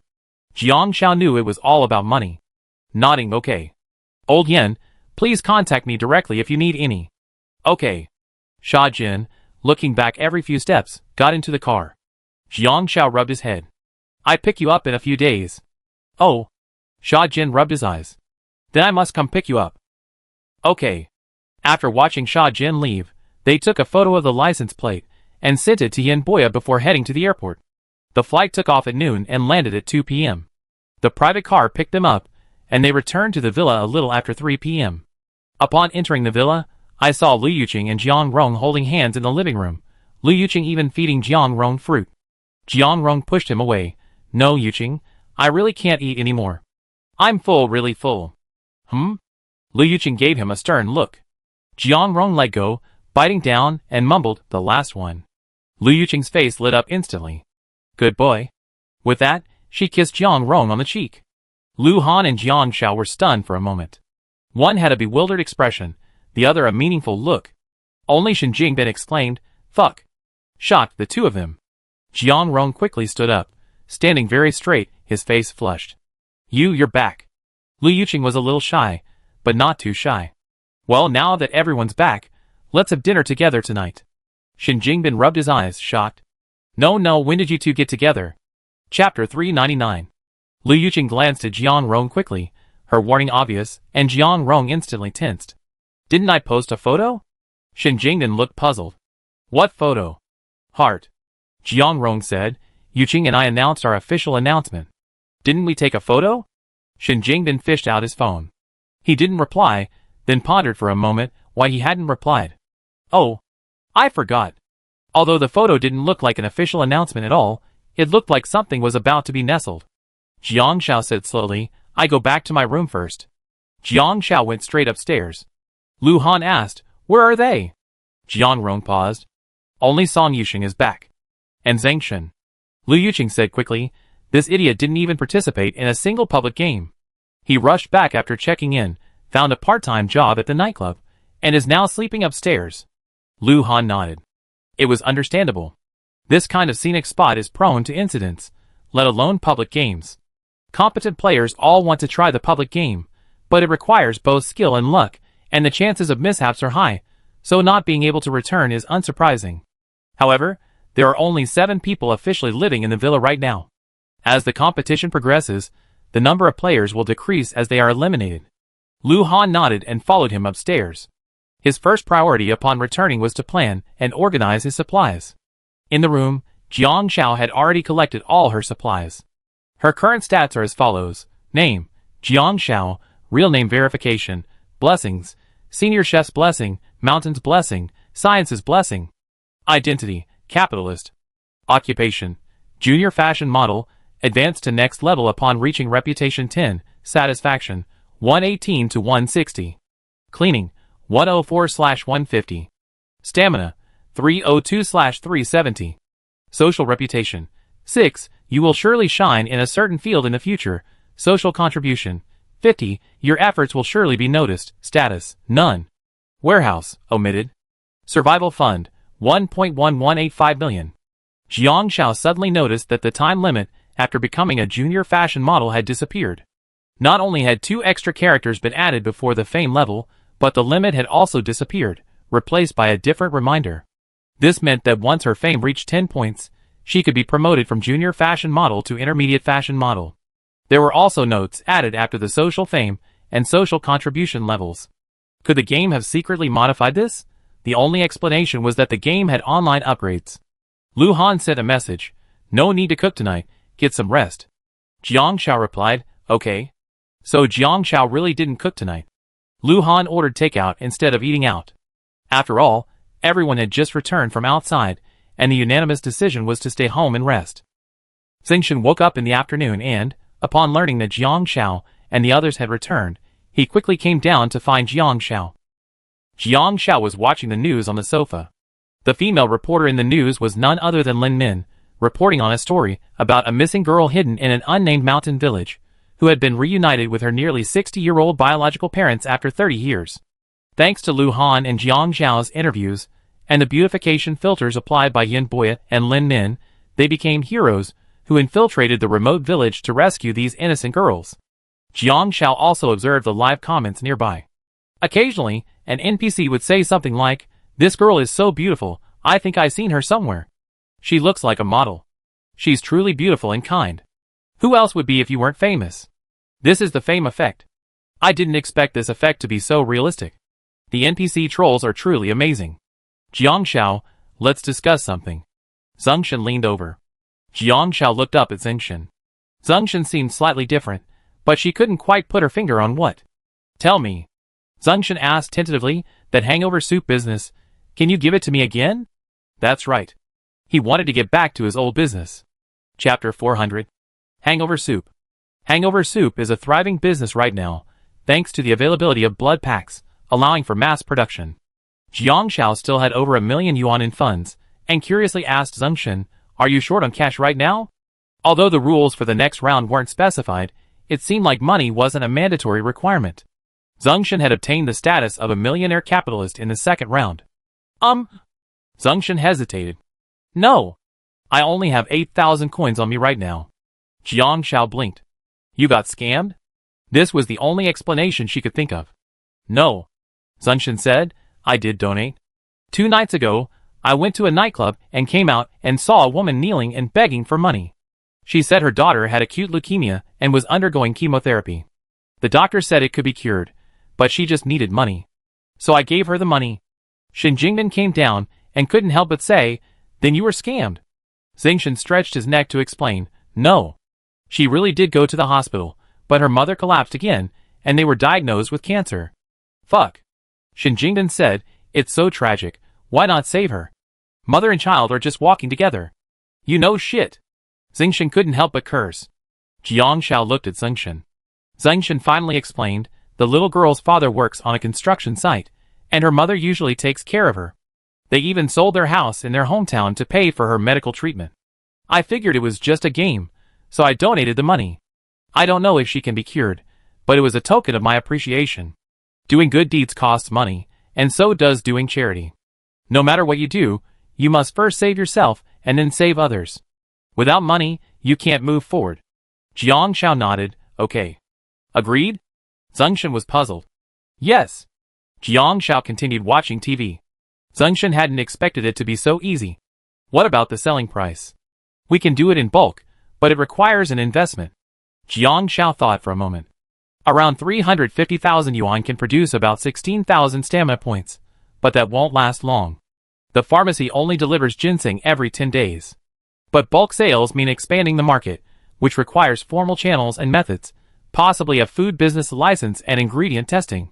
And bulk sales mean a unified price, which will definitely lower the selling price. Zhongshan calculated carefully.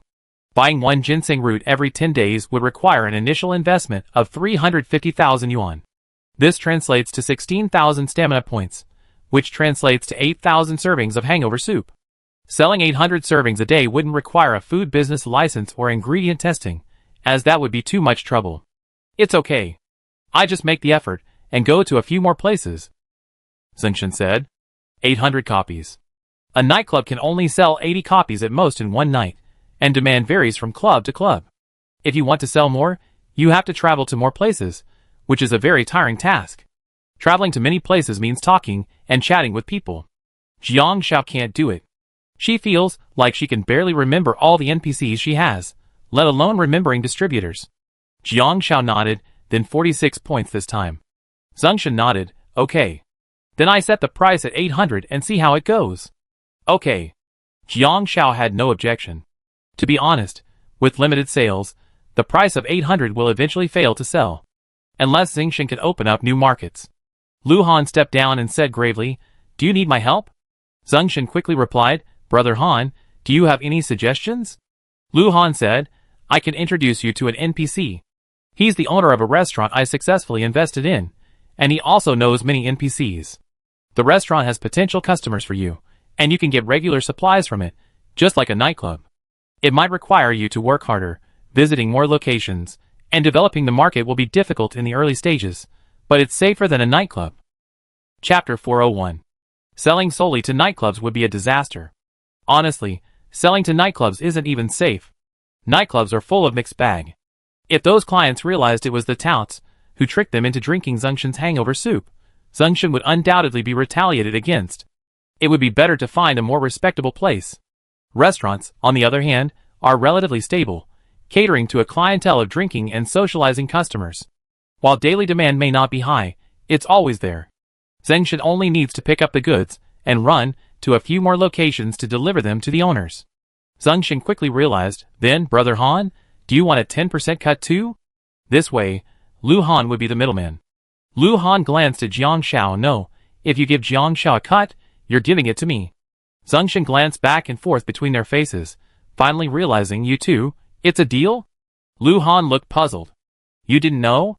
Why didn't you say so earlier? Zhongshan slapped his head. Shen Jingdan looked puzzled. No. When did you two get together again? I get it. You two were flirting yesterday while we were digging the toilet, and I told you something was wrong. Lu Yuqing slammed the table. Hey. Are you guys going to eat or not? After that, the others fell silent. There were 7 people at the table, 2 couples. Lu Han ordered shrimp, peeling them before placing them in Jiang Xiao's bowl. Jiang Xiao was stunned for a moment, then whispered, "You don't have to peel them for me. I can do it myself." It felt like she couldn't take it for granted. Lu Han looked at the shrimp Jiang Xiao put back in her bowl, his eyes darkening. But he quickly recovered and ate the shrimp Jiang Xiao had peeled for him. Halfway through the meal, Shen Jingdan suggested, "I'm ordering some wine. Let's drink today." Drink? Jiang Xiao was stunned for a moment and looked at Lu Han.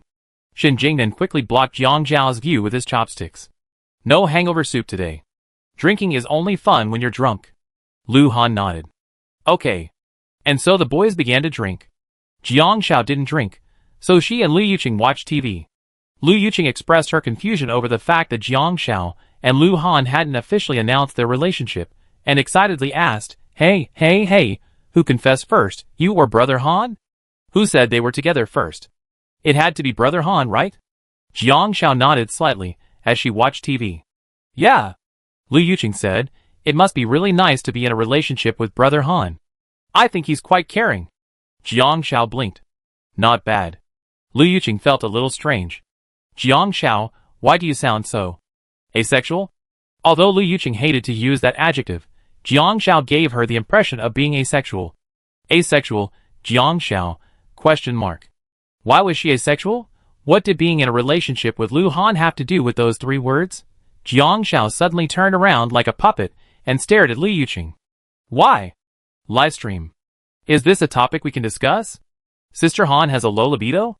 Does Brother Han know? How is that possible? Rumors. How could my Shiuzi possibly have a low libido? Such laughter. What did Brother Han do to make Sister Han a low libido? So it was Brother Han who made Sister Han a low libido? Brother Han. No, this is confirmed. So Brother Han is not good? I suddenly understand why Brother Han has been single for so many years, and has never had any scandals. Brother Han needs treatment. I'm sending him 2 more rockets, hoping he get better. Brother Han, how could I possibly know you, these wicked fans? You can pin anything on me. Thank you so much. Chapter 402. When I mention Lu Han, your eyes don't change. Lu Yuqing said, isn't that just frigidity? I can't help but smile when I'm in a relationship, and I'm happy when I think of my Jiang Rong. He's really nice, you know? He said he'd take me back to meet his mother after the game. And you know, he's never been in a relationship. He's still a virgin. When she talked about Jiang Rong, Lu Yuqing became particularly passionate. I feel like he and I have so much to talk about. He's so straightforward and silly, you know? Jiang Xiao paused. Do you usually get along like this? Just like they saw that day, passionate and proactive. Yes. Lu Yuqing nodded. So I think your frigidity. How many girls are as calm in a relationship as you are? You don't even blush when you mention Lu Han, and I haven't seen you two do anything. Even at the dinner table, you were as polite to Brother Han as a guest. Just turn around and look at Brother Han now. What do you think? Jiang Xiao turned away. Lu Han was among the boys. Zheng Shen was being forced to drink by Shen Jingden, Jiang Rong was laughing a bit foolishly, and Song Yuxing occasionally smiled in agreement. Lu Han, with his eyes downcast, simply listened to their banter, occasionally speaking with a hint of commanding attention. Occasionally, he would glance up, his gaze grazing over Jiang Xiao. Jiang Xiao turned around quickly, as if fleeing, allowing Lu Han to peek at the back of her head. But Lu Han's fixed gaze never left her.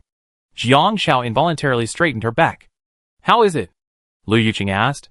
Jiang Zhao's ears flushed, and she uttered 2 words calmly, very handsome. Lu Yuqing, is he handsome? Lu Han is universally recognized as one of the most handsome streamers in the gaming world.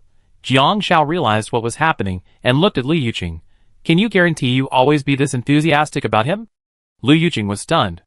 Jiang Xiao said to herself, I do have feelings for Lu Han, and I might even go so far as to say I like him. If she paid attention to this person, she'd definitely be tempted, but most of the time, Jiang Xiao would restrain herself and not pay too much attention to Lu Han. Maybe I seem a little calmer, but that's just my personal reason. If you can't be sure you always be enthusiastic about this person, then just stay like you normally are. After all, a huge gap can be painful. As long as they can go far enough, they can maintain a long-term relationship. People's enthusiasm is limited, there's no need to unleash it all over just one incident. Lu Yuqing was confused. She didn't understand. She was proactive. If she liked someone, she'd go for it. If she didn't, she wouldn't touch them at all. However, Jiang Zhao's attitude made Lu Yuqing understand. Although they were both in love, one was on an Arctic glacier, the other on an equatorial volcano. Jiang Xiao couldn't treat Lu Han as just some after-dinner chatter. Time slipped by, and Zheng Shen drunk said, Didn't I tell you, I went to see that sister? She looks like my sister, about the same age. Your sister? So your sister is sick and lying in bed? Bullshit!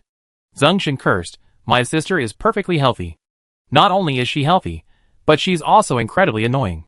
She complained to her parents about eating her ice cream, and she complained about him playing games too. She just complained all day long. What a heartless little bastard.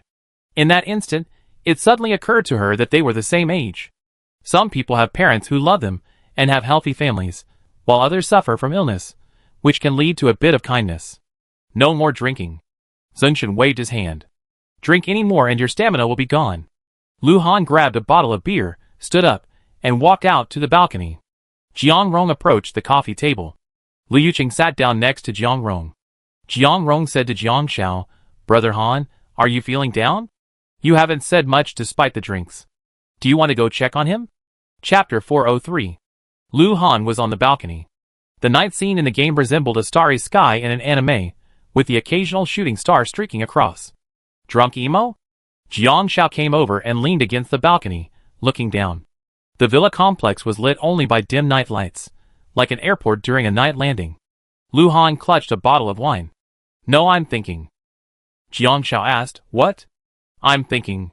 Lu Han leaned against the wall, his gaze turning to Jiang Xiao. Maybe it was because Lu Han was drunk, but his eyes looked particularly deep, his tone half joking, half serious. Why can't you act like a spoiled child? Jiang Xiao was stunned for a moment. Quickly pulling away from Lu Han's gaze, she stammered, Why? Why should I act like a spoiled child? Acting like a spoiled child? It sounded like a very charming word. Nothing. Lu Han rubbed Jiang Xiao's head. My dad used to peel shrimp for my mom. Jiang Xiao listened intently. And then? You're different from my mom, Lu Han said. Jiang Xiao, After half a minute, Jiang Xiao said seriously, Lu Han, I really don't have a child as old as you. Lu Han, No, it's not that difference. Pinching his brows, Lu Han sighed. In his memory, his father and mother loved each other deeply. Although they didn't have a marriage certificate, they had been together for many years. His father peeled shrimp for his mother. His mother would feed him the shrimp his father peeled. Occasionally, his mother would get angry, even over the smallest of things. Like not peeling an apple properly, washing clothes without drying them, or scraping the skin off her favorite new shoes. Even any mistake she made due to her own carelessness could be blamed on his father, who then indulged her endlessly. He didn't understand, but he could sense it. But Jiang Xiao was different, she would repay him. Subconsciously, she saw this involuntary desire to treat her well, born of affection, as a burden, something to be repaid. She even felt an unwillingness to cause him trouble. Those who dislike trouble are always ready to leave. Thinking of this, Lu Han felt a bit down. But he didn't show it. He simply patted Jiang Xiao's head, and suddenly leaned closer. Jiang Xiao instinctively stepped back, but Lu Han's slender fingers firmly held the back of her head. Their eyes met, and the corners of her slender peach-shaped eyes curled slightly. It's okay. Even Jiang Xiao, who doesn't act coquettishly, is still Jiang Xiao. We have a long way to go. He waited for the day when she would act coquettishly. Jiang Xiao was stunned for a moment. 3 heads suddenly popped up against the window. Shen Jingbin, Zheng Shen, and Song Yushen. Are you two kissing behind our backs? What the hell? Jiang Xiao instinctively snapped back, hastily saying to Lu Han, I'm going back to my room. Pushing the 3 aside, she slipped out. Lu Han pursed his lips as he stared at the 3 drunks, their eyes clearly filled with murderous intent. Disrupting someone's date will be punished by God. Jiang Xiao returned to her room, hugging the giant caterpillar, her heart pounding with the aftereffects of her sleepless nights. What did their still time mean? She didn't understand. In the context, was he trying to see her act coquettish? He was dreaming. She couldn't act coquettishly. She, the cold and arrogant Xiao, would never act coquettishly in her entire life. Whoever told her to act coquettishly would be killed. Chapter 404. A day passed, and the second stage had already reached its 17th day. Since the next stage wasn't known, all we could say was that marriage might be a simulation. But one thing was certain, money was crucial. Even though Jiang Xiao had over 1 million cash coins, it still felt like it wasn't enough. Everyone started getting busy with work, and Lu Han was about to embark on his entrepreneurial journey, scrambling around to invest. Shen Jingbin had been unemployed and now didn't know what to do. He idled around at home and complained about the difficulty of finding work. Jiang Xiao had an idea for Shen Jingbin: go live stream and sell goods. He had a license, and live streaming sales was a great option. Jiang Xiao had never used the NPC Zhang Minsheng, who had a special class Easter egg, but now she thought it was perfect for Shen Jingbin. He has a sympathy factor. People who watch his live streams can't help but pity and trust him. Shouldn't that be okay for selling goods? Live stream selling goods? Shen Jingbin rubbed his chin. I haven't thought about that. Okay. One request. Jiang Xiao blinked. This is the career Easter egg I got. If you can take it, by the end of the next round, I give you 10% of your career profits. Same as Lu Han's. Jiang Xiao wasn't greedy. Keeping this Easter egg was useless to her, so it would be better to transfer it. Shen Jingbin hadn't figured out how to make money. Mainly, all he'd done was spend money. Okay. Jiang Xiao and Shen Jingbin quickly signed a career agreement, since this Easter egg career was essentially a transfer. Jiang Xiao finally had a reason to contact Zhang Minsheng. After the call, Zhang Minsheng learned of their purpose and nodded happily. Sure. Of course, as long as he's willing to work hard. Don't worry, he can make money. I have a lot of young people here. It was settled. Jiang Xiao directly introduced Shen Jingbin to Zhang Minsheng's company. There were few blood bags left from the previous 2 rounds, so Jiang Xiao spent 350,000 yuan to buy another wild ginseng root, seasonings, a vacuum packaging machine for hangover soup, and so on. Zhengshan went to the market to shift his business from nightclubs to restaurants, ensuring a stable supply. The nightclubs had a shorter channel, limiting supply to only 3, which would increase the price. While Zhengshan was at the market, Jiang Shao only needed to prepare the quantity. On the 17th day, Chen Mingming came to see Jiang Shao. The fashion competition was approaching, and Chen Mingming booked Jiang Shao a flight to attend the fashion show. The show would have a week of closed-door model training, which happened to start on the 2nd day of the 4th round. It was a perfect fit. Chen Mingming had come to tailor Jiang Zhao's clothing. I was worried you gained weight from traveling. Great, keep it up. We go together then. Chen Mingming said, I need to fix some details. Jiang Shao nodded. Will Zhu Shao come with us? Chen Mingming shook her head. He doesn't need to. This time, it's a showroom show, and outside photographers aren't allowed. Jiang Shao nodded. Chen Mingming didn't stay for dinner because for this competition, she not only had to prepare clothes for Jiang Shao, but she also had to make an appearance as a potential designer, and she would also design for herself. After much effort, the early morning of the 20th day of the 3rd phase arrived, and all players heard the system notification. The 3rd phase concluded, and there are currently 51,023 players still qualified. Congratulations. After the conclusion of the 3rd phase, we will announce the rules for the 4th phase. Before the rules are announced, we will announce the new judging mechanism for the game competition. Chapter 405. The 3rd stage features a special design that incorporates unexpected events and special public welfare projects, including desertification control workers, forest rangers, volunteers, and underground journalists.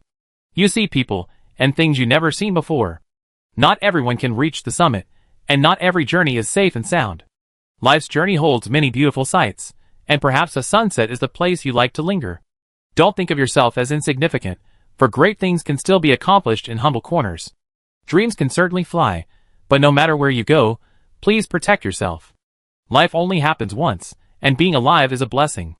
Due to the widespread vote manipulation by streamer fans in this selection process, which violates the original purpose of the game competition, we are revising the selection mechanism. Jiang Shao was stunned when she heard this. Vote manipulation by streamer fans? This game doesn't allow you to chat with fans once you enter it, so how can you still vote? At the same time, fans who follow the game also received news of the changes to the selection mechanism. Who else could be rigging votes at this point? During the voting process, a prompt appears. Your vote isn't about the streamer, but rather an open ending.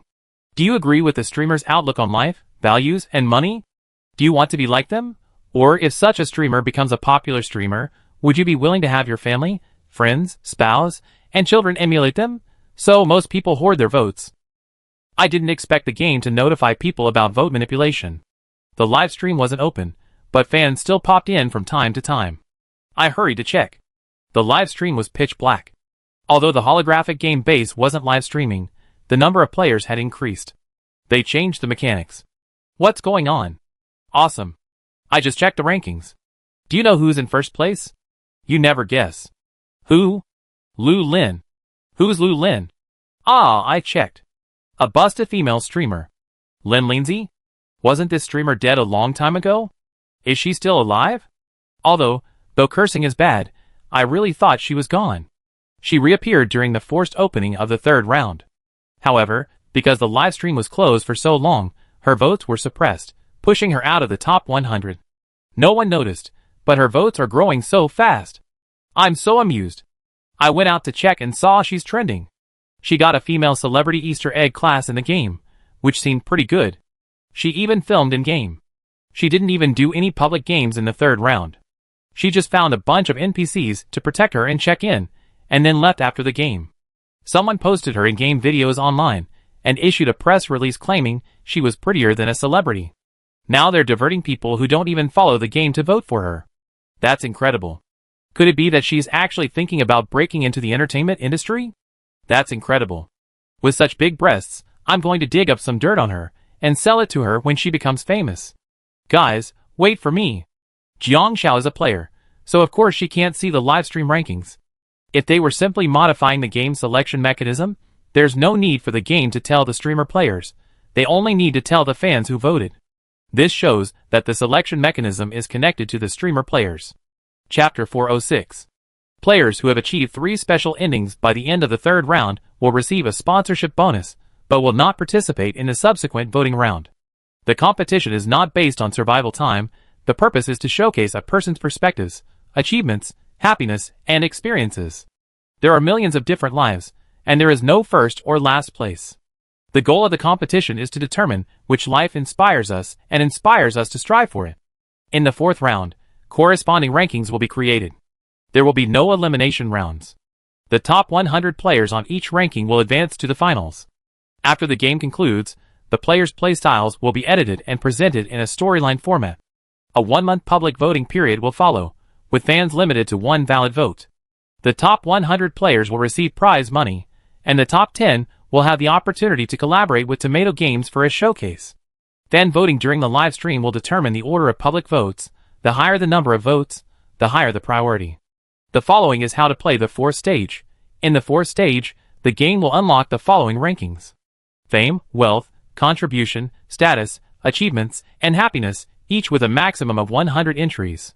The achievements and happiness rankings will be unlocked during the fourth stage. Click to view the achievements and happiness rankings through your personal information for detailed instructions. Note, all rankings can overlap, and you can dominate them individually.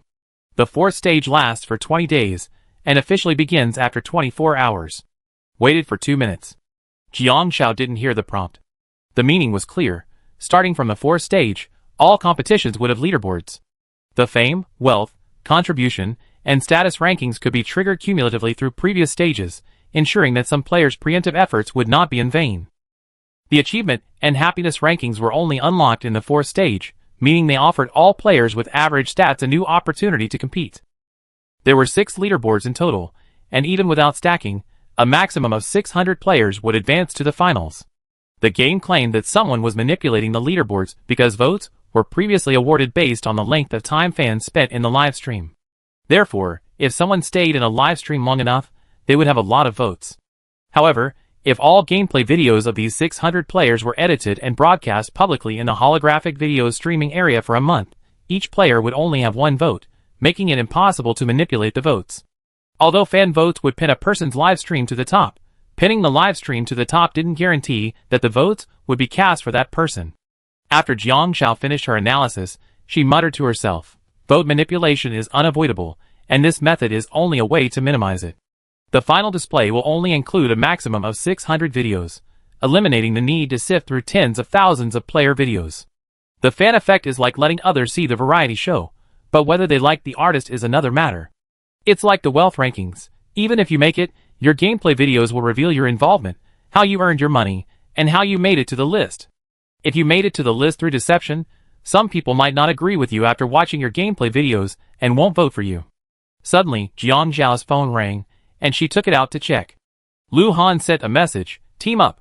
Chapter 407. Jiang Xiao hadn't had time to look at the details of the list. After hearing Lu Han's words, Jiang Xiao stood up and clicked on 2 new data points on the data panel. Because Jiang Zhao's current achievement and happiness points are both 0. Achievement points. Achievement points are hidden everywhere in life. Players of different statuses obtain them in different ways. Capitalists have a harder time achieving them than proletarians, requiring players to discover them on their own. Example, a proletarian player owns 1 house, and their achievement points increase by 30. Capitalist player owns 10 houses, and their achievement points increase by 30. Jiang Xiao, This capitalist gameplay is so shameless. But I kind of understand that this list should be more open to proletarians. After all, there's a wealth list and a status list before it, which are for experienced players. Many players don't really care about these numbers, and just muddle through the tasks. Happiness list. Choose an NPC or player to form a partnership. After forming a partnership, 3 tasks will be issued daily, and completing them will increase your happiness points. Note, selecting a player will grant you 6 quests. Completing all of them will double your synchronized happiness. To select an NPC pairing, you must have an NPC favorability of 50 or higher. Only single players can be on the list, but NPCs will occasionally issue random happiness requests. Leaving the room, Lu Han is in the living room. Hearing footsteps, Lu Han turned back. Jiang Xiao heard a system notification before she even walked down the stairs. Player Lu Han invites you to a couple. Do you agree? Warm reminder, after becoming a couple, you will automatically share wealth and fame. Contribution points and status can be shared optionally. If a spouse wishes to divorce, the initiator's wealth and fame will be divided in half. A divorce can be obtained without prejudice by using a divorce permit at the Civil Affairs Bureau. Note: shared values will be hidden and will not appear on the leaderboard. Lu Han looked at Jiang Shao. Jiang Shao clicked yes without hesitation. At that moment, everyone heard a system prompt. Congratulations to player Lu Han and Jiang Shao for becoming the first couple in the competition, receiving a 50% happiness bonus and a list of blessings. Lu Han smiled. Jiang Shao blinked. How did you know the first player to pair up gets a bonus? Lu Han raised an eyebrow. I didn't know.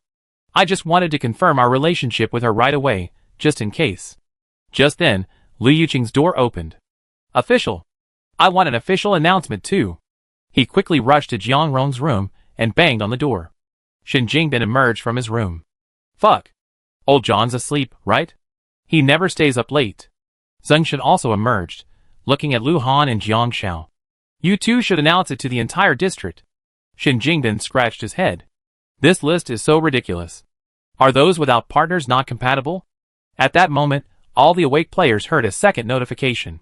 Congratulations to players Lu Xiyun and Lu Daong for becoming the second couple in the tournament, receiving a 20% happiness bonus and a list blessing. Lu Daong? Canon? Lu Han and Jiang Shao were shocked. Male players and male players? Although it seemed reasonable, since the game rules didn't specify gender, it was just a player's imagination. Meanwhile, in Jiangnan town, Lu Daong stood there in a daze, staring at Canon for a long moment. He then pulled out his sledgehammer and said, Ah! Canon, I'm going to kill you! Divorce me now! The two of them, one in front of the other, checked in and returned to Jiangnan town. Hua Pao urged Lu Daong to see if he could send him an invitation, and Lu Daong did. To his surprise, Hua Pao immediately agreed. Now the entire internet knows they're a couple. He's dirty. He's not clean, Hua Pao ran shouting. You think I don't want to? I still want to find a girl. But I've been here for so long, and now you're the only player I know. No divorce. If you want a divorce, just ask for half of your property. Lu Daong, you're dreaming. I beat you to death. Widow you. Inherit the estate. Chapter 408. Several people heard this. They were shocked. But at the same time, they understood.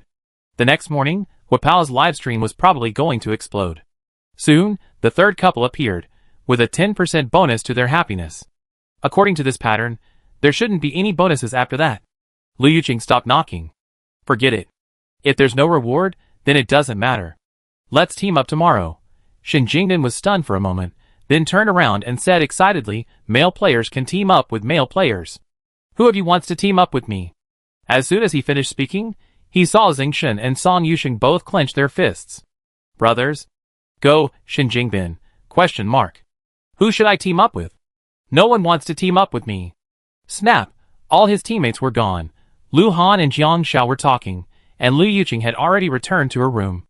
Zheng Shen and Song Yusheng had reached a consensus, so he was left alone. Okay, finding a partner still depends on yourself. Shen Jingbin took a deep breath. It's okay, Xiaoshen, you're the coolest. You have 3 Ferraris, so why worry about not finding a partner? Find the most amazing one and show them off. Jiang Shao said to Lu Han, I might not be able to raise my happiness points. Tomorrow, Qin Mingming and I will be preparing for closed-door training and the costume competition. Lu Han nodded. Yeah, that's okay. The many spots on the leaderboard aren't necessarily due to happiness points. After all, dominating the leaderboard is truly insane. He just wants to secure a spot. The leaderboard hasn't been updated yet though. It will probably be updated tomorrow, when the 4th round officially begins. If nothing unexpected happens, he and Jiang Shao should be on the list, given that there are only over 50,000 participating players. Jiang Shao nodded. Well, I'm going to bed. Lu Han quickly asked, did you get a divorce permit last time? Jiang Shao nodded. Yes. Lu Han stroked his chin. Or, just sell it. This thing is a bit dangerous. Jiang Shao blinked. Don't you want me to use it? Lu Han said seriously. No, if you want a divorce, tell me and I file. Jiang Shao was amused. She wouldn't actually file, but hearing Lu Han say that made her happy. Back in her room, Jiang Shao checked her stats again. Although the list hadn't been updated, many values and information had increased. A spouse, achievement points, and happiness points. Name, Jiang Shao. Real name verification, blessings, blessings from a senior chef, blessings from the mountains, blessings from science. Identity, capitalist. Spouse, Lu Han. Occupation, junior fashion model, advanced to next stage with a 6 out of 10 reputation, satisfaction, 138 to 160. Cleaning, 107/150. Stamina, 188/370. Social status, 0, +1, social reputation, 9, +1, social contribution, 50, +20, achievements, 0. Happiness, 0. Status, happiness gain bonus of 50%. Warehouse, not applicable. Survival funds, 782,100, plus 2,886,200. Suddenly, Jiang Zhao's eyes blinked. When did Lu Han have so much money? How could she not know? She had thought Lu Han was very poor. She suddenly remembered that her contract with Lu Han ended at the second stage, and there had been no automatic deposits after the end. Lu Han also solicited investment during the end of the second and third stages, so his accumulated wealth was evident. Jiang Zhao didn't fall asleep until 1 a.m. after all this hustle and bustle. The next morning, Jiang Zhao heard a system notification. Wushan Village Reward Settlement Reward Plus. Reporter Lin Men's exposure has garnered positive buzz, boosting professional NPC favorability and increasing your fame by 6. You have been promoted to intermediate fashion model, officially entering the workplace storyline with this career Easter egg. Friendly reminder, NPCs with high social status may have preferences that can overwhelm professional players, potentially causing career crisis. Please work hard to resolve them. Chapter 409. Jiang Zhao got up and washed. Her fame increased by 6 points. Lu Han's fame from that session was also calculated. So Jiang Zhao's social fame now, 15, plus 3, a total of 18 points. Although the fourth session hadn't officially begun, everyone was busy with their own tasks. Early in the morning, Jiang Zhao gave Zengshan the 8,000 servings of hangover soup she had prepared. The total cost was 338,000 yuan. According to Zengshan's contract, Zengshan had to recoup the cost first, and the remaining amount would be split 46 points between Jiang Zhao and Zengshan. So, like a micro-business queen stockpiling goods, Zengshan now kept a small notebook and stored the goods in his personal warehouse. I set a small goal. Sell 100 servings of hangover soup today, Zengshan said without hesitation. Jiang Zhao blinked. Why 100? There were 8,000 servings in total. I hadn't expected Zengshan to be so experienced in selling goods and to have his own ideas. I can't keep you wasting time making hangover soup. If it doesn't sell for the right price, I have to trouble you making it multiple times. So, I made a long list of plans. Zengshan said with great conviction, I currently have 8,000 servings of hangover soup, but after a few days of scouting the market, only 10 restaurant distributors are willing to sell it. The price is too high, so they're unwilling to buy more and won't commit to a specific sales volume. So, I'm going to give them these 100 servings for free. I charge them once they sell. The supply price is 1,000 coins per serving, so they have to sell for at least 1,000 coins. Even with an NPC at this price, it would be difficult to sell, especially to one unfamiliar with hangover soup. I contacted an NPC I knew before. There's still a market for hangover soup in nightclubs, but it's not huge. Many NPCs are no longer in the nightclubs, and daily sales are now at most 50. However, they are the only group of customers in the market who can quickly accept my hangover soup for over 1,000 coins. Zengshan had previously estimated that nightclubs would sell at least 80 servings a day, but after more than 20 days, the market is no longer what it was back then. For sales, persistence in market development and seizing opportunities are crucial. Furthermore, this time, the supply is continuous, and with a large volume, rushing to sell will result in a lower price. Although 80 coins per serving will cover the investment and sell quickly, it won't make much money, and it will burden Jiang Zhao with making the hangover soup over and over again. I told the nightclub's customers that if they still need the hangover soup, they can go to the distributor's restaurant. The price is cheaper than before. If they're sold out, they can ask the owner for more, or they can make a reservation. Zengshan chuckled mysteriously, because I only offer 10 free servings to each restaurant. As long as they ask, my plan will succeed. Jiang Zhao was a little surprised. Honestly, she hadn't expected this. Zengshan's method was brilliant. By leveraging the nightclub's demand, he could then let the restaurant distributors know about the market for the product and advertise the hangover soup during their inquiries. If this product is profitable and there's a market, the distributors will promote it. It's a virtuous cycle. Zhengshan's base price for the hangover soup is 1,000 yuan. The distributors will always add their own profit and sell it for 1,500 or even 2,000 yuan. The nightclub's customers are the first to accept this price. Once the distributors start making money from the hangover soup, they will set the price, accepting a minimum supply price of 1,000 yuan per serving, and continue to promote it. This makes Zhengshan's life much easier. As sales grew, other restaurants without hangover soup would actively seek out Zhengshan to stock up. Suddenly Zhengshan said, "Shit, I triggered the achievement to complete the plan." Huh? Jiang Xiao was puzzled. Chapter 410. We detected that you have a comprehensive dealer plan ready for establishment. Sell 8,000 servings of hangover soup at a minimum price of 1,000 coins. Achievement points will be awarded upon completion of the plan. Zhengshan established it without hesitation. Plan established successfully. Then a new item appeared on Zhengshan's status. Achievement plan in progress. Verbally announce your plan, and the system will analyze it. If feasible, you be given a task to establish it. In addition, there are any hard material requirements the system may suggest, such as plans to buy a house, a car, or advance in your career. These can also increase achievement points, but they are only awarded upon first achievement. Achievement points are determined based on the difficulty of the plan. The speaker was Lu Han. Lu Han looked different today. He was wearing a suit. His bangs were combed back, revealing his forehead. Dressed in a suit and tie, he exuded a strange yet mature air.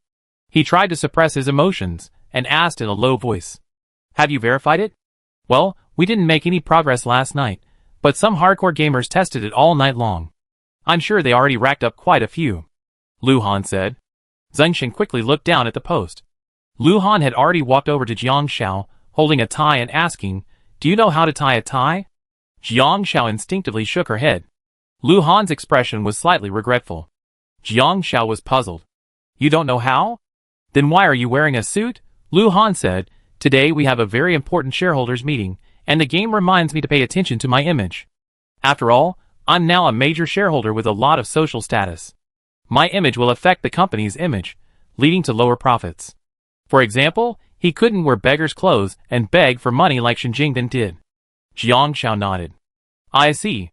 Wait, Brother Han, my plan doesn't specify how much achievement points I can earn." Taking advantage of the moment, when the two of them were silent, Zhengshan quickly interjected. "Because your plan doesn't specify a time frame, only quantity, price, and sales volume. Plans don't have a time frame, and achievement points should be determined by the difficulty of the plan. If you achieve it quickly, or if you can easily accomplish it alone, then the achievement points shouldn't be high," Lu Han said. "Just saying it is enough?" Jiang Xiao was puzzled. "You can give it a try," Lu Han asked. Jiang Xiao didn't know what to say for a moment. Seeing Lu Han pause on the tie in his hand, he said, "I need to learn how to tie a tie." After waiting for a few seconds, the system prompted, "Detected that you have a comprehensive learning plan. Do you want to establish, learn to tie a tie? After completing the plan, you will receive 1 achievement point." 1 achievement point. How low? Triggered? Jiang Xiao came back to her senses and nodded, yes. Then Lu Han handed the tie to Jiang Xiao without hesitation. "When you learn how to do it, can you help me tie it?" Jiang Xiao blinked at Lu Han. She said calmly, "I don't have a study plan." Lu Han sighed dramatically, "But I want Jiang Xiao to tie my tie every day." Jiang Xiao twitched her lips. How could this person say such shameless things so calmly? But Lu Han uttered another hymn. "Huh, the achievement plan didn't trigger. It seems this plan is only for myself, not others." Jiang Xiao rolled her eyes. What an acting talent. She calmly took the tie from Lu Han's hand. Lu Han smiled. He said no, but his hands were honest. After taking 2 steps, he caught Zhengshan's dazed gaze and asked earnestly, "Envy?" Without waiting for Zhengshan to speak, he patted him on the shoulder and said confidently, "Envy is normal. Don't feel inferior." Zhengshan, why not just kill him? Dog meat is delicious. Chapter 411. Everyone is busy today. Zhengshan has to make deliveries, treat NPCs to dinner, and buy gifts. Shen Jingdan is going to a live streaming company. After Jiang Xiao introduced him a few days ago, he's been training there, and seems to be trying to start live streaming these days. Lu Han is a no-brainer. Song Yusheng also seems to be trying to climb the charts, but because he's quiet and keeps to himself, no one has noticed anything that stands out. Jiang Rong has to work, while Li Yuqing doesn't. However, she has a lot of money left over from the last 2 sessions, and has a high-paying part-time job group, so she's taken on a few and is going out to earn achievements. Jiang Xiao went upstairs and clicked Create Plan. The game then notified her that the plan had been successfully created. You can see this under the status bar. When you click on the plan, you see a line, "This plan isn't time limited." Players can manually check whether the plan is complete by clicking Settlement. She then began learning to tie in her room. She found a cylindrical vase and practiced the video tutorial dozens of times. It seems that no matter what Jiang Xiao is tasked with, whether she enjoys it or not, once she agrees to complete it, she becomes incredibly dedicated and focused. Even without a word, she exudes an inexplicable charm, a state that easily inspires trust and reassurance. Livestream. I'm so bored. I was watching Shirzai tie his tie. Wow, Shirzai is learning so diligently. Don't say Sister Han looks cold, but she's really relatable. She's a good wife. I confirmed. I'm dying of laughter. I just went to see Brother Han. He was at a shareholder meeting. I was dying of laughter. An NPC stared at Brother Han's shirt, curious why he was wearing a suit without a tie. Ha ha, do you know what Brother Han said? He replied, my wife hasn't learned how to tie a tie yet. I wait until she does. Brother Han is really going too far. What's there to be proud of when showing off to an NPC? I'm going to go see Brother Han show off. Sister Han, please let me know when you finish tying your tie. Thanks. Jiang Xiao spent about an hour learning to tie 4 different bow ties, tying them quickly and beautifully. After taking a photo, Jiang Xiao hesitated for a moment before sending it to Lu Han. Then she clicked on her status, completing the plan. 2 minutes later, a notification appeared. Learning plan tying completed, 1 achievement point awarded. Detected that you have learned a total of 4 ties with extremely high proficiency, awarding you 3 additional achievement points. And there are additional achievement points? And the additional achievement points are even higher than the base reward. Jiang Xiao understood. Achievement points are part of the plan, but if the plan tasks exceed the completion of the task, additional rewards will be awarded. One is a perfunctory task, and the other is a quality task. It's like creating a fried rice task. You can complete the task by making 1 serving, but if you make it exceptionally delicate and delicious, the sense of accomplishment is completely different. At 3 p.m., Jiang Xiao went out to buy groceries. While shopping, she tried to create an achievement plan as she walked, but to no avail. I want to make fried rice with egg.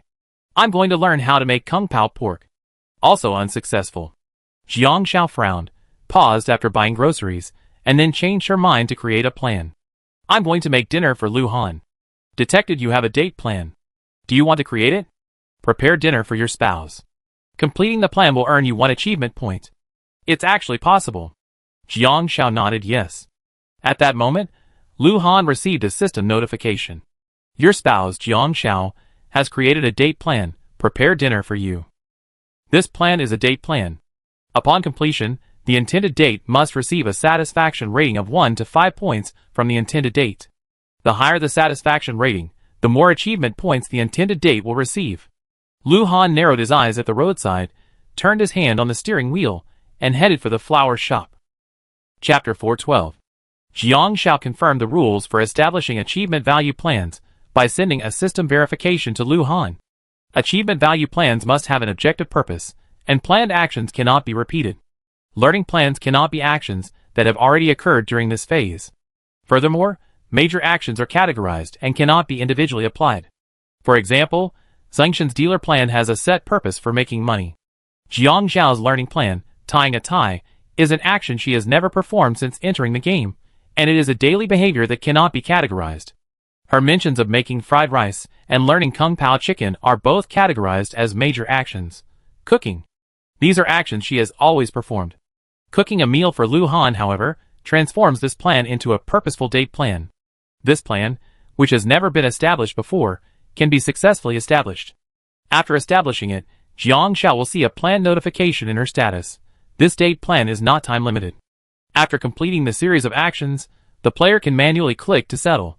She sent Lu Han a message asking if he'd be home for dinner that evening. After confirming that Lu Han would be home by 5:30, Jiang Xiao began cooking. Dinner was simple.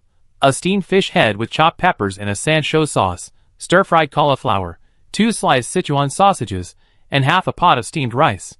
However, after finishing, she realized she'd forgotten to turn the rice cooker on, leaving the rice uncooked. Jiang Xiao had no choice but to switch it on and wait. Just then, Liu Yuqing texted, Jiang Rong asked me out to the movies. We be back later. Jiang Shao replied, yay. Song Yusheng and Zheng Shen also sent messages.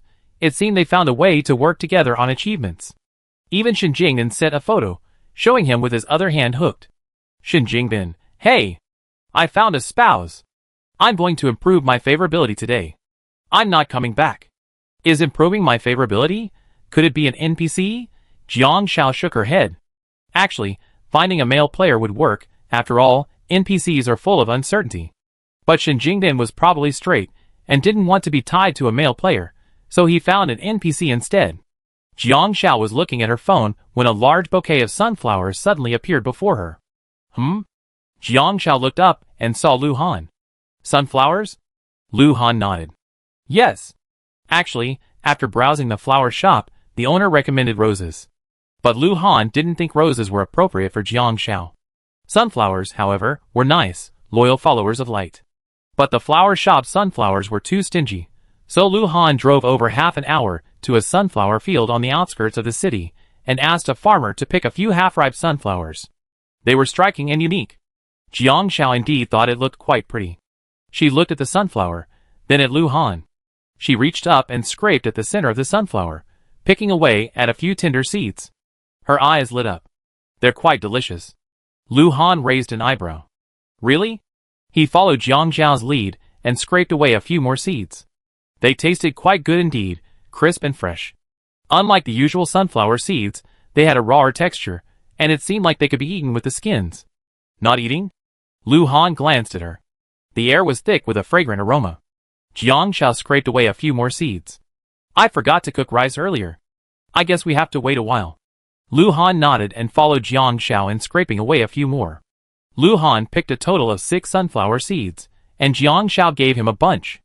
The two of them scraped away seeds in the kitchen, while waiting for dinner, and discussing ways to earn achievement points on the forum. Livestream. I thought I was going to see 2 people having a romantic dinner together. Sorry, my expectations were too high. My bad? Heh, when I saw Brother Han walk into the flower shop, I pictured roses and candlelight. It turns out Brother Han thought roses were tacky, and fell for sunflowers instead. But he thought the shopkeeper's sunflowers were petty, and decided to get his own. Honestly, I had a bad feeling the moment I saw the sunflower field. Actually, I think the only good thing was the rice cooker. If Shiozi hadn't forgotten to turn it on, she might have eaten the rice herself and saved the rest for Brother Han. 2 people, a virtual date? Great, everyone's done a thorough job of researching both of them. Next time, remember to not have unfounded expectations, okay? Remember to protect your CP fanaticism, and don't let it get hurt so easily. Chapter 413. The so-called date was no different from their daily interactions. Lu Han lowered his head and ate voraciously, his eating revealing his second brother personality. He cleaned his plate perfectly, giving Jiang Shao a lot of face. Just then, Jiang Shao received a message from Yin Boya. Jiang Shao, Sha Zhen will be here the day after tomorrow. I send him to you then. But if you want to adopt him, you still need to go through the paperwork. Jiang Shao replied, okay, thank you, Uncle Yin, for your trouble. Yin Boya sent a bill. He had used his connections to pay for the transportation to Sha Zhen. Adding in various expenses, it was 70,000 to 80,000 yuan. Jiang Shao directly transferred 100,000 yuan to Yin Boya. Yin Boya thought it was too much, but Jiang Shao thought it was okay. After all, this kind of thing was a hassle. Jiang Shao said she would donate the rest in her name to a civilian self-help rescue team. Yin Boya then said nothing and sent Jiang Shao a thank you message. Jiang Shao checked her plane tickets. She and Shen Mingming were going to the design booth the next afternoon. After a pause, Jiang Shao looked at Lu Han. Are you free the day after tomorrow? Shogun's coming over. Can you pick him up for me? Lu Han nodded. Sure. I take him and a Fei. Jiang Shao nodded. If you need to adopt, wait until I get back. But do we need to adopt together now? Lu Han said, no, since I'm back, we can find a way. But there's a problem at the welfare agency right now. What's the problem? Jiang Shao asked. Lu Han said, I didn't originally invest in that welfare agency. I was researching it for an NPC. But a few days ago, it was exposed that welfare agency staff were abusing disabled people and embezzling donated funds. Is it like this?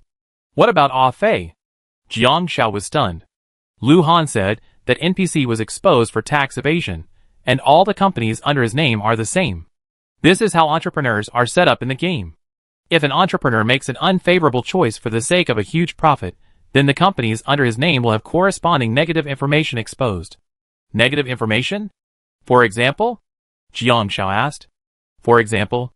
Lu Han thought for a moment. Today, the shareholders are discussing investing in a game development company. The game has two options. One is to develop the game independently, but it's very expensive and time-consuming, with a slow return on investment and low fame. The other is to directly copy the game, which can quickly gain fame and wealth, but will also increase negative information by 1. The more negative information, the higher the chance of being exposed. All he had to do was convince the shareholders to choose the first option. Jiang Xiao blinked. Which one did you choose? It wasn't that he didn't trust Lu Han's character, but if it could quickly accumulate fame and wealth, Lu Han wasn't sure which one he would choose. Lu Han raised an eyebrow. Do I have a choice? Regarding this kind of probability theory, Lu Han decisively gave up. He believed that even if there was a 1% chance of negative information being exposed, it would be 100% if it happened to him. So one shouldn't rely on luck.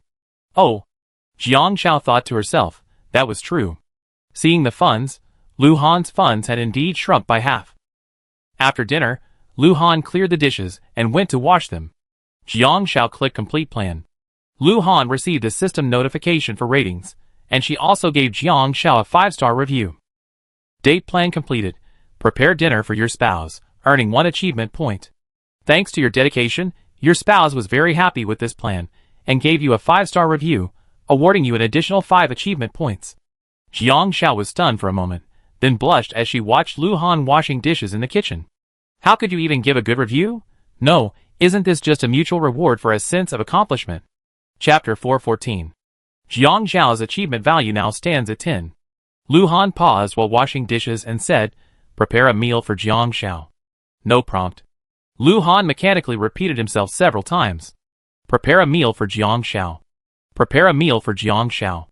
Prepare a meal for Jiang Xiao. Finally, a system prompt arrived.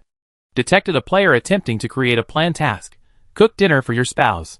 Sorry, plan creation failed. Detected you don't have the cooking skill. You need to acquire the skill first. The game's requirement for the skill is to prepare at least 3 different dishes. Jiang Xiao, overhearing Lu Han's words in the living room, guessed he was trying to create a plan, but after hearing him repeat it several times, she looked at him curiously. Lu Han changed his tone. I want to learn how to cook. Detected a player attempting to create a learning plan. Learn to cook. Upon completion, the achievement value increases by 1. The cooking requirement in the game is to prepare 3 or more different dishes independently, and to have them sampled by yourself or other players. A dish that does not negatively impact any other players is considered a passing dish. Currently, the number of passing dishes is 0/3. Dishes. Use at least 1 ingredient and 2 seasonings. Lu Han, what's wrong? Jiang Xiao looked at Lu Han in confusion. Lu Han shook his head. Nothing. I haven't learned the life skills to cook, so I can't make a plan. You want to learn to cook? Jiang Xiao blinked. Lu Han looked at Jiang Xiao and nodded slowly. Yes. Jiang Xiao, oh. According to Jiang Xiao's suggestion, Lu Han prepared to cook 3 simple dishes. Fried rice, omelette, scrambled eggs with chopped green onions. Since they had to complete the recipe independently, Jiang Xiao leaned against the kitchen and dictated to Lu Han, fried rice is very simple. Crush the eggs and stir. Pour in the oil. Once the oil is boiling, simmer the eggs first. Once the eggs are done, fry the rice. Then fry the rice again, beat and stir fry, then add salt. Jiang Xiao told Lu Han the appropriate amount of salt, preferring less rather than more. Lu Han frantically began the first stir fry. In less than 20 minutes, a cloud of fried rice emerged. I hadn't been paying attention while frying the rice, and the heat had gone too high. The rice stuck to the pan, and Lu Han poked it off the bottom. Lu Han took a bite, and besides the saltiness, a strange bitterness lingered on his tongue. Consuming a somewhat dark dish reduces one's stamina by 2, and one's taste buds are slightly numb. Lu Han was very attentive. Jiang Xiao, no diarrhea? Jiang Xiao asked curiously. Did it work? Lu Han stopped talking, and simply turned around to continue. A slight numbness of the taste buds was also a negative. He wasn't as flustered as he'd been the first time. He kept the same amount of ingredients, always remembering the seasoning amounts Jiang Xiao had specified. He did manage to cook the eggs well, but because he kept the heat low, they didn't burn. However, they didn't have the aroma of fried rice, so it was barely edible. Omelets only have oil, egg, and salt, but the salt needs to be spread evenly. The first time, the egg didn't burn, but the salt wasn't spread evenly.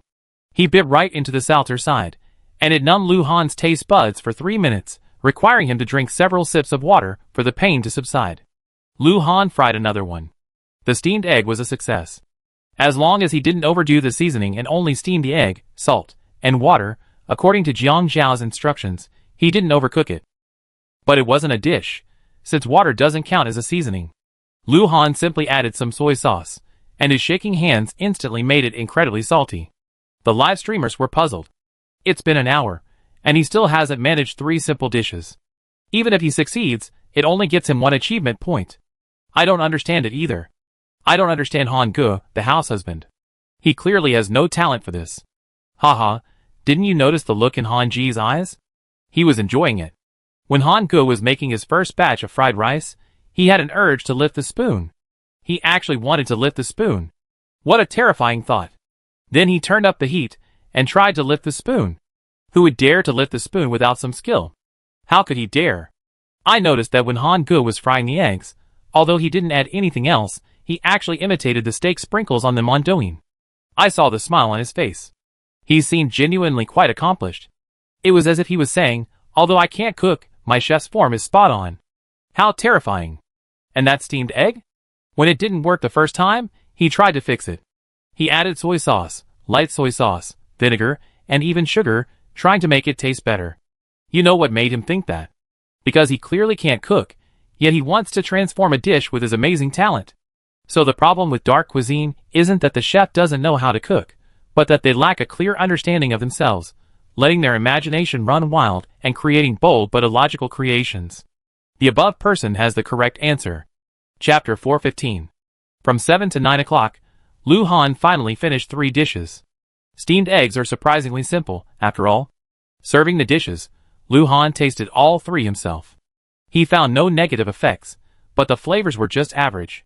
He invited Jiang Xiao, try it? Jiang Xiao nodded and sat down at the table. After eating Lu Han's meal, she nodded. Not bad. Eatable. Lu Han raised an eyebrow. I earned 1 achievement point. Not only did I earn an achievement point, but I felt quite accomplished. Jiang Xiao could tell there were no extra points. Curious, are you going to earn achievement points by cooking? Lu Han stroked his chin. Not really. I just wanted to see if I could cook something edible. Jiang Xiao analyzed seriously. I also don't think this is suitable for you to earn achievements. The time cost is too high. Someone on the forum said their friend was constantly finding ways to earn achievement points. For example, completing a chore, sticking to an exercise, or cleaning, all of these can be planned, and while completing them brings a sense of accomplishment, the achievement points aren't high. Most importantly, plans can't be recreated. Once activated, they can't be recreated.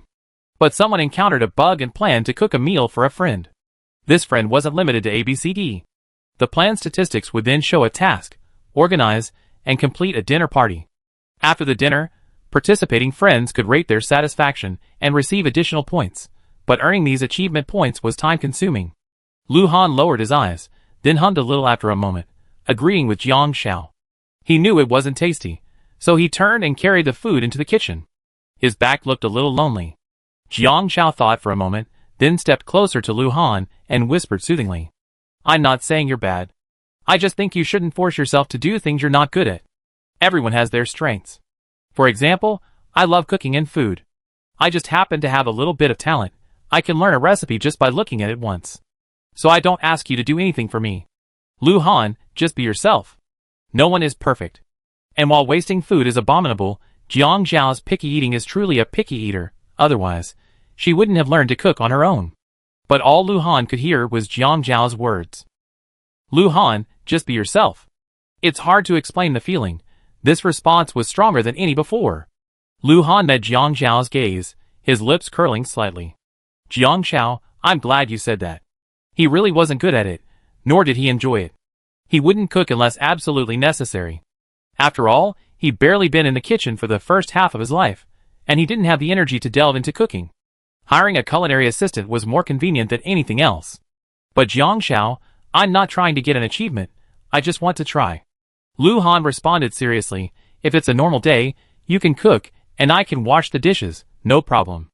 But if you're sick, in an accident, or have a broken hand and can't cook. Jiang Xiao didn't even listen. She took a deep breath. Lu Han, lower your head. Lu Han looked at Jiang Xiao and bowed obediently. Jiang Xiao calmly took out Lu Han's tie. Lu Han's lips curled, and he obediently slipped into it. Jiang Xiao said solemnly, I spent 2 hours learning how to tie a tie today. Lu Han felt a warm sensation in his heart. He raised his hand to pinch Jiang Xiao's cheek. You've worked so hard. Before he could finish his words, Jiang Xiao applied force, and Lu Han felt his neck tighten, instantly choking. The next moment, Jiang Xiao's hand loosened, and she snorted softly before walking away proudly. Lu Han touched his neck. So what did he say wrong that she wanted to murder her husband? Chapter 416. Sun Lu and Zheng Hui are a couple. Sun Lu was lucky, as Zheng Hui had carried her all the way to the 4th round, barely making it to the 4th round. Both of them were proletarians. But now that the 4th round was about to begin, Zheng Hui had a vague feeling that he might not be on the leaderboard. There were still over 50,000 participating players. But this time, only 600 would make it to the finals. Their intuition told them that the finals would be brutal. Sun Lu said dejectedly, if I had known earlier, I would have sacrificed myself and found a different ending. Maybe there would be a prize. Yes, the two of them entered the competition for the prize. When the game rules were released, they didn't want to sacrifice themselves. If they sacrificed themselves, they wouldn't be able to continue playing and would lose the prize. Who knew that players who achieved a special ending would actually receive a sponsorship bonus? Now that several leaderboards have appeared, with their current resources and Easter eggs, it seems unlikely that they will make it to the finals. Sun Lu asked, why haven't you invited me to be your partner yet? Zheng Hui raised an eyebrow. Why do you have to ask me to invite you? Today, Sun Lu hadn't offered to invite him. Sun Lu stood up. I'm a girl, shouldn't you invite me? Zheng Hui pondered for a long time. Sun Lu, I know a player who's really good at gaming. How about I team up with him for this game? Sharing both property and fame contributions will make things much easier. He has several resource NPCs now, and the game prompts that you need to have enough fame to see them. Sun Lu was startled. What do you mean? You want to team up with another player? Zheng Hui frowned. I'm only joining the game for the prize money. You don't usually play games. Last time, you couldn't complete the mission, so I helped you complete it. Last time, I not only had to complete my own check-in tasks, but I also had to accompany you. I didn't participate in any public games. We won't get the prize money at this rate. Sun Lu felt her breath catch. You want to pair up with other players? I'm your girlfriend. He's a man. Zheng Hui frowned. Sun Lu's eyes welled up. So you're leaving me behind? Zheng Hui said coldly. Sun Lu, think about this carefully. If I can make it into the top 10, not only will I get the prize money, but I can also become a streamer with a gaming partnership. I won't have to worry about not making money anymore. Do you understand? Sun Lu truly had no gaming talent. Not only that, she sometimes held back. He tried to reason with her several times, but she wouldn't listen. He said nothing before. But now that the new elimination rules were out, he had one last chance. This was a win-win situation. Sun Lu gritted her teeth. Just take your prize money and go. I'm done with this game. He slammed the door and left. Open. 12 o'clock. Jiang Xiao heard the system prompt. Days in the 4th stage, 1.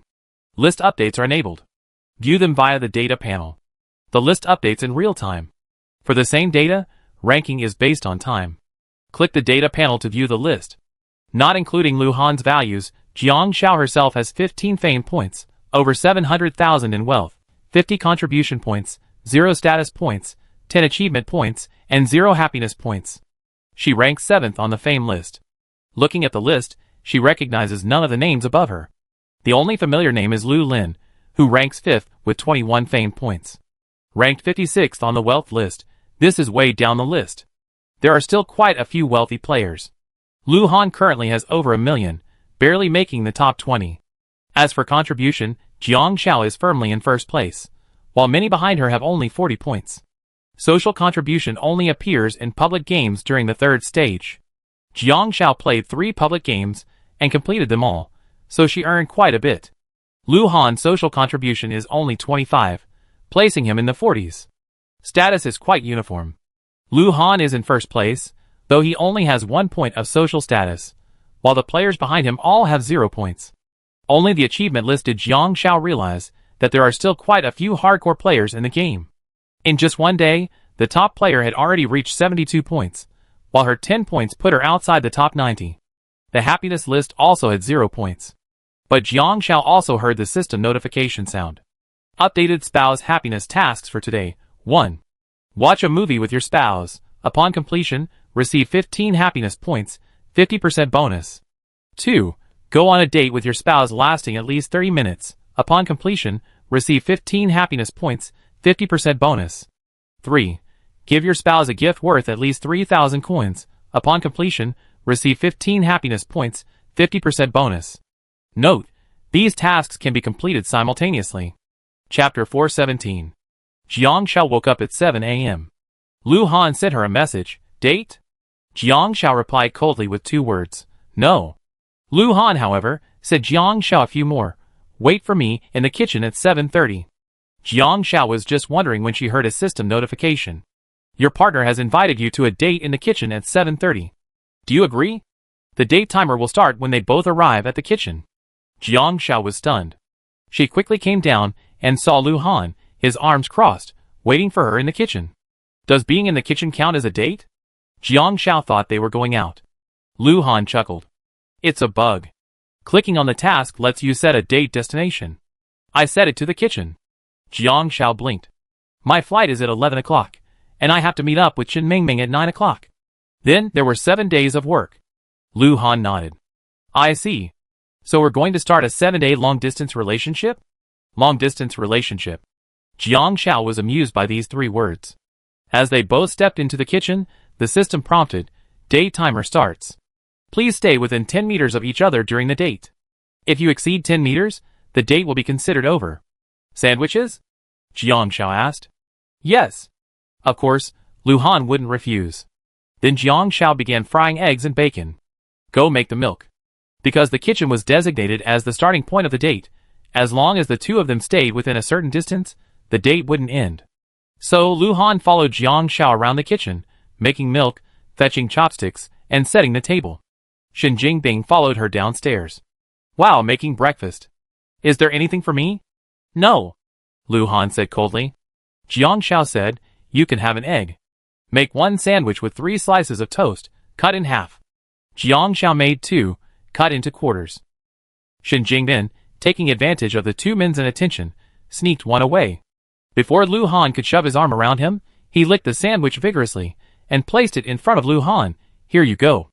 Lu Han glanced at it, and unceremoniously shoved the entire sandwich into Shen Jingbin's mouth. Shen Jingbin quickly bit into it, swallowing it whole, and showing his white teeth. By the way, I'm officially live streaming tonight at 8 o'clock. Remember to watch, and if you have money, remember to give me a gift. It was quite exciting. He used to be the one who gave gifts to others while watching live streams, but now it was his turn to live stream. It was a great experience. The others gradually arrived. Song Yuqing said to Zhengshen, let's go on a date. Lu Yuqing smiled. Hey, what are you 2 meeting for? A movie? We're going to play basketball. The 2 of them seemed to work well together. Lu Yuqing made breakfast for Jiang Rong. They should both be grinding stats, but not right now. Jiang Xiao asked Lu Han, I'm leaving soon, so I can't go to the movie.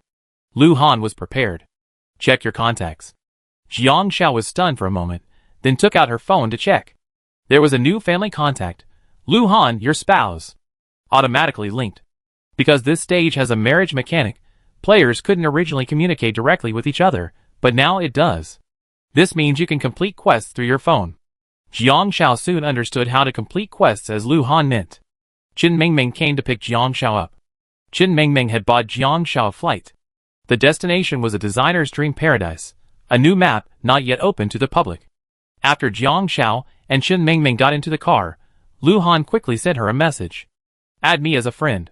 Download the app and watch a movie together. Chapter 418.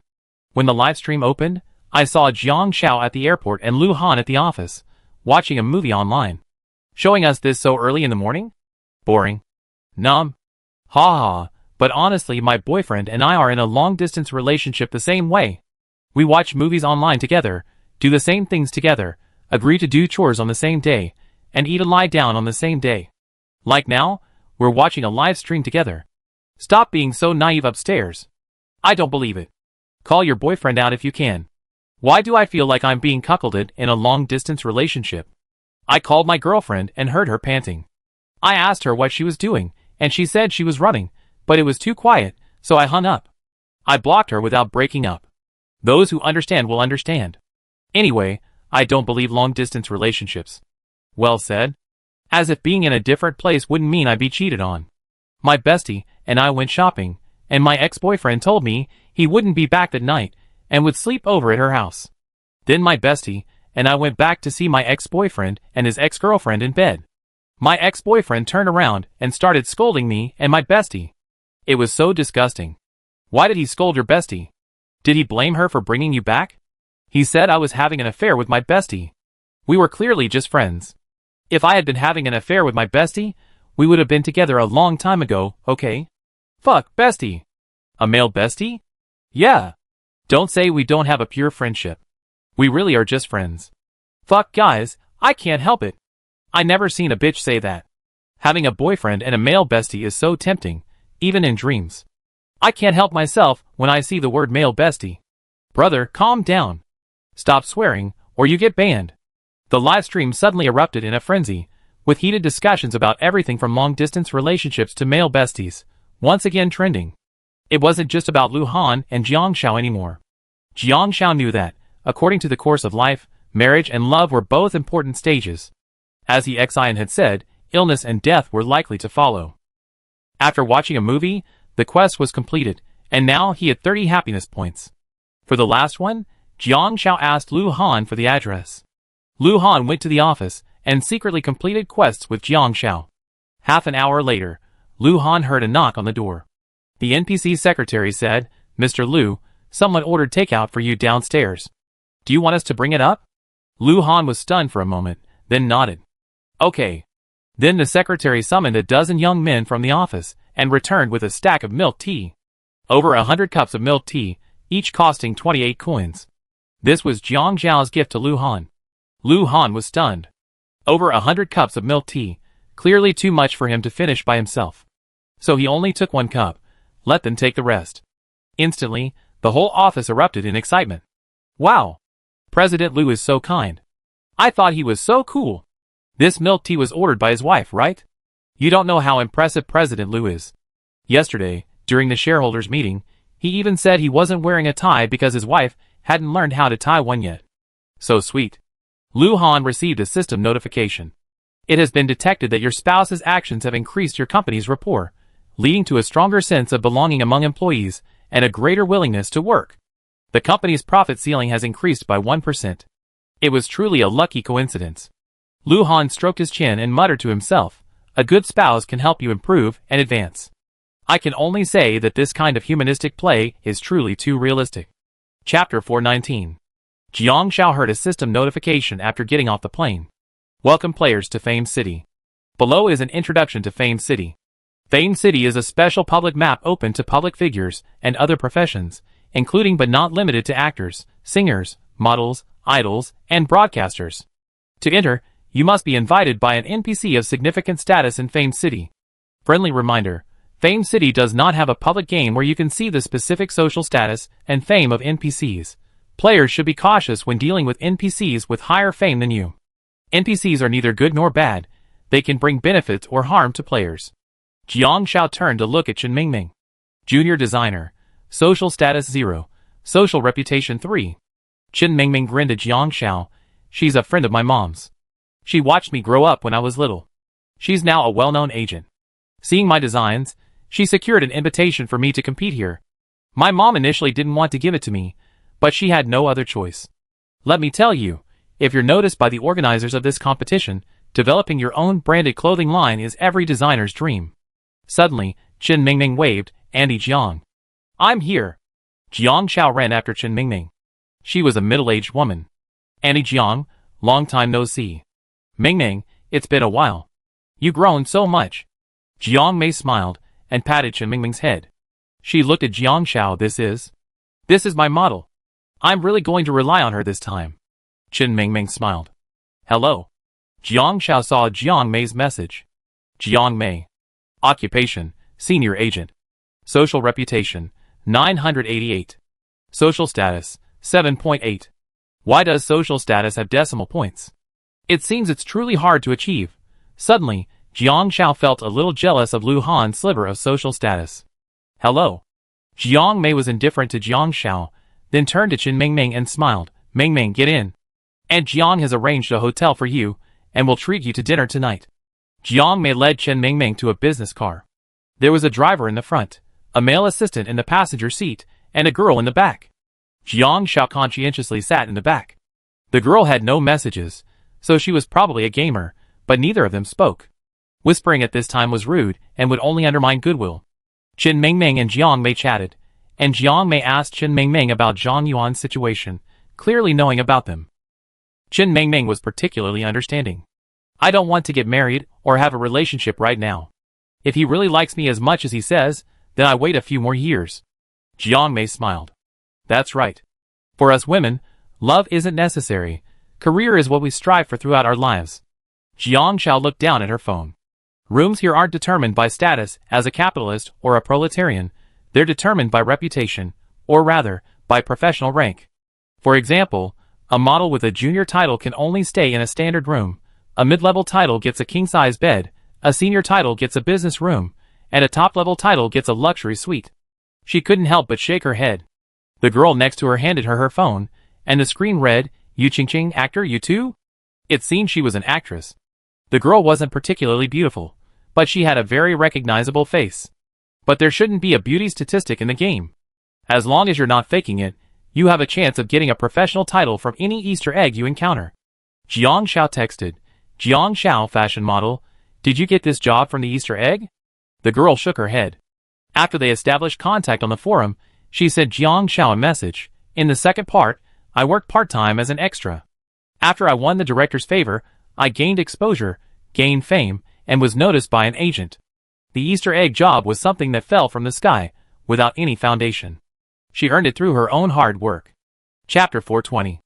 Arriving at the hotel, Chen Mingming was chatting with Jiang Mei upstairs. Due to special NPC arrangements, Chen Mingming stayed in Jiang Mei's business suite. Yu Qingqing was a second-tier actress, recognized for her acting skills, so she and Jiang Shao shared a double room on the same floor.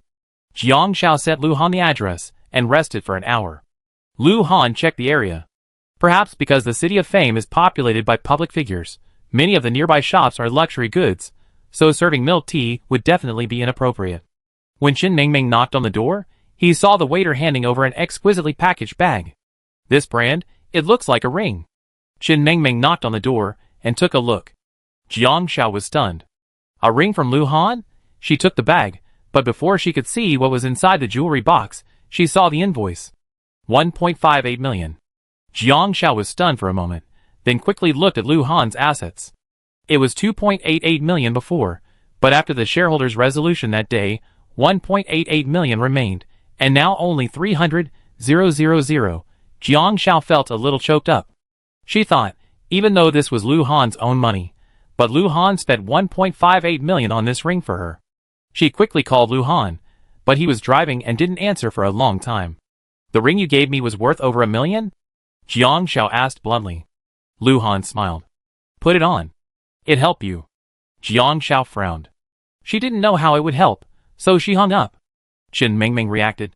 Jiang Shao, is this your boyfriend? Jiang Shao paused. Spouse. You're married. When did it happen? Chen Mingming was surprised. Yesterday. Jiang Shao looked at Chen Mingming. I have a spouse, so it won't affect you, will it? Of course not. Chen Mingming blinked. Besides, getting married is good for you. This industry is actually quite mixed, but if you don't want to, no one will force you. Besides, this brand of ring isn't affordable for most people. Your partner is quite impressive. Chen Mingming said. Jiang Shao took out the ring. Level 1 ML diamond ring. Description: a high-end ML diamond ring available to players with a certain social status. As your social status increases, you can upgrade the ring at a premium. Effect: wearing it in famous cities, high-class banquets, public places, etc., it will deter fan NPCs with a social status below 1 from blindly following their admirers. They can slander and defame the wearer, and receive a friendly reminder from NPCs with a social status between 1 and 1.9. Level 1. Jiang Xiao realized. While Fame City doesn't have public games, it's probably a battlefield-like map. The fan effect of a public figure's fame points can influence NPC fans in this workplace battle, potentially leading to attacks and slander. This ring can prevent this. As for the friendly reminder, it's probably because levels 1 to 1.9 are actually of the same class, with relatively little difference. Lu Han can still find this kind of item in nearby shops, so it's not really a matter of money. Smiling, Jiang Xiao put on the ring and instantly felt like a wealthy lady. Jiang Xiao, and Jiang is treating a few people to dinner tonight and said she'd take us to meet them. Chen Mingming said excitedly. Great, the Commerce Bureau won't be running away. Jiang Xiao nodded and followed Chen Mingming. The restaurant was on the hotel's basement level, an upscale restaurant filled with private rooms. Jiang Mei and Yu Qingqing were already sitting inside. Chapter 421. Jiang Mei said to Chen Mingming and Jiang Xiao, Auntie's going to treat a producer and director to dinner later. You two aren't from the same industry, so eat more and talk less. Stand up when you should. Be humble. You're meeting seniors. Chen Mingming nodded. Auntie Jiang, I know. Don't worry, we won't say anything wrong. Soon, a paunchy man and a tall, thin man wearing glasses entered. Hello, Director Chen, this is... The screenwriter? This is the screenwriter. The director stepped forward with a smile. Seeing the girls on the stage, he hesitated to speak. Yu Qingqing quickly stood up. Hello, Director Chen, I'm Yu Qingqing. Hello. Director Chen looked at Yu Qingqing, his eyes sparkling. Jiang Xiao saw that both were NPCs. One was a top-notch screenwriter, and the other a top-notch director. After shaking hands, Director Chen looked at Chen Mingming and Jiang Xiao. These two are. Jiang Mei said directly, This is my niece, a rising designer. She was invited to compete this year, and this is her exclusive model. Hearing it was Jiang Mei's niece, Director Chen's interest dropped a bit. The screenwriter, however, smiled after seeing it. I heard that models only have 3 minutes on stage, but 10 years of hard work off stage. Jiang Mei smiled. Who isn't? Our Qingqing is no exception. I read your book a while ago, and really liked your character Feng Feixue. We have a similar personality. I almost got so absorbed in the script before auditioning for yours that I couldn't get out of it. He casually brought the topic back to Yu Qingqing. Jiang Xiao suddenly noticed that this top-notch screenwriter's social status was 1.8. Was this a reminder? 3 minutes on stage, 10 years of hard work off stage. Did she forget something? Jiang Mei had brought Yu Qingqing to see the director, presumably to discuss a script. She wanted her to play the female lead. Although Yu Qingqing was currently a third-rate actress, she was a new talent signed by Jiang Mei, and her first significant role was highly valued by Jiang Mei. They were discussing business matters when Jiang Xiao sidetracked and whispered to Chen Mingming, What else does a professional fashion model need? Chen Mingming blinked. Professional? Maintaining a good figure? Definitely not. Jiang Xiao asked Chen Mingming to think it over. You're saying we're going to showcase the clothes. Do we have to walk the runway? I haven't done that. It's okay. We rehearse then, Chen Mingming said. We have 7 days of rehearsal. Jiang Xiao frowned. She squeezed Chen Mingming's hand. Rehearsal is before you go on stage. 3 minutes on stage, 10 years of hard work off stage. Chen Mingming was a new designer, a novice who only knew how to design. As for presenting anything else, she was currently only proficient in graphic design. As for catwalks, Chen Mingming hadn't really studied them. Chen Mingming was incredibly confident. It's okay. I think you look good walking normally, and the focus should be on the clothes, not the model. Jiang Xiao was her chosen model. But Jiang Xiao didn't think it was that simple. She suddenly felt like she needed to cram at the last minute, and couldn't rely on Chen Mingming. Just as Jiang Mei was about to take out the contract, the door suddenly opened. Director Chen, you didn't even tell me you were here. The woman walked in, and gave a charming glance. She saw that beside Yu Qingqing, there was another familiar face, Jiang Xiao. After all, she had lost her face in the first round. But Yu Qingqing was currently her main competition. Lu Lin? The director clearly knew Lu Lin first. Lu Lin brushed aside Jiang Xiao and hooked her hand with Director Chen's. Didn't we agree that the female lead in returning home on a snowy night would be mine? Getting the female lead role would boost her fame by 100. If her acting skills weren't enough, she'd make up for it with likability. Director Chen gave a dry laugh. He really wanted to give it to her, but Lu Lin's acting wasn't up to par. Chapter 422. But Lu Lin whispered something into Director Chen's ear, and Director Chen's eyes suddenly lit up. Lu Lin swayed and walked away. Director Chen suddenly changed his tune to Jiang Mei. Jiang Mei, I actually think Qingqing's qualities make the second female lead a good fit. Jiang Mei's face instantly turned unhappy. Director Chen, that's not what we agreed on. Actually, the first and second female leads don't matter. Director Chen spoke earnestly to Yu Qingqing. What matters is who can play the role well, that's who wins. In this drama, the first and second female leads are equally important. Jiang Mei had been in the industry for years, after all.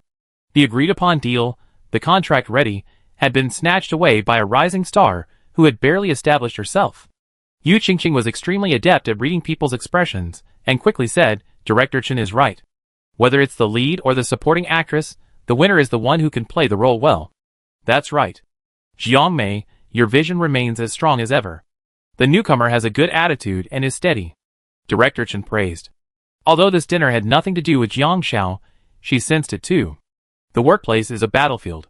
Yu Qingqing must have had her career resources snatched away by Lu Lin. During the meal, Jiang Xiao and Chen Mingming, two unknowns, ate but didn't finish their meal and simply gave up. After seeing Director Chen off, Jiang Xiao listened to Jiang Mei and Yu Qingqing's conversation. Jiang Mei said, Director Chen is great in every way. He has talent and connections. Even a less talented actress can make a good film under his wing, let alone one with talent like you. But there's one flaw. Even a hero can be tempted by a beautiful woman. Yu Qingqing smiled. Don't be angry, Aunt Mei. The supporting actress is actually quite significant, much more so than my previous roles. This is your first serious drama. It would be great if you could get the female lead. Although Jiang Mei said this, her eyes revealed admiration for Yu Qingqing. It's okay, Sister Mei. Gold shines everywhere, Yu Qingqing consoled her. Jiang Mei was delighted to see her new artist say this, and patted Yu Qingqing's shoulder firmly. You have a place here sooner or later. Thank you, Sister Mei. Yu Qingqing smiled sweetly. Her eyes shone. She loved acting. Any role was acceptable. Jiang Xiao suddenly felt that for Yu Qingqing, this wasn't just a game. Jiang Xiao and Yu Qingqing returned to their room together. Yu Qingqing, sensing Jiang Xiao's gaze, smiled. Why are you looking at me? Isn't that how games work? There's competition in games. No, not just games, there's competition everywhere. Aren't you angry? Jiang Xiao asked. Yu Qingqing blinked. What's wrong with being angry? Some people take shortcuts, but I don't want to take them. Shortcuts are ways to quickly reach the top, but they don't realize that life is a continuous climb. Once you reach the top, do you know what's next? What? It's downhill. Yu Qingqing laughed after she finished. Jiang Xiao thought Yu Qingqing was too optimistic. And let me tell you, I'm really an actor. Yu Qingqing looked at Jiang Xiao seriously. Jiang Xiao was stunned. Yu Qingqing casually said, I graduated from the Beijing Film Academy. After graduation, I went to Hengyan to play supporting roles. I've been a maid, a beggar, and even played the dead. Yu Qingqing finished with a playful, you don't know, I can lie on the ground all day playing the dead. From morning to night, without eating. Although Yu Qingqing's words were cheerful, Jiang Xiao didn't find them funny at all. So why did you join the game? Yu Qingqing said calmly, because I'm disfigured and can't act anymore, I just ended up playing games. I didn't realize there was even a profession called actor in this game. I love it. Chapter 423. Yu Qingqing tried to change the subject, but she noticed Jiang Xiao's clear, innocent eyes, like a soft, curious baby. Yu Qingqing couldn't resist Jiang Xiao's gaze. So, she said, last year, a director spotted me and asked me to be a stand-in for a young actress. The scene required jumping off a cliff, but Xiaohua was afraid. I had an accident while jumping and got stuck in a tree, right here. Yu Qingqing gestured from under her eye to her chin. I got a long, deep scar from shaving, and I needed over 30 stitches. Since then, I can't act anymore. Jiang Xiao said seriously, it can be repaired. After it's repaired, she can continue acting. Yu Qingqing kicked the blanket on the floor. I'm just a bit player, how can I afford to do repairs? I can't afford ordinary cosmetic surgery, it would cost hundreds of thousands, and I don't have the money. So Lu Lin wants fame points, but I can give it up. I'm here for the prize money, but my points are too low, so I don't think it'd make it to the finals. Jiang Xiao paused. Can? A small gift? Gift? Yu Qingqing was stunned. Starting with the third round, All players' live streams will be forced open. Fans will watch the live streams, and if you're lucky, some fans will send you gifts. Jiang Xiao remembered that when she had a few thousand followers, she could earn a few dozen yuan per live stream. I don't think I have many fans. Yu Qingqing thought this method wasn't very reliable. Jiang Xiao had a simple idea. If you have millions of fans, and each one gives you a dime, that's a lot of money. What if you gain followers now? How about I help you promote them? They don't have to send me gifts. We can just share the screen and send you gifts. That assumes she has millions of followers, okay? Yu Qingqing couldn't help but laugh. Jiang Xiao blinked. I know someone. He has a ton of followers. Fans in the live stream. Ha ha ha, Han Sa thinks she only has a few thousand followers, and now she's trying to take advantage of Han Ge.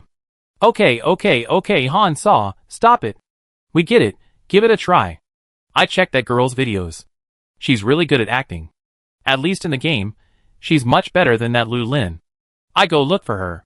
But she said she's disfigured and I can't see any pictures. Who's disfigured enough to take a picture and show you?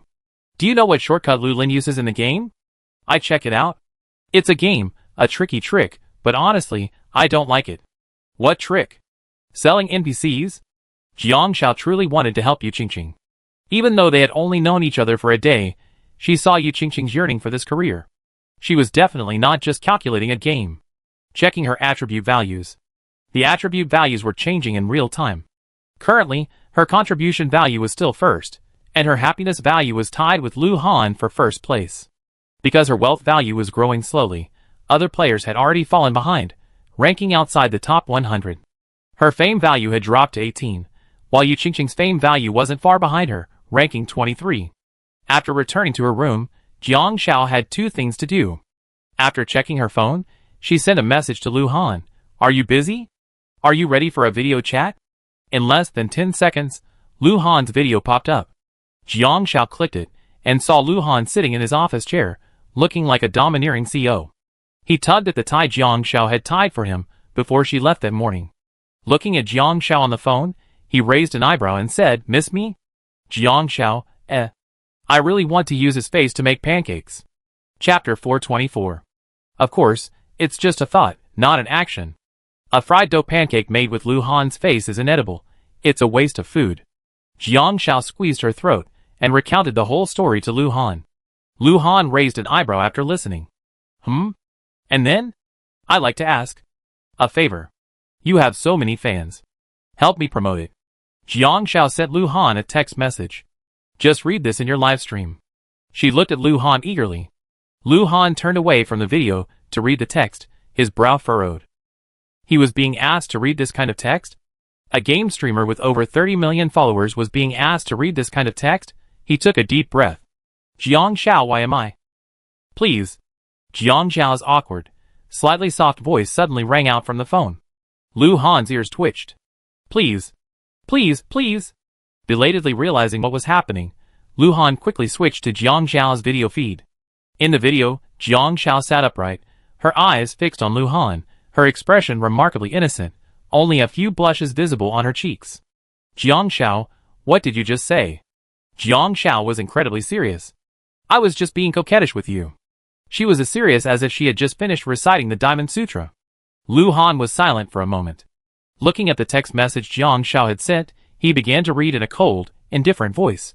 To all the fans in the live stream room. Fans, everyone. Yu Qingqing, the 23rd ranked player on the fame rankings, needs your help. Those of you who are able can lend a hand. Even 1 point is affection. Even 1 point is love. Send her a small gift of love, lend her a hand, and I give you a little. The live stream instantly exploded. Ah! The first time Han Sa acted cute to Han Ge, it wasn't because of Han Ge, or even herself, but because of another girl. If I hadn't seen it with my own eyes, I have thought the girl was Han Sa's true love. Wow, I just swiped a few ducks on that girl's live stream, and I don't think that's enough. Just because of Han Sa's cutesy behavior towards Han Ge, I have to explode like a rocket. Isn't the main point that Han Ge was spouting these words, like he was on fire? Ha ha! He actually called us babies. Oh my god! He called us babies. He usually calls us zombie fans, okay? Brother Han, who claims to have 36 million zombie fans, actually calls us babies. Ha ha ha, this is hilarious. Brother Han, please stop scolding me. I'm afraid you'd be a social failure later. Let's go give some more now. Stop scolding me. Oh, I really am. From watching Brother Han play games to watching him date, I'm hooked. I'm hopeless. I can't live anymore.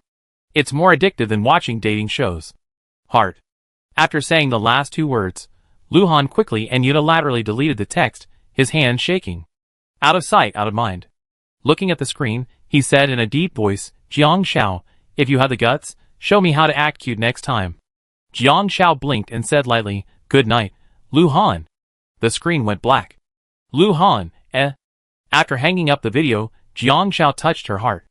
How embarrassing. She searched Baidu for ways to act like a spoiled child, and this text popped up, claiming a 100% success rate for any request. Rubbing her face, Jiang Xiao stood up to wash up and wait until the live stream closed at 10 o'clock. Jiang Xiao began her second embarrassing act. She pulled out a video she searched for and began practicing her catwalk. After all, she wasn't a serious model. Posing was fine, but her catwalk was a mess. For Jiang Xiao, her hips weren't hips, her waist wasn't waist, and twisting her waist into her hips was commonplace. Thankfully, the live stream was closed, and no one saw her utterly awful catwalk practice. She literally had to tiptoe around the room, from the door to the window, for about 10 seconds, with perfect grace. Still, something felt awkward, but Jiang Xiao didn't give up. She felt that if she didn't work hard, it would hinder Chen Mengmeng's efforts.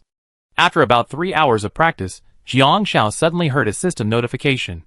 The player's determination to practice catwalks repeatedly is detected. Since the player is not a professional model, the game mechanism is triggered to control the precise movements of the automatic catwalks. After practicing 1,000 times, the passive state of basic model catwalks will be obtained. After completing the practice, the achievement value will be increased by 10. Chapter 425. Achievement value plus 10. Basic model catwalk. 0/1000 completed. Jiang Xiao calculated that she averaged about 20 steps, which would accumulate to 1. Currently, it takes her about 10 seconds to complete 20 steps, but once she gets used to it, she should be able to do it in about 6 seconds. She could complete between 360 and 600 steps in an hour, which would require about 3 more hours of practice. Her current stamina is 230, which is a benefit of a high stamina limit. If she's fast enough, she could complete the basic model catwalk in 2 hours. While the live stream wasn't active, Jiang Xiao happily began to grind for catwalk experience. From 1 a.m. to 3 a.m., Jiang Xiao finally completed the model catwalk. Congratulations to the player for obtaining the passive class skill Basic Model Catwalk and gaining plus 10 achievement points. Basic Model Walk, 0/3000, description. This passive skill is a supplementary skill for the fashion model class. Activate it, and practice 3,000 times to advance to the intermediate model walk. The passive skill cannot be activated during practice. Effect. Once activated, you can walk like a professional fashion model on a regular runway, capable of manipulating any heels under 10 centimeters. Mastering high heels. This is awesome. Jiang Xiao can only wear heels under 3 centimeters. She even wore low heels when she took photos of Chen Mengmeng before. Now that she has this passive skill activated, her mother won't be afraid of her wearing high heels anymore. No. Jiang Xiao was a little scared. What if the heels were over 10 cm? That probably wouldn't happen. Jiang Xiao looked, and saw that the heels of runway models are generally around 4 to 8 centimeters. After carefully examining the effects, I discovered that the limitation was that it could only be performed on a regular, flat catwalk. Normally, it wouldn't work. If it were upgraded to intermediate or advanced, the corresponding passive skill limitations would be reduced. Suddenly, a cry was heard from outside. Jiang Xiao opened the door, puzzled. A ragged little girl stumbled open the door, seemingly uneasy. It was already this late. Noticing Jiang Xiao's gaze, she hurriedly lowered her head, opened the door, and slipped inside. Jiang Xiao? ? She was just casually checking it out. Someone was still hanging around outside so late. Suddenly, Jiang Xiao noticed that the corridor outside was a very long hallway. Practicing in the room required constant back and forth, as it was too narrow. If it were a long corridor, it wouldn't be impossible to practice 4 or 5 times after each walk, saving a lot of time. She decided to practice in the hallway tomorrow night, then wash up and go to bed. I didn't expect Jiang Xiao's video, which she practiced all night, to be edited and released publicly the next day, even before the live stream even opened. Fans saw it. Wow, my Xiao is so hardworking. She wasn't a professional to begin with, and being a flat-out base was good enough. Now she's working so hard, and even triggered the passive skill for her class. I saw that girl Yu Qingqing too. She also rehearsed many times before triggering her class's passive skill. This passive skill isn't announced to players in advance because it doesn't apply to all players. It can only be triggered by those who have obtained the class. That Lu Lin is so lazy and careless. Her acting skills are just basic, triggered after many delays during filming. Rehearsal techniques essentially just involve memorizing lines and replaying scenes, and the number of rehearsals isn't very long, just about 10 minutes each time. 10 rehearsals can improve your acting skills. She practiced for an hour and then stopped, then went swimming, had afternoon tea, and took selfies. I was completely blown away. Well, although she's quite famous now, besides her good looks, I really don't see anything else appealing about her. She might even be thinking about making it to the finals video voting. I don't know if I should call her stupid. The rules have changed, but she still can't understand the point of the competition. Does she think she's that great? Ha ha ha, Han Ji's competitors are the same. To secure funding and cut costs, they use inferior materials for construction companies to build houses. But their wealth is growing so fast, and now they're number one. Don't they realize these things are unrefined? Don't they think about it? How can they even show them? Maybe they don't realize how outrageous this behavior is? Because their mindset is distorted? Chapter 426. Jiang Xiao woke up not too late and received a deluxe set meal, a hearty breakfast. She also saw the updated happiness tasks. Today's spouse happiness tasks. 1. Send 20 messages to your spouse. Complete to receive 15 happiness points, 50% bonus. 2. Have a 30-minute call with your spouse. Complete to receive 15 happiness points, 50% bonus. 3. Share your daily photos with your spouse 3 times. Complete to receive 15 happiness points, 50% bonus. These daily tasks aren't refreshed based on the distance between the two people, are they? Thinking about it, they probably are. After all, if she still had to go on a date with Lu Han, that wouldn't be possible. Jiang Xiao took a photo of Lu Han while eating breakfast and sent it to him. Today's breakfast was hearty. The deluxe blind box contained preserved egg and lean pork congee, cold shredded vegetables, salted egg yolk pork ribs, beef burritos, and kelp and pork rib soup. A few minutes later, Lu Han sent a photo of a steamed bun he'd taken 2 bites of, along with a message. The buns they sell are toxic. They use stale pork. That's too much. The soy milk is bland and tasteless. I wonder how much water is added. Jiang Xiao couldn't help but laugh. She blinked. If only she had made some buns at home and frozen them. Chen Mingming knocked on the door. Jiang Xiao had just invited Chen Mingming to breakfast. Chen Mingming was surprised that Jiang Xiao already had breakfast and asked excitedly, "Where did you get it?" "I said I'd take you downstairs for noodles." Jiang Xiao paused. Someone brought it up. Chen Mingming didn't doubt it. "Oh, I see. Your boyfriend sent it, right?" Jiang Xiao didn't explain, just smiled. They went to the venue at 1 p.m. Chen Mingming put her clothes away for Jiang Xiao and then left.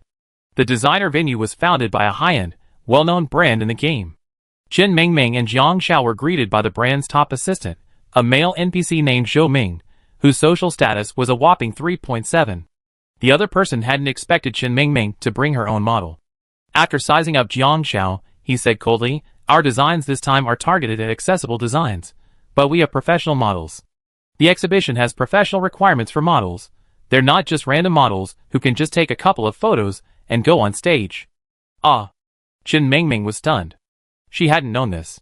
She only knew that designers had their own models, but she hadn't known that exhibitions had their own requirements for models.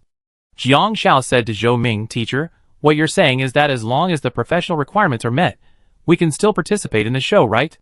Zhou Ming paused. "Yes, models need to have their own style and speed of runway. Besides that, rehearsals are mainly because all the models will be on stage together after the show. Before the final rehearsal, we decide the order of the models' appearances. Of course, if you're particularly capable, we also consider adjusting the opening and closing positions. The most important aspects of a stage show are the opening and closing models. These 2 positions are almost the focus of the entire show. The same is true for a piece of work. The first and last models seen are naturally the most memorable, while the dazzling ones in between are almost instantly forgotten." Jiang Xiao understood that the so-called exclusive models weren't just for show. Her efforts would determine which model Chen Mingming's work would appear first. Jiang Xiao smiled at Chen Mingming, It's okay, let's go take a look first. Arriving at the venue, Jiang Xiao and Chen Mingming were stunned. The entire venue was enormous and luxurious. The moment Jiang Xiao entered, she received a system notification. You have entered the competition for the fashion model position in Fane City. After receiving initial approval from gold medal assistant Zhou Ming, you will be eligible to stay at the venue and walk the runway. Success will increase your fame points by 5. Chapter 427. Jiang Xiao paused. This probably refers to professional skills. Even if she hadn't heard the screenwriter's reminder the day before, wouldn't have thought to practice, and wouldn't have triggered the passive status reminder for her professional skills. If she didn't pass today, she would still be considered inadequate in her professional skills. If she didn't practice enough to trigger her professional skills, she would still be eliminated. That's why this exhibition lasted 7 days. So her current basic model walk should be enough for her to stay at the venue. Zhou Ming showed Jiang Xiao and Chen Mingming around. This time, there are 29 designs that have won the online competition at the exhibition. We have 29 professional models. They all have at least 10 years of experience, and have trained day and night to become the outstanding models they are today. As soon as he finished speaking, the music started. The 29 models appeared in an orderly manner. From the 1st to the 29th, they were all NPCs. Each had a highly modeled face, expressionless, yet very uniform. Their walk was also very steady, the kind that Jiang Xiao felt she could never reach. How can a novice catwalk compare to these professional models? Each of these models has undergone professional training and has showcased high-end fashion shows. This time, they're showing you something truly. Chen Mingming suddenly asked, didn't they say the designs this time were accessible? Can these models showcase accessible clothing? Zhou Ming frowned. Chen Mingming explained, I'm not saying they're bad. Each of them is an excellent model, capable of showcasing the clothes beautifully. But they're all tall, thin, and beautiful, and ordinary people don't have that kind of perfection. Zhou Ming didn't have time to reflect. A few people came running up from behind, panting. Hello, teacher. Sorry, we're late. Zhou Ming checked the time. They were actually on time, but Jiang Xiao and Chen Mingming had arrived early. He checked the person's entry certificate. Behind them was another girl, a little chubby and pale-skinned. She was clutching a bag of potato chips, crunching. Zhou Ming stared at her, and she was so frightened she hid the chips behind her, dropping several to the ground. She quickly bent down to pick them up and stuff them into her mouth, her eyes wide.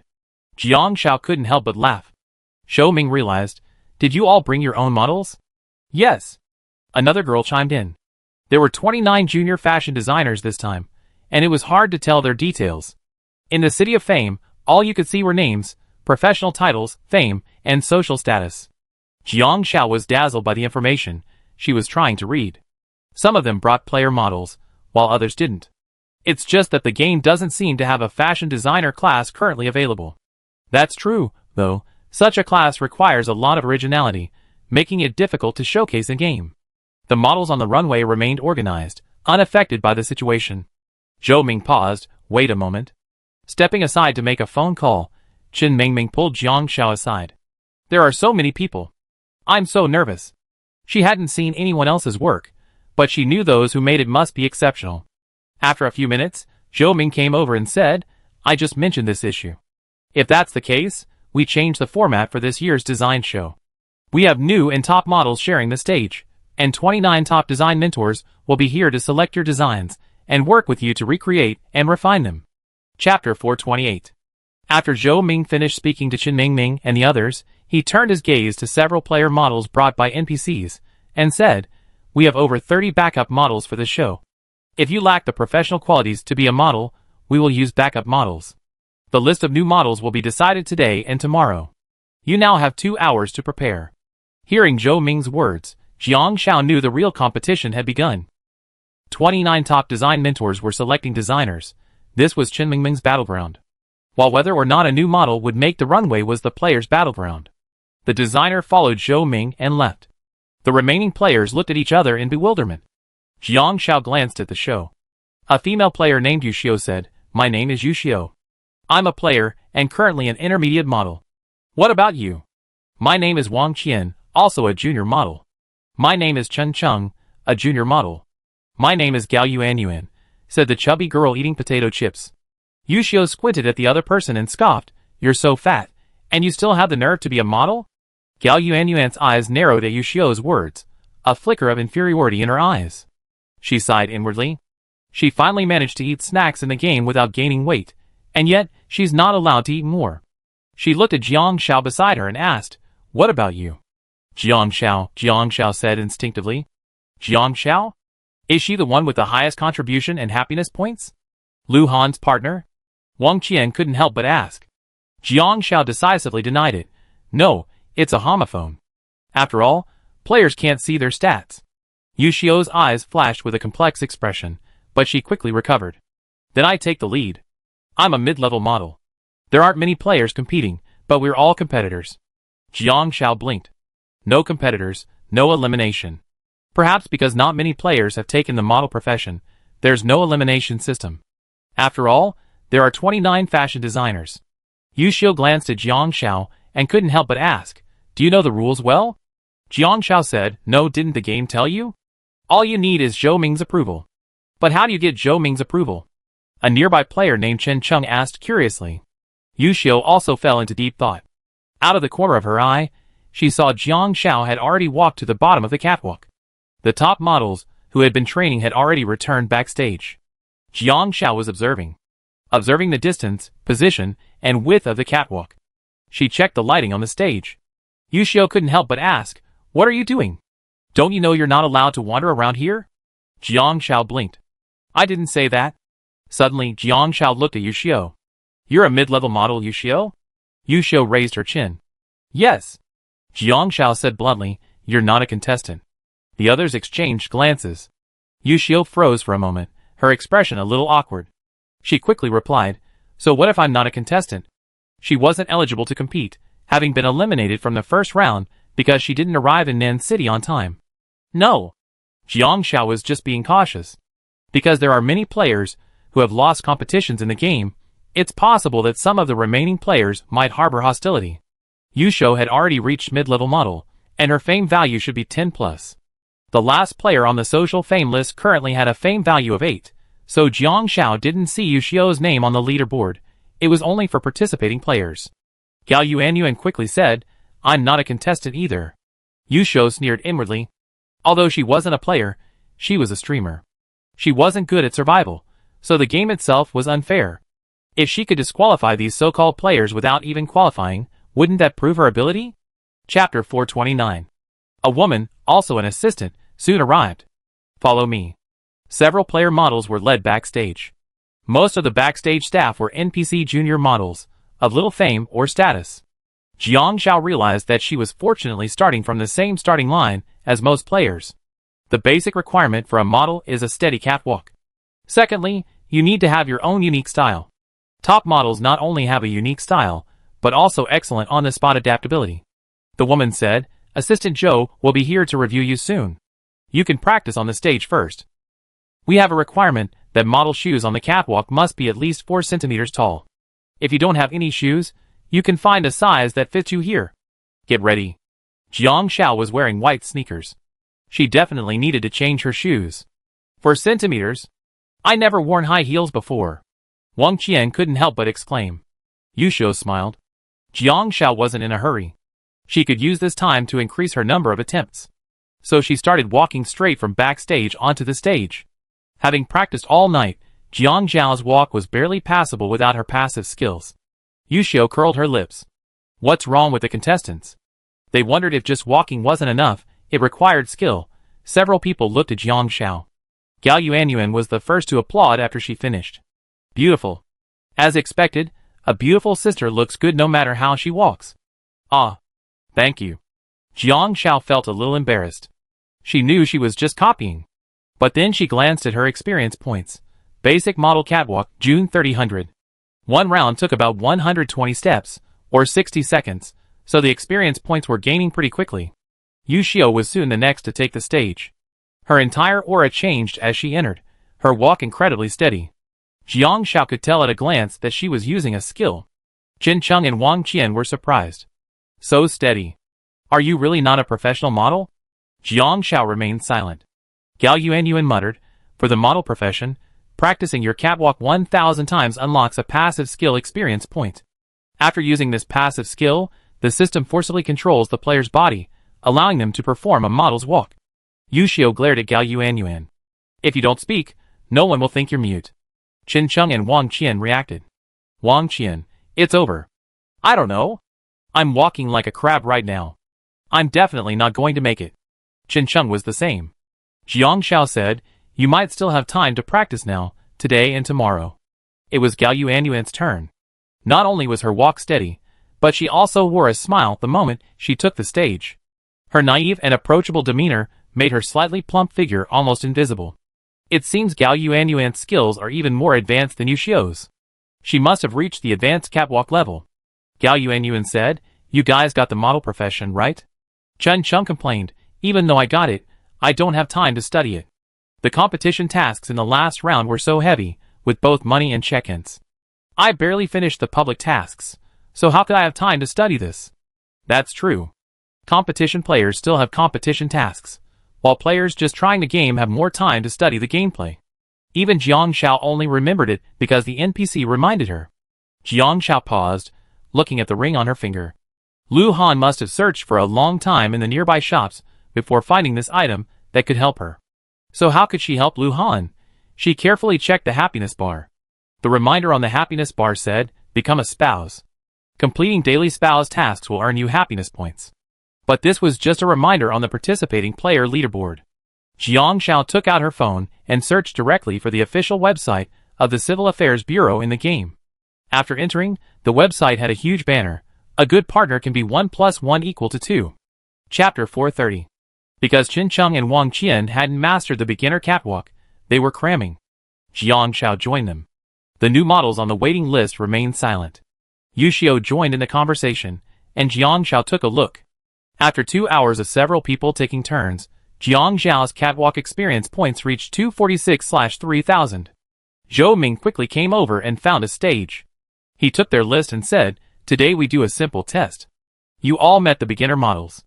They're the newcomers we're preparing to use. Let's show you their catwalks. If you can keep up, you pass. Zhou Ming clapped his hands.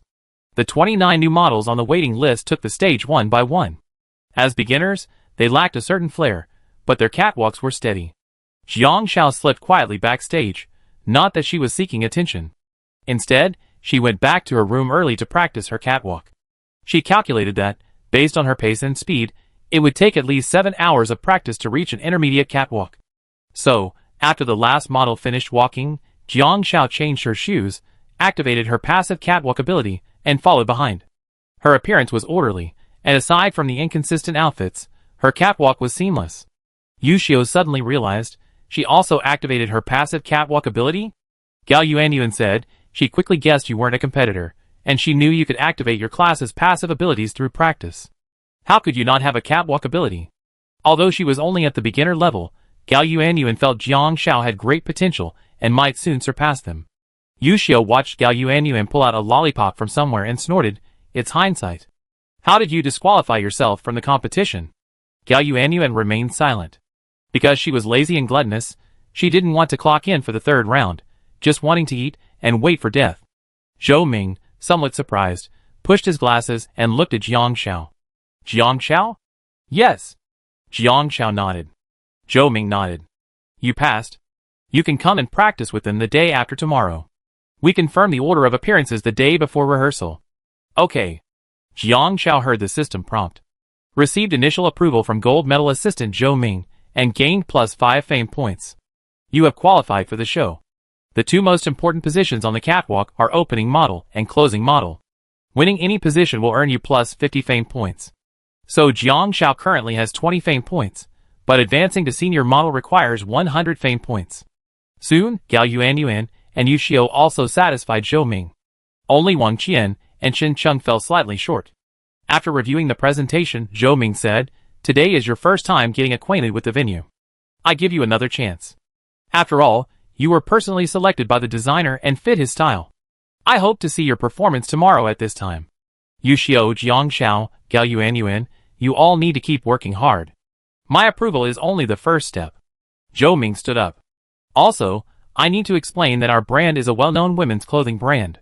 We always focused on elegant, intellectual, and sophisticated affordable luxury women's clothing, priced around 3,000 yuan.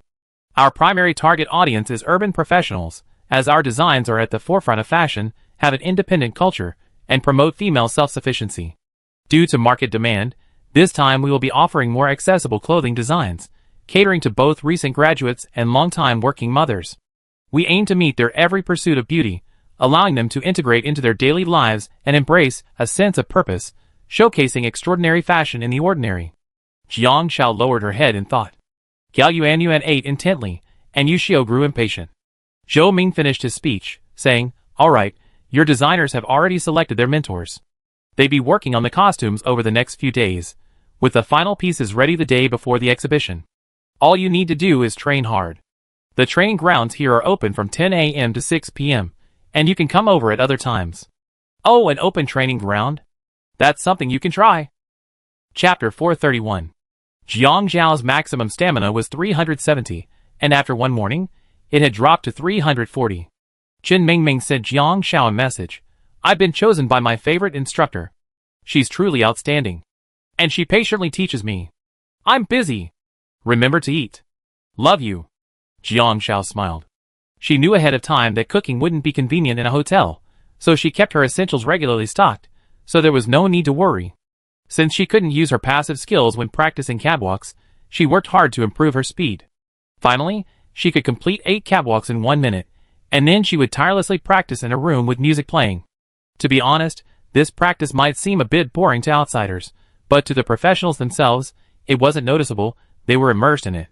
Just like when she practiced darts, thousands and hundreds of times, constantly picking up the darts and starting over again. Her usual physical training and arm muscle exercises were boring and pointless. Her mind was blank, filled with only mechanical movements. Time ticked by, and watching the live stream became a bit tiring. As expected, nothing in this world is simple. You only see the success of others, but not the hard work behind it. Everyone talks about talent, but those who haven't worked hard don't deserve to talk about talent. Let me tell you a surprising piece of information. For ordinary people, hard work is also a form of talent. Ha ha ha, let me tell you a funny story. Brother Pao and Lu Deong decided to buy a house and bring Uncle Zhao and Aunt Wang to live in the city. Hilarious. They went to look at a house, and the saleswoman looked at them strangely, and they almost got into a fight. Lu Deong is a proletarian, ha ha ha. He hasn't mentioned divorce, and Pao Gu is definitely not going to ask for half his property. I'm dying of laughter. But even though they don't have any petty arguments, their happiness is always high. Best wishes. I go check it out. Xiuzi, hit me when you're done. A full 6 hours. Congratulations on completing 3,000 catwalk exercises. Your class passive skill has been upgraded to intermediate model catwalk, earning 30 achievement points. With this upgrade, you can choose a suitable catwalk style. Warm reminder, once a catwalk style is selected, it cannot be changed. Jiang Shao now has 50 achievement points. She ranked 68th on the leaderboard because she didn't set a plan to complete it. However, Jiang Shao has a hunch that achievements earned through short-term plans won't be as high as those earned through long-term, trigger-based achievements. After all, plans can't be replicated, so Jiang Shao doesn't intend to deliberately grind for them. Besides, as long as you're on the leaderboard, you advance to the finals. All rankings are up to chance. Jiang Shao checked her skill passive stats in her status. Intermediate model walk, 0/6000, description. This passive skill is a supplementary skill for the fashion model class. Activate it and practice it for 6,000 times to advance it to the advanced model walk. The passive skill cannot be activated during practice. Effect. Once activated, you can coordinate with your teammates on any flat runway, performing the walk of a professional fashion model. This skill works with any high heels under 12 centimeters. Style. Not added plus. The style isn't added, but there's a plus sign. Jiang Shao clicked on it and saw over 100 options, such as noble and elegant, playful and cute, and cool and sophisticated. But she could only choose one. She felt Gao Yuanyuan had chosen playful or cute. Yu Shou probably didn't choose a style. She only used the basic model walk. Suddenly, she remembered what Zhou Ming had said, accessible. Accessible, targeting recent graduates and working housewives, satisfying their pursuit of beauty, integrating into everyday life, and showcasing extraordinary fashion sense in the ordinary. Jiang Shao focused on the words sunny warmth and advanced and ordinary. Unable to decide, she suddenly remembered Zhou Ming's words. They were models hand-picked by the designer, and they fit his style. The photos Chen Mingming had taken of her reflected her most original design style, the inspiration and concepts she had developed based on her. Jiang Xiao blinked and decisively chose another phrase. Ordinary healing. Chapter 432. Tonight, Jiang Xiao ordered 3 large bowls of wontons. Don't ask, the answer is that training depletes your satiety quickly. Her stamina dropped to just over 100, because she drank a sports drink before training, which mitigated the drop. This proved enough to prove that players with low stamina limits can't become fat overnight. As Jiang Xiao ate, she opened her phone. Lu Han hadn't replied, presumably busy. Jiang Xiao sent 20 messages in a row, then snapped 2 photos, draining her happiness. Then she opened her phone. Remembering what Shen Jingnan had said about his live stream, she opened her phone and started watching the live stream in the game. Shen Jingnan was easy to find. As soon as she opened her account, she saw him sweating profusely. Buy it, buy it. It's usually 999, but now it's 888. Don't even think about 88. Only 38. Take this collectible Hetian Jade home. But when she looked at the number of people online, there were only 27 people. The sales volume was pitifully low. Jiang Xiao opened the comments section. The NPC troll army was quite real, and there were also some haters. It felt like a competitor was deliberately causing trouble. This streamer is shouting so hard, I really want to give him a drink of water. I saw he sold 38 yuan for 3. That's too bad. This streamer has been shouting for 3 hours. He was broadcasting for 8 hours yesterday. I watched it all, and I saw it again today. This thing is worthless and the quality is terrible. Don't buy it. You can buy it for 3 coins elsewhere, but this streamer is selling it for a steal. See how hard the streamer is shouting, I give you a little flower.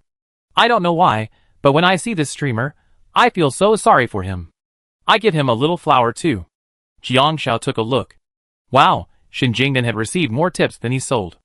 Out of sympathy, Jiang Xiao also placed an order. Shen Jingnan took one look and said excitedly, Thank you, Miss Jiang Xiao. We guarantee a 7-day, no questions asked return policy. If you're satisfied, please give it a 5-star review and give it as a gift to your family, friends, or husband. TSK. While eating, Lu Han sent a video. Jiang Xiao quickly turned off Shen Jingbing's live stream and clicked on Lu Han's video call. Lu Han was in the car, his phone casually placed next to him. Jiang Xiao's first question was, Can I make a phone call while driving? Lu Han took a deep breath. I'm in the parking lot. Oh! Jiang Xiao realized, waiting for Sha Jin? Yes. Lu Han said, By the way, I'm completing the quest. Don't you want to know how to improve your social status? Yes. Jiang Xiao nodded. I checked the Civil Affairs Bureau's official website. It says that a good partner, 1 + 1, is greater than 2. This can refer to many things, but when you buy a ring, you buy it based on your social status. So improving my social status should also help you.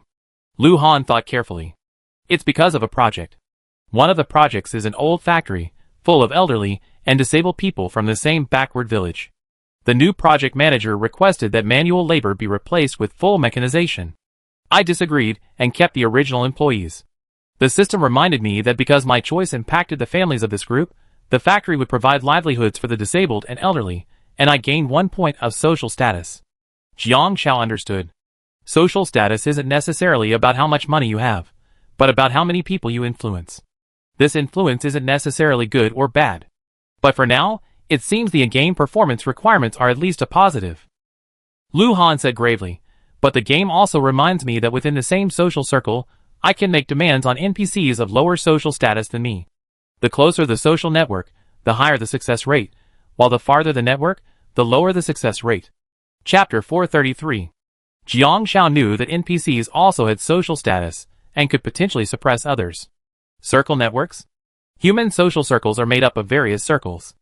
Large circles contain smaller circles, and the smaller circles are interconnected. Lu Han reminded Jiang Xiao, my triggering profession is in the business circle, but it's also in the financial circle. You're in the modeling circle, and you're also in the public figure circle. Lu Han's explanation was clear. Jiang Xiao understood easily. If the circles are too far apart, for example, if I'm an entrepreneur with social status 1 and the other person is an honest farmer, then my request to them will have a 0% success rate. But if there's a conflict of interest between us, the success rate could increase to 100%.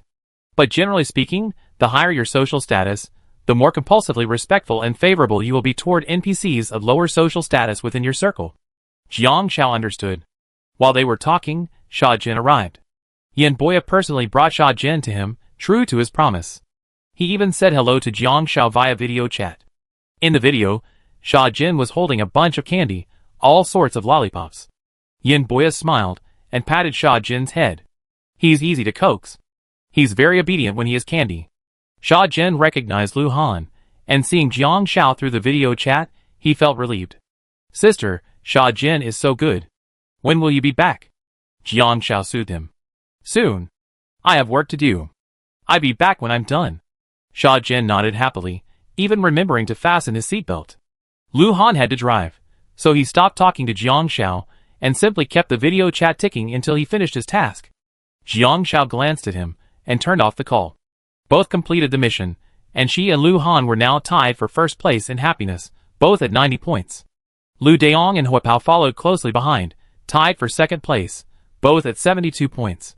Jiang Xiao calculated that she and Lu Han had a happiness bonus, earning 45 points a day. But ordinary players could only earn 30 points a day, or a maximum of 600 points in 20 days. This meant that if she and Lu Han persisted in the mission for 14 days, they would be guaranteed a spot in the finals. After hanging up the phone and checking the time, it was already 7 o'clock. Jiang Zhao's goal wasn't just to achieve the intermediate model walk, she had 2 more positions to compete for, requiring intensive training. What if there were even more advanced walks above the advanced model walk? After replenishing her stamina, Jiang Xiao headed straight for the daytime runway. By then, the runway was already empty. When Jiang Xiao arrived, she saw Wang Qian and Cheng Chen, both diligently cramming for their exams. Seeing Jiang Xiao, the two couldn't help but ask Jiang Xiao, "You're so amazing, why are you still training?" "Yeah, what if you guys catch up?" Jiang Xiao blinked. Wang Qian and Cheng Chen, Cheng Chen couldn't help but ask Jiang Xiao, "You're the one paired with Han Shui, right? You can't find another Jiang Xiao with the same name and pronunciation on the fame rankings." Jiang Xiao blinked. "Oh, the cover is out so soon? Never mind, talented people can't hide their true abilities." Luckily, Wang Qian and Cheng Chen aren't the most shrewd, so they quickly became motivated. Wang Qian patted Cheng Chen's shoulder. "Hurry up and train. The big guys are already rolling up. Do you still want to lie low? Not making progress is a tacit admission of regression. I really kick you out tomorrow." Cheng Chen quickly regained his fighting spirit. "That's right. Roll up. Pretend." Jiang Xiao smiled. There's nothing wrong with this kind of healthy competition. The 3 of them using the catwalk was easy. It felt like school, everyone doing homework and studying in the same classroom, improving together. It was very fair. From 7 to 11 o'clock, since there were fewer people practicing, there was no waiting. Jiang Xiao finally reached 1720/6000 experience points, just over 4,000 points away from advancing to the advanced model catwalk.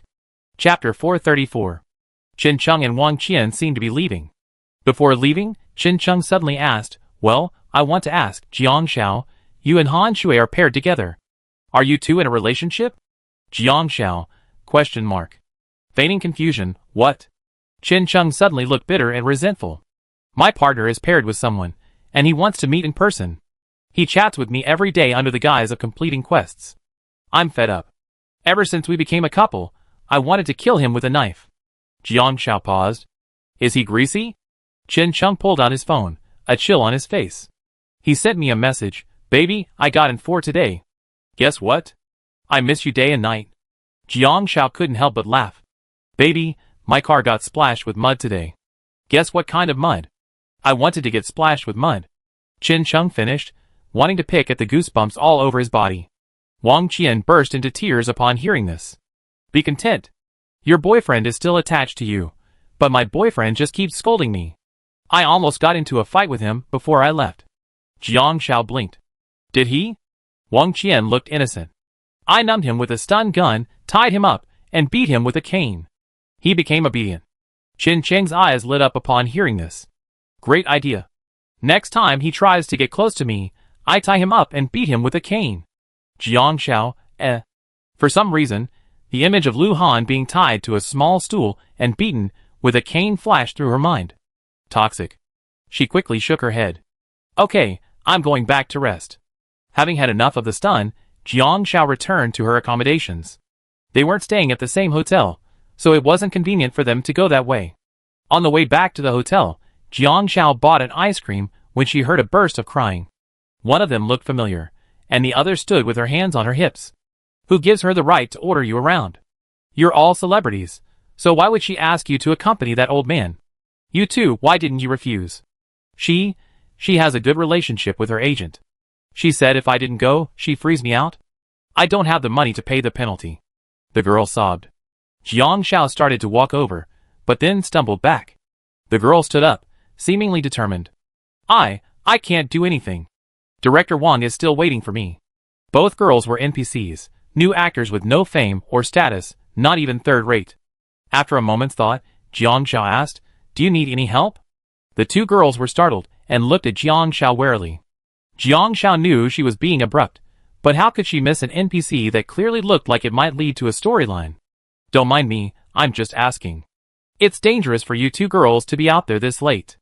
If you need any help, let me know. Who are you? Jiang Xiao thought for a moment and said, My name is Jiang Xiao, and I'm a runway model for this brand's fashion week. The two of them thought the title sounded much more impressive than they were. The crying girl wiped her face, wanting to say it was okay. The other girl boldly asked, If we tell you, do you have a way to help us? Jiang Xiao said, Tell me. It's people who come up with ideas, right? The girl said bluntly, We're both new actors, but there's a senior who, relying on his connections with the company, is threatening us to use illicit means to help her secure resources. We signed a contract. If they really freeze us out, we have no future.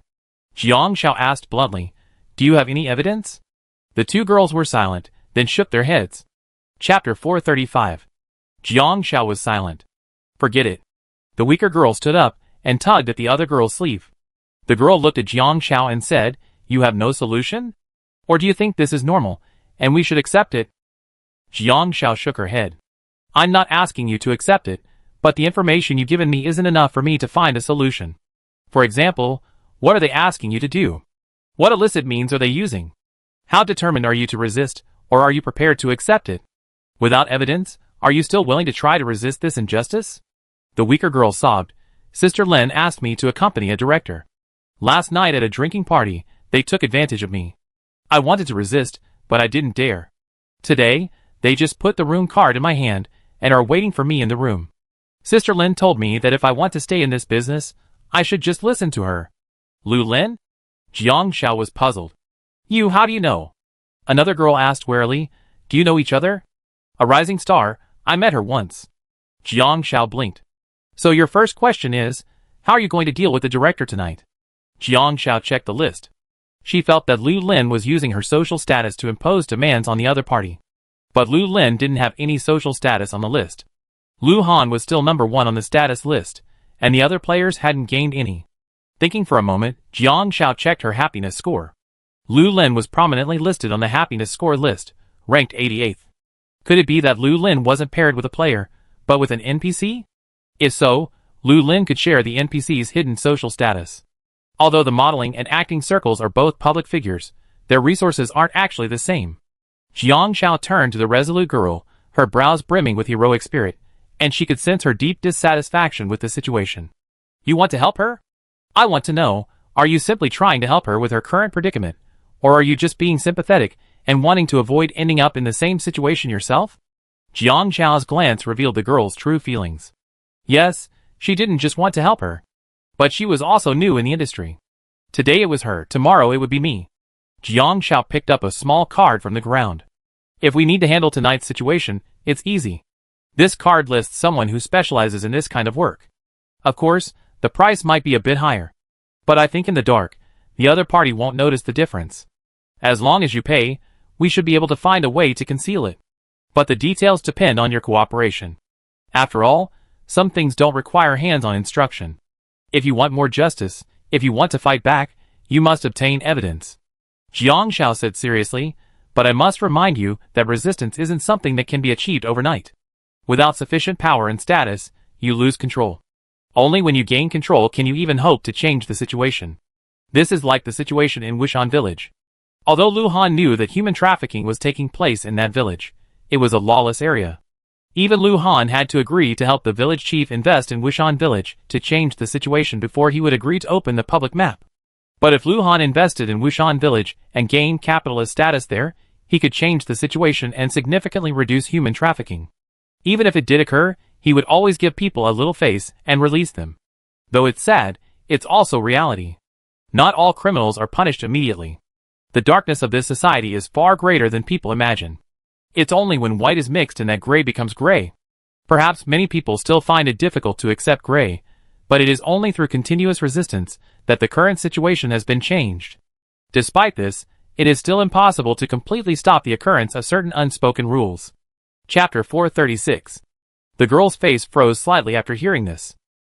Then, what should we do? Jiang Shao said seriously, get evidence, try your best to negotiate, and then resist when you're strong enough, or simply withdraw from the stage of your dreams and stop participating. The former is resistance, with an uncertain future. The latter is retreat, with no guarantee of safety. The girl clenched her hands. I don't want to quit. She had always dreamed of pursuing this path. She had been studying acting since she was a child, and besides that, she knew nothing else. She refused to give up this path and become an ordinary person. She also understood the principle of the lip and the tooth. They were all newcomers, and if they didn't work together, they would be defeated one by one and become puppets manipulated by others. To be honest, I'm new to this industry myself, and I don't have the status to help you. But I have a friend who's a journalist. If you can get evidence and expose it, I can help. But I must remind you to target the parties involved, not the capitalists, or you will be threatened as well, Jiang Shao reminded her. The girl looked at Jiang Shao, still a little confused. Jiang Shao was more direct. If I were you, I get the evidence that Sister Lin, as you're calling her, asked you to accompany the director, expose the inside story, and give those people some warnings. But when my position is no longer enough to challenge the capitalists, I choose to tell everyone. Despite Sister Lin's actions, the director is a good person. He said I resembled his daughter, but I didn't expect Sister Lin to misunderstand. This is a form of care from an elder to a younger generation. You can ignore the director, and it won't affect you. This is a temporary compromise.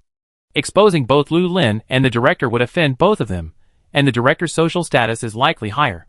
To protect themselves, this NPC will certainly protect Lu Lin, preventing a falling out.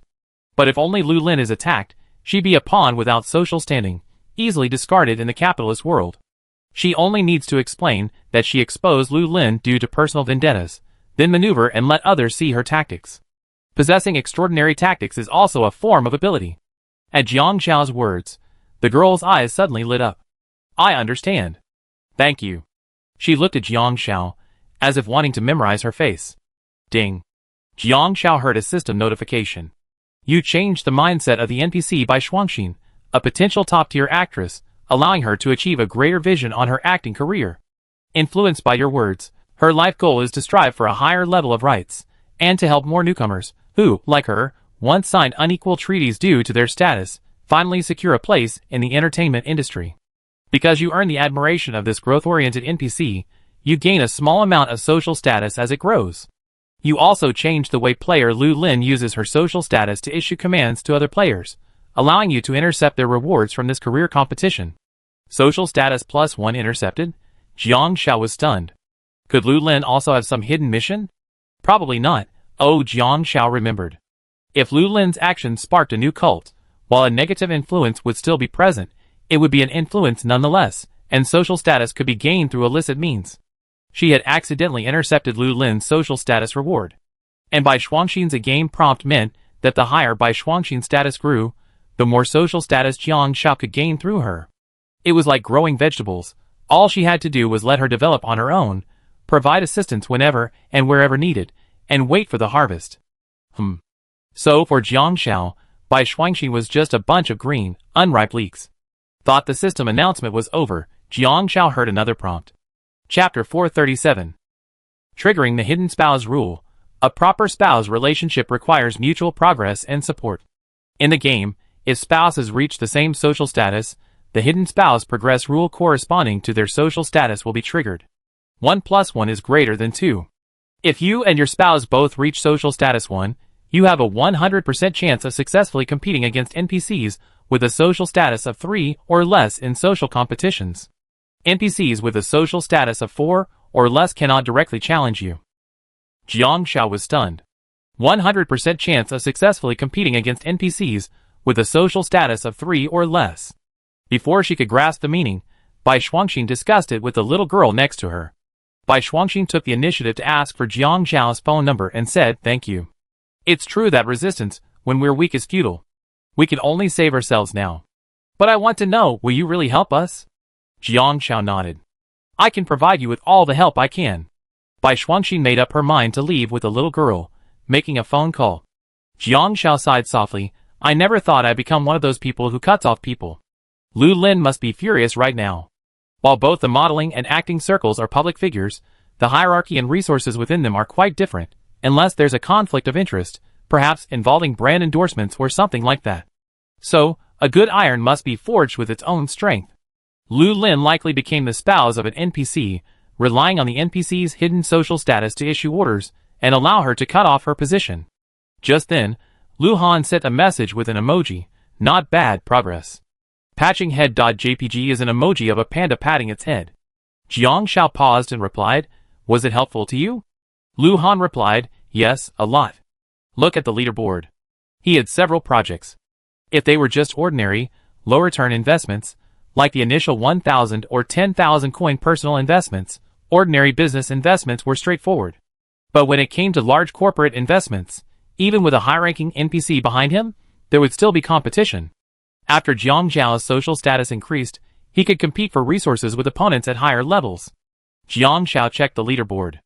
Lu Han's social status had now reached 1.3, and right behind him was her own, with a social status of 1.0. Following behind her, players with social statuses of 0.3 and higher gradually emerged. This wasn't actually helping Lu Han, but she didn't want to hold him back. But Lu Han sent several emojis in a row, all of them the same. Patching head.jpg, a chubby panda being patted on the furry head by a large hand. Bag. Jiang Xiao loved to rub her head with her hands whenever she thought of Lu Han. Then Jiang Xiao searched for an emoji and sent it back. Ball.jpg. Lu Han hadn't returned yet. He chuckled at the emoji Jiang Xiao had sent, and the NPC next to him cast a curious look. The again corporate investment world was not too different from the real world, and some high-ranking NPCs would extend olive branches to Lu Han, perhaps trying to match him up with their daughters. Lu Han politely declined, stating that he already had a partner. In reality, Lu Han didn't demand anything from Jiang Xiao, but Jiang Xiao's unwillingness to hold him back and her willingness to help him pleased him, as it was a form of acknowledgement. But Jiang Xiao felt like something was missing. Shouldn't she buy Lu Han something, too? Just after midnight, the happiness value task refreshed, and Jiang Xiao also received a sum of funds. Chapter 438. Because this is a remote mission, the task is similar to the previous day. I did receive a system prompt. Statistics show that the cooperative distributor, player Zheng Shen, has sold a total of 400 hangover soups over the past 3 days, generating a total of 400,000 yuan in revenue. After tax, the total is 360,000 yuan. You have received a cost-to-income of 346,800 yuan. Because Zheng Shen was previously short of money, she paid for the materials, totaling 338,000 yuan. The first settlement will be frozen until sufficient cost-to-income is met. Jiang Xiao currently has 1,123,400 yuan, but Lu Han's funds have now reached over 3 million yuan. While not first, given his accumulated strength and growth rate, it seems likely that first place will come sooner or later. Furthermore, Lu Han certainly has a competitive spirit. Zheng Shen sent a message. "I'm touched. You work so hard. I didn't expect an NPC would deliberately hinder me. As a result, I only sold 400 units in 3 days. There are still 7,600 units to go. Now I can offer a stable price of 1,000, but we haven't expanded our sales enough yet. It will take time." Jiang Xiao said, "It's okay, just take your time. Players and NPCs alike will probably be jealous of your profits. No player thinks they can just pick up the money automatically just because they have cheats. First, only players with the chef's blessing can make blood packs and possess the special recipe.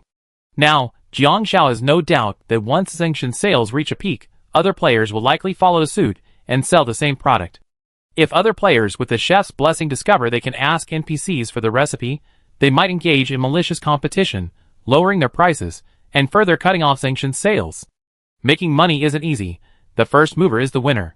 Jiang Shao scrolled through her phone for a while, having not noticed any posts in a while. Suddenly, someone on the forum started cursing. We're all players, so why compete in such disgusting ways? Everyone, come in and judge. Jiang Shao clicked on it, and saw that a player had invested in a milk tea shop, earning 20,000 to 30,000 yuan in profit per day. His plan was to franchise and open branches. He had already found many partners, and was expanding into offline stores, with over a dozen already opened. Unexpectedly, other players were also competing. They had bribed NPCs to film videos of themselves putting dirty things in the milk tea they bought from their own shop. The videos were then exposed, causing his shop's revenue and reputation to plummet. The original poster, "This smear campaign is truly disgusting," at anonymous player 213291. Don't think I don't know it's you. You wanted to invest, but I refused, and yet you're using this method to smear me. The other party quickly responded, "The winner is king, the loser is the enemy. What does your loss have to do with me?" The original poster also replied, "I get it. Just wait and see." The audience below was all watching the show. But Jiang Shao also sensed the severity of the internal competition, which was not surprising. Jiang Shao read a few more headlines. Over 50,000 players vying for 600 spots. It's brutal. I like to ask those big names on the leaderboard, who have multiple rankings occupied by one person, if you could give me a break? I counted, and there are less than 500 unique names. It's incredibly competitive. Me, I found a female NPC spouse. It's a blessing. I'm going crazy. She's using my money. Buying bags, clothes, luxury goods. My hard-earned money is being used by this female NPC before I even get warm to it. I'm going crazy. I took out loans to buy a house and a car, and I worked so hard to earn dozens of achievement points, but I didn't expect to have to start paying off my mortgage in the game. It's a daily payment, albeit a small one. But I feel strangely miserable. I don't think I make it to the finals, so I'm just giving up. I don't know if the game will have a list of the most popular NPCs. I hooked up with 28 NPCs in a row. Every one of them has an incredible figure, and sends me 5,200 red envelopes every day. Brothers, I'm working in a factory, screwing screws, starting with 10,000 a day. I feel like I learned some amazing survival skills in this game. Back in real life, earning a 3,000 renminbi monthly salary at such a young age would be no problem. There are fewer and fewer meaningful posts on the internet. Most experienced players are competing for wealth, status, and fame. After eating Jiang Shao, I rested to recover my strength for the third day of training in the fourth phase. Chapter 439. On the third day of the fourth phase, formal training still hadn't begun. Zhou Ming gave Wang Qian and Chen Cheng a second chance. Jiang Shao didn't have to go, but after some thought, she decided to go. What if Zhou Ming had given her some hidden warning? Gao Yuanyuan hadn't come, but when Jiang Shao approached, she seemed to see Yu Xiu, but only for a moment. Chen Cheng performed her basic catwalk routine without any major issues, and Zhou Ming gave her a check mark, indicating she passed. But when Wang Qian took the stage, something unexpected happened, a problem with her heel. She twisted her ankle, interrupting her catwalk and falling. She lay there, stunned. Before she could react, Zhou Ming gave her a cross. Wang Qian failed. Wang Qian was startled. "No, Special Assistant Zhou, give me another chance." This shoe is broken. Jiang Shao glanced at the new models behind her. Two of them were clearly gleeful. Zhou Ming had already stood up. Our shows have never had any accidents, because a show is a place where mistakes cannot be tolerated. Your every move represents the brand's image. Improvisation and adaptability are fundamental skills a model should possess. After hearing Zhou Ming's words, Jiang Shao stopped talking. Because this kind of thing is truly like that, mistakes are not allowed. Even if a heel breaks, or a genuine accident occurs, a model needs to use solid basic skills and agile adaptability to handle it. So even if Zhou Ming knew it was a deliberate frame-up, he wouldn't care. He only cared about the end result, and that result was that Wang Qian didn't get her second chance. But someone must have set me up with this shoe. Wang Qian was furious. She practiced all night last night and thought she definitely passed today, but she only made one small mistake. Zhou Ming turned to the models above and said, "Continue practicing. There are 4 models brought by the designers, so I eliminate 4 of you." The brutal eliminations continued. Wang Qian came down with a broken shoe and looked at Chen Cheng and Jiang Shao with suspicion in her eyes. Chen Cheng quickly said, "It wasn't me. Don't doubt me." Jiang Shao didn't explain, but simply looked at Wang Qian and said, "You didn't check, So you made the mistake? It was because of that failure to check that she fallen into someone else's trap. Wang Qian's eyes were red. Although she knew it was just a game, she was still furious, but she also knew it. Those who aren't here are the most guilty. She and Chen Chum arrived earlier than Jiang Xiao, and had clearly seen Yu Xiu go backstage. She took a deep breath. My failure this time was my fault. I will definitely learn this lesson. Chen Cheng and Jiang Xiao received a message from an NPC reminding them that they could come to the show from 9 a.m. to 6 p.m. tomorrow for 4 days of rehearsals, with 25 new models. The order of appearances would be adjusted based on the model's abilities. Chen Cheng looked at Jiang Xiao and asked, what good does it do that person to compete with such unfair tactics? Jiang Xiao said, deception is fair in war, and it applies equally on the battlefield. She's not a competition player, so of course she'd be angry about a competition player competing. It's rare for someone to sincerely wish you well. If you could meet one, it would definitely be a blessing, but most people can't tell whether the other person's intentions are genuine or not. However, Wang Qian's incident did serve as a reminder to Jiang Xiao. She already had her spot, so she probably wouldn't do anything during training, fearing something might go wrong during the actual show. However, she had a secret weapon to protect her from any setbacks. Chapter 440. Congratulations on completing 6,000 catwalk practice sessions. Your class passive skill has been upgraded to Advanced Model Catwalk, earning 60 achievement points. Upon upgrading to Advanced Model Catwalk, you can choose a suitable pose style. Warm tip: once a pose style is selected, it cannot be changed. After spending the better part of a day practicing alone, Jiang Xiao upgraded her intermediate catwalk to advanced catwalk before 10 p.m. She no longer cared about live streaming or whether her walk looked ugly, because after advanced catwalk, there was indeed a top catwalk, and it required 10,000 practice sessions, which took over 20 hours. Advanced Model Catwalk 0/10.000 Description: this is the auxiliary passive skill of the clothing model class. It takes effect after activating it. After 10,000 practice sessions, it can be upgraded to Top Model Catwalk. The passive skill cannot be activated during practice. Top Model Catwalk is the highest level of catwalk, adding more attractive options for the player's work. Effect: the most solid foundation possessed by a senior model, allowing her to master any style of high heels and execute a professional model's runway walk anywhere. Style: ordinary yet healing. Position styles: addable. The effect becomes one that allows her to master any style of high heels and execute a professional model's runway walk anywhere. But there's an additional pose style. Jiang Xiao can click to its styles like handsome, cool, sweet, elegant, retro, and charming. Each style has a corresponding performance pose, and Jiang Xiao chose elegance without hesitation. Ordinary yet extraordinary is the core of the competition. Healing is the design inspiration Chen Mingming drew from me, and elegance is the brand's consistent approach. Jiang Xiao muttered, the only option missing is the charm direction. I have to upgrade to Top Model Typhoon. Suddenly, Jiang Xiao received a message from Yu Qingqing. Yu Qingqing, sister. I just finished filming. You messed with Lu Lin. She asked me to find you on set today, and was so angry. Be careful, sister. Players get angry even when competing in forums. Don't get caught and beaten up by her. Jiang Xiao was stunned for a moment. She quickly figured out that it was probably because she had intercepted Lu Lin's social status reward. The game would also notify Lu Lin, who had intercepted her social status reward, which was why Lu Lin was so furious. She replied to Yu Qingqing, it's okay. She can't beat me. With a female streamer like Lu Lin, if she dared to come to her, she could beat 3 of them alone. Jiang Xiao and Lu Han spent the rest of the time completing quests, but Lu Han was still socializing tonight. After opening the call, he put it in his pocket and logged it to count the time.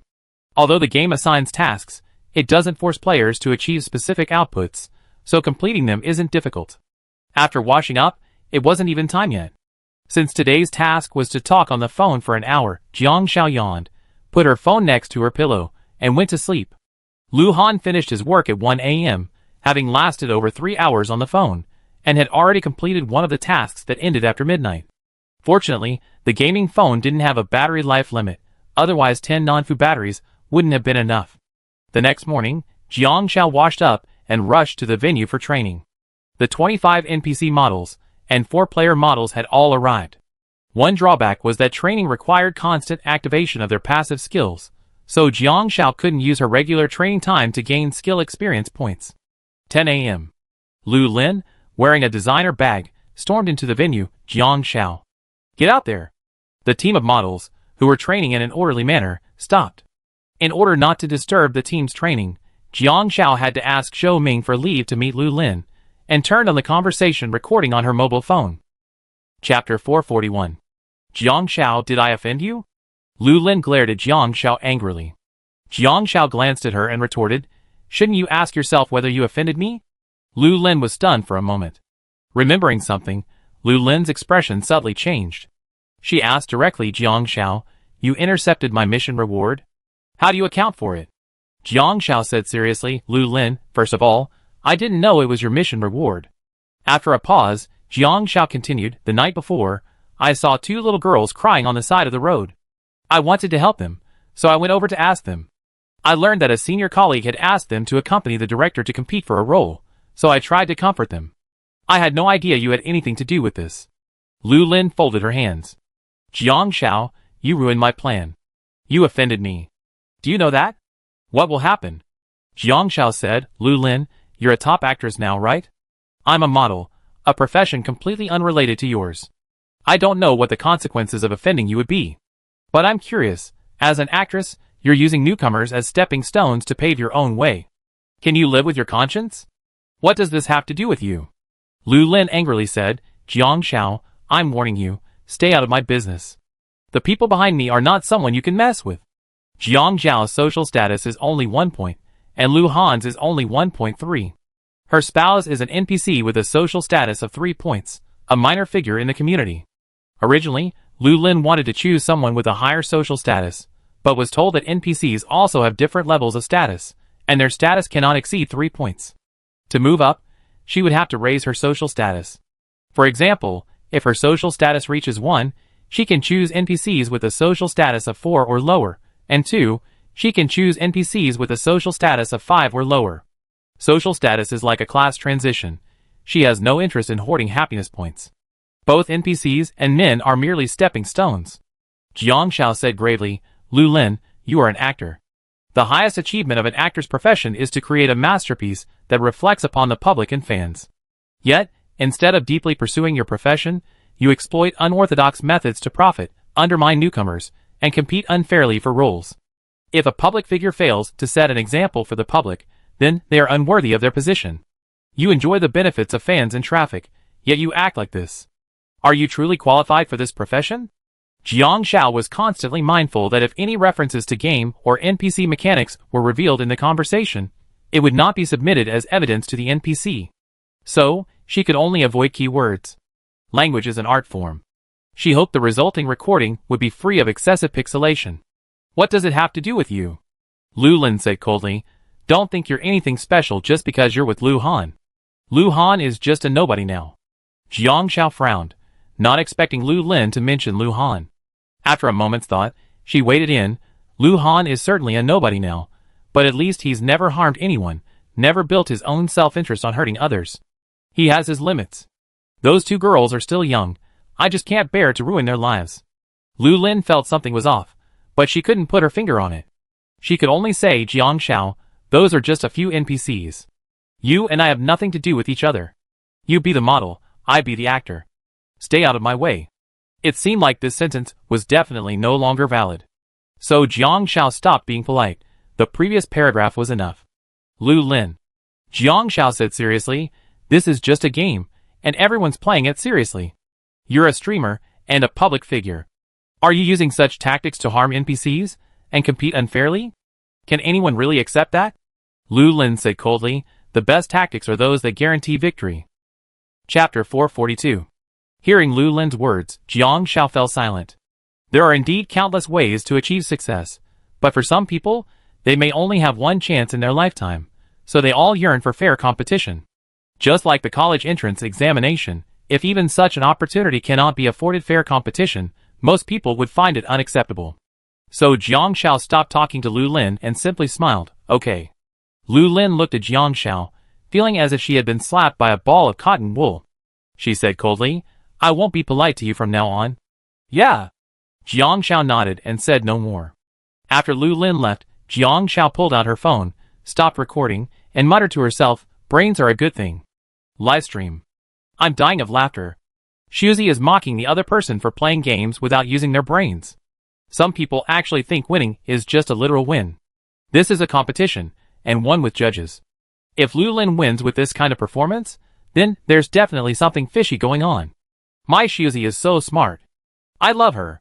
Inspiring, positive, and she knows how to protect herself. But Lu Lin is so clueless. She's so bad, she doesn't even realize it. She's so stupid, she really has big breasts and no brains. I'm just curious. How could someone get ahead by flattering someone instead of improving themselves? Because some people just like that. The NPCs, I've seen Lu Lin's guides all fall for it. Ha ha ha. There have been fewer people rigging votes lately. I guess it's because the judging system has changed. Now they know Lu Lin has to make it to the finals, so they're not wasting their time. Actually, you need to use your brain when you speak. Lu Lin thought Mrs. Han was just clinging to Brother Han's influence, but honestly, a wooden beauty is just a toy for men. Don't think you can live forever just by relying on your looks. No matter how beautiful you are, you will age. Being 18 this year doesn't mean you always be 18. Without talent, someone prettier and younger will always appear to take your place. Jiang Xiao returned to the court to continue training. Zhou Ming had made several adjustments to the positions during today's training. But the opening and closing scenes were always NPCs. Some of the NPCs, though entry-level models, held social status, and their catwalks were supposed to be above the advanced level, making them particularly charming. Training was not only a waste of time, but also of stamina. Those with slightly lower stamina couldn't keep up. By the time training ended at 6 o'clock, they hadn't gained a single experience point, and a lot of stamina had been wasted. Qin Cheng had already mastered the intermediate catwalk, but couldn't help but say to Jiang Xiao, with this kind of training, there's no time to gain experience during the day. Jiang Xiao said, so we have time later in the evening. Yu Xiu also began to worry. She was still a bit short of even mastering the advanced catwalk, and she hadn't expected to gain any experience points after officially starting training. This meant players had to improve outside of training, but how much stamina would she have left at the end of the day? Most importantly, she felt that Jiang Xiao and Gao Yuanyuan's catwalks were more advanced than hers. A sense of crisis welled up within her. If she couldn't keep up, she wouldn't be able to secure the opening and closing spots, which would be a denial of her ability. But if everyone else couldn't achieve them, no one would notice her personal failure, only blame the game's difficulty. The real worry was that one of them would succeed. So Yu Shou had a different idea. If she couldn't achieve it, then no one else would. Chapter 443. After training, Jiang Xiao received a game notification. Today's training time has reached 10 hours. Friendly reminder, daily training time cannot exceed 16 hours, otherwise it will cause muscle strain and prevent her from performing. This means she can only train for 6 hours. Will she just be able to master the top catwalk before the official rehearsal? Jiang Xiao currently has a recording of Lu Lin, but honestly, she feels she can't release it right now because it won't maximize her benefits. It doesn't seem to benefit her to trip up Lu Lin now. After all, the best steel should be used where it's needed. Back in the room, Qin Mengmeng had a rare moment to chat with Jiang Xiao. Jiang Xiao discovered that Qin Mengmeng had been promoted from junior designer to intermediate designer, although her fame hadn't increased. It seems that this kind of technical work isn't just about fame, there may be other hidden factors. Qin Mengmeng also came over to complain for a while. After leaving, Jiang Xiao continued training. As soon as midnight rolled around, the mission refreshed, and Lu Han sent a message asking if Jiang Xiao had slept yet. Jiang Xiao had already been training for 5 hours, with only one left to finish. After replying, Lu Han called her directly. It wasn't a video call though, as today's mission was just a phone call. In this regard, Lu Han didn't overstep his bounds beyond the mission, which was exactly what Jiang Xiao wanted. Or perhaps, after their previous argument, Lu Han understood the distance and space Jiang Xiao needed. Jiang Xiao had a question for Lu Han. I have Lu Lin's recordings, but I haven't seen the right time to share them, because Lu Lin and I don't belong in the same social circles. Just because I was lucky enough to intercept her reward once doesn't mean I'd be lucky enough to intercept it a second time. If she's not incredibly stupid, she'd be careful not to reveal her true identity during her next mission or operation. Exposing her now would simply lower Lu Lin's reputation and help a few NPCs, but it wouldn't bring her any real benefits. Lu Han thought for a moment and offered a plan. First, we can sell her favor to Lu Lin's true competitor. Yes, Jiang Xiao remembered Yu Qingqing. Yu Qingqing is Lu Lin's true professional rival. Lu Han smiled as he spoke. Second, would you mind helping your spouse get involved? How do you say it? Jiang Xiao asked. Lu Han's voice on the other end of the line was light and airy. What a coincidence. An NPC I know wants to enter the entertainment industry and invest in film and television entertainment projects. I have a rough idea of who Lu Lin's NPC spouse is, but his current social status is 3. However, there's an NPC with a higher social status behind him. The NPC's relationship network is complex, and I need an opportunity to lower that NPC's social status. Jiang Xiao wondered, will the NPC's social status decline? Lu Han smiled. Of course, there's no such thing as a free lunch.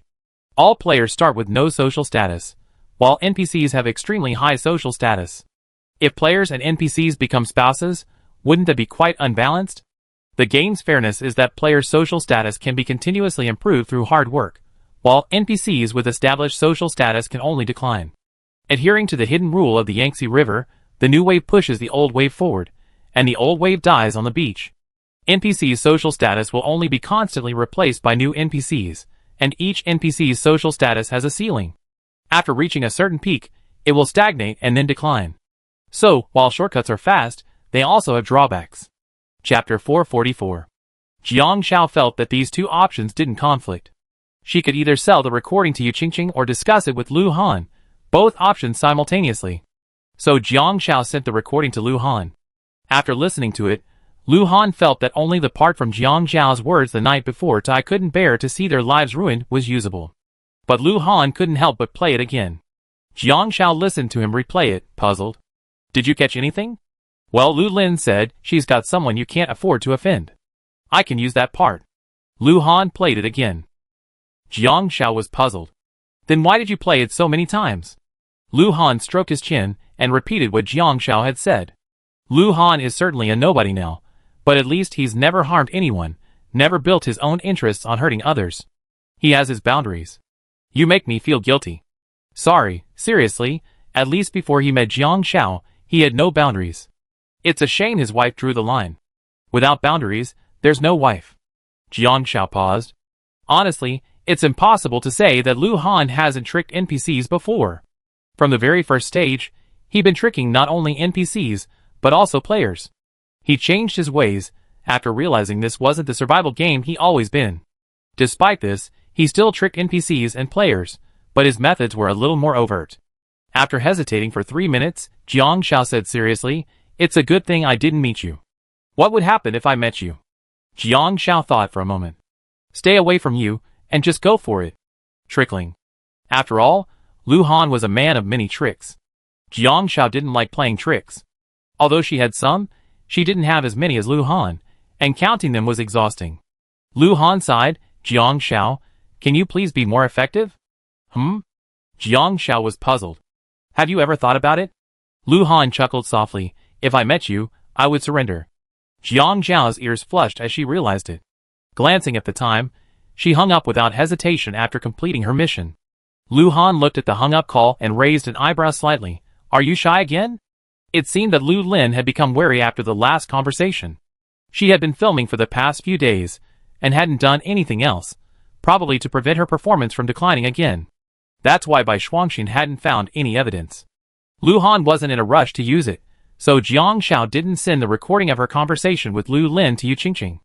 Jiang Xiao had been training quietly these past few days, but Zhou Ming still hadn't decided on the opening and closing models.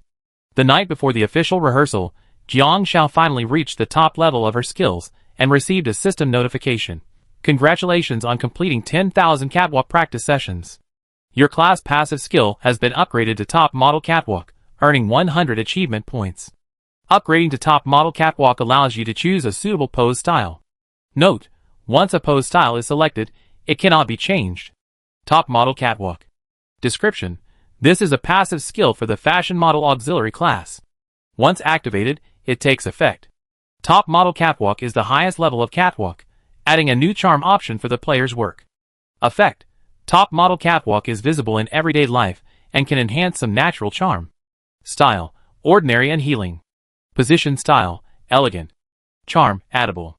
The effect has changed and no longer has a basic prompt, meaning there are no restrictions. As for natural charm, Jiang Xiao clicked on it and saw that it emphasizes certain aspects of your abilities, such as appearance, charm, figure, temperament, smile, and ability. Jiang Shao touched her chin. The ability option could be ignored directly. It must have been the wrong answer. With their top-notch catwalks, there's no need to deliberately highlight their professional abilities. Being liked by everyone is a testament to their abilities. As for appearance, it's not good for a fashion model to be too prominent. It will overshadow the clothes. Finally, Jiang Shao settled on temperament and smile. Tapping her chin, Jiang Shao chose smile and heard the system prompt. With your choice, your modeling career path has been determined. You will become a highly capable, elegant, and approachable professional fashion model. Your smile will infect all viewers, bringing comfort and healing. Chapter 445. Jiang Shao chose a smile for a reason. Between temperament and smile, Jiang Shao felt that temperament was a very ethereal thing. Because a person's temperament can vary greatly, quiet, elegant, charming, sunny, and clean, but she couldn't control which temperament she acquired. While there's no good or bad, personal preferences are very distinct. But a smile was different, because a smiling face shouldn't be hit, and she could control the smile she displayed. At least it was controllable. She didn't have to smile lewdly, she only needed to smile gently. And Chen Mingming's design wasn't purely for show. Now, 3 words appeared in the prompt. Affinity. Jiang Shao was very satisfied. The last time she gained affinity was from the mountain's blessing, the kind that even wild rabbits would bump into her and roast her in the wild map. At the same time, Jiang Shao received another system prompt. Your spouse's social status has been raised to 2 points. Jiang Shao took a deep breath. Why was Lu Han's social status rising so quickly? I couldn't help but message Lu Han. Are you cheating? The live stream hadn't closed yet. Sister Han must be crazy. Ha ha ha. Sister Han is questioning why Brother Han's social status is rising so quickly. Sister Han actually wants to ask if Brother Han is robbing someone. It all comes down to the battlefield. Social status actually represents influence over the crowd. Brother Han is an entrepreneur, and the influence of money is powerful, so Brother Han can rise so quickly. Sister Han is a model. Modeling is essentially a personal profession. While they're public figures, they have far less exposure than actors, singers, and other popular stars, and they don't have the fan base. Therefore, their influence can't grow as fast as capital. What the above person said is quite right, but I won't listen. My Shuzi is the best. So Brother Han is now developing into a capitalist entrepreneur, woo woo woo. But capitalist entrepreneurs are not easy to win over. You need emotional intelligence. And as for emotional intelligence, if it's too obvious, it's flattering, but if it's not obvious, it comes across as aloof. Brother Han has really struck the right balance. I'm the only one who feels like Brother Han wasn't that anxious originally, but since he discovered that Han Saw's profession might encounter challenges from high-ranking NPCs, his progress has accelerated. What the above person said seems to be true. Brother Han has been on a roll these past 2 days. He was progressing very slowly, as if he was waiting for Han Saw, and now he's letting go, and he didn't hold back on the NPCs, resorting to ruthless tactics. It's probably mainly because Han Saw's social status has risen, which has allowed Han Ge to become more aggressive. A player defeated a partner NPC before Han Ge, and Han Ge, too lazy to cultivate favorability, which would have been time-consuming, simply went to find evidence of the NPC's infidelity, and then reached a cooperative agreement with the NPC's wife. Hilarious. The NPC's wife simply kicked him out of the house. The player was stunned. He woke up to find that the resources he had worked so hard to obtain were gone. The NPC had even asked him to borrow money to make ends meet, but he had borrowed the player's money, and then ran away. What a poor man. What a poor player. What a poor NPC. Chapter 446. Jiang Shao sent a message to Lu Han, but Lu Han didn't reply. Presumably busy, Jiang Shao ignored it, and went to bed early to prepare for the final rehearsal. The next day, Jiang Shao restored her stamina to full and prepared for the final day of rehearsal. Today was the day to decide the opening and closing models. The first thing she did was check her phone. Lu Han had sent a late message. Being your spouse is like using a cheat. Jiang Shao clenched her fingers and calmly turned off her phone. She woke up with her money increased. Thanks to Zhengshan's efforts over the past few days, she had sold 1,500 hangover soups. Besides the 540,000 yuan in taxes, Jiang Shao now had over 1.6 million yuan in funds. Before she left the house, Jiang Shao heard a knock on the door. She thought it was Chen Mingming, but it was the ring delivery staff member she had met a few days ago. Hello, Miss Jiang, I'm from ML. Mr. Liu ordered a custom replacement ring. This is the new one. I hope you like it, the staff member said.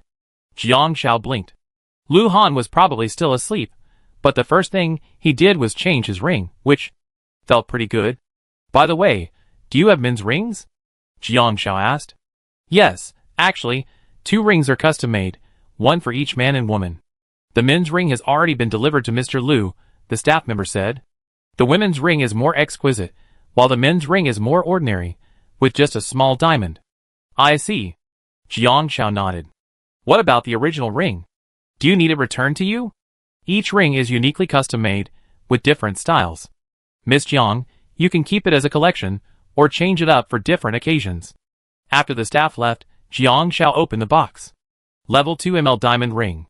Description: a high-end ML diamond ring, available to players with a certain social status. As your social status increases, you can upgrade the ring at a premium. Effect: when worn in prestigious cities, high-class banquets, and public places, it deters NPC fans with a social status below 2 from blindly following their admirers. They can slander and defame the wearer, earning friendly warnings from NPCs with a social status between 2 and 2.9. She glanced at the invoice. 2.88 million. Excellent, each one more expensive than the last. But Lu Han's assets now exceed 6 million. He has plenty of money, and Jiang Xiao is already numbed by it, so she accepted it with a clear conscience. Today's show was unusually crowded. The fashion show was divided into 3 rounds, each lasting 1 hour. The opening ceremony lasted 15 minutes, including speeches, explanations, and so on. The first round featured the designs of new models and designers. 29 new models presented their work, each with a 10-minute presentation. The second round featured a collection of garments designed by top models and renowned designers, using new models' designs. This collection continued the tradition of high-end, elegant gowns, and was also 10 minutes long. The third round featured alternating performances, lasting approximately 20 minutes. The finale was a 5-minute curtain call. A few people huddled behind the scenes, preparing the new models' costumes and props. Qin Cheng couldn't help but ask, "What level are your catwalks at?" "I've been staying up late these past few days, so I'm running out of time. I didn't expect there would be a top-level catwalk above the advanced one. I feel like I'm doomed." Gao Yuanyuan said directly, "I was already at the advanced level before, so I'm definitely at the top level now." Yu Xiu's expression brightened slightly. Luckily, she had gotten up early this morning and practiced for several hours, finally reaching the top level. Jiang Xiao glanced at Yu Xiu and noticed the relief in her expression. She took the initiative and said, "The opening and closing positions are the main competition, but we already have 3 people who have achieved top-tier catwalks." Gao Yuanyuan instantly understood that Jiang Xiao was reminding her that Yu Xiu had also achieved top-tier catwalks. "Don't worry, it's fair competition."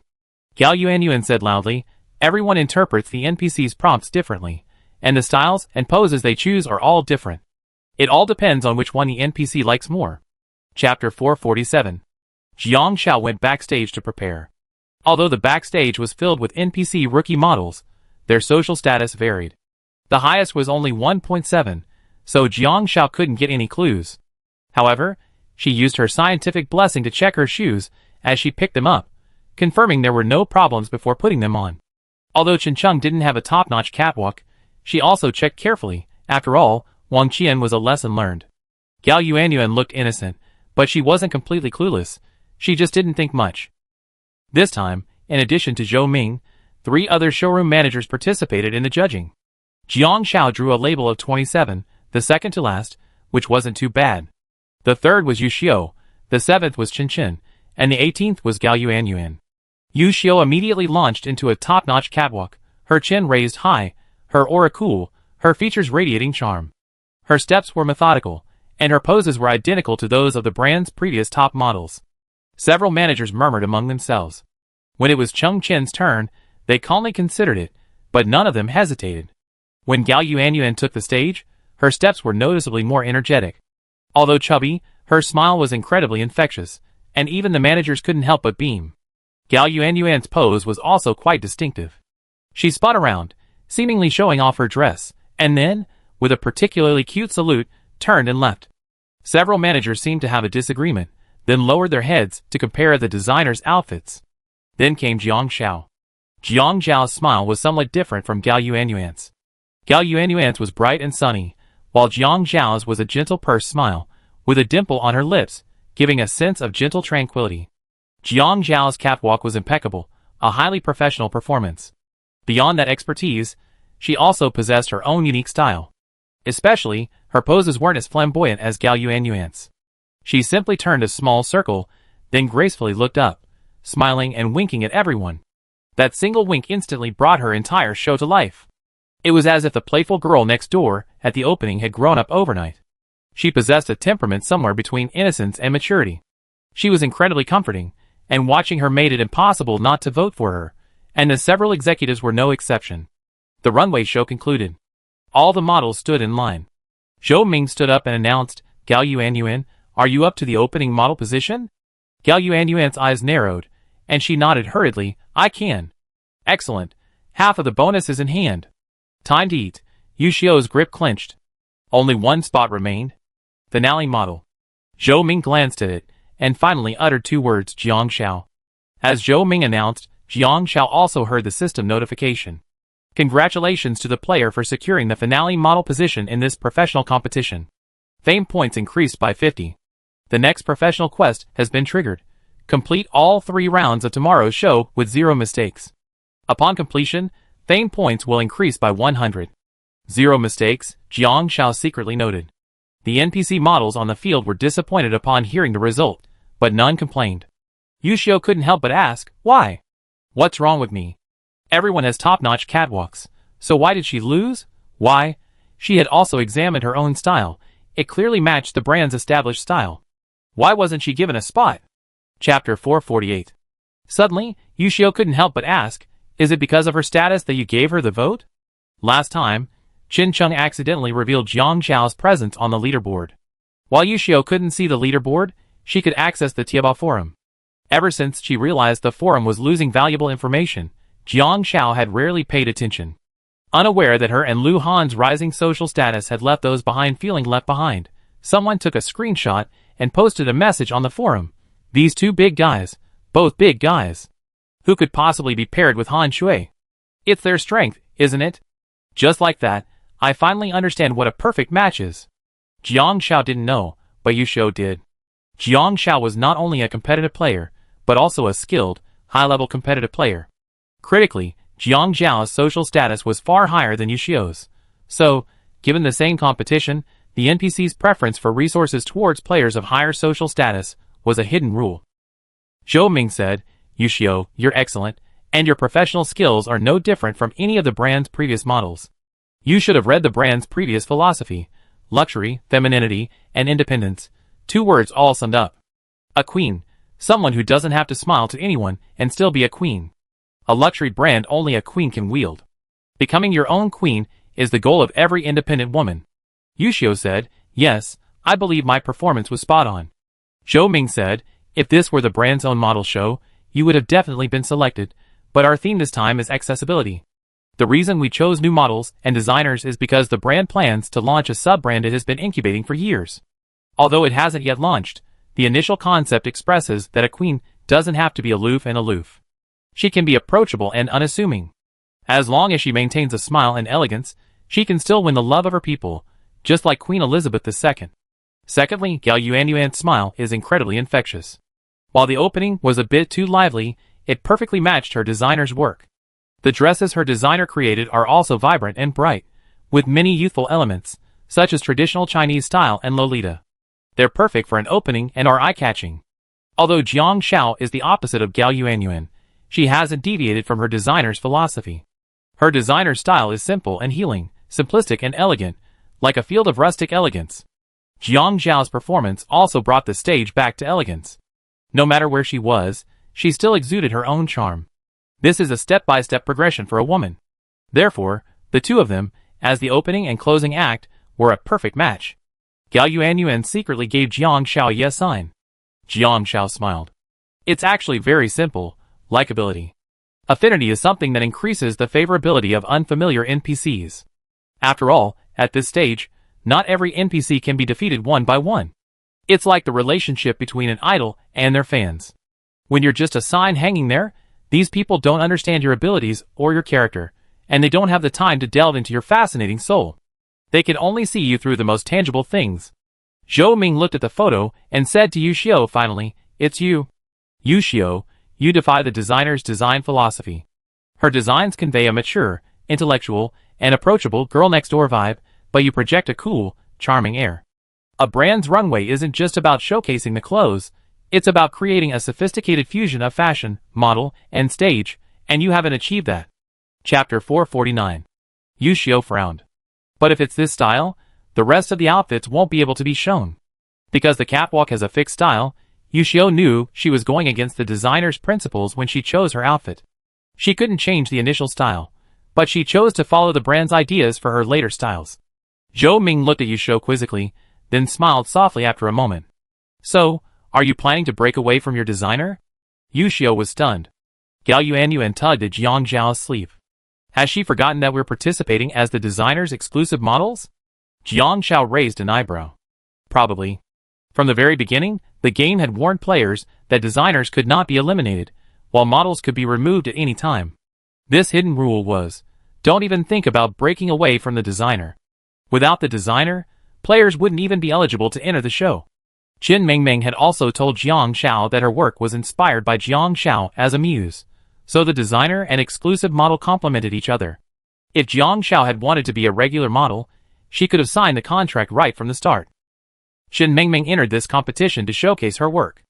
A successful showing would allow her to connect with the designers behind these brands, and through this show, both she and Jiang Zhao would quickly gain recognition. But this doesn't mean Qin Mingming will join this brand. As a future top designer, she definitely wants to create her own designs and own an independent brand, not just be a subsidiary of someone else. As the designer's exclusive model for the final presentation, Jiang Zhao complemented the work and was tied to Qin Mingming. The higher Qin Mingming's status, the higher her value. The higher her professionalism and value, the higher Qin Mingming's status as a designer. Our brand has specific assessment requirements for models. If you wish to leave your designer, you can consider submitting your model card information to the brand for selection and assessment after this brand show. Zhou Ming finished speaking in one breath. Yushio finally realized. That's right. She was the NPC designer's exclusive model, not the brand's. In other words, wherever the designer was, she was there. But after realizing it too late, Yushio lost sight of the rules and forgot her original responsibilities. After confirming the opening and closing models for the first show, rehearsals began. The rehearsal went smoothly, mainly focusing on the music rhythm and adjusting the final stage sequence. With sufficient professionalism, no mistakes were made, and Yushio practiced silently the entire time. Jiang Zhao took a few more glances, just hoping Yushio wouldn't cause any trouble. The formal models were rehearsing in the afternoon. Over 20 designers were also watching. After watching Jiang Zhao's catwalk, Qin Mingming excitedly applauded. Xiao, you're amazing. I didn't expect you to be ranked last, the show's finale. Are the clothes ready? Jiang Zhao asked. Qin Mingming finally compared Jiang Zhao's measurements. No problem.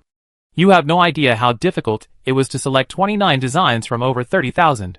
Each one, after modification, could become a collection. I just realized they all share the same style. Jiang Zhao was puzzled. A collection? Yes. Qin Mingming nodded. After the show, I licensed the design of this dress to the brand so we can get some startup capital. So you must perform well. If you become famous, I become famous, and if I become famous, you become famous too. Qin Mingming said excitedly. As expected. Jiang Zhao glanced over. Yushio and her designer were talking, seemingly looking over there. But she quickly looked away after meeting Jiang Zhao's gaze.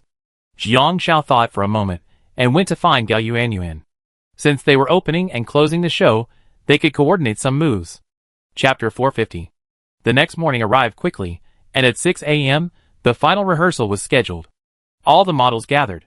Jiang Zhao and Gao Yuanyuan had agreed that she would perform an elegant skirt-lifting gesture at the opening, and when it was Jiang Zhao's turn to close, she would hold the scepter and nod with one hand, touching her shoulder. The results were surprisingly good, as the 29 designs essentially depicted the birth of an elegant queen, from immaturity to maturity and gentleness, encompassing the queen's transition from girlhood to adulthood, the moment she was crowned and held the scepter. So, at Zhou Ming's request, each model's movements varied slightly according to the sequence. From holding her skirt with both hands, to holding a book, to holding lipstick, to combing her hair herself. At 11 a.m., the stylist arrived. The stage show was at 8 p.m., and the guests would arrive at 6 p.m. The show venue had been set up overnight, and from the lighting to the scenery, It had a fairy tale feel of being transported to the night. There were still 7 hours to prepare. There's no time for rehearsals during this time, so the models need to get their hair done first, which takes 2 to 3 hours. Jiang Xiao tied her hair up, leaving only her bangs and 2 subtle curls at her temples. It looked simple and elegant, plain, but the crown wouldn't change it. Chen Mingming quickly brought Jiang Xiao's dress over. You change into it first. It's been modified, but the difference isn't too significant. 2 hand ribbons, a scepter, a crown. Oh, and I haven't got the shoes yet. So many? Jiang Xiao was puzzled. Yes, the theme show Fairy Queen. Chen Mingming said. Previously, brands promoted haute couture styles in their runway shows, but the actual dresses weren't wearable by the average person.